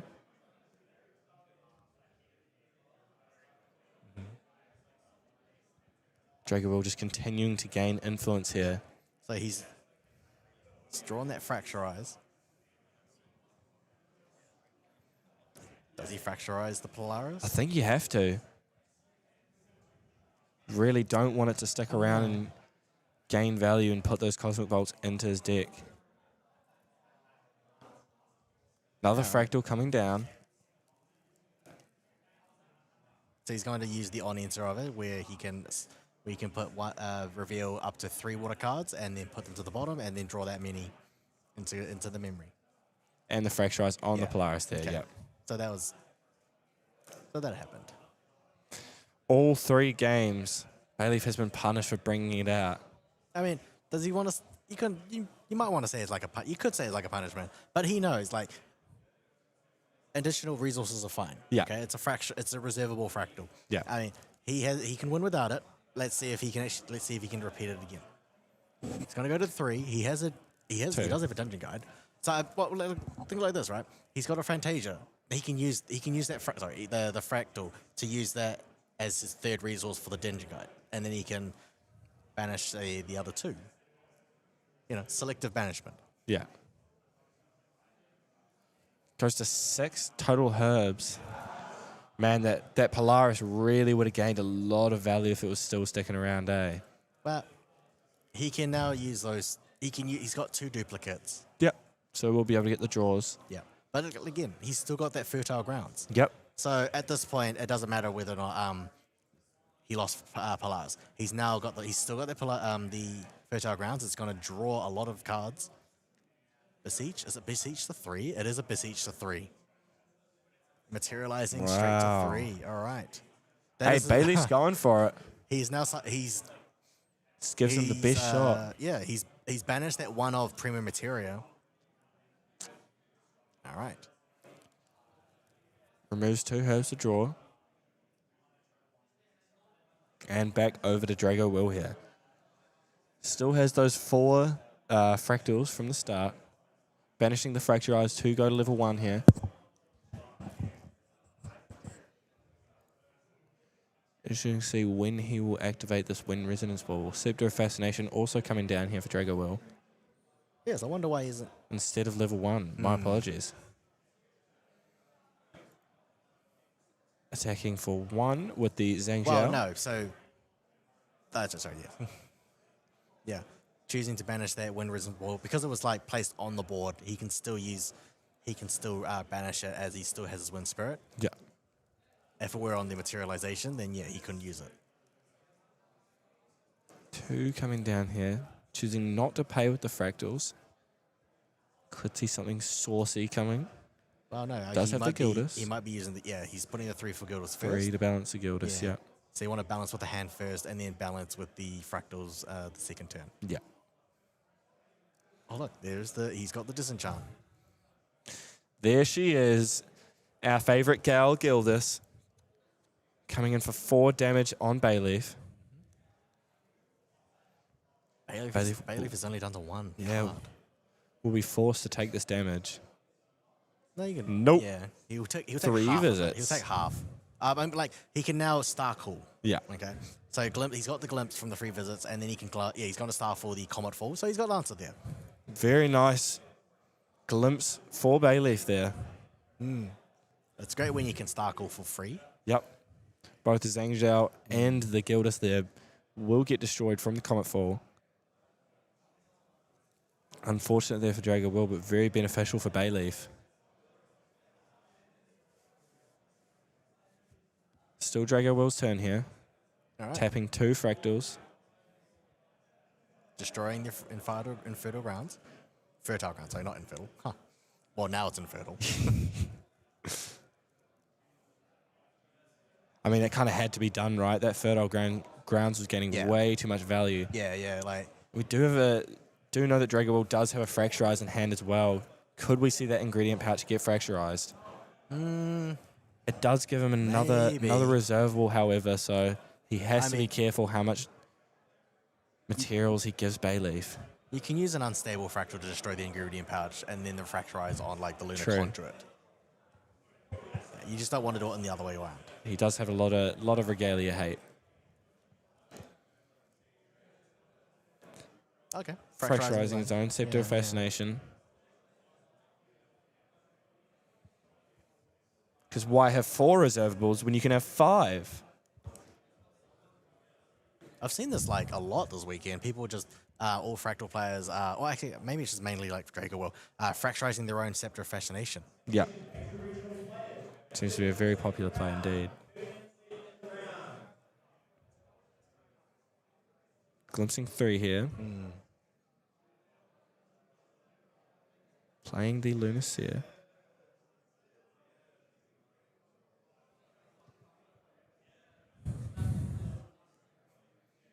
Yeah, both players in a pretty good position here.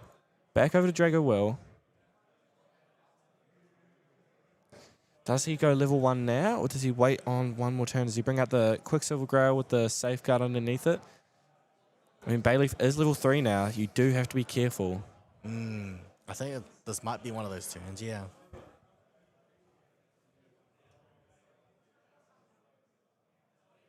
Let's see.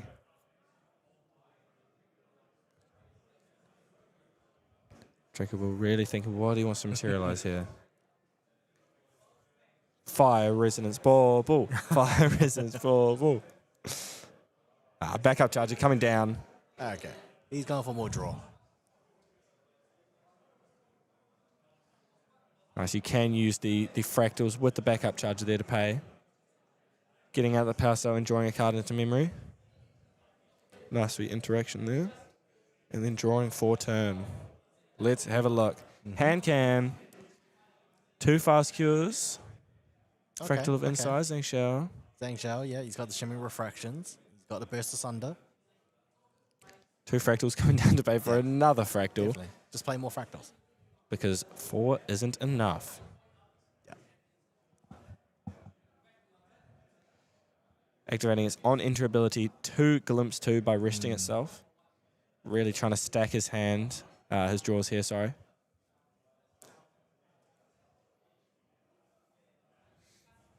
Let's see. Can't quite see what those 2 cards were that he glimpsed. What would he be looking for here, however?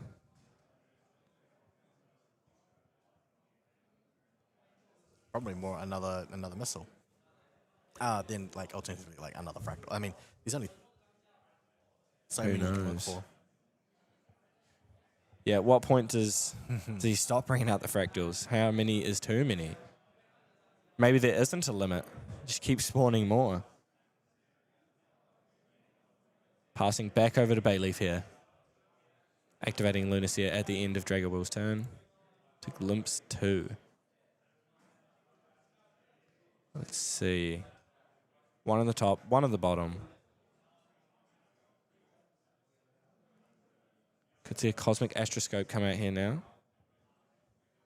Maybe the Conduit. Bayleaf doing the math. Saw the hand going everywhere.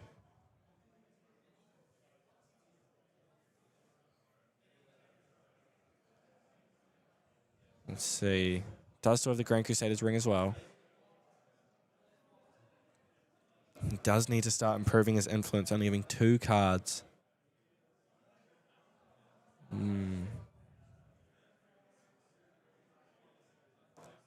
Yeah, really thinking here. Players just confirming between each other.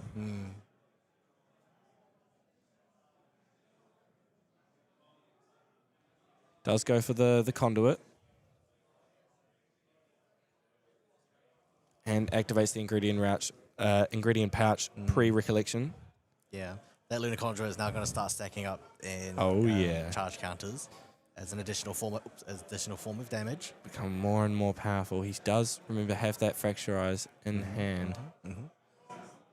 I think the Fast cure. the earlier Fracturize on that Scepter of Fascination was negated by the Dawn's Reversal.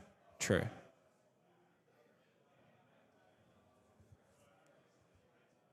Sort of floating in the grave there for Drago Will. Could go to level 1 finally next turn. Yeah. It's been a while. Using the Polaris here for another fertile grounds. Here we go, more herbs.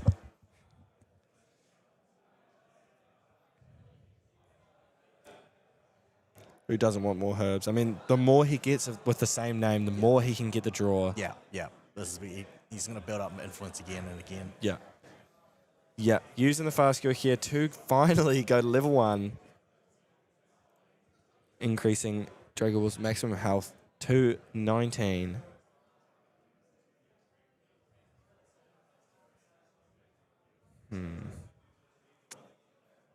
Does now have the inherited effect as well to activate a reaction spell card from his memory. Here we go. Is he going for the Gilders? Fractals. No? Possibly, yeah. Oh, yeah, there we go. 3. No. Zhang Zhao is the option here, yeah. Yeah. Draw for 2. You can't argue with drawing 2 cards, can you? And having a 1/2 body. Yeah. He's going to let it go. He's going to draw 2. On the stack here, Drago Will would like to add more. Nope. He'd just like to draw the cards. Fair enough. Get the influence. Get the right cards you need. First bit of damage here for Drago Will. Obviously, the other damage was recovered. Drago Will really trying to put the pressure on Bayleaf here. Using that fractal to play another fractal. Another fractal. Get more fractals. All right, now he's got a glimpse and see what he wants to do for the next turn. Yeah. So we got now. Oh, there we see the refracting missile. Instantly glimpsing away a card. I didn't quite catch what that he didn't need was. that one. So he's got a glimpse. So he's seen a already got a Gildus, a Gildus. missile. Yeah, might get rid of that other Gildus here. Leaves it on top. Fair enough.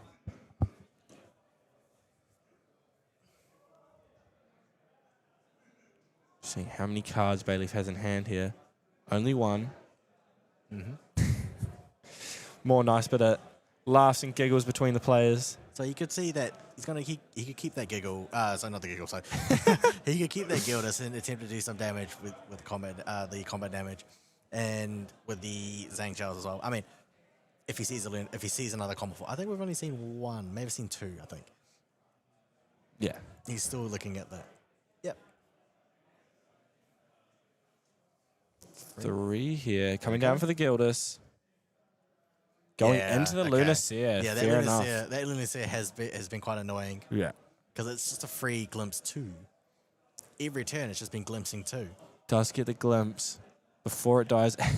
The Astrocyte is played off the top. What a pull there from Bayleaf. All right, start calling that Astrocyte. Oh my goodness. Another What a top deck full. Okay. from Bayleaf. The Astrocyte into the Comet Fall. Wow. Drago Will can't believe it. Both hands on his face. Yeah. Even Bayleaf can't believe it. Smiles. Wow. Gildas and Zhang Xiao leaving the field in shame. Wow. Goodness me. What a top deck from Bayleaf. Yeah. So what he had done was the Gildas was balanced and attacking the Lunaseer. The Lunaseer was rested to glimpse 2. He looked at the top 2. One of them was an Astrocyte. Used that to Star called the Astrocyte to draw a card, and then he found glimpse to draw a card. That the glimpse from the Astrocyte was a Comet Fall. Uses that to Star calls that. Drago was shaking his head there. He cannot believe it. I mean, remember he's got so many ways to glimpse. He's got the 3 visits. He's got the he can draw from the Grand Crusaders ring. He's Lunaseer living to fight another day. Wow. Crazy top decks here at the Oceania Nationals. Yeah. Ladies and gentlemen, you're being treated. Fast Kill coming down here as well. The thing is that this Lunaseer has been glimpsing so much. And again, we haven't even seen the Astroscope either. No, we haven't. You're very right. Yeah. Bayleaf is in a very good commanding position here. I mean, Drago Ball still does have his fractals, but Yeah. as soon as we start to see these Cosmic Bolts come down, I mean, Drago Ball hasn't got his Quicksilver Grail with the safeguard underneath it. No, yet. He that Lunaseer has just been quite annoying. Has been glimpsing so much. I still can't believe that. That was Yeah. crazy. That's probably the craziest top deck I've seen across both days. Lunaseer here glimpsing another Alright, 2. let's Let's see see what if the he luck, sees. luck can continue. I think that was I think he saw a Beseech Yeah. the Winds of one of those cards. Still Both straight to the bottom. Okay. He's still looking for his 4 Cosmic Bolts. Hasn't seen them yet. Oh, The sorry, more- he's got one. in Oh, hand. Okay. didn't catch that. He could leave that and just hard cast it to win as one of the last bolts. Draws another. I mean, the more and more Yeah. cards that he glimpses, the closer and closer he gets to those Cosmic Bolts, right? Yeah. All right, there we go. End of turn. Shimmering Refractions. For 6. Yeah, I believe there's Yeah. some more fractals underneath those fractals. Yeah. So doing that for 6. I think Bailey's okay to take that damage. I mean, he's not in any No, I mean, immediate like- threat just yet. Okay. All right, leaving that to go. Banishing the Scepter of Fascination to wake up Dalchan again. Using it again, straight away. Another Shim Refraction. Wow. Do another 6. Drago Will really starting to apply the pressure here onto Bayleaf. Let's see if if Bayleaf has a plan. He always does. Yeah. Uses the 3 visits from his banishment. Recovering 2, glimpsing 2, and resting his champion. Thing is that Arasana is still currently sitting on. He's got to the 25 toughness plus the 6. Oh my Plus the goodness. 6 from the. An Astrocyte being pulled there off the top. What does he see? What does he see? If that was a Comet Fall, Oh no, he or doesn't even need a Cosmic Bolt He or doesn't something. need a Comic Fall. Yeah, Not in this I instance. would have lost the plot. All right, so we're still on this. We're still on the Shimmering Refraction. Does he want to negate it? Can he find a negate? Yeah. Oh, there it is. He's got the Dawn's Reversal. So he did draw. He's got that.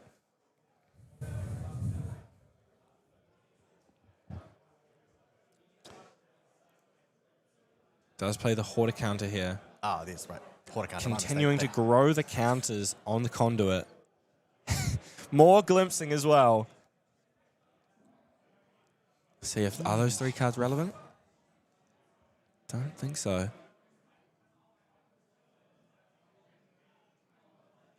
Bayleaf doing the math. Thing is that Horta counter, which costs X, and then as an additional costs Y. Now these can each be A 0. lot of math. It'll negate cards unless negate card activation unless the controller pays X or Y, where X and Y are both the cost of the card and the sacrifice herbs. And then when a banish the card, and then when an activation is negated, he can glimpse 3 off the Horta counter. One of the a great card from ALC Alter.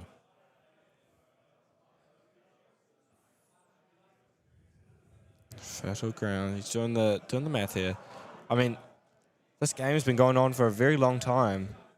Still could potentially go on for even longer. I mean, both these players really not trying to make any mistakes. If he can negate this, oh wait, has it been negated? Yes. If he can negate that, he can, with the Horta counter, he can then use Dawn's Reversal for free. Yeah.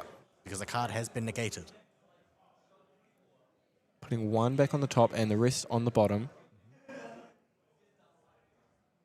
Activating the GCR, gaining that card that he just put stacked onto the top.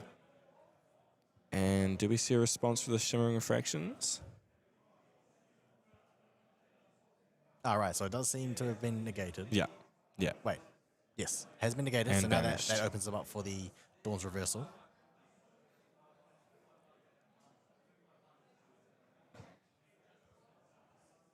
But he's really doing some calculations He's really in his head thinking here. hard on this, yeah.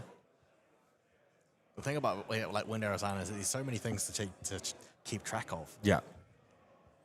Think about the judges as well. How much they're keeping track of at the moment. Props to all of our judges out there. We love you. Yeah, there we go. So the Dawn's Reversal can be activated for free. Basically for free anyway. Yes, sorry, for free. Because the Horta counter negated something, the Dawn's Reversal costs 4 less. He can glimpse the level. In this case, it'll be level Astro 5. Sight as well. And he's going to deal 5 to target unit, which is the champion. Another counter on the conduit there. Was it 5? Goes to 6. 2, 3.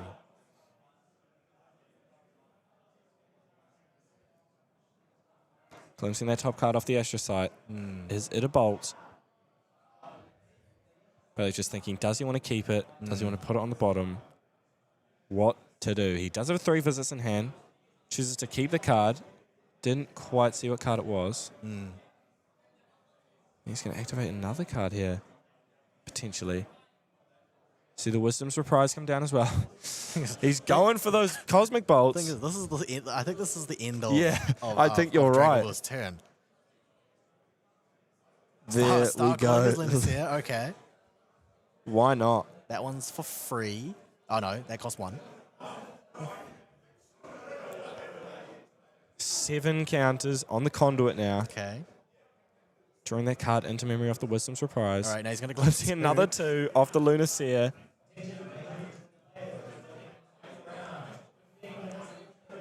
Let's see. Sorry, so he's going Wisdom's Reprise and a Regenerate? I think it might have been. Yeah, I think it was Regenerate. Keeping the card on top, however, and 1 on the bottom. Yeah, all this glimpsing, it really helps to refine and sack his deck. No, it was the end of Bayleaf's turn, I believe. Oh, I see. Now, it was is just so finally much- back to Drago Will. There's just so much to keep track of. Yeah. That did take a while, but I mean, a lot of glimpsing. Those Cosmic Bolts getting closer and closer for Bayleaf. And Drago Will wait, no, might be this on a bit of a was- yes, that's timer. right. This was Bailey's turn because he was activating those Glimmer counters. True. So much to keep track of. Back over to Drago Will here. I mean, I think you have to bring out the Quicksilver Grail with the Safeguard Amulet underneath it. It's getting Oh, Crystalline Mirror, fair enough. quite dangerous now. Where's this going to go? Oh, I mean, like, Going for the Zhangshao, drawing 2 cards.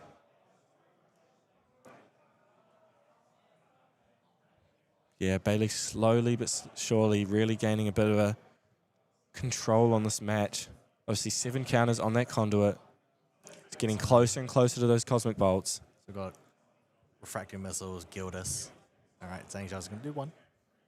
A little tickle. A little taster. As long as Drago Ball can continue to do some damage, he can still keep a horse in this race. But the game is nowhere near over. Bayleaf still has to find those cosmic bolts. Drago Ball just thinking, does he want to pass here? Let's see.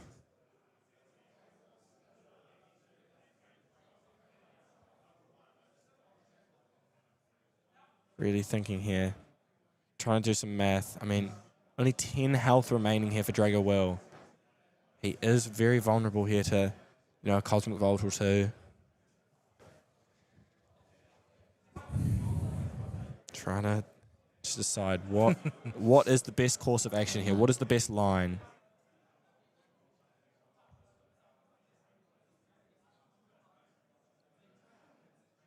He doesn't want to use those fractals. Started the game with 4 fractals, remember? Thing is that he can use the... So, the Lunar Conscious is sitting on 7 counters. Mm-hmm. Right? At the end step of Drago, where he can use one of those counters to deal 7. Yeah.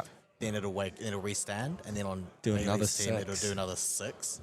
Good catch. I mean, that's the damage that he's got to do something about that the Lunar that's Conduit. already on board. Yeah. He has to do something. But what? Find out. Fractal of Insight hitting the board. Look at that little fractal line. It's like a conga line. Let's see. They're all dancing with each other. Gilda's coming out. Okay. It is balanced, I believe. Yes, Yep, it is. 1 and 1. 1 and 1. We know that he's got one of those cards is the refracting missiles. I believe it's going to be the one in hand. Yep. But this 4 puts damage all, coming in. this is all cards in hand. He's now Very vulnerable position here for Drago Will. there we go. And that's game. That is game. Drago Will concedes. Obviously, Bayleaf did have the damage on board, and Bayleaf is going to the finals of the Oceania Nationals 2025. So Bayleaf is going to go up against Cabin, and it's for Water Fractals versus Windari. What an interesting matchup. Spicy. Obviously, we knew Fractals was going to perform. Cabin, obviously, very, very good player. Bayleaf, Windari. Let's see what he can do with this deck. This game, though. Game 1. Bayleaf opened badly, but he still managed to claw his way back and win that game, right? Despite Drago Will opening strong. Game 2, he opened badly again, and this he wasn't able. He had to turbo to 3 and lost all that influence. Yep. Game 3 started a lot better. Yep, did have a very good opening hand. Yeah, I know. I did say before that game how much the opening hand would make a difference, and I mean, look what it did. He won the game. Windari was like a really big brain champion. All right. Very good highlight as well with that Astrocyte into the Comet Fall, not only saving his Lunar Seer, but killing off that Gildas and the Zhangxiao. Some top deck luck there. Looks like we have a US final, basically. Yes. 2 US players. Wow, now, see, both of them are qualifying from Oceania. They're basically New Zealanders now. So we'll take these 2. Yep. We will be coming at you with an interview very shortly as well. But what a game, ladies and gentlemen, you guys just got treated to. I mean, wow. The top deck luck, the unfortunate draws. That top decking, that Comet Fall. Goodness me. Like, that was unbelievable. Yeah, exactly. Like, it's just like the whole chain, right? Glimpsing this, glimpsing that, and then going to that. The first game, though, right, he was able to, when he bottomed those 2 Cosmic Bolts, he just glimpsed so much that he just saw them again. Yeah. Mate, the Cosmic Bolts were coming. Obviously that Conduit at the end of the turn was going to be doing 7 damage, and then on the flip was going to come back awake and then do another 6. So Drago Will did concede there, but unfortunate for him, he didn't see... I mean, he did have the Shimmering Refractions there, but it just wasn't enough. It wasn't quite enough. Yeah, like, it wasn't enough damage. Yeah, he was already level 3. Yeah. Like, he had to go through 25 toughness, plus 6 from the lineage release of Serene lineage release. Yep. Yeah. Unfortunate. Hey, Battle of the Americans as well. Battle of the teams. If you guys are worried about the teams, Team TM32 against True Champion. Yeah. Let's see what happens. I mean, I'm excited. Yeah. Are you excited? I will be watching from the sides, I think. I'm not sure. But I am excited for this final, though. It's going to be great. Two highly skilled players. Very, Bailey, who very hasn't won a skilled. major yet. Caben, who's won plenty of majors. Right. Both of them are qualified for the World Finals anyway. So it's just who can claim the title of Oceania Nationals champion. Definitely. And I mean, obviously, all these players, all the top 4 are already into Worlds, guaranteed. They don't have to worry about the gauntlet. They can go to sleep tonight happy. They've got their flights sorted. They've got their accommodation sorted. They have got their tickets to Worlds confirmed. Right. So remember, we've got Caben, Bayleaf, Drago, and Boy. All 4 of those. Nice to see that both semi-finals as well were 2-1 matches rather than 2-0 matches. So Drago Ball taking out that second game, and obviously Boy taking out one of the games against Caben. Okay. We're going to go to a short break, and we're going to get the interview set up. See you guys shortly. Yeah.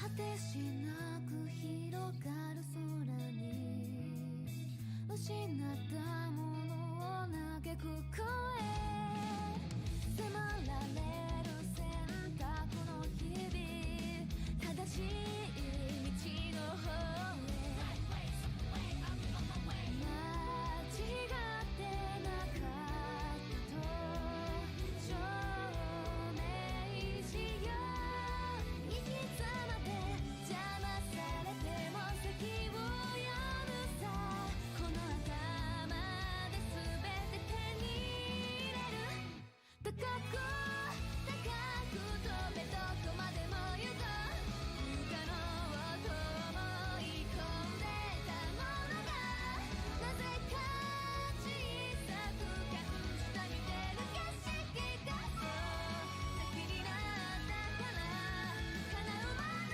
近い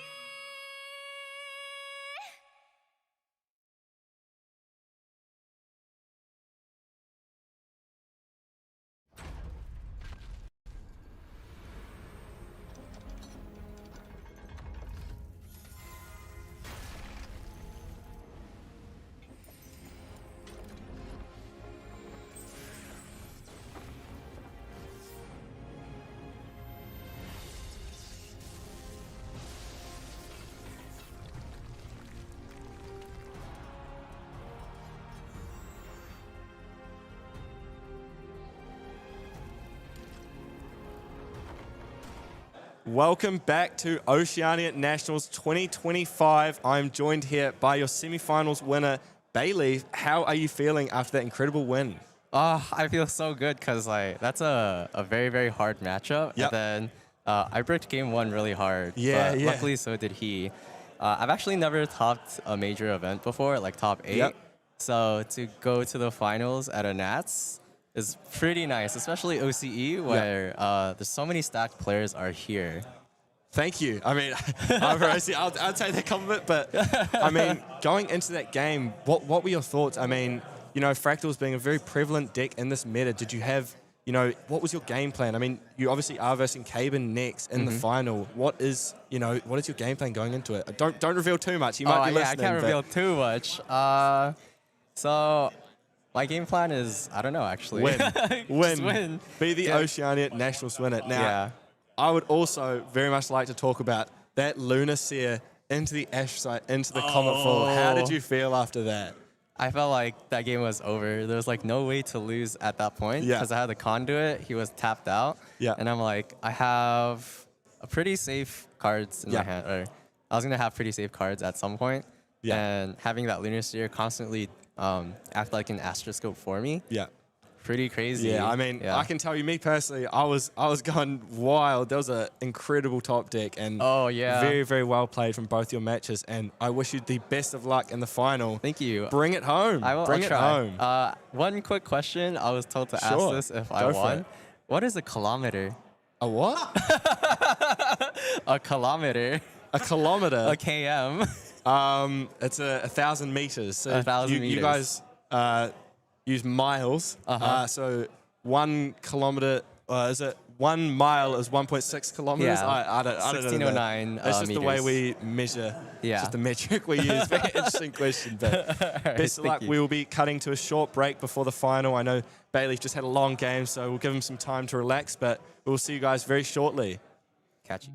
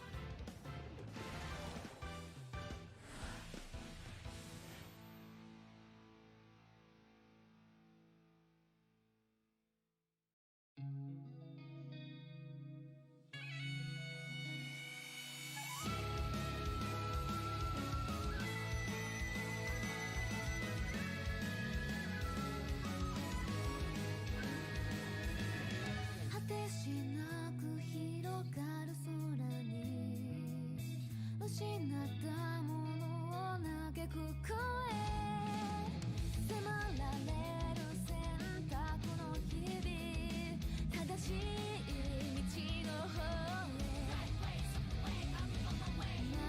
違ってなかったと証明しよういつまで邪魔されても先を読むさこの頭で全て手に入れる高く高く飛べどこまでも行こう不可能と思い込んでたものがなぜか小さく感じた見てる景色がそう先になったから叶うまで近い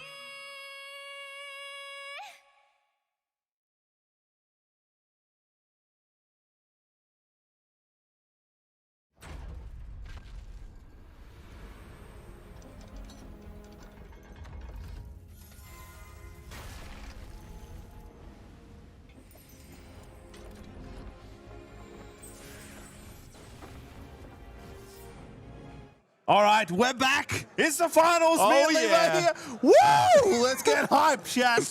We're Levi, excited. I'm excited. How was that game to watch, your Goodness friend? me. I mean, it was a long match, but it had a lot of twists and turns. I Yeah. mean, we just had that interview with Bailey. He's very excited, all smiles around, you know, just made the finals of the Oceania Nationals 2025. He's already secured his spot into Worlds. I mean, could you be any happier?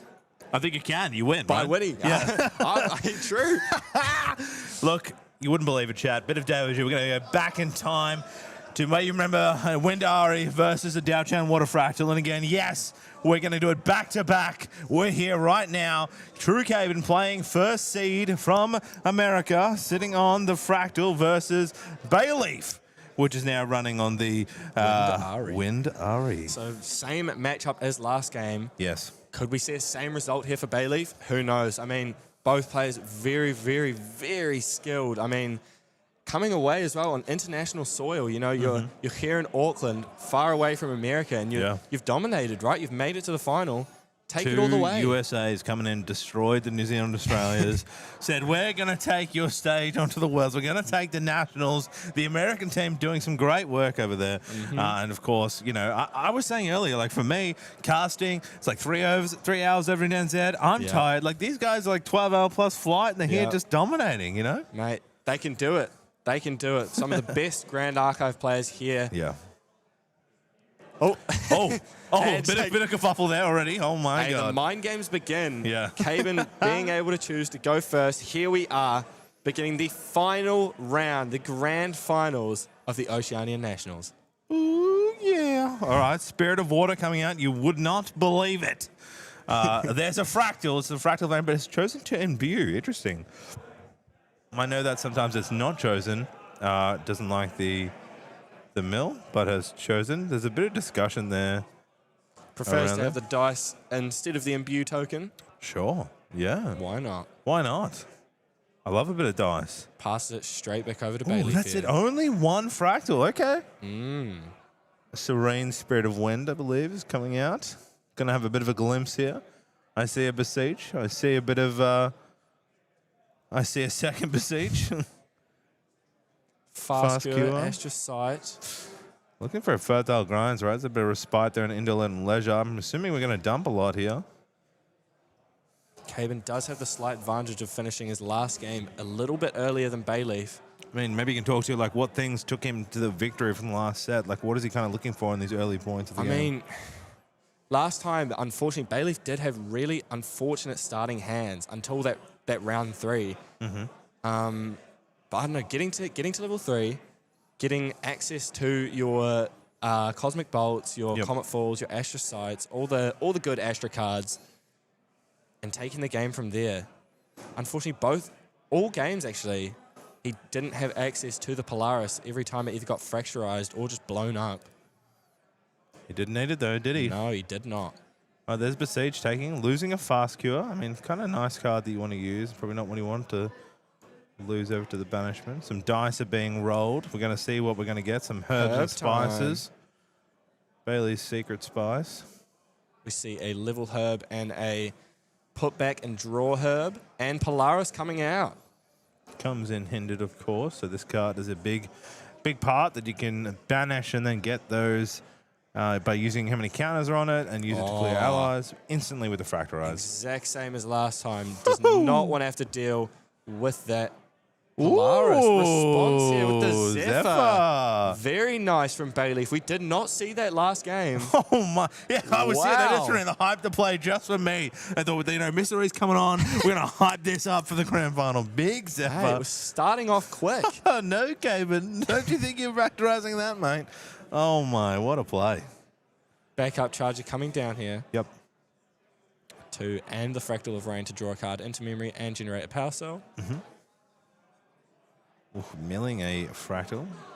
Interesting choice to use the Imbue, like we said. Usually didn't choose that. Maybe somebody get a chance at that Fractal. Another one. Another imbued Fractal of Rain. Okay, go for 2. I guess the idea, I mean, if you have it imbued, you can also select the opponent. So if they've glimpsed in a situation, you can actually maybe use it to mill the opponent and ruin their kind of order of glimpse. Definitely a thought. 2 coming down here for another Fractal. See, Passing unstable back there. over Comes to in Bayleaf. hindered. Can be used to destroy a target item.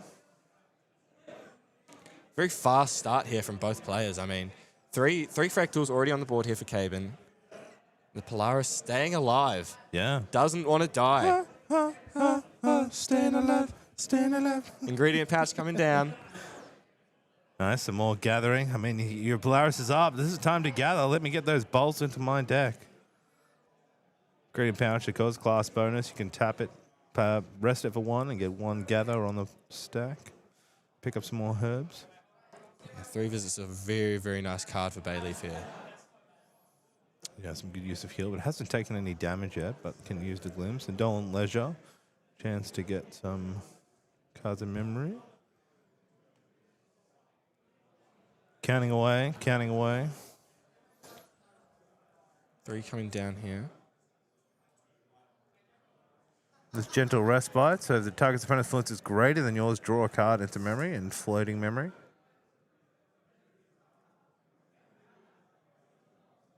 I guess this really is an influence game, right? You want to have more cards in your opponent. You want to really catch up with Caven because he does have those reservables with the Fractals, right?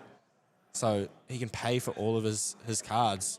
So it looks like in response there, tried to fast play a Lost in Thought to reduce his influence, and then on the stack, 3 visits was then played to reduce the influence back down to match. Very nicely played from both players here. Wind Resonance Bauble coming down before Bayleaf can release his Serene Spirit. 2 Fractal of Insights being milled there. Pretty wreck, yep. Activating the Wind Resonance Bauble, drawing a card. Because there's Zhang Zhao come down here to draw 2. Just resting 3, resting 2.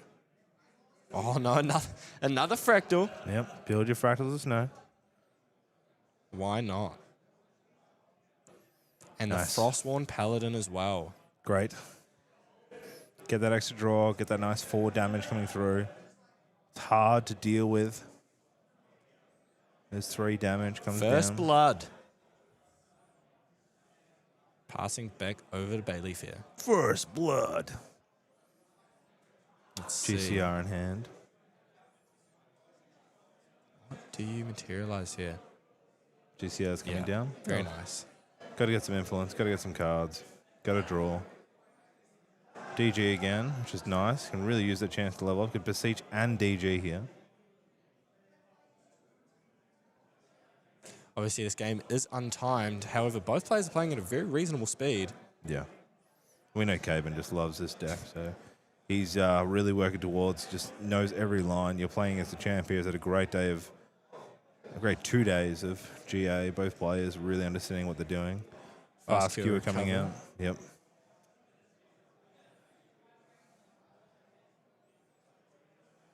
And returning back over to Caben's turn here. Kind of need like a spinning, something on the board that can spin the fractals around for you to keep it easier, you know? Yeah. Seem to be out of control trying to rest and awake these fractals. Especially when you start getting, towards the 5 and 6 fractals, it starts to get a little bit more difficult. Yeah. Oh, yeah. Judge. Let's see.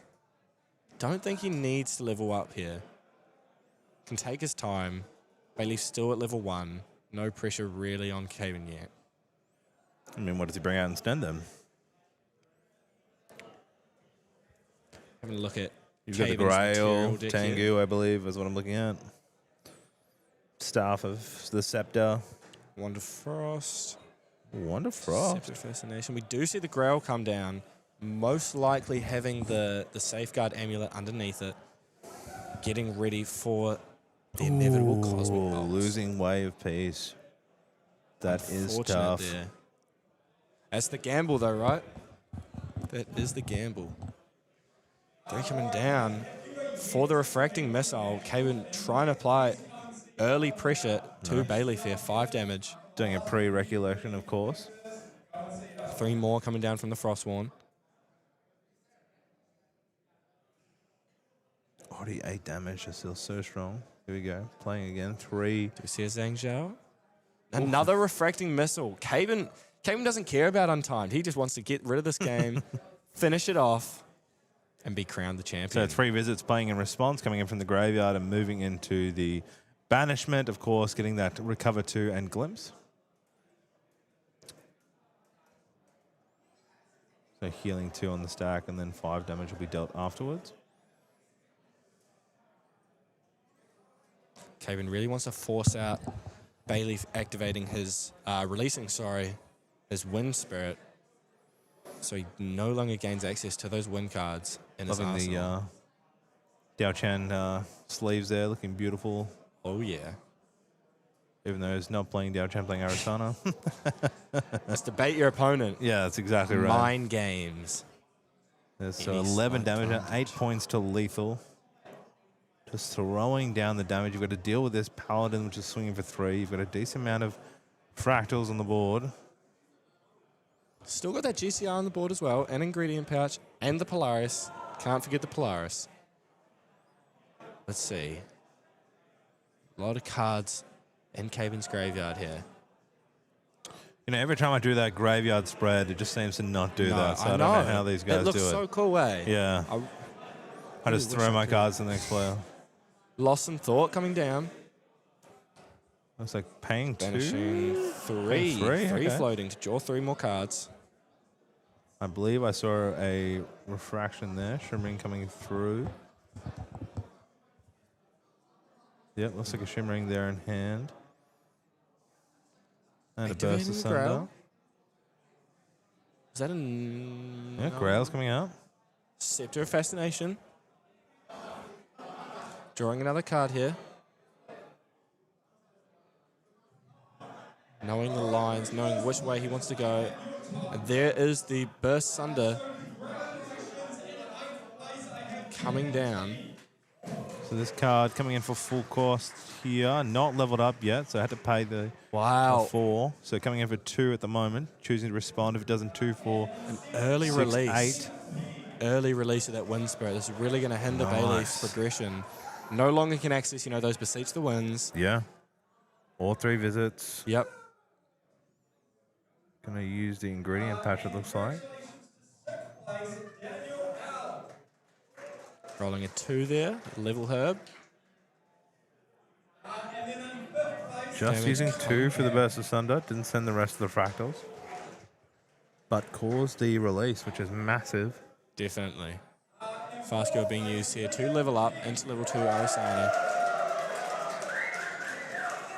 Rolling here. 2 1s. 2 Blightroot here. Good. 2 of the same. A lot of chance to draw here, which is good. Again, using more ingredients. Looking for as many herbs as possible. Yeah. It's going to be so good for the Polaris. But I mean, you've lost your Serene. Great place from Caven early on here. Water is fast. At the moment, in theory, Bailey could be putting in 6 Cosmic Bolts into his deck. There's the Dungeon DJ, Guide going yeah. level 3. Here we go. And Caven's full.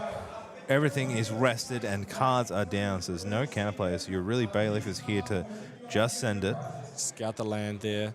and regenerate. Now what to do? Bayleaf having a hard think here. I think you've just got to get some cards in hand here. Because Yeah. next turn you're going to have to deal with a lot of damage. I mean, it's not too. First blood here for Bayleaf, dealing 1 damage with the Dungeon Guide.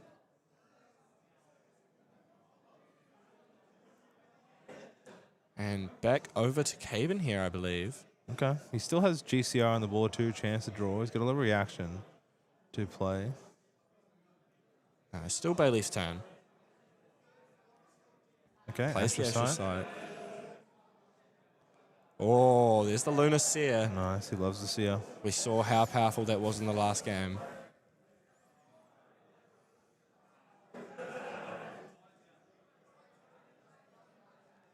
Let's see. Still has the Grand Crusader's Ring. Still has Polaris. Still has all those herbs. Activating 1 to put it on the bottom and draw. Recovering 1. How will he remove them individually? No. He will draw the card. Oh no, he's going to get the level, my apologies. And activate Polaris for 4. Okay. 4 extra Cosmic Bolts will be coming into Bayleaf's deck here. And he will be able to destroy that Frostborn Paladin. And remember, that only stayed on the field because of the Zephyr. Yeah. Very nice. Now it's shuffle time. Shuffle. 8 Cosmic Bolts now in Bayleaf's deck. Just need to hit him now. Like, it's all about a bit of luck here. Yeah. Has some great usage of herbs, great use of Zapdos, put him in a good position, was able to level up. Yep. Caven on his side was able to bait a Serene already out by an aggressive burst of Sunder. We're going to split the deck. Let's see. Consuming the last of the last draw. Yep. Passing over. Here we go. Let's see what response Caven has. What does he go to materialize here? So many options to glimpse here as well. Goes for the Safeguard. Safeguard Amulet. Milling, Intrusion, and Sight. Going to Recollect. We've got 4 on the board for Fractals. I believe you have 5 or 6 in hand. 10 Influence if you count the Fractals. Question is how many... You kind of want to build and defend here. You know these Cosmic Bolts are coming. You're only at 15 health. You haven't leveled up, remember here. So, But we haven't seen any Cosmic Bolts, I don't believe, in Grave or Banishment. So the first one's going to be quite low. Fractal Destination here. Going to enter and glimpse for. People playing at home are using the new hand cam. Try and work out what you can see. I believe that's a glimmering refusal from this angle. You can argue me if you want, but I won't be able to hear you. Go on, chat. Argue. Let's see. These glimpses. It's just a glimpse city, isn't it? Keeps them all on top. What a mechanic this season. You Yes, definitely. know? I feel like if you glimpse, it's like, 7 cards for me is enough to think about combination and lines. I don't want to have like another +4 from glimpsing. I've got 11 different combinations of cards to think of. Why not? Looks like a Fracturize there. Fast cure maybe.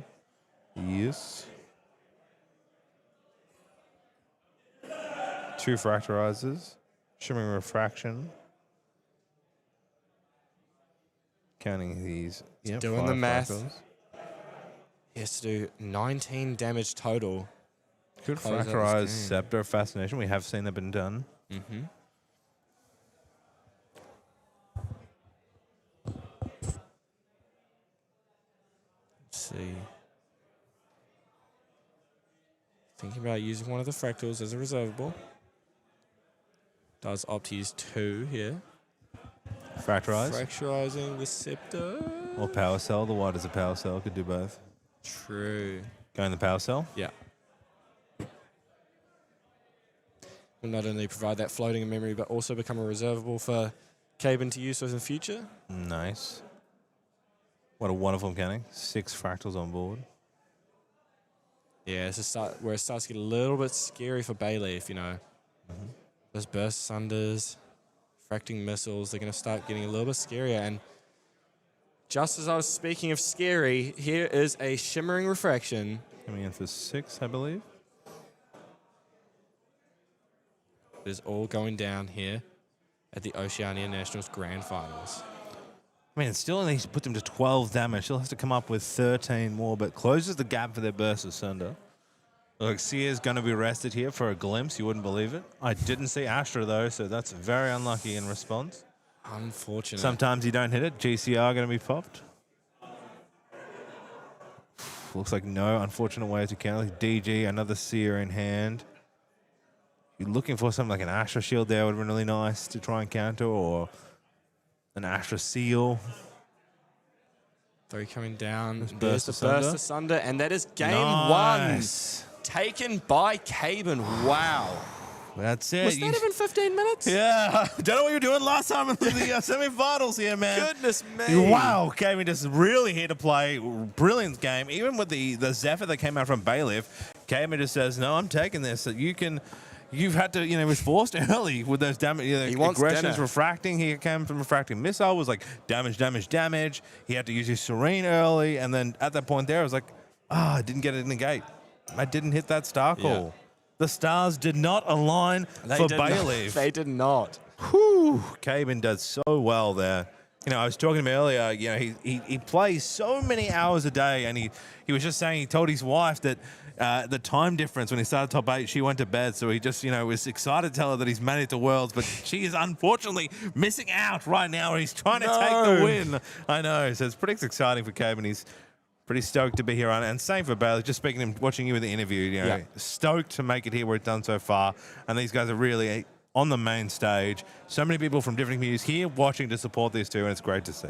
Mate, I love Grand Archive. I don't know about you. Anyway. I love it. Looking at these players' sideboards, true champion Caben, obviously having the Art of War, captivating Opulence. We've got 3 Chill to the Bone in there. 2 Junior Fate's Premonition, a Viridian Trinket, and a Water Bauble. Won't see the Water Bauble or Viridian Trinket, will we? No, I do not think so. I don't think you see Art of War either. Chillabone, no. Captivating Opulence? Maybe. Yeah, there's not many sideboard options here for Caben. Captivating Opulence, right? That makes you activate abilities of Regalia. So there are Regalias that he does activate. Yeah. That is kind of an annoying card. I'd love to see it played. On the side of our Bailiff. Got 2 Dawn's Reversal, 3 Harvest Herbs, a Nullifying Lantern, 1 Primer Materia, 4 Scatter Essence, we'll definitely see those, and 2 Staggering Strike. Yeah, I'm guessing the Staggering Essence will come in. Maybe a Dawn's Reversal. We'll see. Yeah, I mean, just goes to show how talented and skilled these players are, obviously. Caben really wanting to force Bailiff to release his Spirit of Wind there by not sacrificing his fractals off the Sundering. I mean, it's just the small details, isn't it? The small differences. This is what we talk about the Burst of Sunder. Like, people talk about the fractal meta at the moment.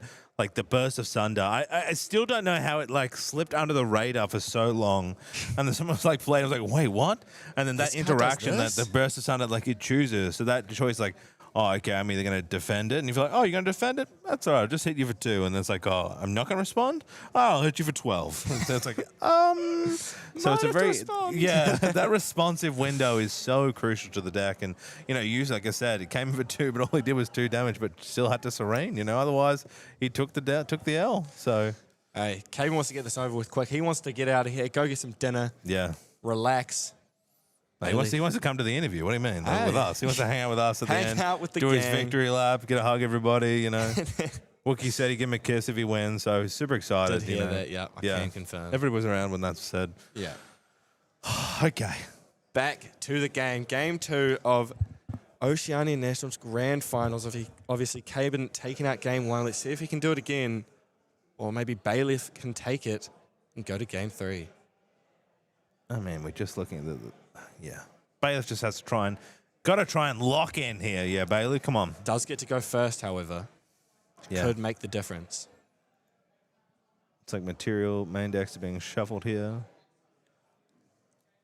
Some beautiful card art as well. So you got Lorraine on one side and Tao Chan on the other, which is cool. Black black sleeves are always super annoying to read on the black felt. But, you know, well, we digress. Fists, fist bump, so much cool, positive vibes. Camaraderie. All right, let's have a look. Would have been a better starter draw. Looks like a couple of Astra there. Not what you want to see. A Wisdom Reprise. Scatter Essence. Go Nice. down. Yeah, but Scatter Essence, DG, and Beseech. Yeah, it wants that. Looks like 2 Beseeches there. Wisdom Reprise. I believe there was a Gather in there maybe as well. Not bad. Very quick here from Bailey. If he will be activating the Beseech the Winds here to go to level 1. Arisana, gather some herbs. Yeah. Will he bring out the Polaris early? I don't know, because it would be susceptible to I mean, you just want to fracturize. You don't bring it out as like more chance with more cards, right? Surely it just comes down. 6 and a 2. Harvest Herbs was banished there. See Gathered some more. a level herb and a put one back, draw one herb. We do see the Polaris come out. Yeah. Love the alternate artwork there too as well. So many good proxy cards that came out this season. You know, a lot of proxy came out, and they've all been, you know, straight into the game time. There's the Spirit of Water. Beautiful card. How many fractals are we going to see? Place your bets. I reckon 2. I mean, look at his hand there. Place your bet. 2. 2? Oh, copycat. There's 1. Fractal of Snow coming down. There's 2 already. Oh, we're wrong with that. Oh. Dissonant fractal. Gonna glimpse. Surely looking for a Fracturize, but I guess can't draw it. Let's see. Still got 4 cards in hand. Maybe even a 3rd fractal could come down here. I think looking for aggression is really how Caben took that. If you can get that Refracting Missile into hand, Burst of Sunder. Yeah. Like, you really just want to send it. I mean, chose to imbue. Like, that wasn't done in the previous game, right? The imbues were not chosen, but did that help him? And when you're milling, you're seeing more of your deck. Your chances of finding the cards you want increase, right? Definitely. So resting again. Unable to rest, yep. Doesn't control you have 2 to do fractals 2 or at the more, moment, yep. but it's all good. Players caught that just in time. So 3 fractals, that's real. Casters are always wrong. Take it to the bank. Shouldn't have copied me, mate. Shouldn't have copied me. I was under stress. I was panicked, man. I've been casting for hours, right? I'm laser focused right now. Last round. Oh, laser focused, he says. If you stuff up a comment, I'm going to come. I'll tell you right now, I'm still laser focused. Glimpsing, what shall I play? He's actually making down some notes too. So if Bailey can just have a cheeky check of the handwriting, he can have a look at what's been written and seen. Let's see. Oh my goodness. Resting. 4 fractals. Wow. I mean, 2 plus 2. Okay. Combine it. We knew it. Fractal of Intrusion coming down. Doesn't get here. the on-enter, but does get 4 fractals down. Wild. Ingredient pouch coming down here for Bayleaf. I think you got to use this chance now to gather, get all the herbs, and then send all the herbs before it gets to, but, you know, I guess at this point you've already gathered. So in response, you're just going to send it. So it's just quietly sitting there too. You need it. Yeah. Scatter down. Essence. Very nice. Pew pew. See you later. You've been deleted. And a nice floating memory. An interesting card that probably came in, you know, in FTC and hasn't really seen it, but then all these fractals started coming. I was like, oh my god, look at this card. This is great. See a Wind Resonance Ball come in here. Oh, Nice. Way Zhang Xiao. Zhang Zhao coming out, getting that nice 2 draw. Very nice. Yeah, you love that. Gonna swing for 1. First Blood. Has the bauble sitting there as well. Can use it any time. Oh, we were talking about this card. Captivating Opulence coming out. So this is draw a card in memory. Activated abilities and regalias you don't control cost 2 more to activate. He doesn't have that bonus yet. Doesn't have the however. bonus yet, but you know he just needs to get a level 1. Yeah, but it is in Fantasia and can get broken by Scatter Essence. So an interesting card. Threatening. Could we see Bayleaf go to level 2 here? How many is he running in the? I'm trying to see how many are running in the deck on that one. Cayman could be running a total of 2 of that card. And did manage to hit it. I think it's going to be a key part. Bayleaf going to level 2 here, gathering a level and a recover herb here. Currently sitting at 5 herbs. Wow, he's going to have so many Cosmic Bolts. I love it. The farmer Bayleaf. I was questioning earlier why he's called Bayleaf, and you said his name was Bailey, correct? Yep. Here's the dungeon guide. We're going straight to 3. It's going down. Ooh. Glimmering refusal on that dungeon guide saying, no, no, no, you're staying at level 2, my friend. Yeah, sorry, mate. You might have overplayed his hand there. Straight back to Caban. I mean, you kind of have to. If you see that dungeon guide, you know how quickly Caban can ramp up that damage. You need to get as much health as possible. And it's not really like Frostbind where it's 2, like 33 on the board with just 3 fractals. Mm-hmm. What's going to happen? See it back Backup charge, okay. Can use all 3 of his fractals here. Yep. Draw a card into memory and generate a power cell. Nice.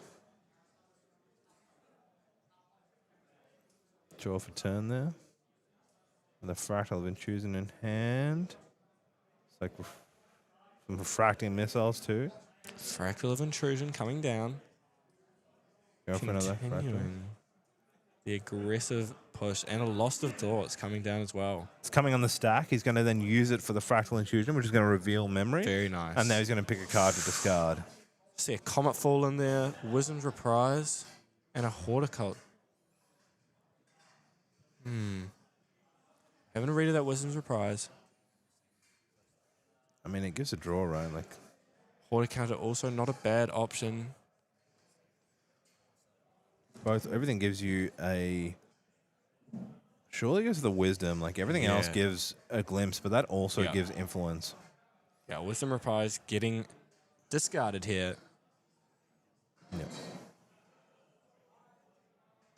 Loving the intrusion play. That was very nicely done.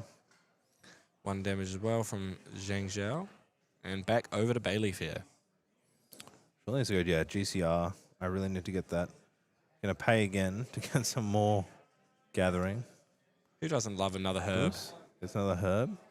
Another one of the same name as well, so you can potentially get another draw. Needs to try and build influence here.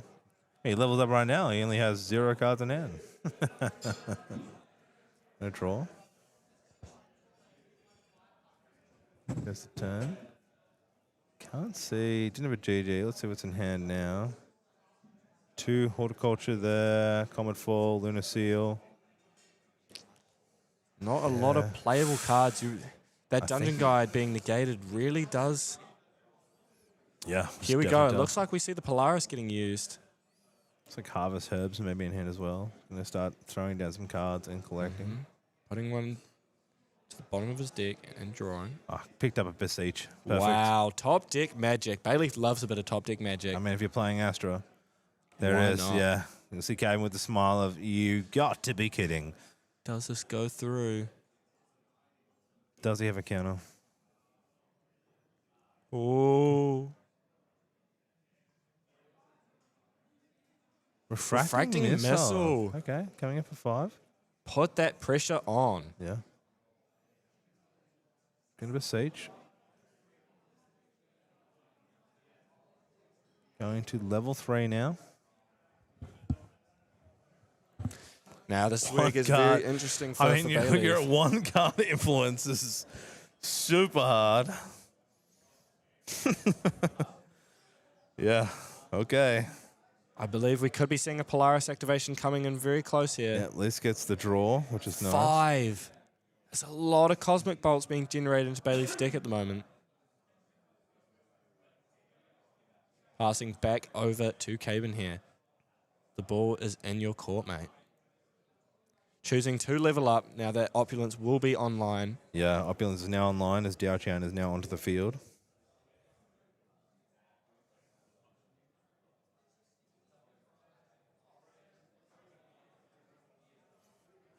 Maybe deciding what they can do here in reaction, Bayleaf.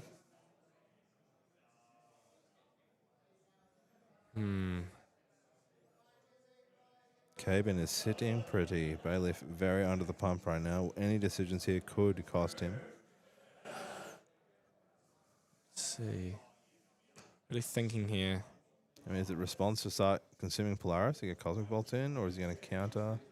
I mean, using the herbs, he could use Horticulture to try and negate. Drawing for turn here.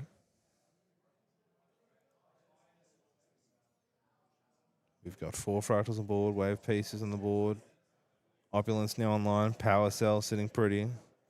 He's got to deal 25 minus 8 is 17. Quick math. Quick math. Kemba's now working through his head. Can he get lethal? Also has to deal an extra 6 on top of that due to the Spirit of Serene Wind. Yeah, if that hasn't been played, correct. Bit of a slog.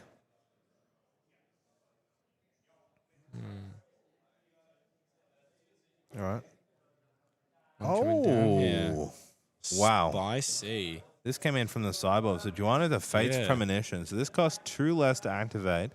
As it is, it feels you choose a card to name. I wish I knew what card is being named. And the card named is a 2 plus X more to activate, where X the amount of Fantasias you control. Is it Cosmic Bolt? Is what I would ask, but Not sure. we're going to find out what it is. Very shortly. But this is also a unique Fantasia, so counts to the Fantasia stack with the oh my god, Shimmering Refractal. So 3 visits being played on the stack. Going to choose now to glimpse 2 and heal.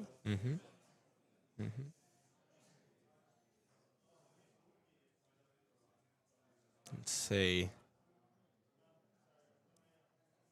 Yeah, that Polaris is it's a little bit scary, isn't it? I mean, 5 counters.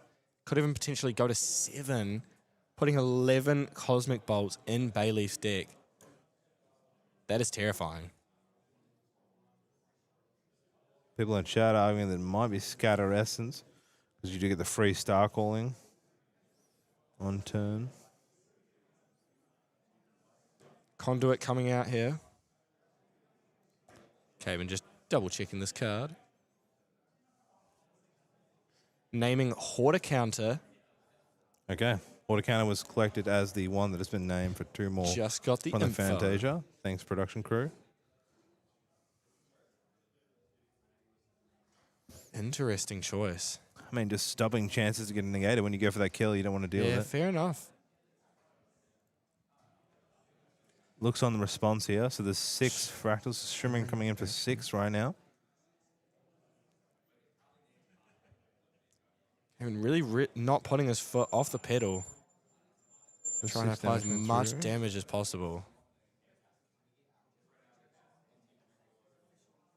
Yeah, refracting missile coming in. Coming in for 5. Even more damage. 3 visits being played in response. Going to rest. Going to do some more glimpse.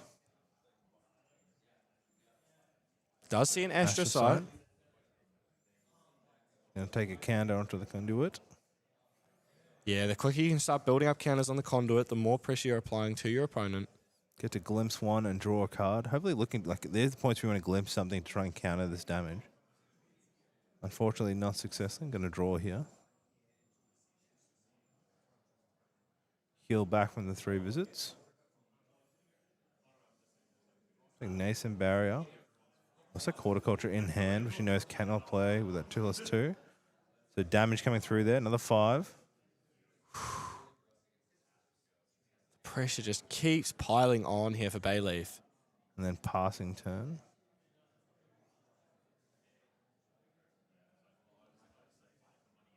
Back over to Caven here. Could see a Quicksilver come out maybe. Maybe the Scepter. Scepter, I would say, he probably likes. I mean, what could he put under the quick? I guess he put Safeguard, but I don't think he's under pressure that much. He doesn't need Mirror. Yeah, it's just the looming threat of that Polaris, right? Yeah, it goes to the Scepter. Scepter. He loves the Scepter. Who doesn't? It's a wonderful art card. I love the purple and the red.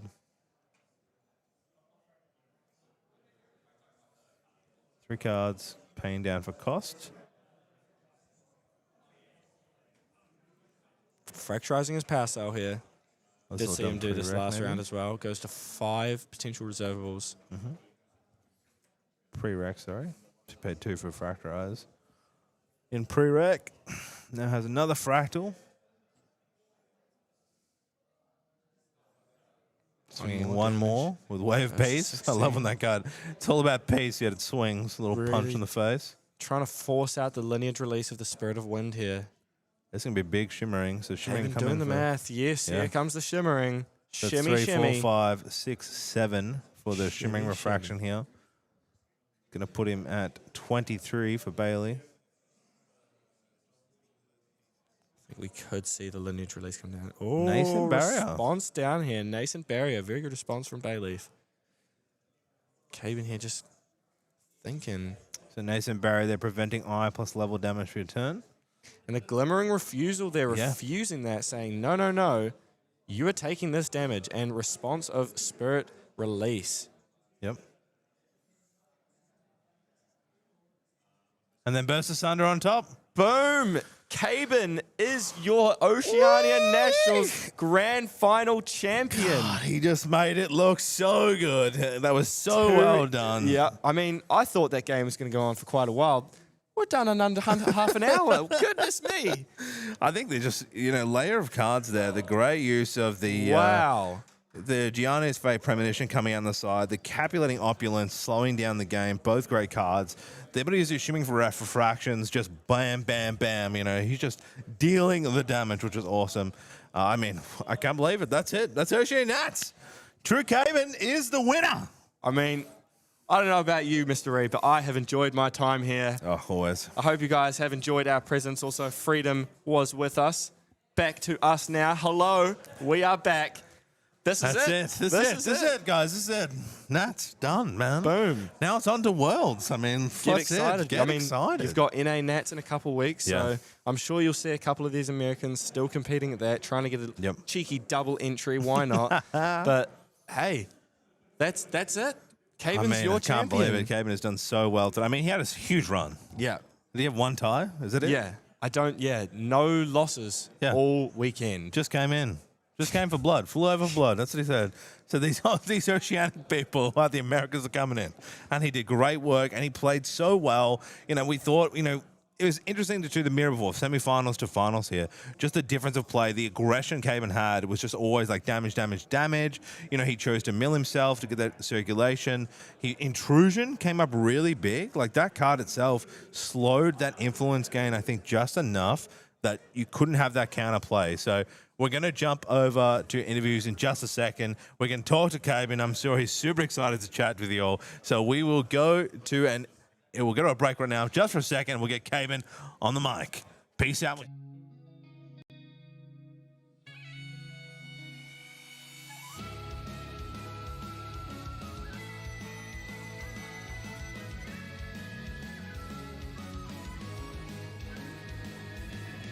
果てしなく広がる空に失ったものを嘆く声迫られる選択の日々正しい道の方へ間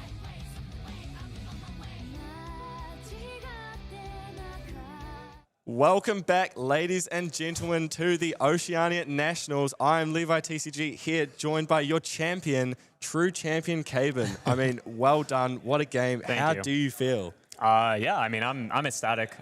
The main goal coming here was to get a gauntlet invite, and Yeah. so when I secured not only the gauntlet, but then the actual Worlds invite, that was all my goals accomplished. So Very yeah, nice. I mean, winning the whole event was just a little bit of a cherry on top for sure. Very nice. And what was the thoughts going with Fractals going into this?